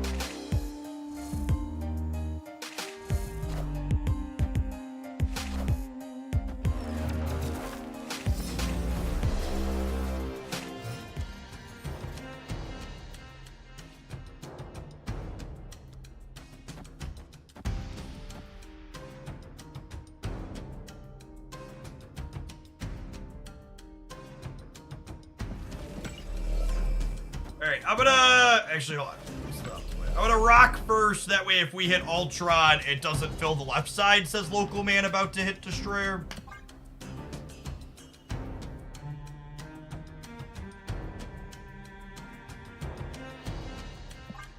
Oh, we could Hood right side. Yeah, I guess I'm not gonna get to replay the Hood. Is that the line then? Do I do this, and then my Mockingbird is free next turn?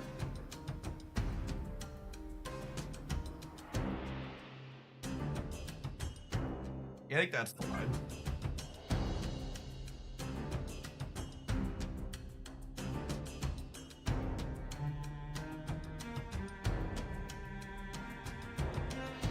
Yeah, the Mockingbird will be free because we'll have Rock, Rock, Rock, Widow's Kiss plus a free 6.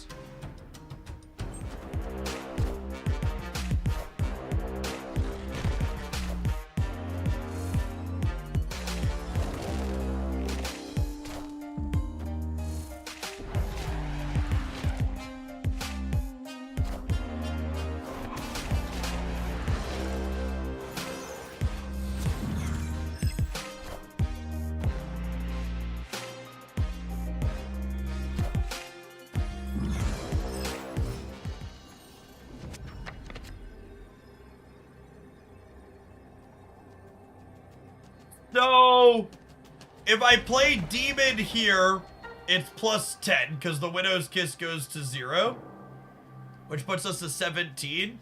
And to beat 17, they would need to put more than 24 points here, which is unlikely.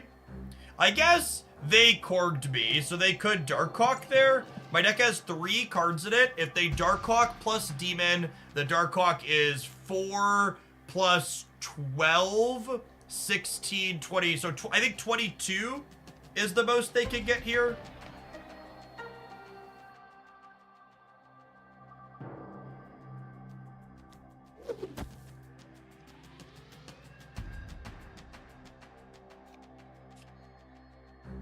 $22 would be plus 7 here, which puts them to 16.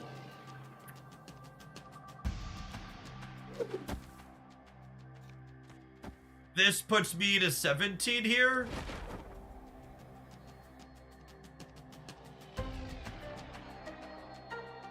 This beats Demon plus Darkhawk.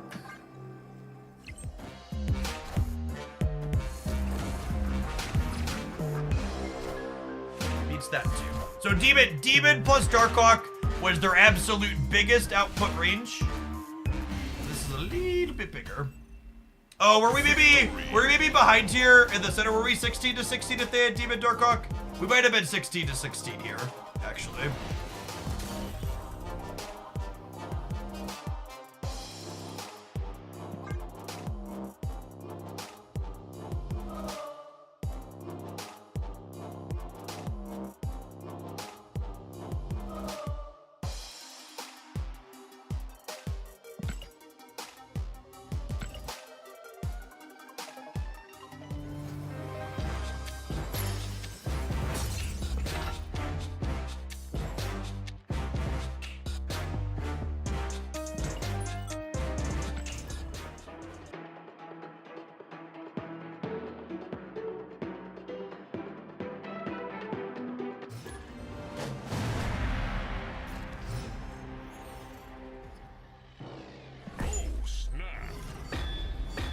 technically bad for Darkhawk. It's good for the hood. Opponent snapped.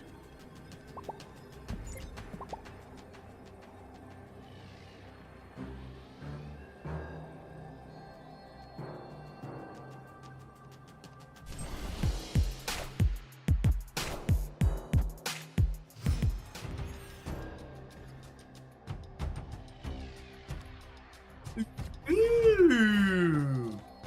Piece of candy.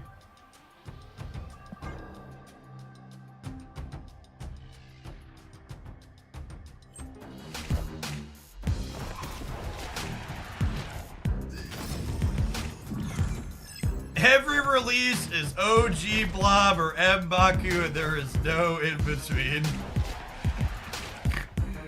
Oh man. Vidya gamers. Vidya gamers.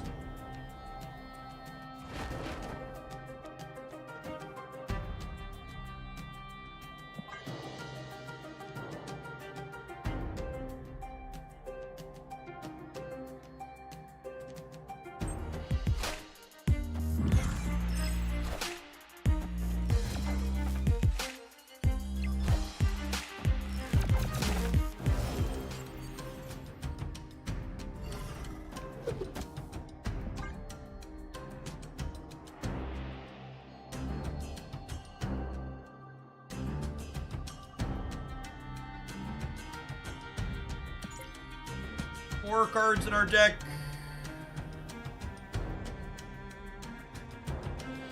21 in the middle.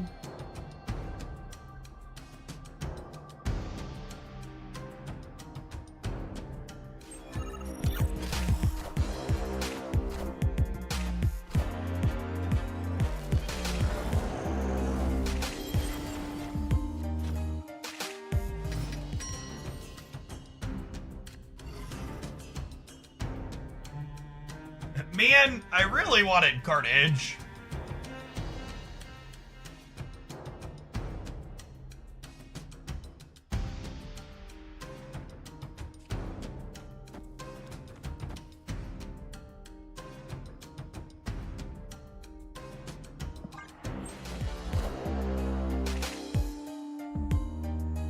Oh, I guess they kicked my Widow's Kiss back now, huh?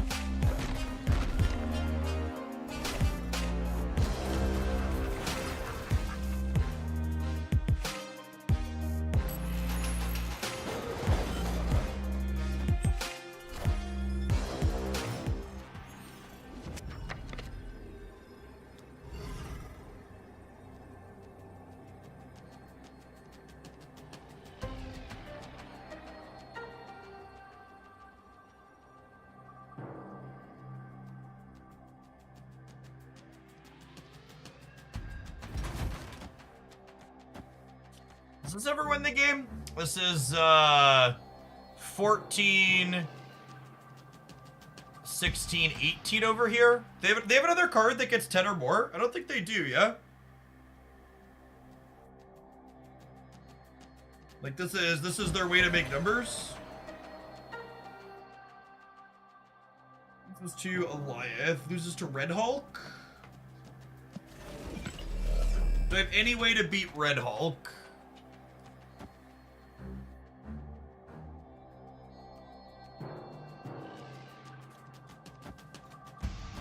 This beats Red Hulk, yeah. It puts me to 8 and puts them to -4.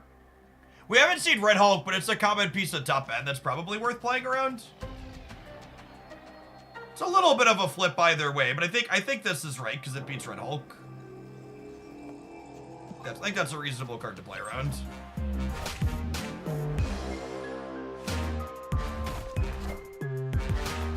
Oh my god! We take the Titania! What a gamer! What a gamer! Sick win. That was sweet. Victory.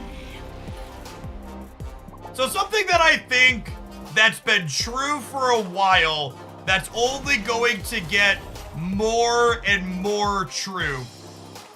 is that Carnage is feeling like just a good utility card. Like, obviously it's extra good when people are clogging you, but it's not just people explicitly clogging you, right? Like, there's random squirrels and raptors and all sorts of other locations where this card flips up and you're like, oh, okay, yeah, that cleans it out for me. Yeah, if you have, and if you have priority, it helps you play around Cannonball too, right? So they can't kill your stuff. Sweet game.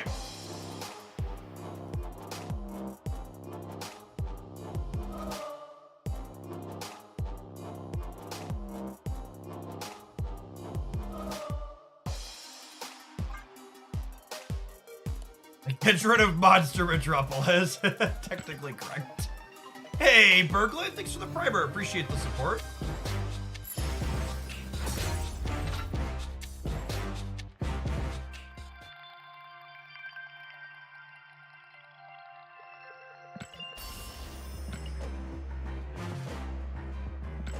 As long as you aren't facing Doc Ock. I mean, you could make the argument that Carnage is often good against Dr. Octopus because it means you're not locked into a power amount in Dr. Octopus's path. Hey, you love the YouTube stuff? Well, thanks for dropping by a live one. Getting yourself some Twitch drops and providing that support. Those direct supports from Prime subs and otherwise are a big portion of my income here that allow this to be my job. So thanks for keeping me around making stuff.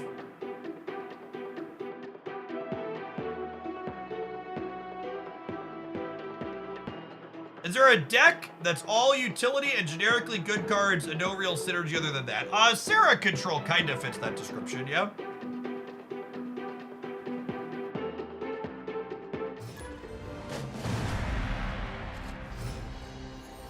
That kinda describes Sarah Control. Snap. Opponent snapped. Angela, Kitty Hope, and 9 other cards. But I mean, Angela, Kitty Hope is a synergy package, Burgle. Most Marvel Snap decks have some kind of synergy package in them.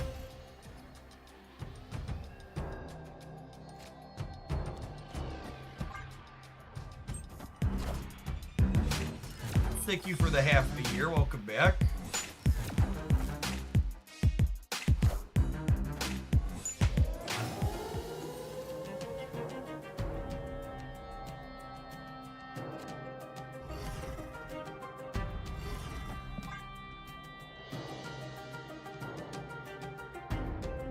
How do you determine whether or not you're going to Black Widow? It seems like you never use her on 3. It just depends on the context of the game. There's certain matchups, for example, where Black Widow's effect is more important to have happen sooner rather than later. Against combo decks, for example, you want a Black Widow to start as often as possible.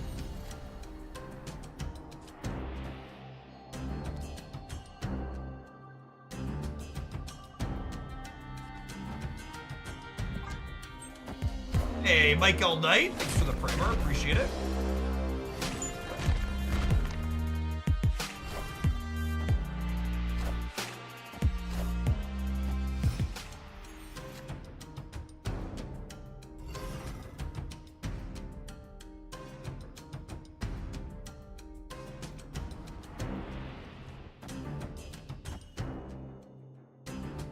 Bastias, thank you for the 10 gifted subs. That's super generous. Happy new card release day. This debris is sick. Get out of here. Oh, your Jeff can move, can't he? Neat story, bro. Oh, even won the Carnage coin flip too. Oh, Vision can move. Interesting. Tell me more about this mobile Marvel Snap cards you have.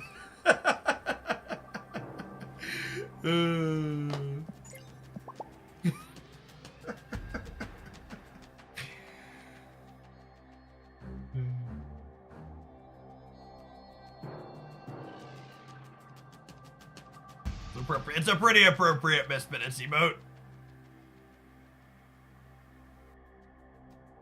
Oh, I think we're about to be roped, chat. Oh no! It's But I have just the thing for this. New viewers of the stream. You gotta be aware. Oh no! Down here, salt is a way of life. Obviously, the environment down here is all salt. The ceiling's salt, the floor is salt, the walls are salt, and to an extent, the air is salt. And you breathe that in, and you can constantly taste the salt.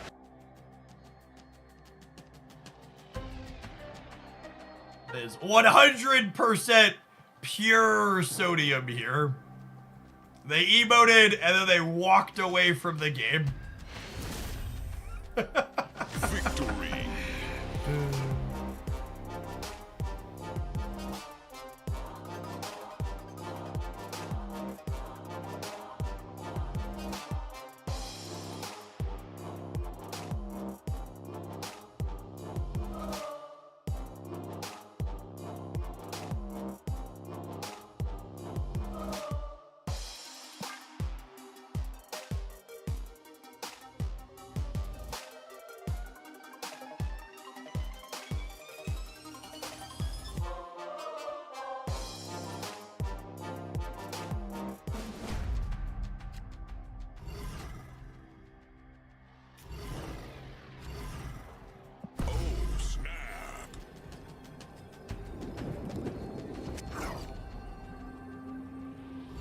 The real question here is, are they going to actually play it, or did they concede so they could rope us over multiple games?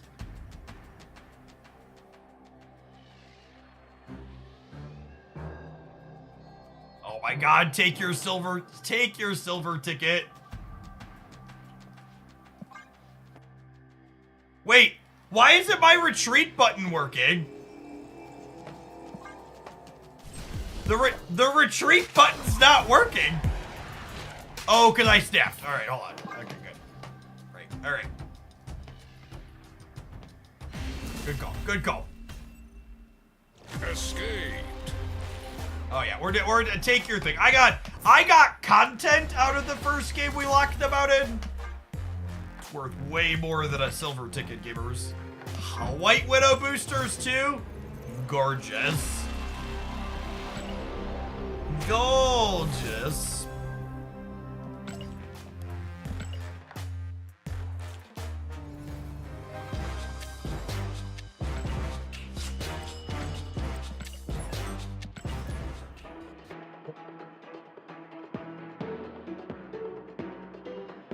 I tried this deck in the ladder for a few games. It feels really good. I gained a lot of stat points. I think I've been talking about this for a little bit.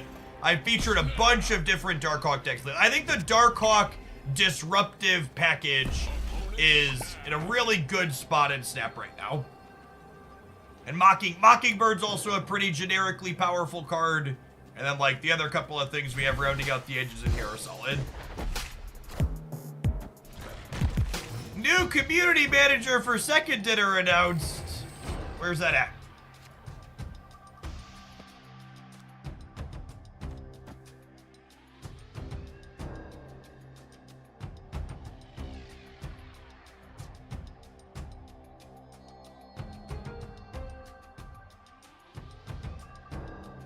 Previously at Bungie and Play Overwatch, I'm so glad and excited for Second Dinner that they've been able to hire so much fantastic talent. It's awesome to have so many people with so much industry experience in the space that they're in. Love to see it.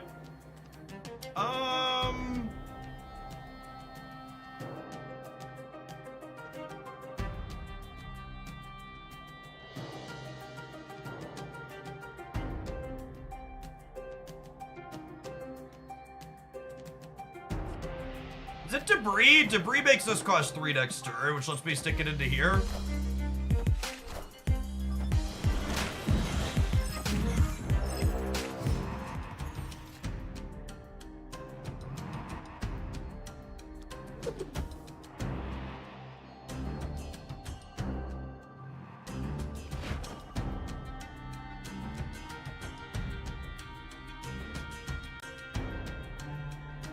Where I want Demon to go.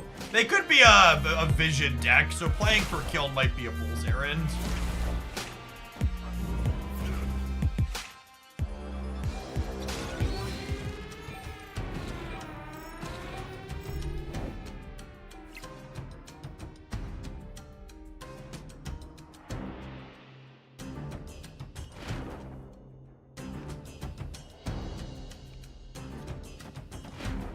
I think it's this, and then I just hope they don't have vision here.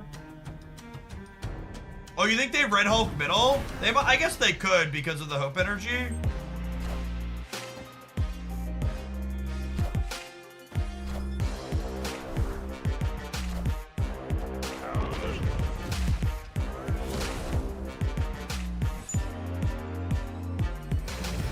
Darkhawk top deck to have a chance here. Unlucky. Sign probably dead.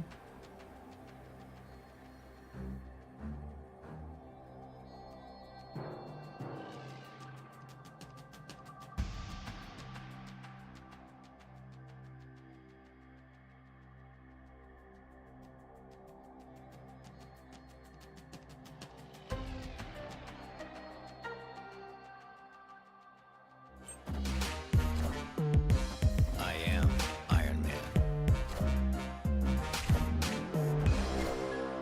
Actually, pretty close. If I'd have held the demon, we'd have been close to get there.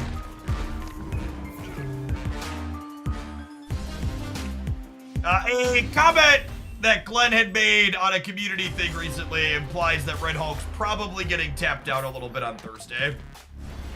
OTA update on Thursday. Honestly, it's a testament to the state of the format. I think this card losing some points on average is like literally the only thing I want to see changed. Hopefully we see like 4 or 5 buffs like we typically do. Tap down Red Hulk a little bit. I'd love to see Professor X changes. I would expect a Professor X redesign to not be an OTA Burgle. They only change card text and redesigns if it's like a pseudo emergency like Blob. Long term, I would like Professor X to be a different card as well, but I don't expect that to happen in an OTA.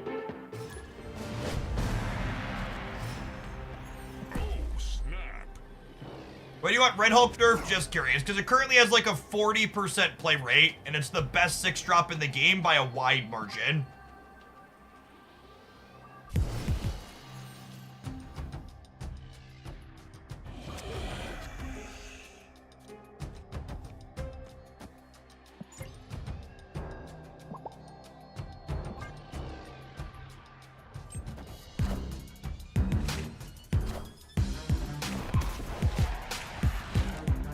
He's not quite as big as pre-nerf Blob, but he's a similar issue that pre-nerf Blob had, which is that he's just too freaking big.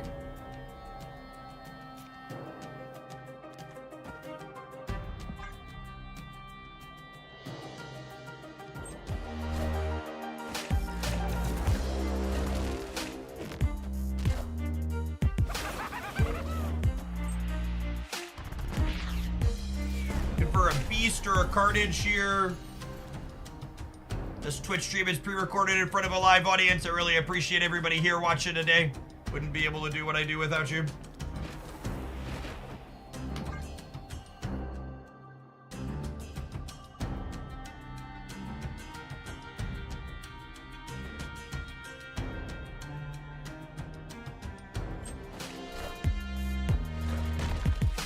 The new card worth 6,000 tokens. Almost no card is worth 6,000 tokens. Storm Rider, thanks for the half a year. Welcome back.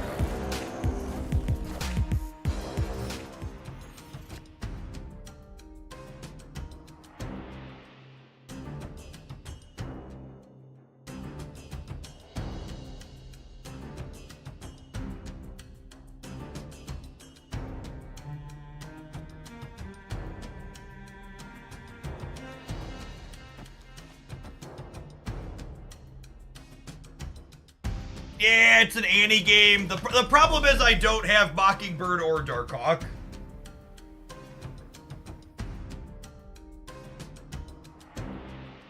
I have cut them off of a draw and like rocked them once, so maybe they don't have it. Whoa. A lot of cards, gamers.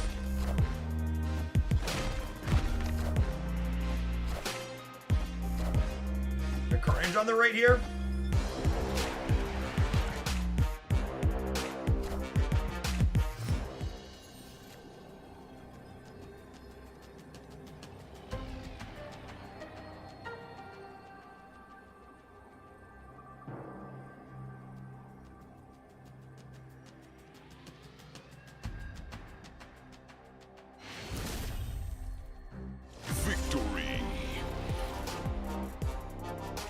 What's up with the fluctuations in Token Tuesdays? They're obviously doing some A/B testing to see what people bite on.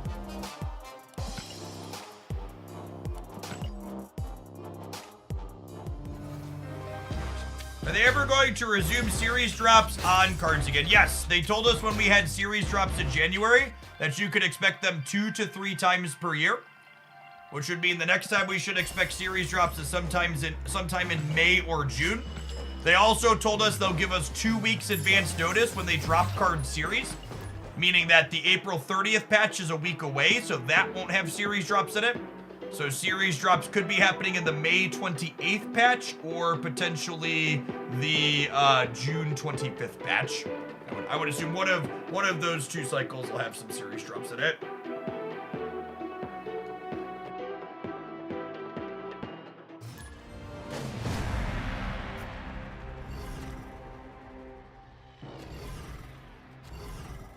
The series drop. So new cards release into what's called Series 5. AKA things that cost 5,000 or 6,000 collector's tokens. Some cards are Series 4, they cost 4,000 collector's tokens. And then other cards are Series 1, 2, or 3. Those are the cards you get out of spotlight or non-spotlight caches, the collector's reserves, and collector's caches. So lower the series, easier it is to obtain, essentially. Series 1, 2, and 3 run sequentially. You get all of 1 before 2, all of 2 before 3. But Series 3, 4, and 5 run parallel to each other, so you collect them at the same time.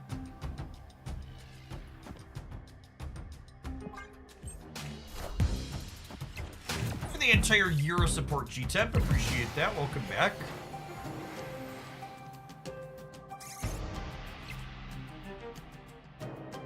And am I glad to have Carnage and Beast in my deck, gamers. Holy.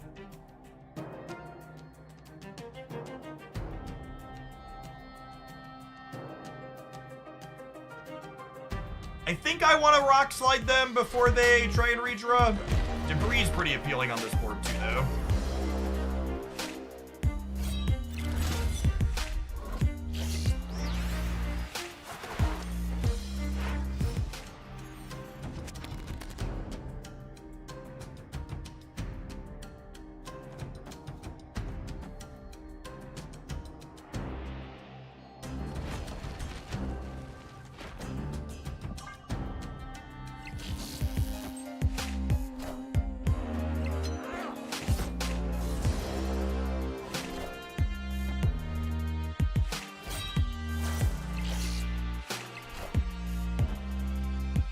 We get to eat Beast, which gives us 2 cards.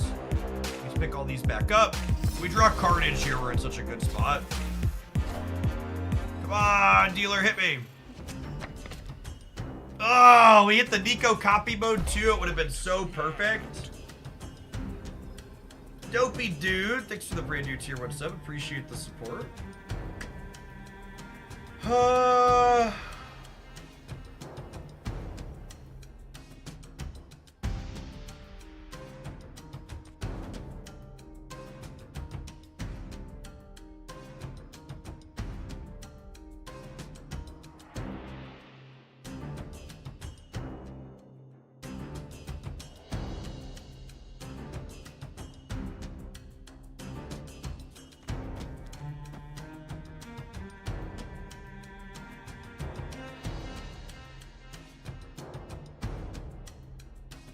Kind of punting here if I do that.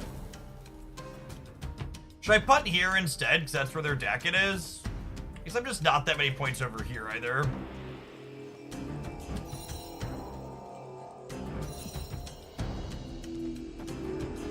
That's close.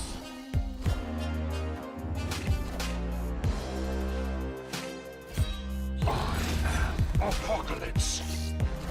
Alrighty then. I would like to draw Darkhawk or Mockingbird, please.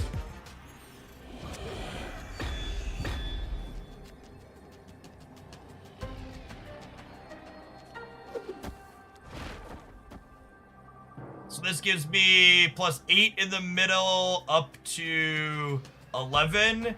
This gives me 10 over here, which puts me to 7. So I'm winning the breaker by a little bit.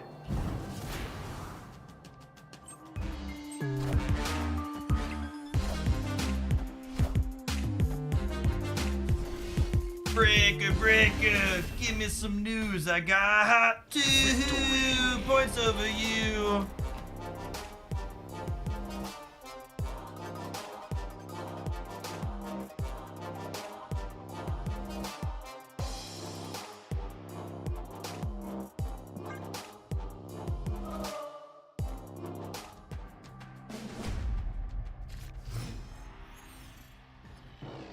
Black Cat would have been funny. It would have been.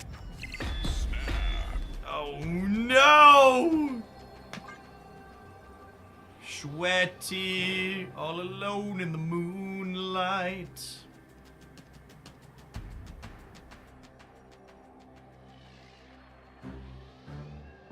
Does anybody know how to avoid scripted bots? The Proving Grounds Team 5 in the last 30 minutes so far, but the streams here don't have them. Yeah, so the Proving Grounds and Silver have a bit of MMR-based matchmaking, and a lot of people in the community that have more average or lower MMRs regularly report running into those, but I do not at the position that I'm in. But yeah, the answer is, unfortunately, it's a result of not getting good.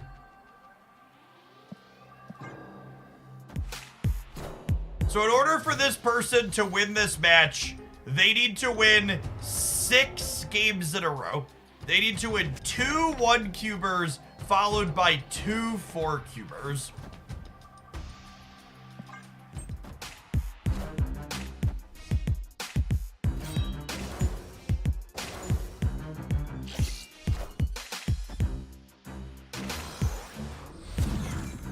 Kneel before Galactus.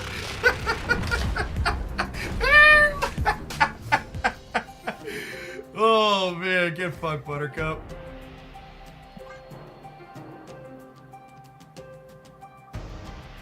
This is actually hilarious because it's copying White Widow here.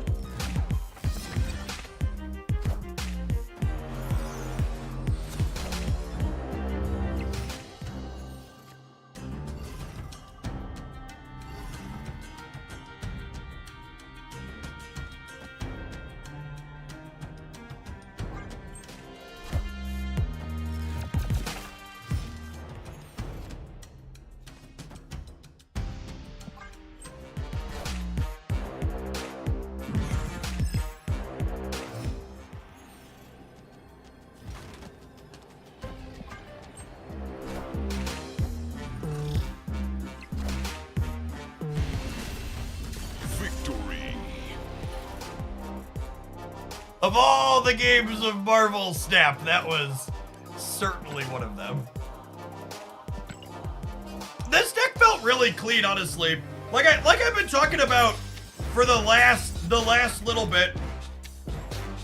I think the Darkhawk package in general is well positioned in Marvel Snap right now. I think the core, there are a lot of decks that are looking to assemble specific combinations of 2 to 3 cards or more in some cases. And Widow, Rockslide, Korg felt really clean. Beast and Carnage both felt good at hitting opposing clog decks. And then Debris and Widow let us have like this clog sub package, but we weren't all in on it, right? Like we weren't just dead to rights against destroy decks. We just like make numbers and be disruptive. And then yeah, Mockingbird gives us a little bit of extra power on top. So we're not just reliant on Darkhawk. We have Darkhawk and Mockingbird and Hood as 3 sources of ways to make numbers past the disruption that we were hitting in a couple ways. What would you replace Mockingbird with if you were missing her? If you're missing Mockingbird, you're probably missing Cull Obsidian too, right? You probably want something else to make numbers. Cull is a card that can make numbers for reasonable energy. You have rocks and you have 3 1-drops. If you're missing both of those, I don't know that I have a good suggestion. I don't know if there's anything. You can kind of play Crossbones, I guess. Maybe. maybe Sentry. You have ways to clear out the, what's it called? But like once you have Sentry, you have Hood, and then you should probably just have Annihilus. It's like the TLDR. Yeah, you could totally play this deck without White Widow. She was serving a function and felt reasonable, but I don't think she's a cornerstone here by any means. She helped facilitate our more full clog draws, but we didn't have all of those. We had plenty of games where we just like made numbers. All right, I think for our next White Widow brew, I want to play around with trying to make her a 2/6 more consistently. So I think playing her with Storm and then Polaris and Magneto to pull stuff out of her path on the last turn sounds fun. Electra could be okay. Could see that too. I don't know that I'm gonna go as deep as Steggy Boy. I think I want to try and play mostly reasonable cards. Before we finish rounding this out, we're gonna tap some adverts. I need to run to the restroom. We'll see you in 120 seconds. Thanks for hanging out. Don't go anywhere. Ooh, Spider-Man's probably not a bad show. I'm gonna stand up too when we get back.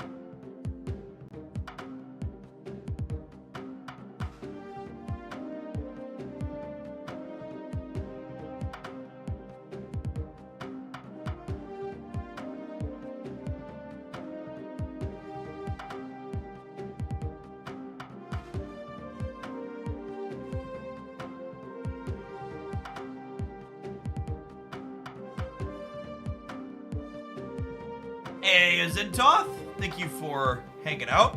Titania, it's not a bad one. So I want Nebula. Maybe I want armor. A lot of destroy.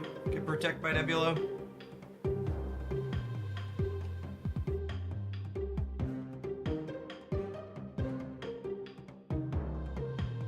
I don't think I want to cannonball or others because I think I don't want to hit things back into the storm path like the TLDR. I think Jean's probably a different deck because if I play Jean, I need ways to move out of Jean's path. Like Nebula, White Widow, Jean sounds like a sweet 1, 2, 3 curve.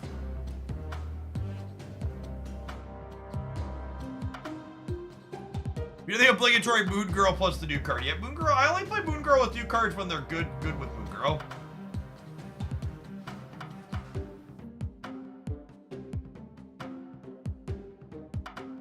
You play Valk instead of Cannonball. Valk doesn't have any synergy with this deck.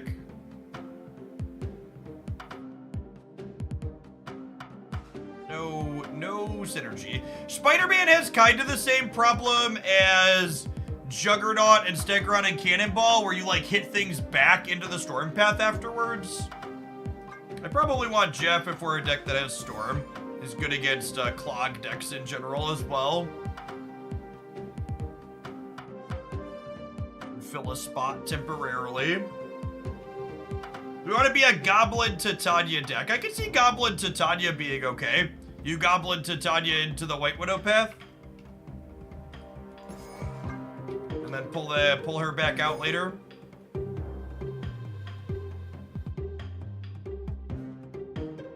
Yeah, like if you fill your White Widow path with Titania, you then pull Titania back out, and then you get a really big swing.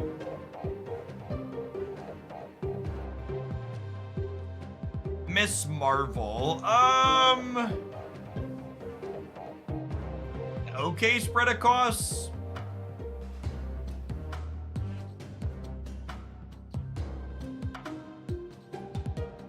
That's cooking with gas. If you play Claw, you could pull Titania back while also adding power to another path.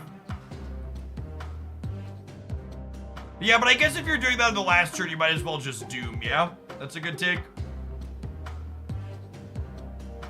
I do like the Doom Magneto 1-2. It's been a while. We just play Red Guardian as other like fine card to play on curve that's also a little bit interactive.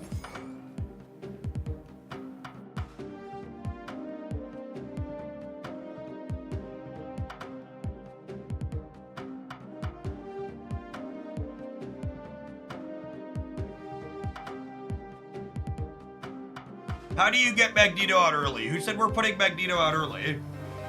Just play him on turn 6, gamers.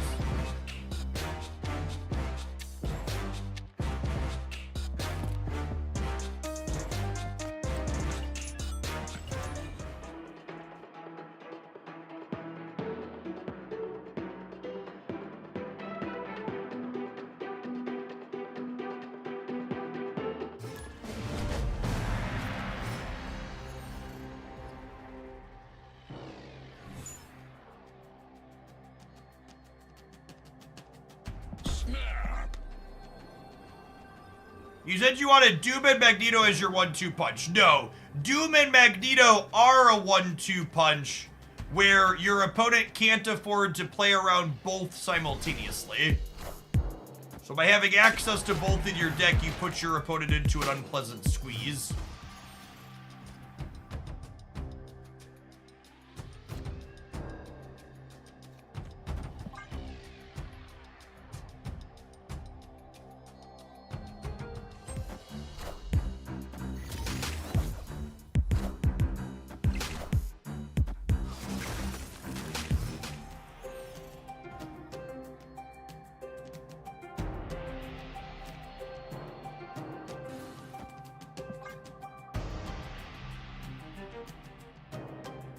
Gamers, please avoid using boomer humor, like bagging on your significant others, ex or otherwise, in my chat. Hatchet Ninja, thank you for the 2/3 of the year. Welcome back. That was not the one I wanted to grab with Polaris. Unlucky.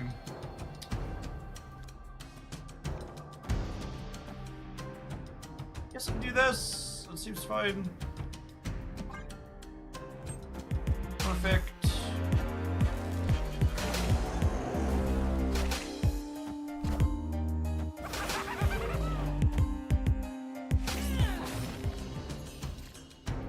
Oh, I guess this is unplayable against Annihilus, though, huh? Yeah, trying to play Green Goblin on Annihilus Day is probably a mistake. We can maybe do Titania stuff, but Green Goblin's a tough sell. Maybe they don't have it. Cool.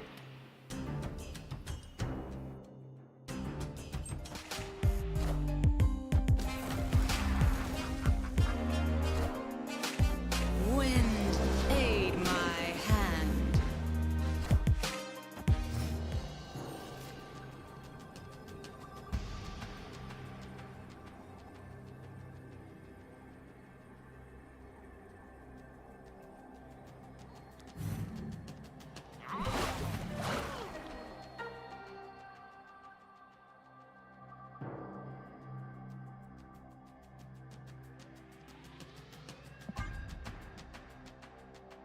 We're gonna play one card in the middle, gamers. I can feel it.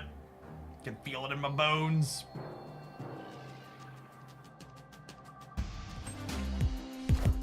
Two cards, unlucky.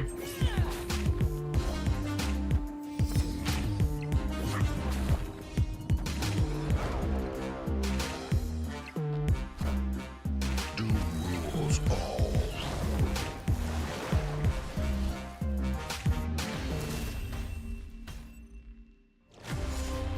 It's a real shame this Polaris grabbed Iceman instead of Hood.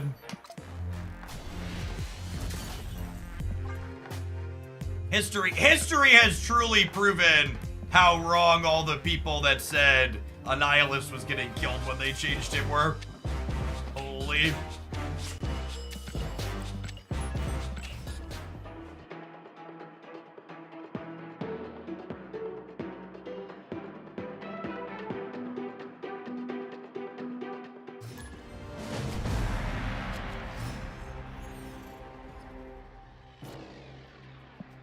Snap. Opponent snapped.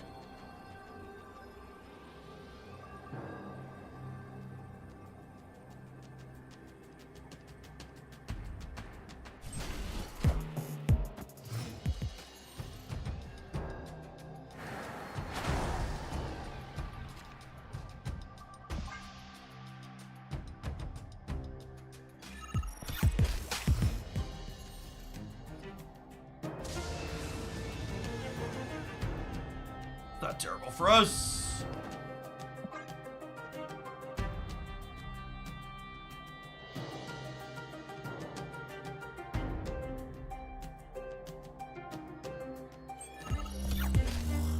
What wrecks anti-decks destroy, I guess? I don't think the good anti-decks get wrecked by anything. I think they are decks pretty full of generically good cards that don't really have hard counters.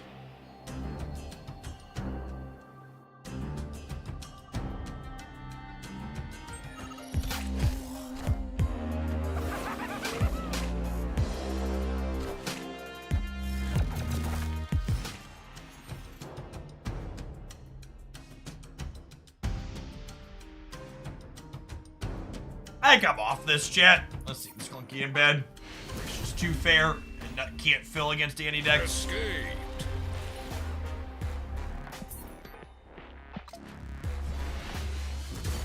No, Annihilist cards do not change sides of the boards under X. That's never been a thing.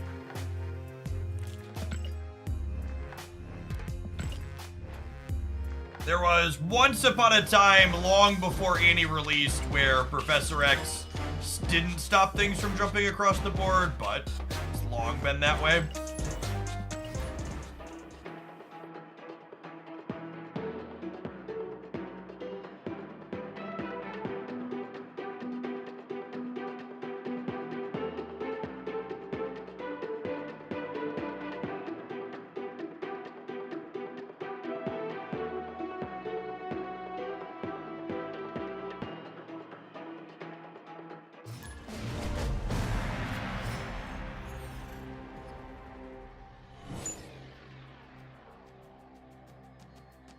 I tried the new deck that everybody's trying, and I queued up into counter decks because people wanted to play counter decks into the decks everybody's trying. Ha ha ha, deck-based matchmaking. Ha ha.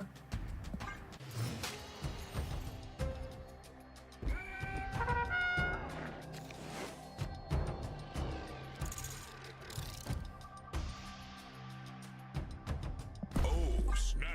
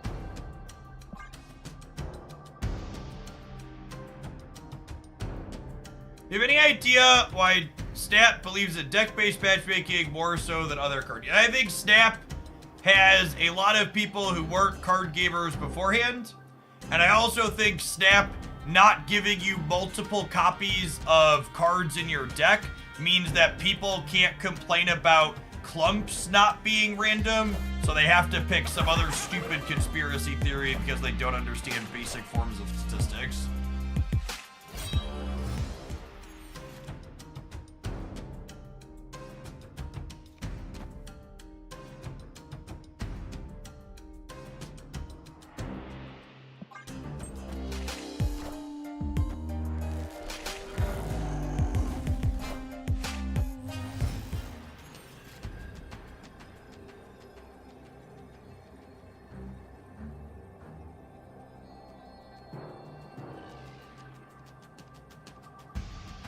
Opponent snapped.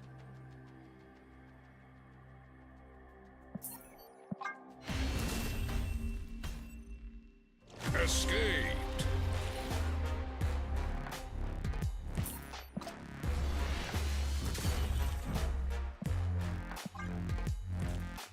I think one of the biggest logical holes that you often hear people say is, I'll play Marvel Snap all day and never see Enchantress, and then I'll switch to an ongoing deck and only queue into Enchantress. It's like, well, you probably played against people who had Enchantress in their deck when you were playing decks that didn't lose to Enchantress, but the Enchantress wasn't good against the other decks you were playing, so your opponent just didn't play out the card that wasn't good and did other things with their energy instead.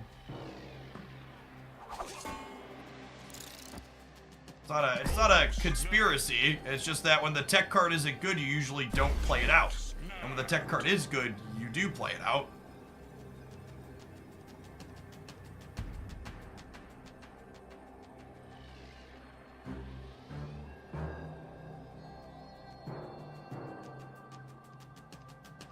Statistics in general is a topic that the average, even reasonable adult has a hard time with. It's very difficult to think about it. It's not intuitive for a lot of people to think about.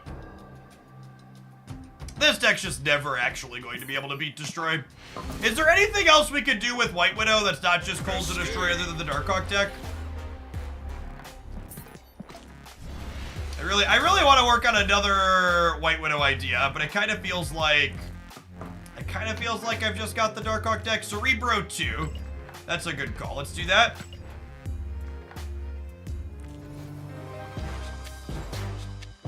If you think beating Destroy or having a good matchup against Destroy is as simple as adding armor to your deck, Destroy would not be the consistently good and powerful deck that it is. That's just not how that works. Oh, what if we try this, actually? I'm gonna try Clog and Dagger really quick first. This has Doc Ock. Can give it a little bit of a chance. Let's do that first.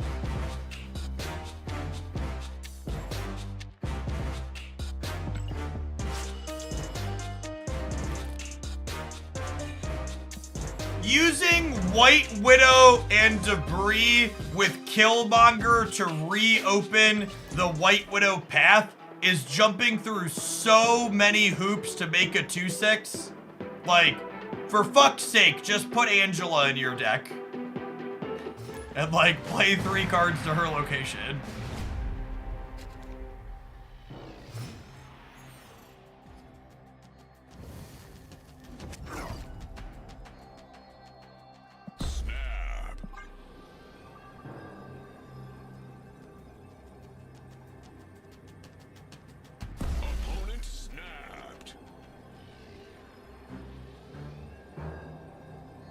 So, like, K-Trades, you did, like, a very typical Twitch chat thing there, where you gave me an idea, and then I gave you very specific reasons for why that doesn't work. And you're just like, well, I'm just throwing things out there.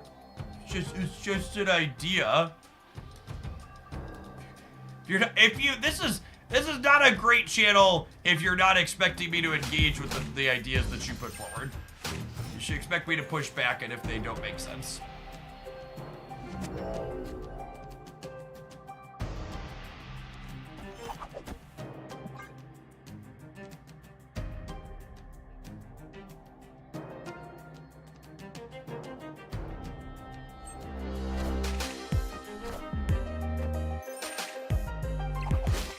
I have worked really hard to make a 2-3, chat.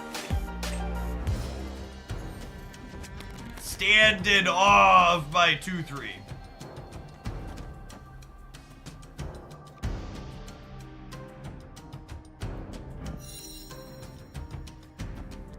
But now you can bounce the 2-3. That's true.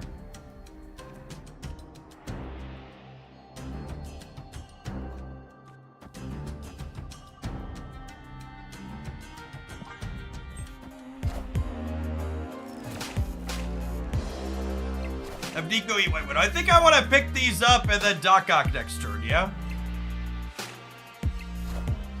This deck really feels the beast nerf.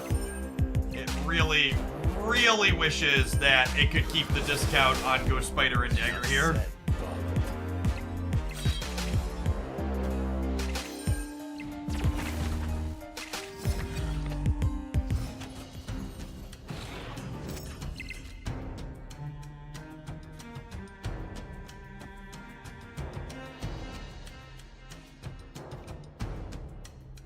Five cards in hand. You ever see Beast being reverted to reduce cost permanently? No. They said they want to move away from permanent cost reduction.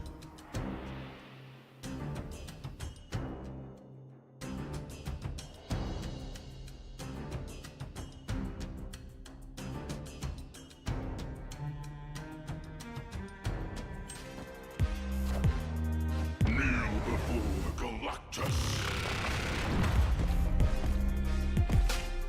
Enough said.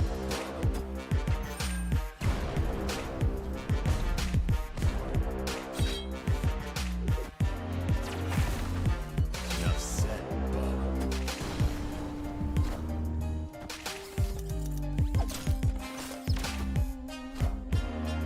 Oh, come the fuck on. They had 4 cards in their hand. Enough said, bub. All systems go. That's actually unreal. And even Shang-Chi's not an out because their Wolverine survives. Average Marvel snap. Escaped.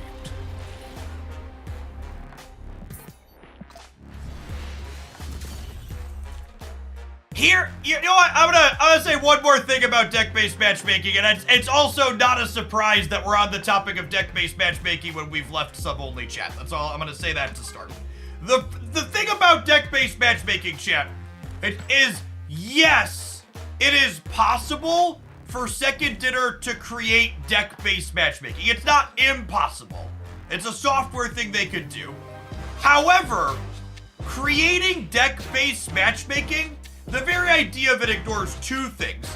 One, if the idea of your deck-based matchmaking conspiracy theory is that it always gives you bad matchups, the part that you're missing is that in order to always give you a bad matchup, they would always be giving someone else a good matchup. So that is what we refer to as main character syndrome, where everybody is out to fucking get you and everybody else is better off. 2, deck-based matchmaking is a deeply negative experience. Like, there's no create positive reason to do deck-based matchmaking unless you are doing it to explicitly skip mirror matches, which they very clearly aren't skipping mirror matches. There's plenty of those. So the idea that they would spend a bunch of dev time and effort to implement a feature that would only be deeply negative for the players is so fucking idiotic. I don't even know why I need to say it out loud.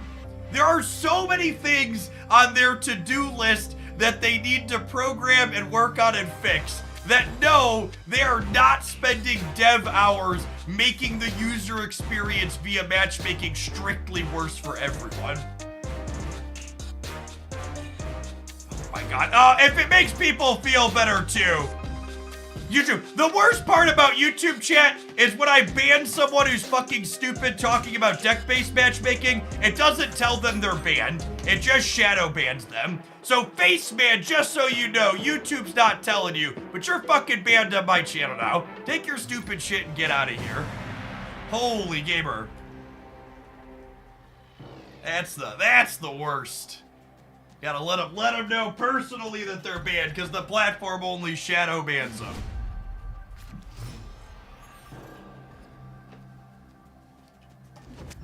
Opponent snapped. I'll take a mulligan on the first location, because fuck Mindscape. Escape.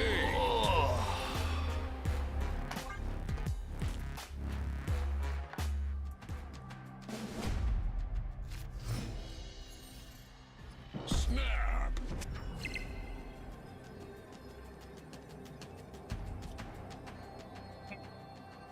I think we're vibing on Hood, so we might eat it with the Kominari. Yep. What does a shadow ban work? So, if you get banned from a YouTube channel, you can still post comments in the chat, and you can post comments on the YouTube videos there, but nobody else will see your comments other than you.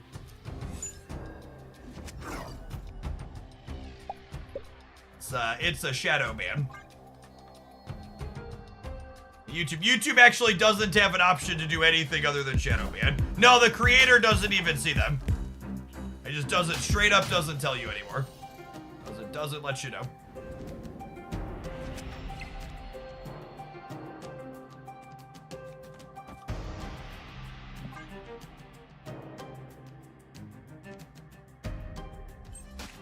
Can they do commands on YouTube? So there are YouTube commands.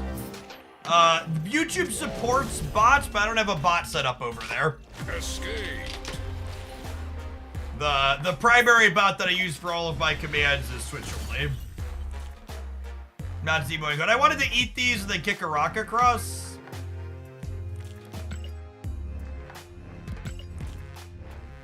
Yeah, Carnage on Hood is also better against the Nihilist decks, of which there's been a lot today. Hey, Concrete. Thank you for the gifted subs. It's very generous of you. Good evening.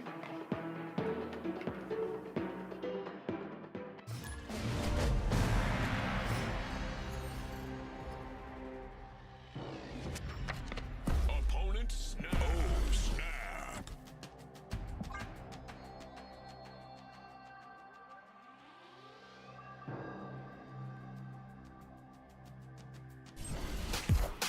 And smart business, the user doesn't know they've been banned, they can't complain to the company. Yeah, and if they get banned because the content creator doesn't want to see their crap, they'll come back and keep watching anyways because they don't know any better. Is there a way to tell if you've been shadow banned? In theory, you could post a comment on a video on the channel and then like log out and see if you can see the comment on another account. I don't know if all comments always appear for everyone when you're logged out or not.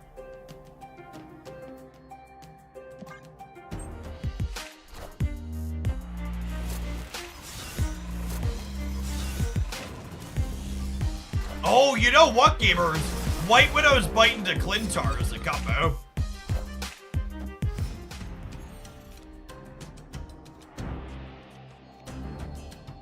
Because this will snapshot the ongoing penalty.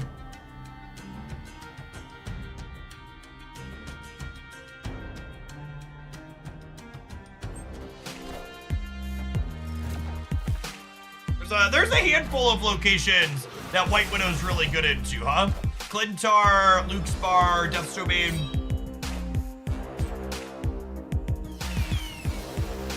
Minions to me.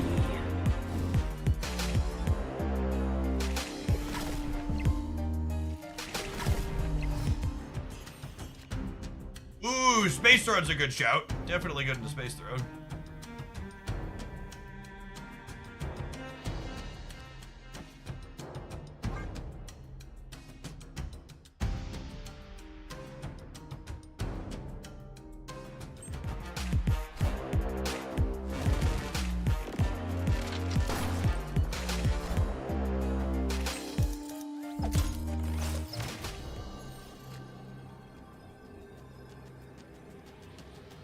I think we've died, chat.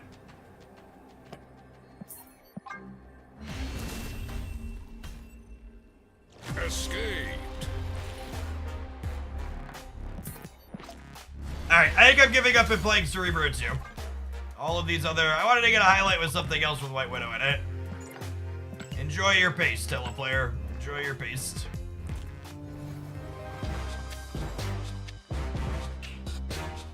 Shang wouldn't have won. I think Shang would have won there. I would have needed Shang and Ghost Spider. We could have Shang the left and then Ghost Spider the Doc Ock to the right.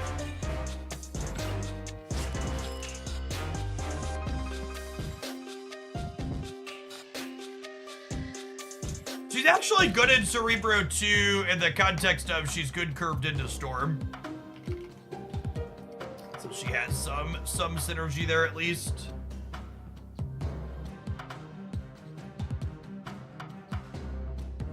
Do I give up Echo or Elektra? I kind of need Echo boosters, but I think she's the better cut.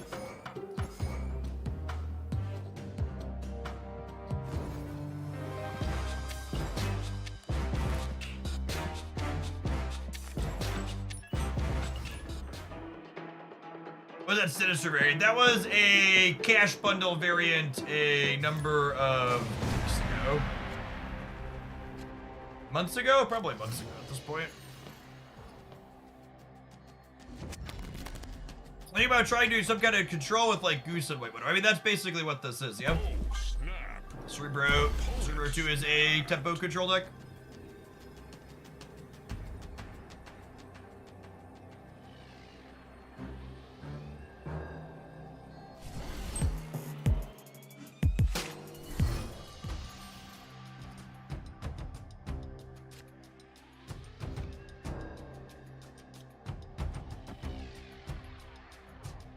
Second Ella deck in a row? This matchup's atrocious for us.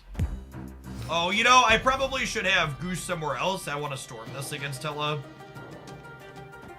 Small mistake on my part here. Think they'll ever give us more deck slots? I would assume before they want to give us more deck slots, they need to redo some of the menus. Like give you like folders or something to sort things into.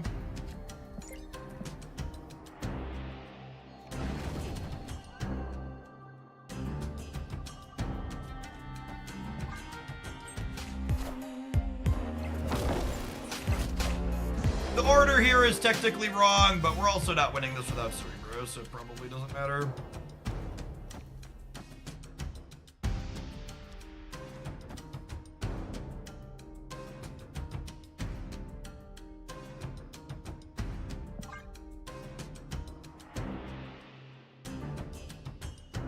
Last two cards in our Cerebro 2 deck. Cerebro and the new card we added that we're looking to test. Deck-based matchmaking might not be real, chat, but the game is certainly rigged against me personally.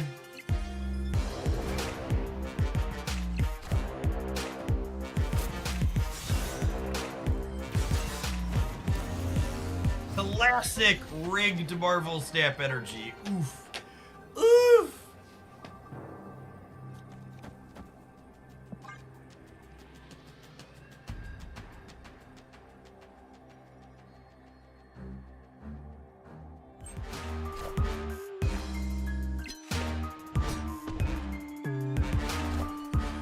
Why play so many cards, chat, when one card will do? We're such a silly Billy. Imagine playing this many Marvel Snap cards when you could just play one.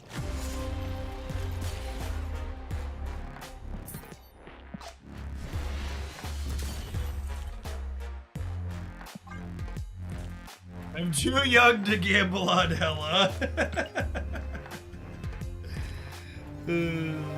Speaking of gambling, chat, I need some money for the next time I go out. So have some adverts. We're going to play some Cerebro 2 when we get back. Thanks for hanging out. Don't go anywhere.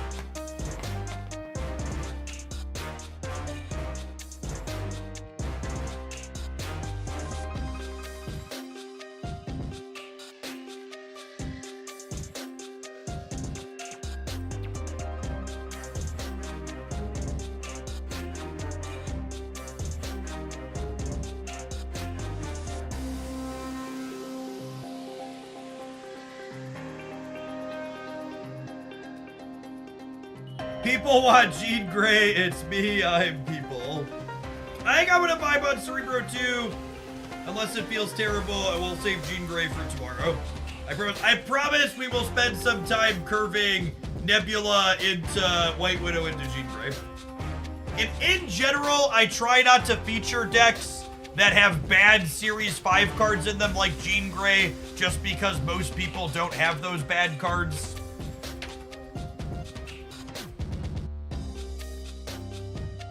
How good is Nico in Cerebro 2? Nico is really good in this deck.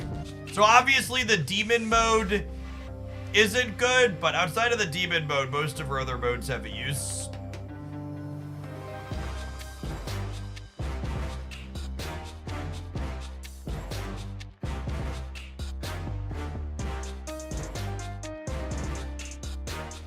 White Wolf.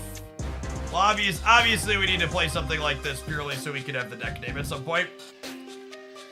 This is pretty close to what we've played before. I wonder if Shang is better than Red Guardian. Or Shadow King's better than Red Guardian.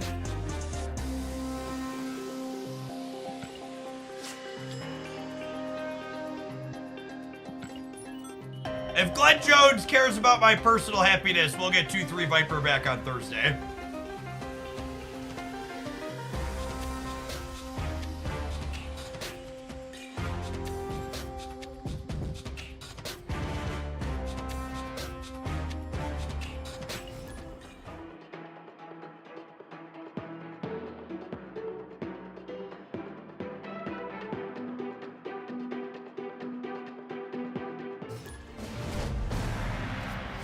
What was the reasoning for the original Viper change? So they were concerned that the original Viper would combo with Havoc and be toxic. Which, for what it's worth, I think that was a fine thing to be concerned about. But very clearly that wasn't going to be a thing and they could roll it back after having it work. I think proactively being like, no, we don't want this to happen is one thing. But like, when it's obviously not going to be overbearing or toxic, like just give it back.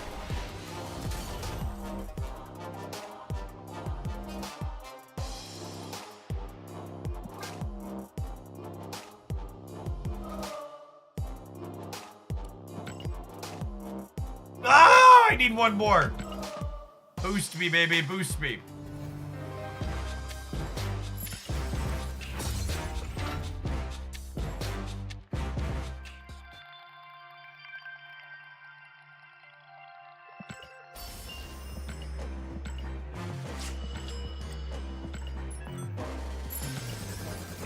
Same dev team that runs 24-hour hot locations of Zemo's Castle. Oof. Oh, man. Imagine being dumb enough to play Marvel Snap during a feature location. Tell me what OTA means. OTA is shorthand for the Marvel Snap card updates that happen several times, or twice a month. Holy, X23 off of Triskelion while Nico is on destroy mode? Pinch me, gamers. Pinch me, gamers.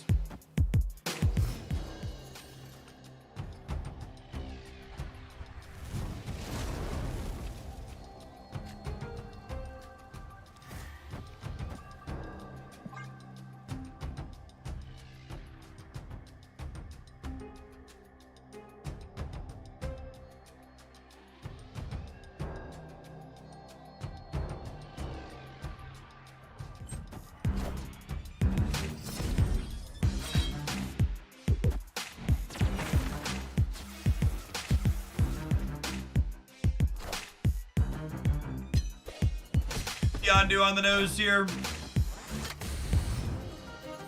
Monka Hazmat! Oh man, Murray Island! Oh no!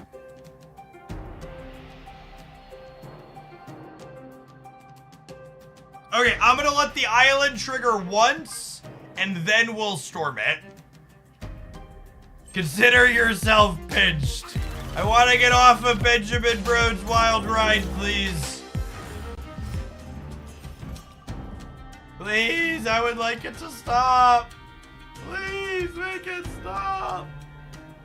Ironheart, potentially a Wong deck.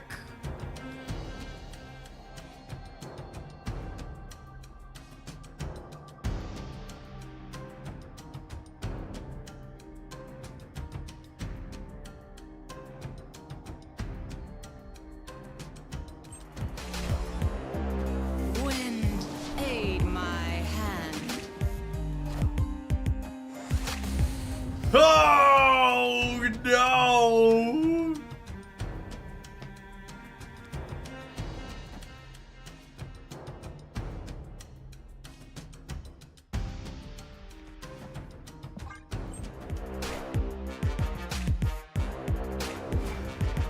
You considered putting Luke Cage in your Cerebro deck. I had not.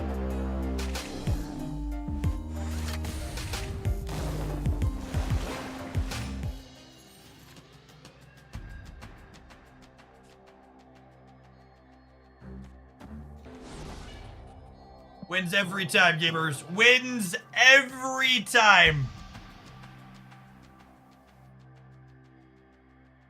Oh no, there's a turn 7. Oh no! Not turn 7. Oh no. Unlucky. Here comes Odin. I goosed the middle so they couldn't Odin us there. Oh, they have Surfer for Ironheart.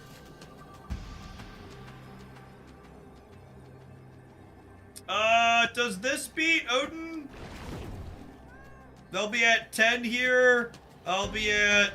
This beats Odin, yeah? Are ye worthy? Freaking got him, gamers! Freaking got him. Victory.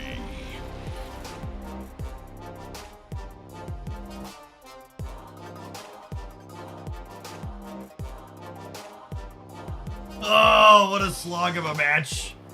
This seems terrible for us.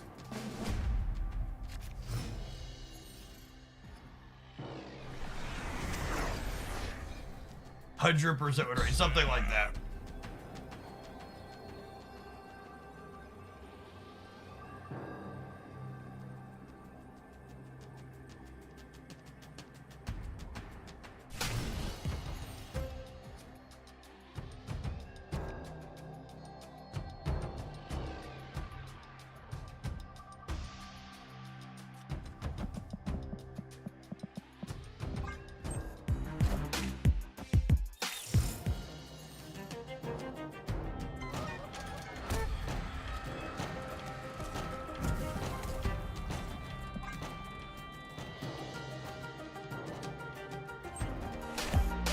Alright, they have nowhere to Wong, gamers. Nowhere to Wong.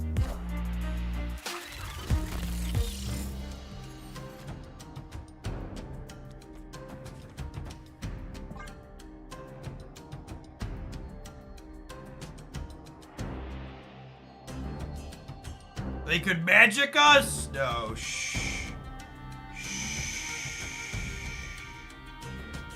Why would you put that energy out there, chat? Fuck, come on.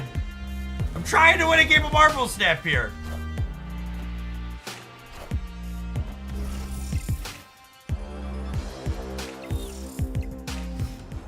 Nico! Nico!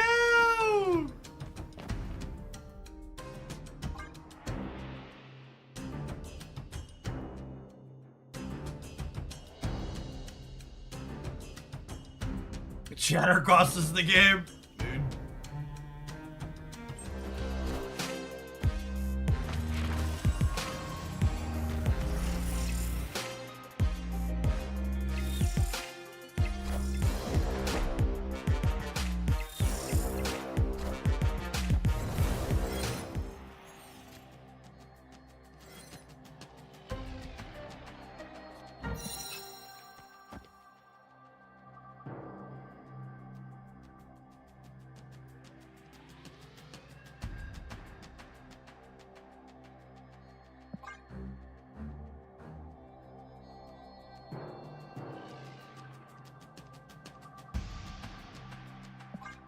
am I supposed to play Nico so that way if they hazmat me this turn, everything has the same power and they all stay kind of big? I think so, yeah? Like, obviously her effect's not that useful, but I think I just, like, want the other thing in place. That way, if/when we get hazmatted, they all shrink uniformly.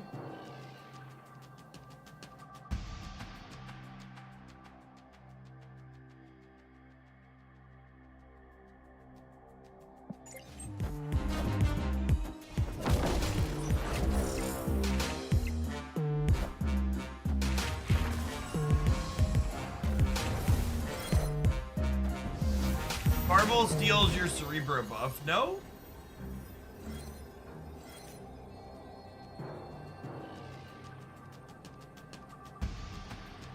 They all get smaller together, chat. I want to bail out of here. They've got a bunch of 3s over there. Do I need more than 21 in the middle? I probably don't need more than 21 in the middle. 28 on the sides.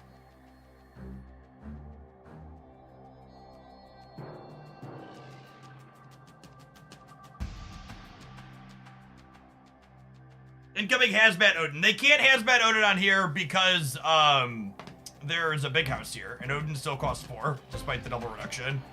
They could hazmat Absorbing Man, which gives everything I have -4. Hazmat Absorbing Man Surfer is the thing that beats us. Oh, I guess they need Luke Cage. They need Hazmat Absorbing Man Surfer and Luke Cage.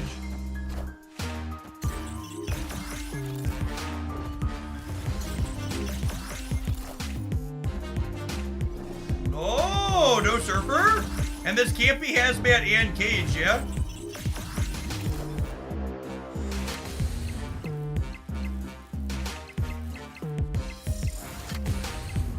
Oh my god, this animation takes freaking forever.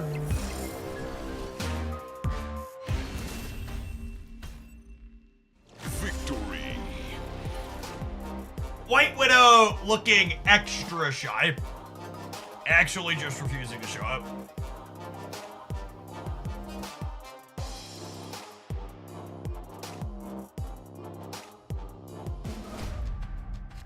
Oh, snap.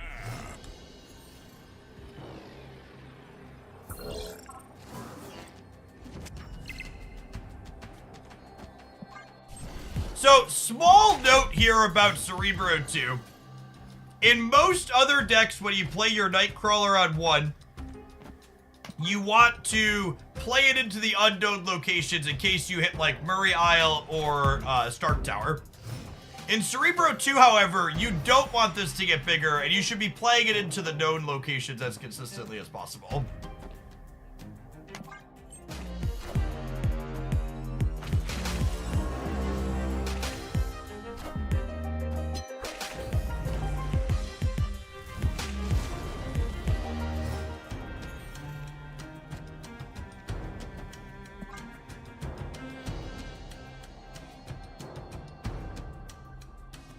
Yeah, we can curve Storm into Blue Marvel now. That hopefully gets the game. I'll go Storm into Blue Marvel. I have the option to move Nightcrawler over. Wind, aid my hand.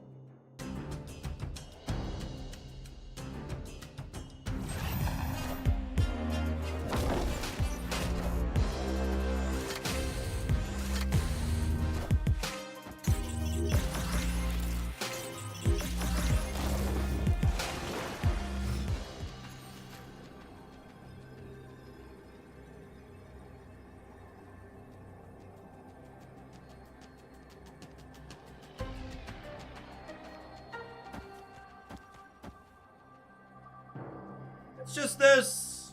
Puts us to 8 in the middle.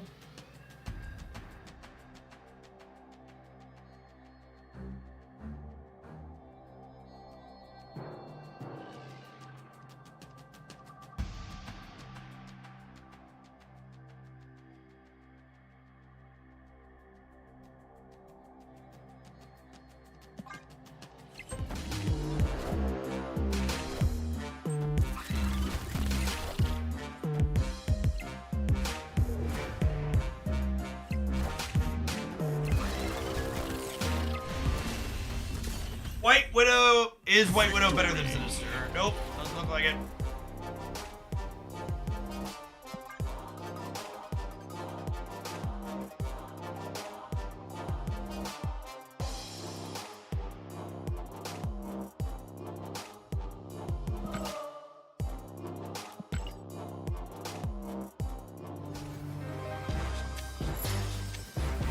Yeah, they probably shouldn't have spread out to play for all three.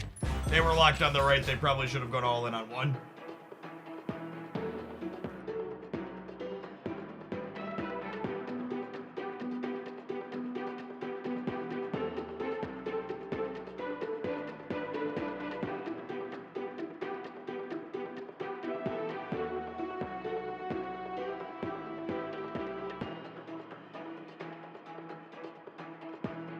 Does Luke stop Widow's Kiss from reducing? Yes. Snap. Opponent snapped. If we don't draw Storm for the expansion, we might just fill it on 3 to block it from putting something out.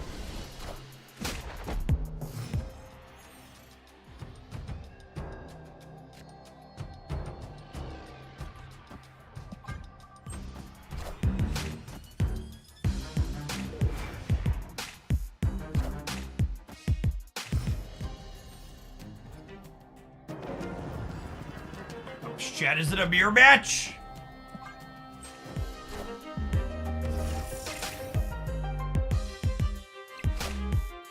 It's not.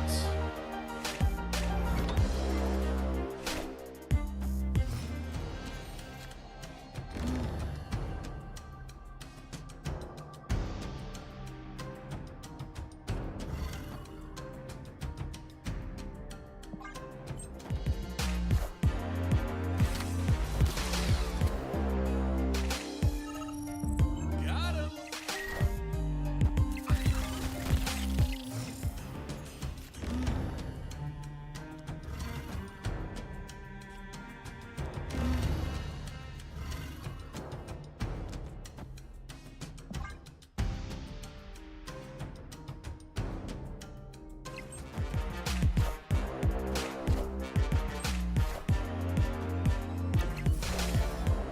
Got him! Alright, we need to draw Mystique. Perfect.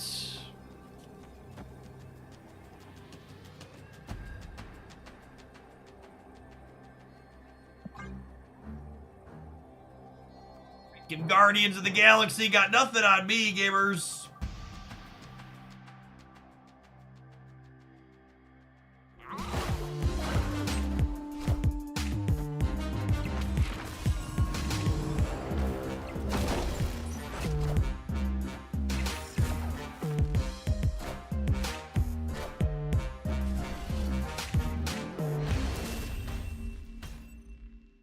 Victory. White Widow followed by Red Guardian is interesting, is it? It is not. Red Guardian disables the penalty text on Widow's Kiss. White Widow. If you Red Guardian the White Widow path, you always hit the Widow's Kiss and then it's a 0-2.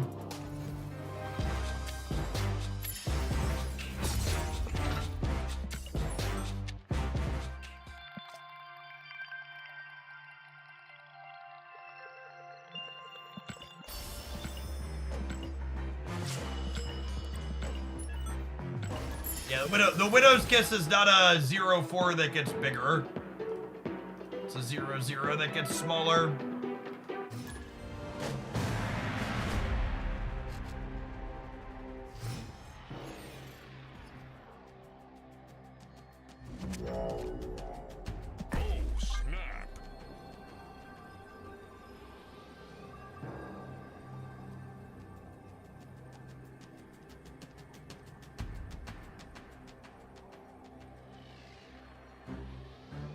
still sad they made U.S. Agent a 2-3. There is a Jeff in a parallel timeline that is currently playing Cerebro 2 with U.S. Agent and loving it.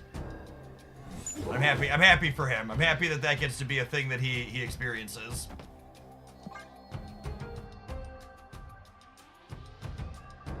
I haven't played a ton of it yet, but finally won my first honor duel. Hey, Havoc, congrats.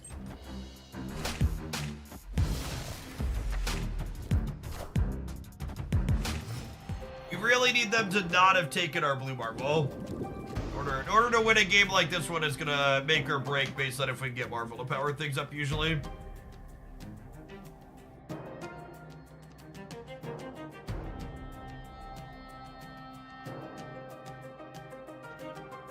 Washington, D.C. showing up is, it's nice at least. Oh, come on! Are you kidding me, Gladiator? Fuck you. Christ. Nico! Holy. Oof. Oof. Oof size as large as possible.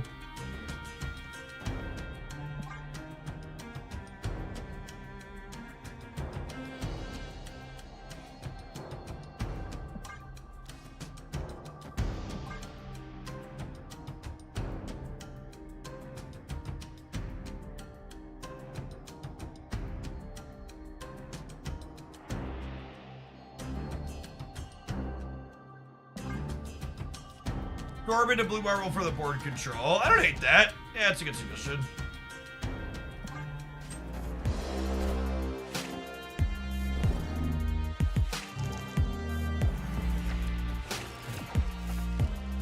Smooches! And Grief! Thank you for the 49 months. Appreciate that. Welcome back.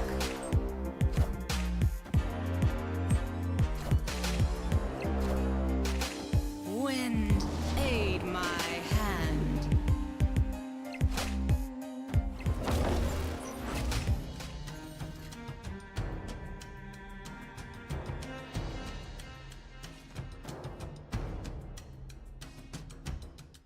Is there any reason to show them I have Mystique? These decks don't usually play another way to screw with my hand, right? Is there any reason to show them Mystique? I don't think so, right? The Doc Ock's already spent?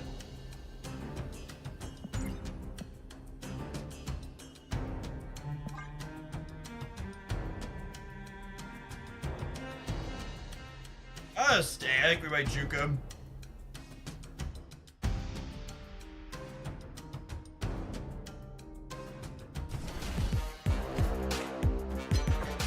Wow, they have magic.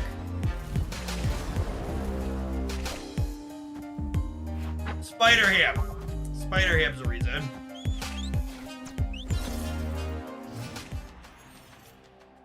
That's fine. It ultimately didn't matter, yeah?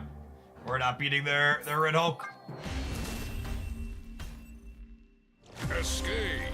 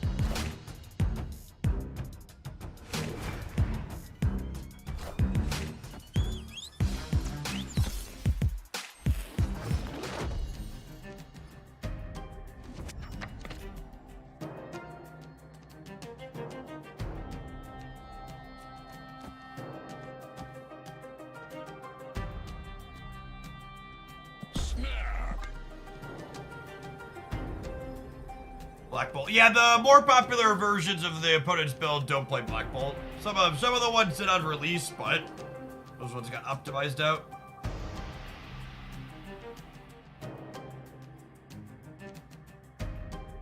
Goose up on either side here.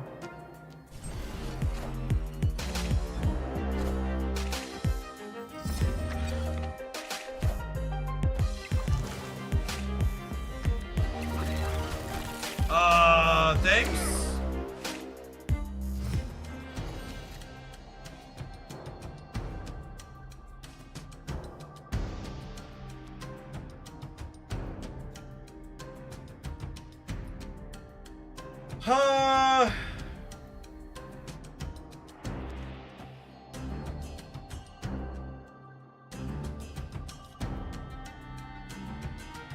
My curve is so much better if I do this, but I give them the opportunity to play a big thing on the left next turn, which kind of sucks.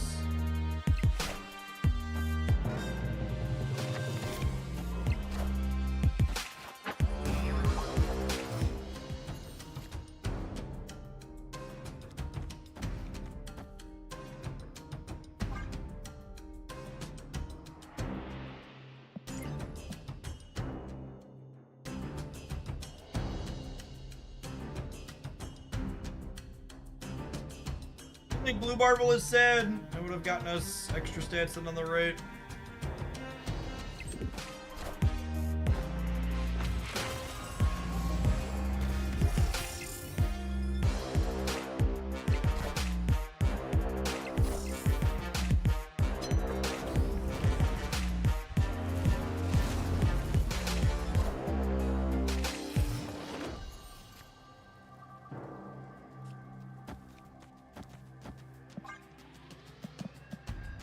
We deterministically have Storm, but I don't think they can beat 24 here and what's it called here?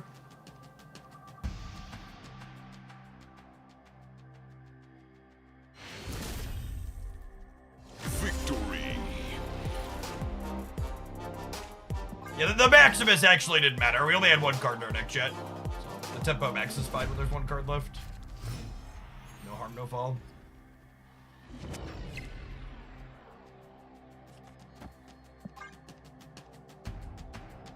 Spooky Retreat. They knew we had the entirety of our deck, which included Storm. It's not spooky at all, they're just paying attention.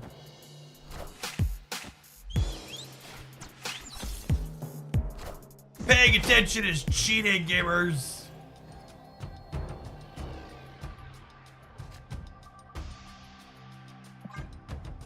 Much better for them than us.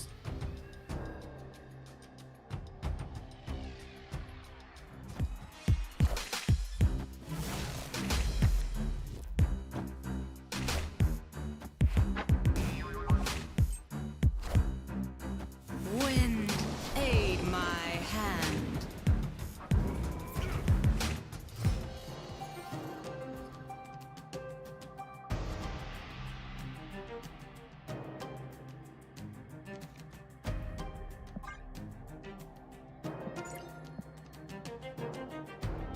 These 5 cards is in their hand.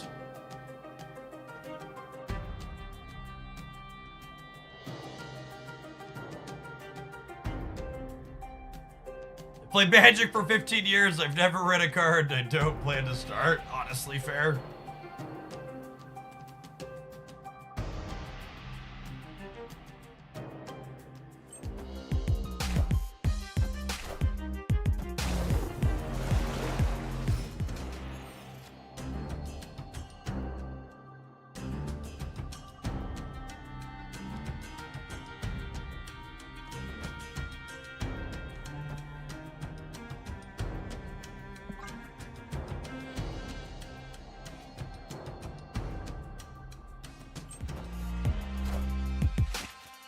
Okay, now that's a pretty awkward Max. Can I please have my Mystique? Don't have my Mystique, have my Goose.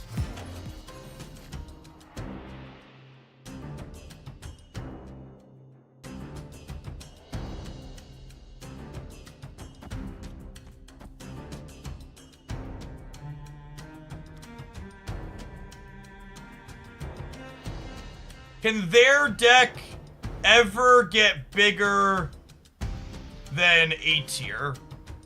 No, right? They have no way to get extra stats into here? And even if they, like, dock-ock and pull me into here to mess up my Cerebro bonus, it's still fine.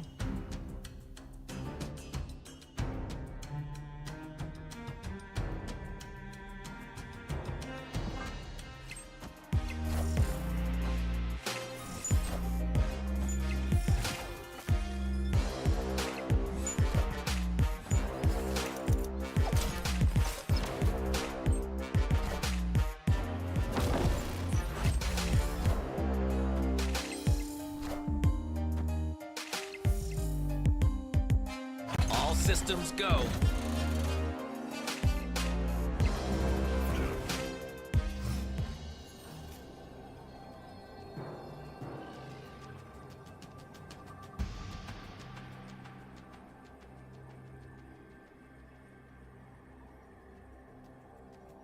I gave them an Electra, so they can put me to 9, but then they're only at 2.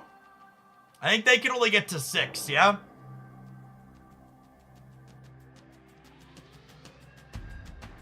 I think we're good.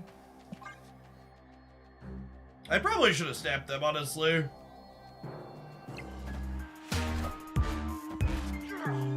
Oh, they have Gladiator.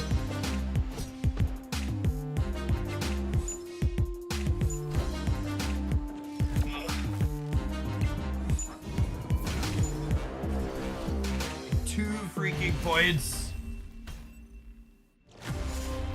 I would assume, based on the fact that they've not brought the spending track back, they've determined that it's not the optimal way to monetize their whales, and that it won't be returning.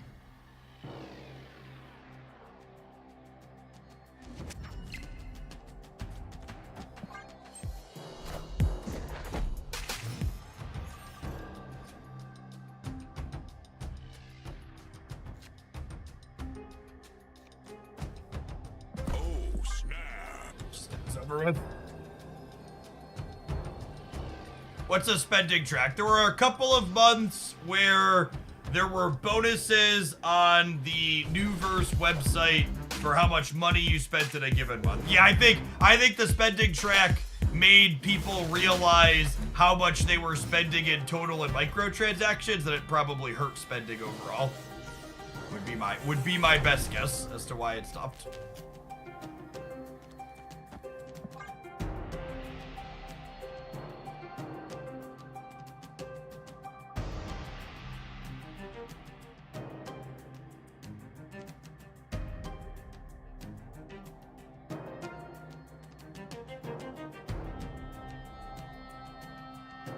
No, nothing has happened as a result of the potential publisher change coming up as of yet, I man.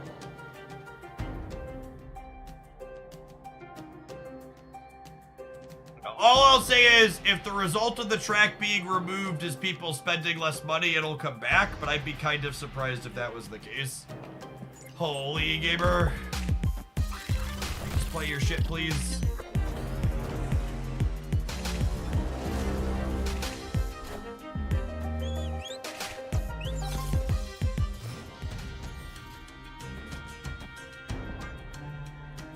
Dodge Spider Ham for one more turn here.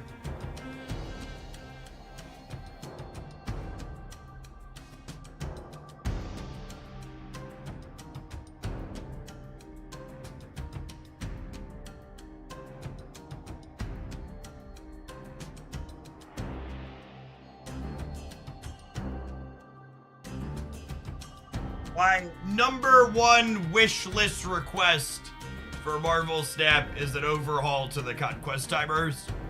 It feels so bad to pair into someone who uses almost the entire rope to play one card every single turn. Aid my Excruciating. hand.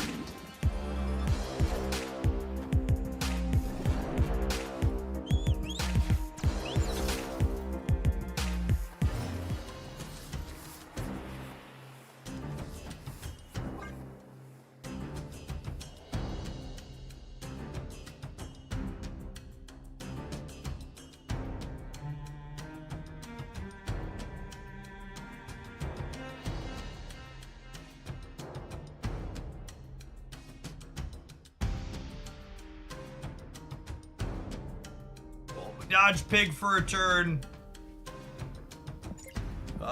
There's either a White Widow or a Mystique in our deck. We'll find out here in a second, hopefully. And hopefully not because they Baron Zemoed us.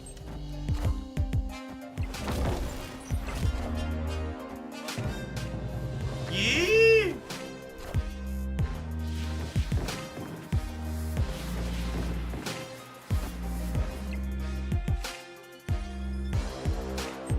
Alright, and then they just know they're beat, yeah? They know we have all of the cards they haven't seen, so they know we have Cerebro. So, let's see how long it takes them to actually leave the game, gamers.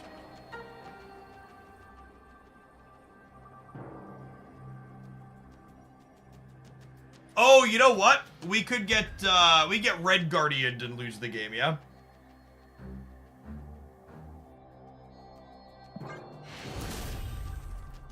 Victory. Red Guardian would get us here because we have priority.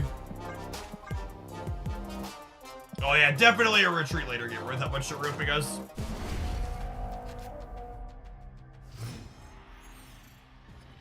Snap. Honestly, I don't even care about the locations. Can we just end this? Finish me! You shouldn't snap this aggressively with Cerebro unless you have like Storm and Cerebro queued up, but they're just taking so long. If we win this, there's one to two more after it.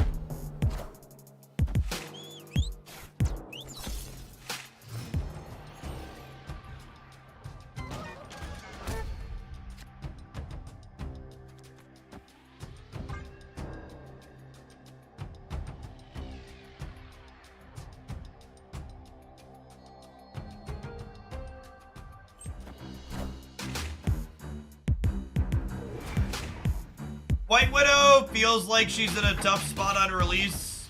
You could choose between having people try and hard counter you with Destroy or trying to throw priority inside of Annihilus mirror matches.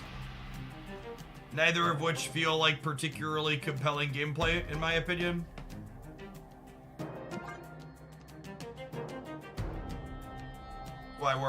I don't know that she necessarily adds a ton of value to this deck. She might, I don't know. We haven't been able to draw her in any of our games.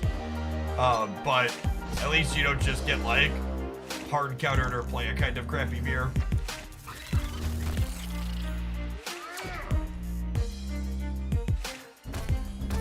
Oh gosh, they're gonna get to Doc-Gok our Doc-Gok into play, rooting our Cerebro bonus.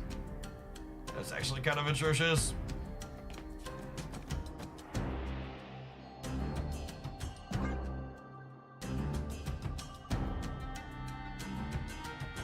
Yeah, Goose Mid and Phil right. Yeah, baby.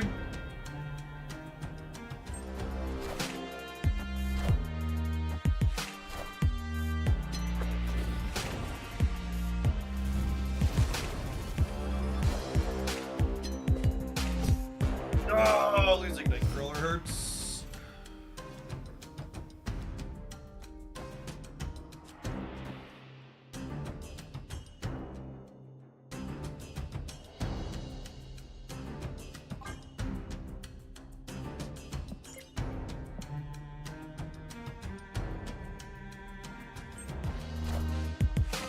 Wind, aid my hand.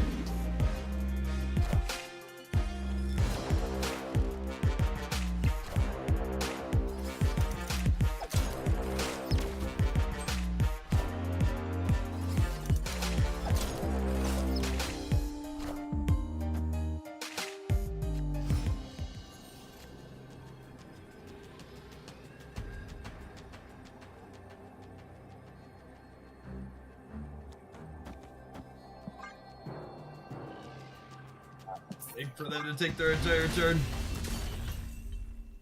Escaped.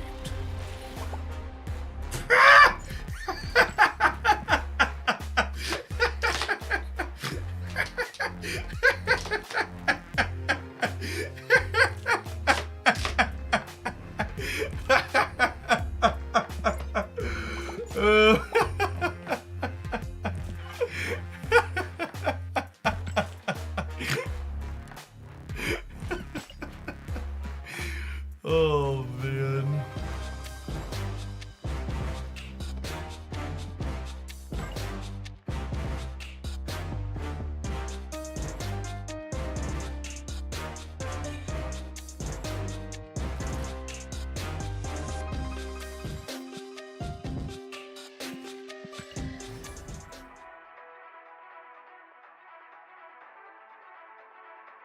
this is the first time we've had a new card release in a little bit where I didn't have two different decks that felt like they were worth highlighting.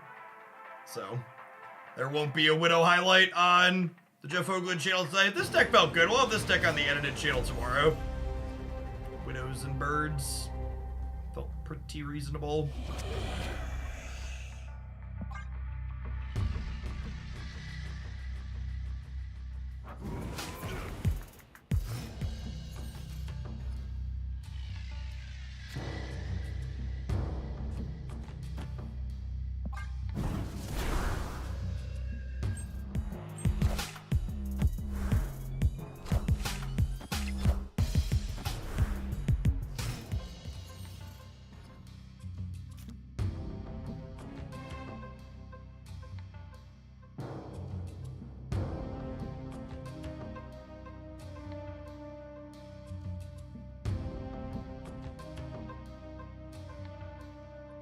Oh. Just this turn?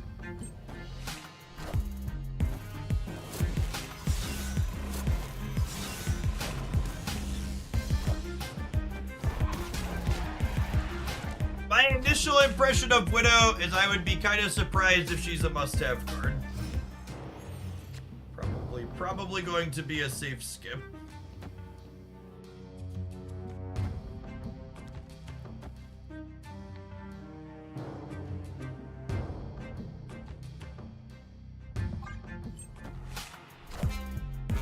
I am Iron Man.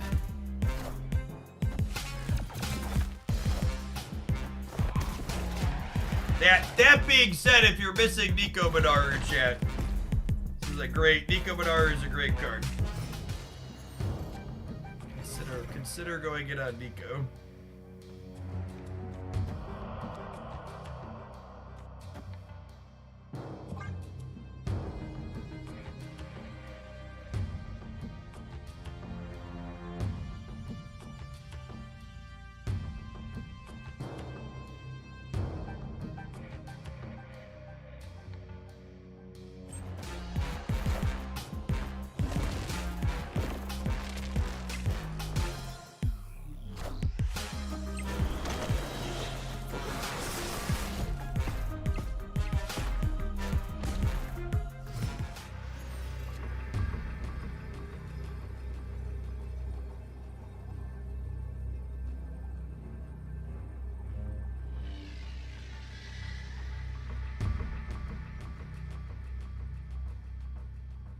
At 6 in the middle, the 16, 22, just can't play Furbreaker. Not to mention if Hella shows up.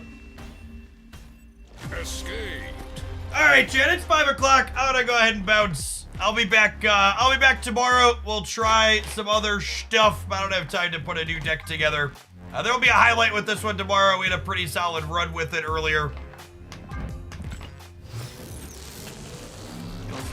Feels like a B-, maybe C+ release so far. Probably has a purpose somewhere, but also like the types of games. There's a lot of Annihilus decks and people playing Destroy to counter Annihilus, so even if she ends up being strong, it feels like it's hard to get a read on her in the short term when it's all super inbred with people trying the new thing.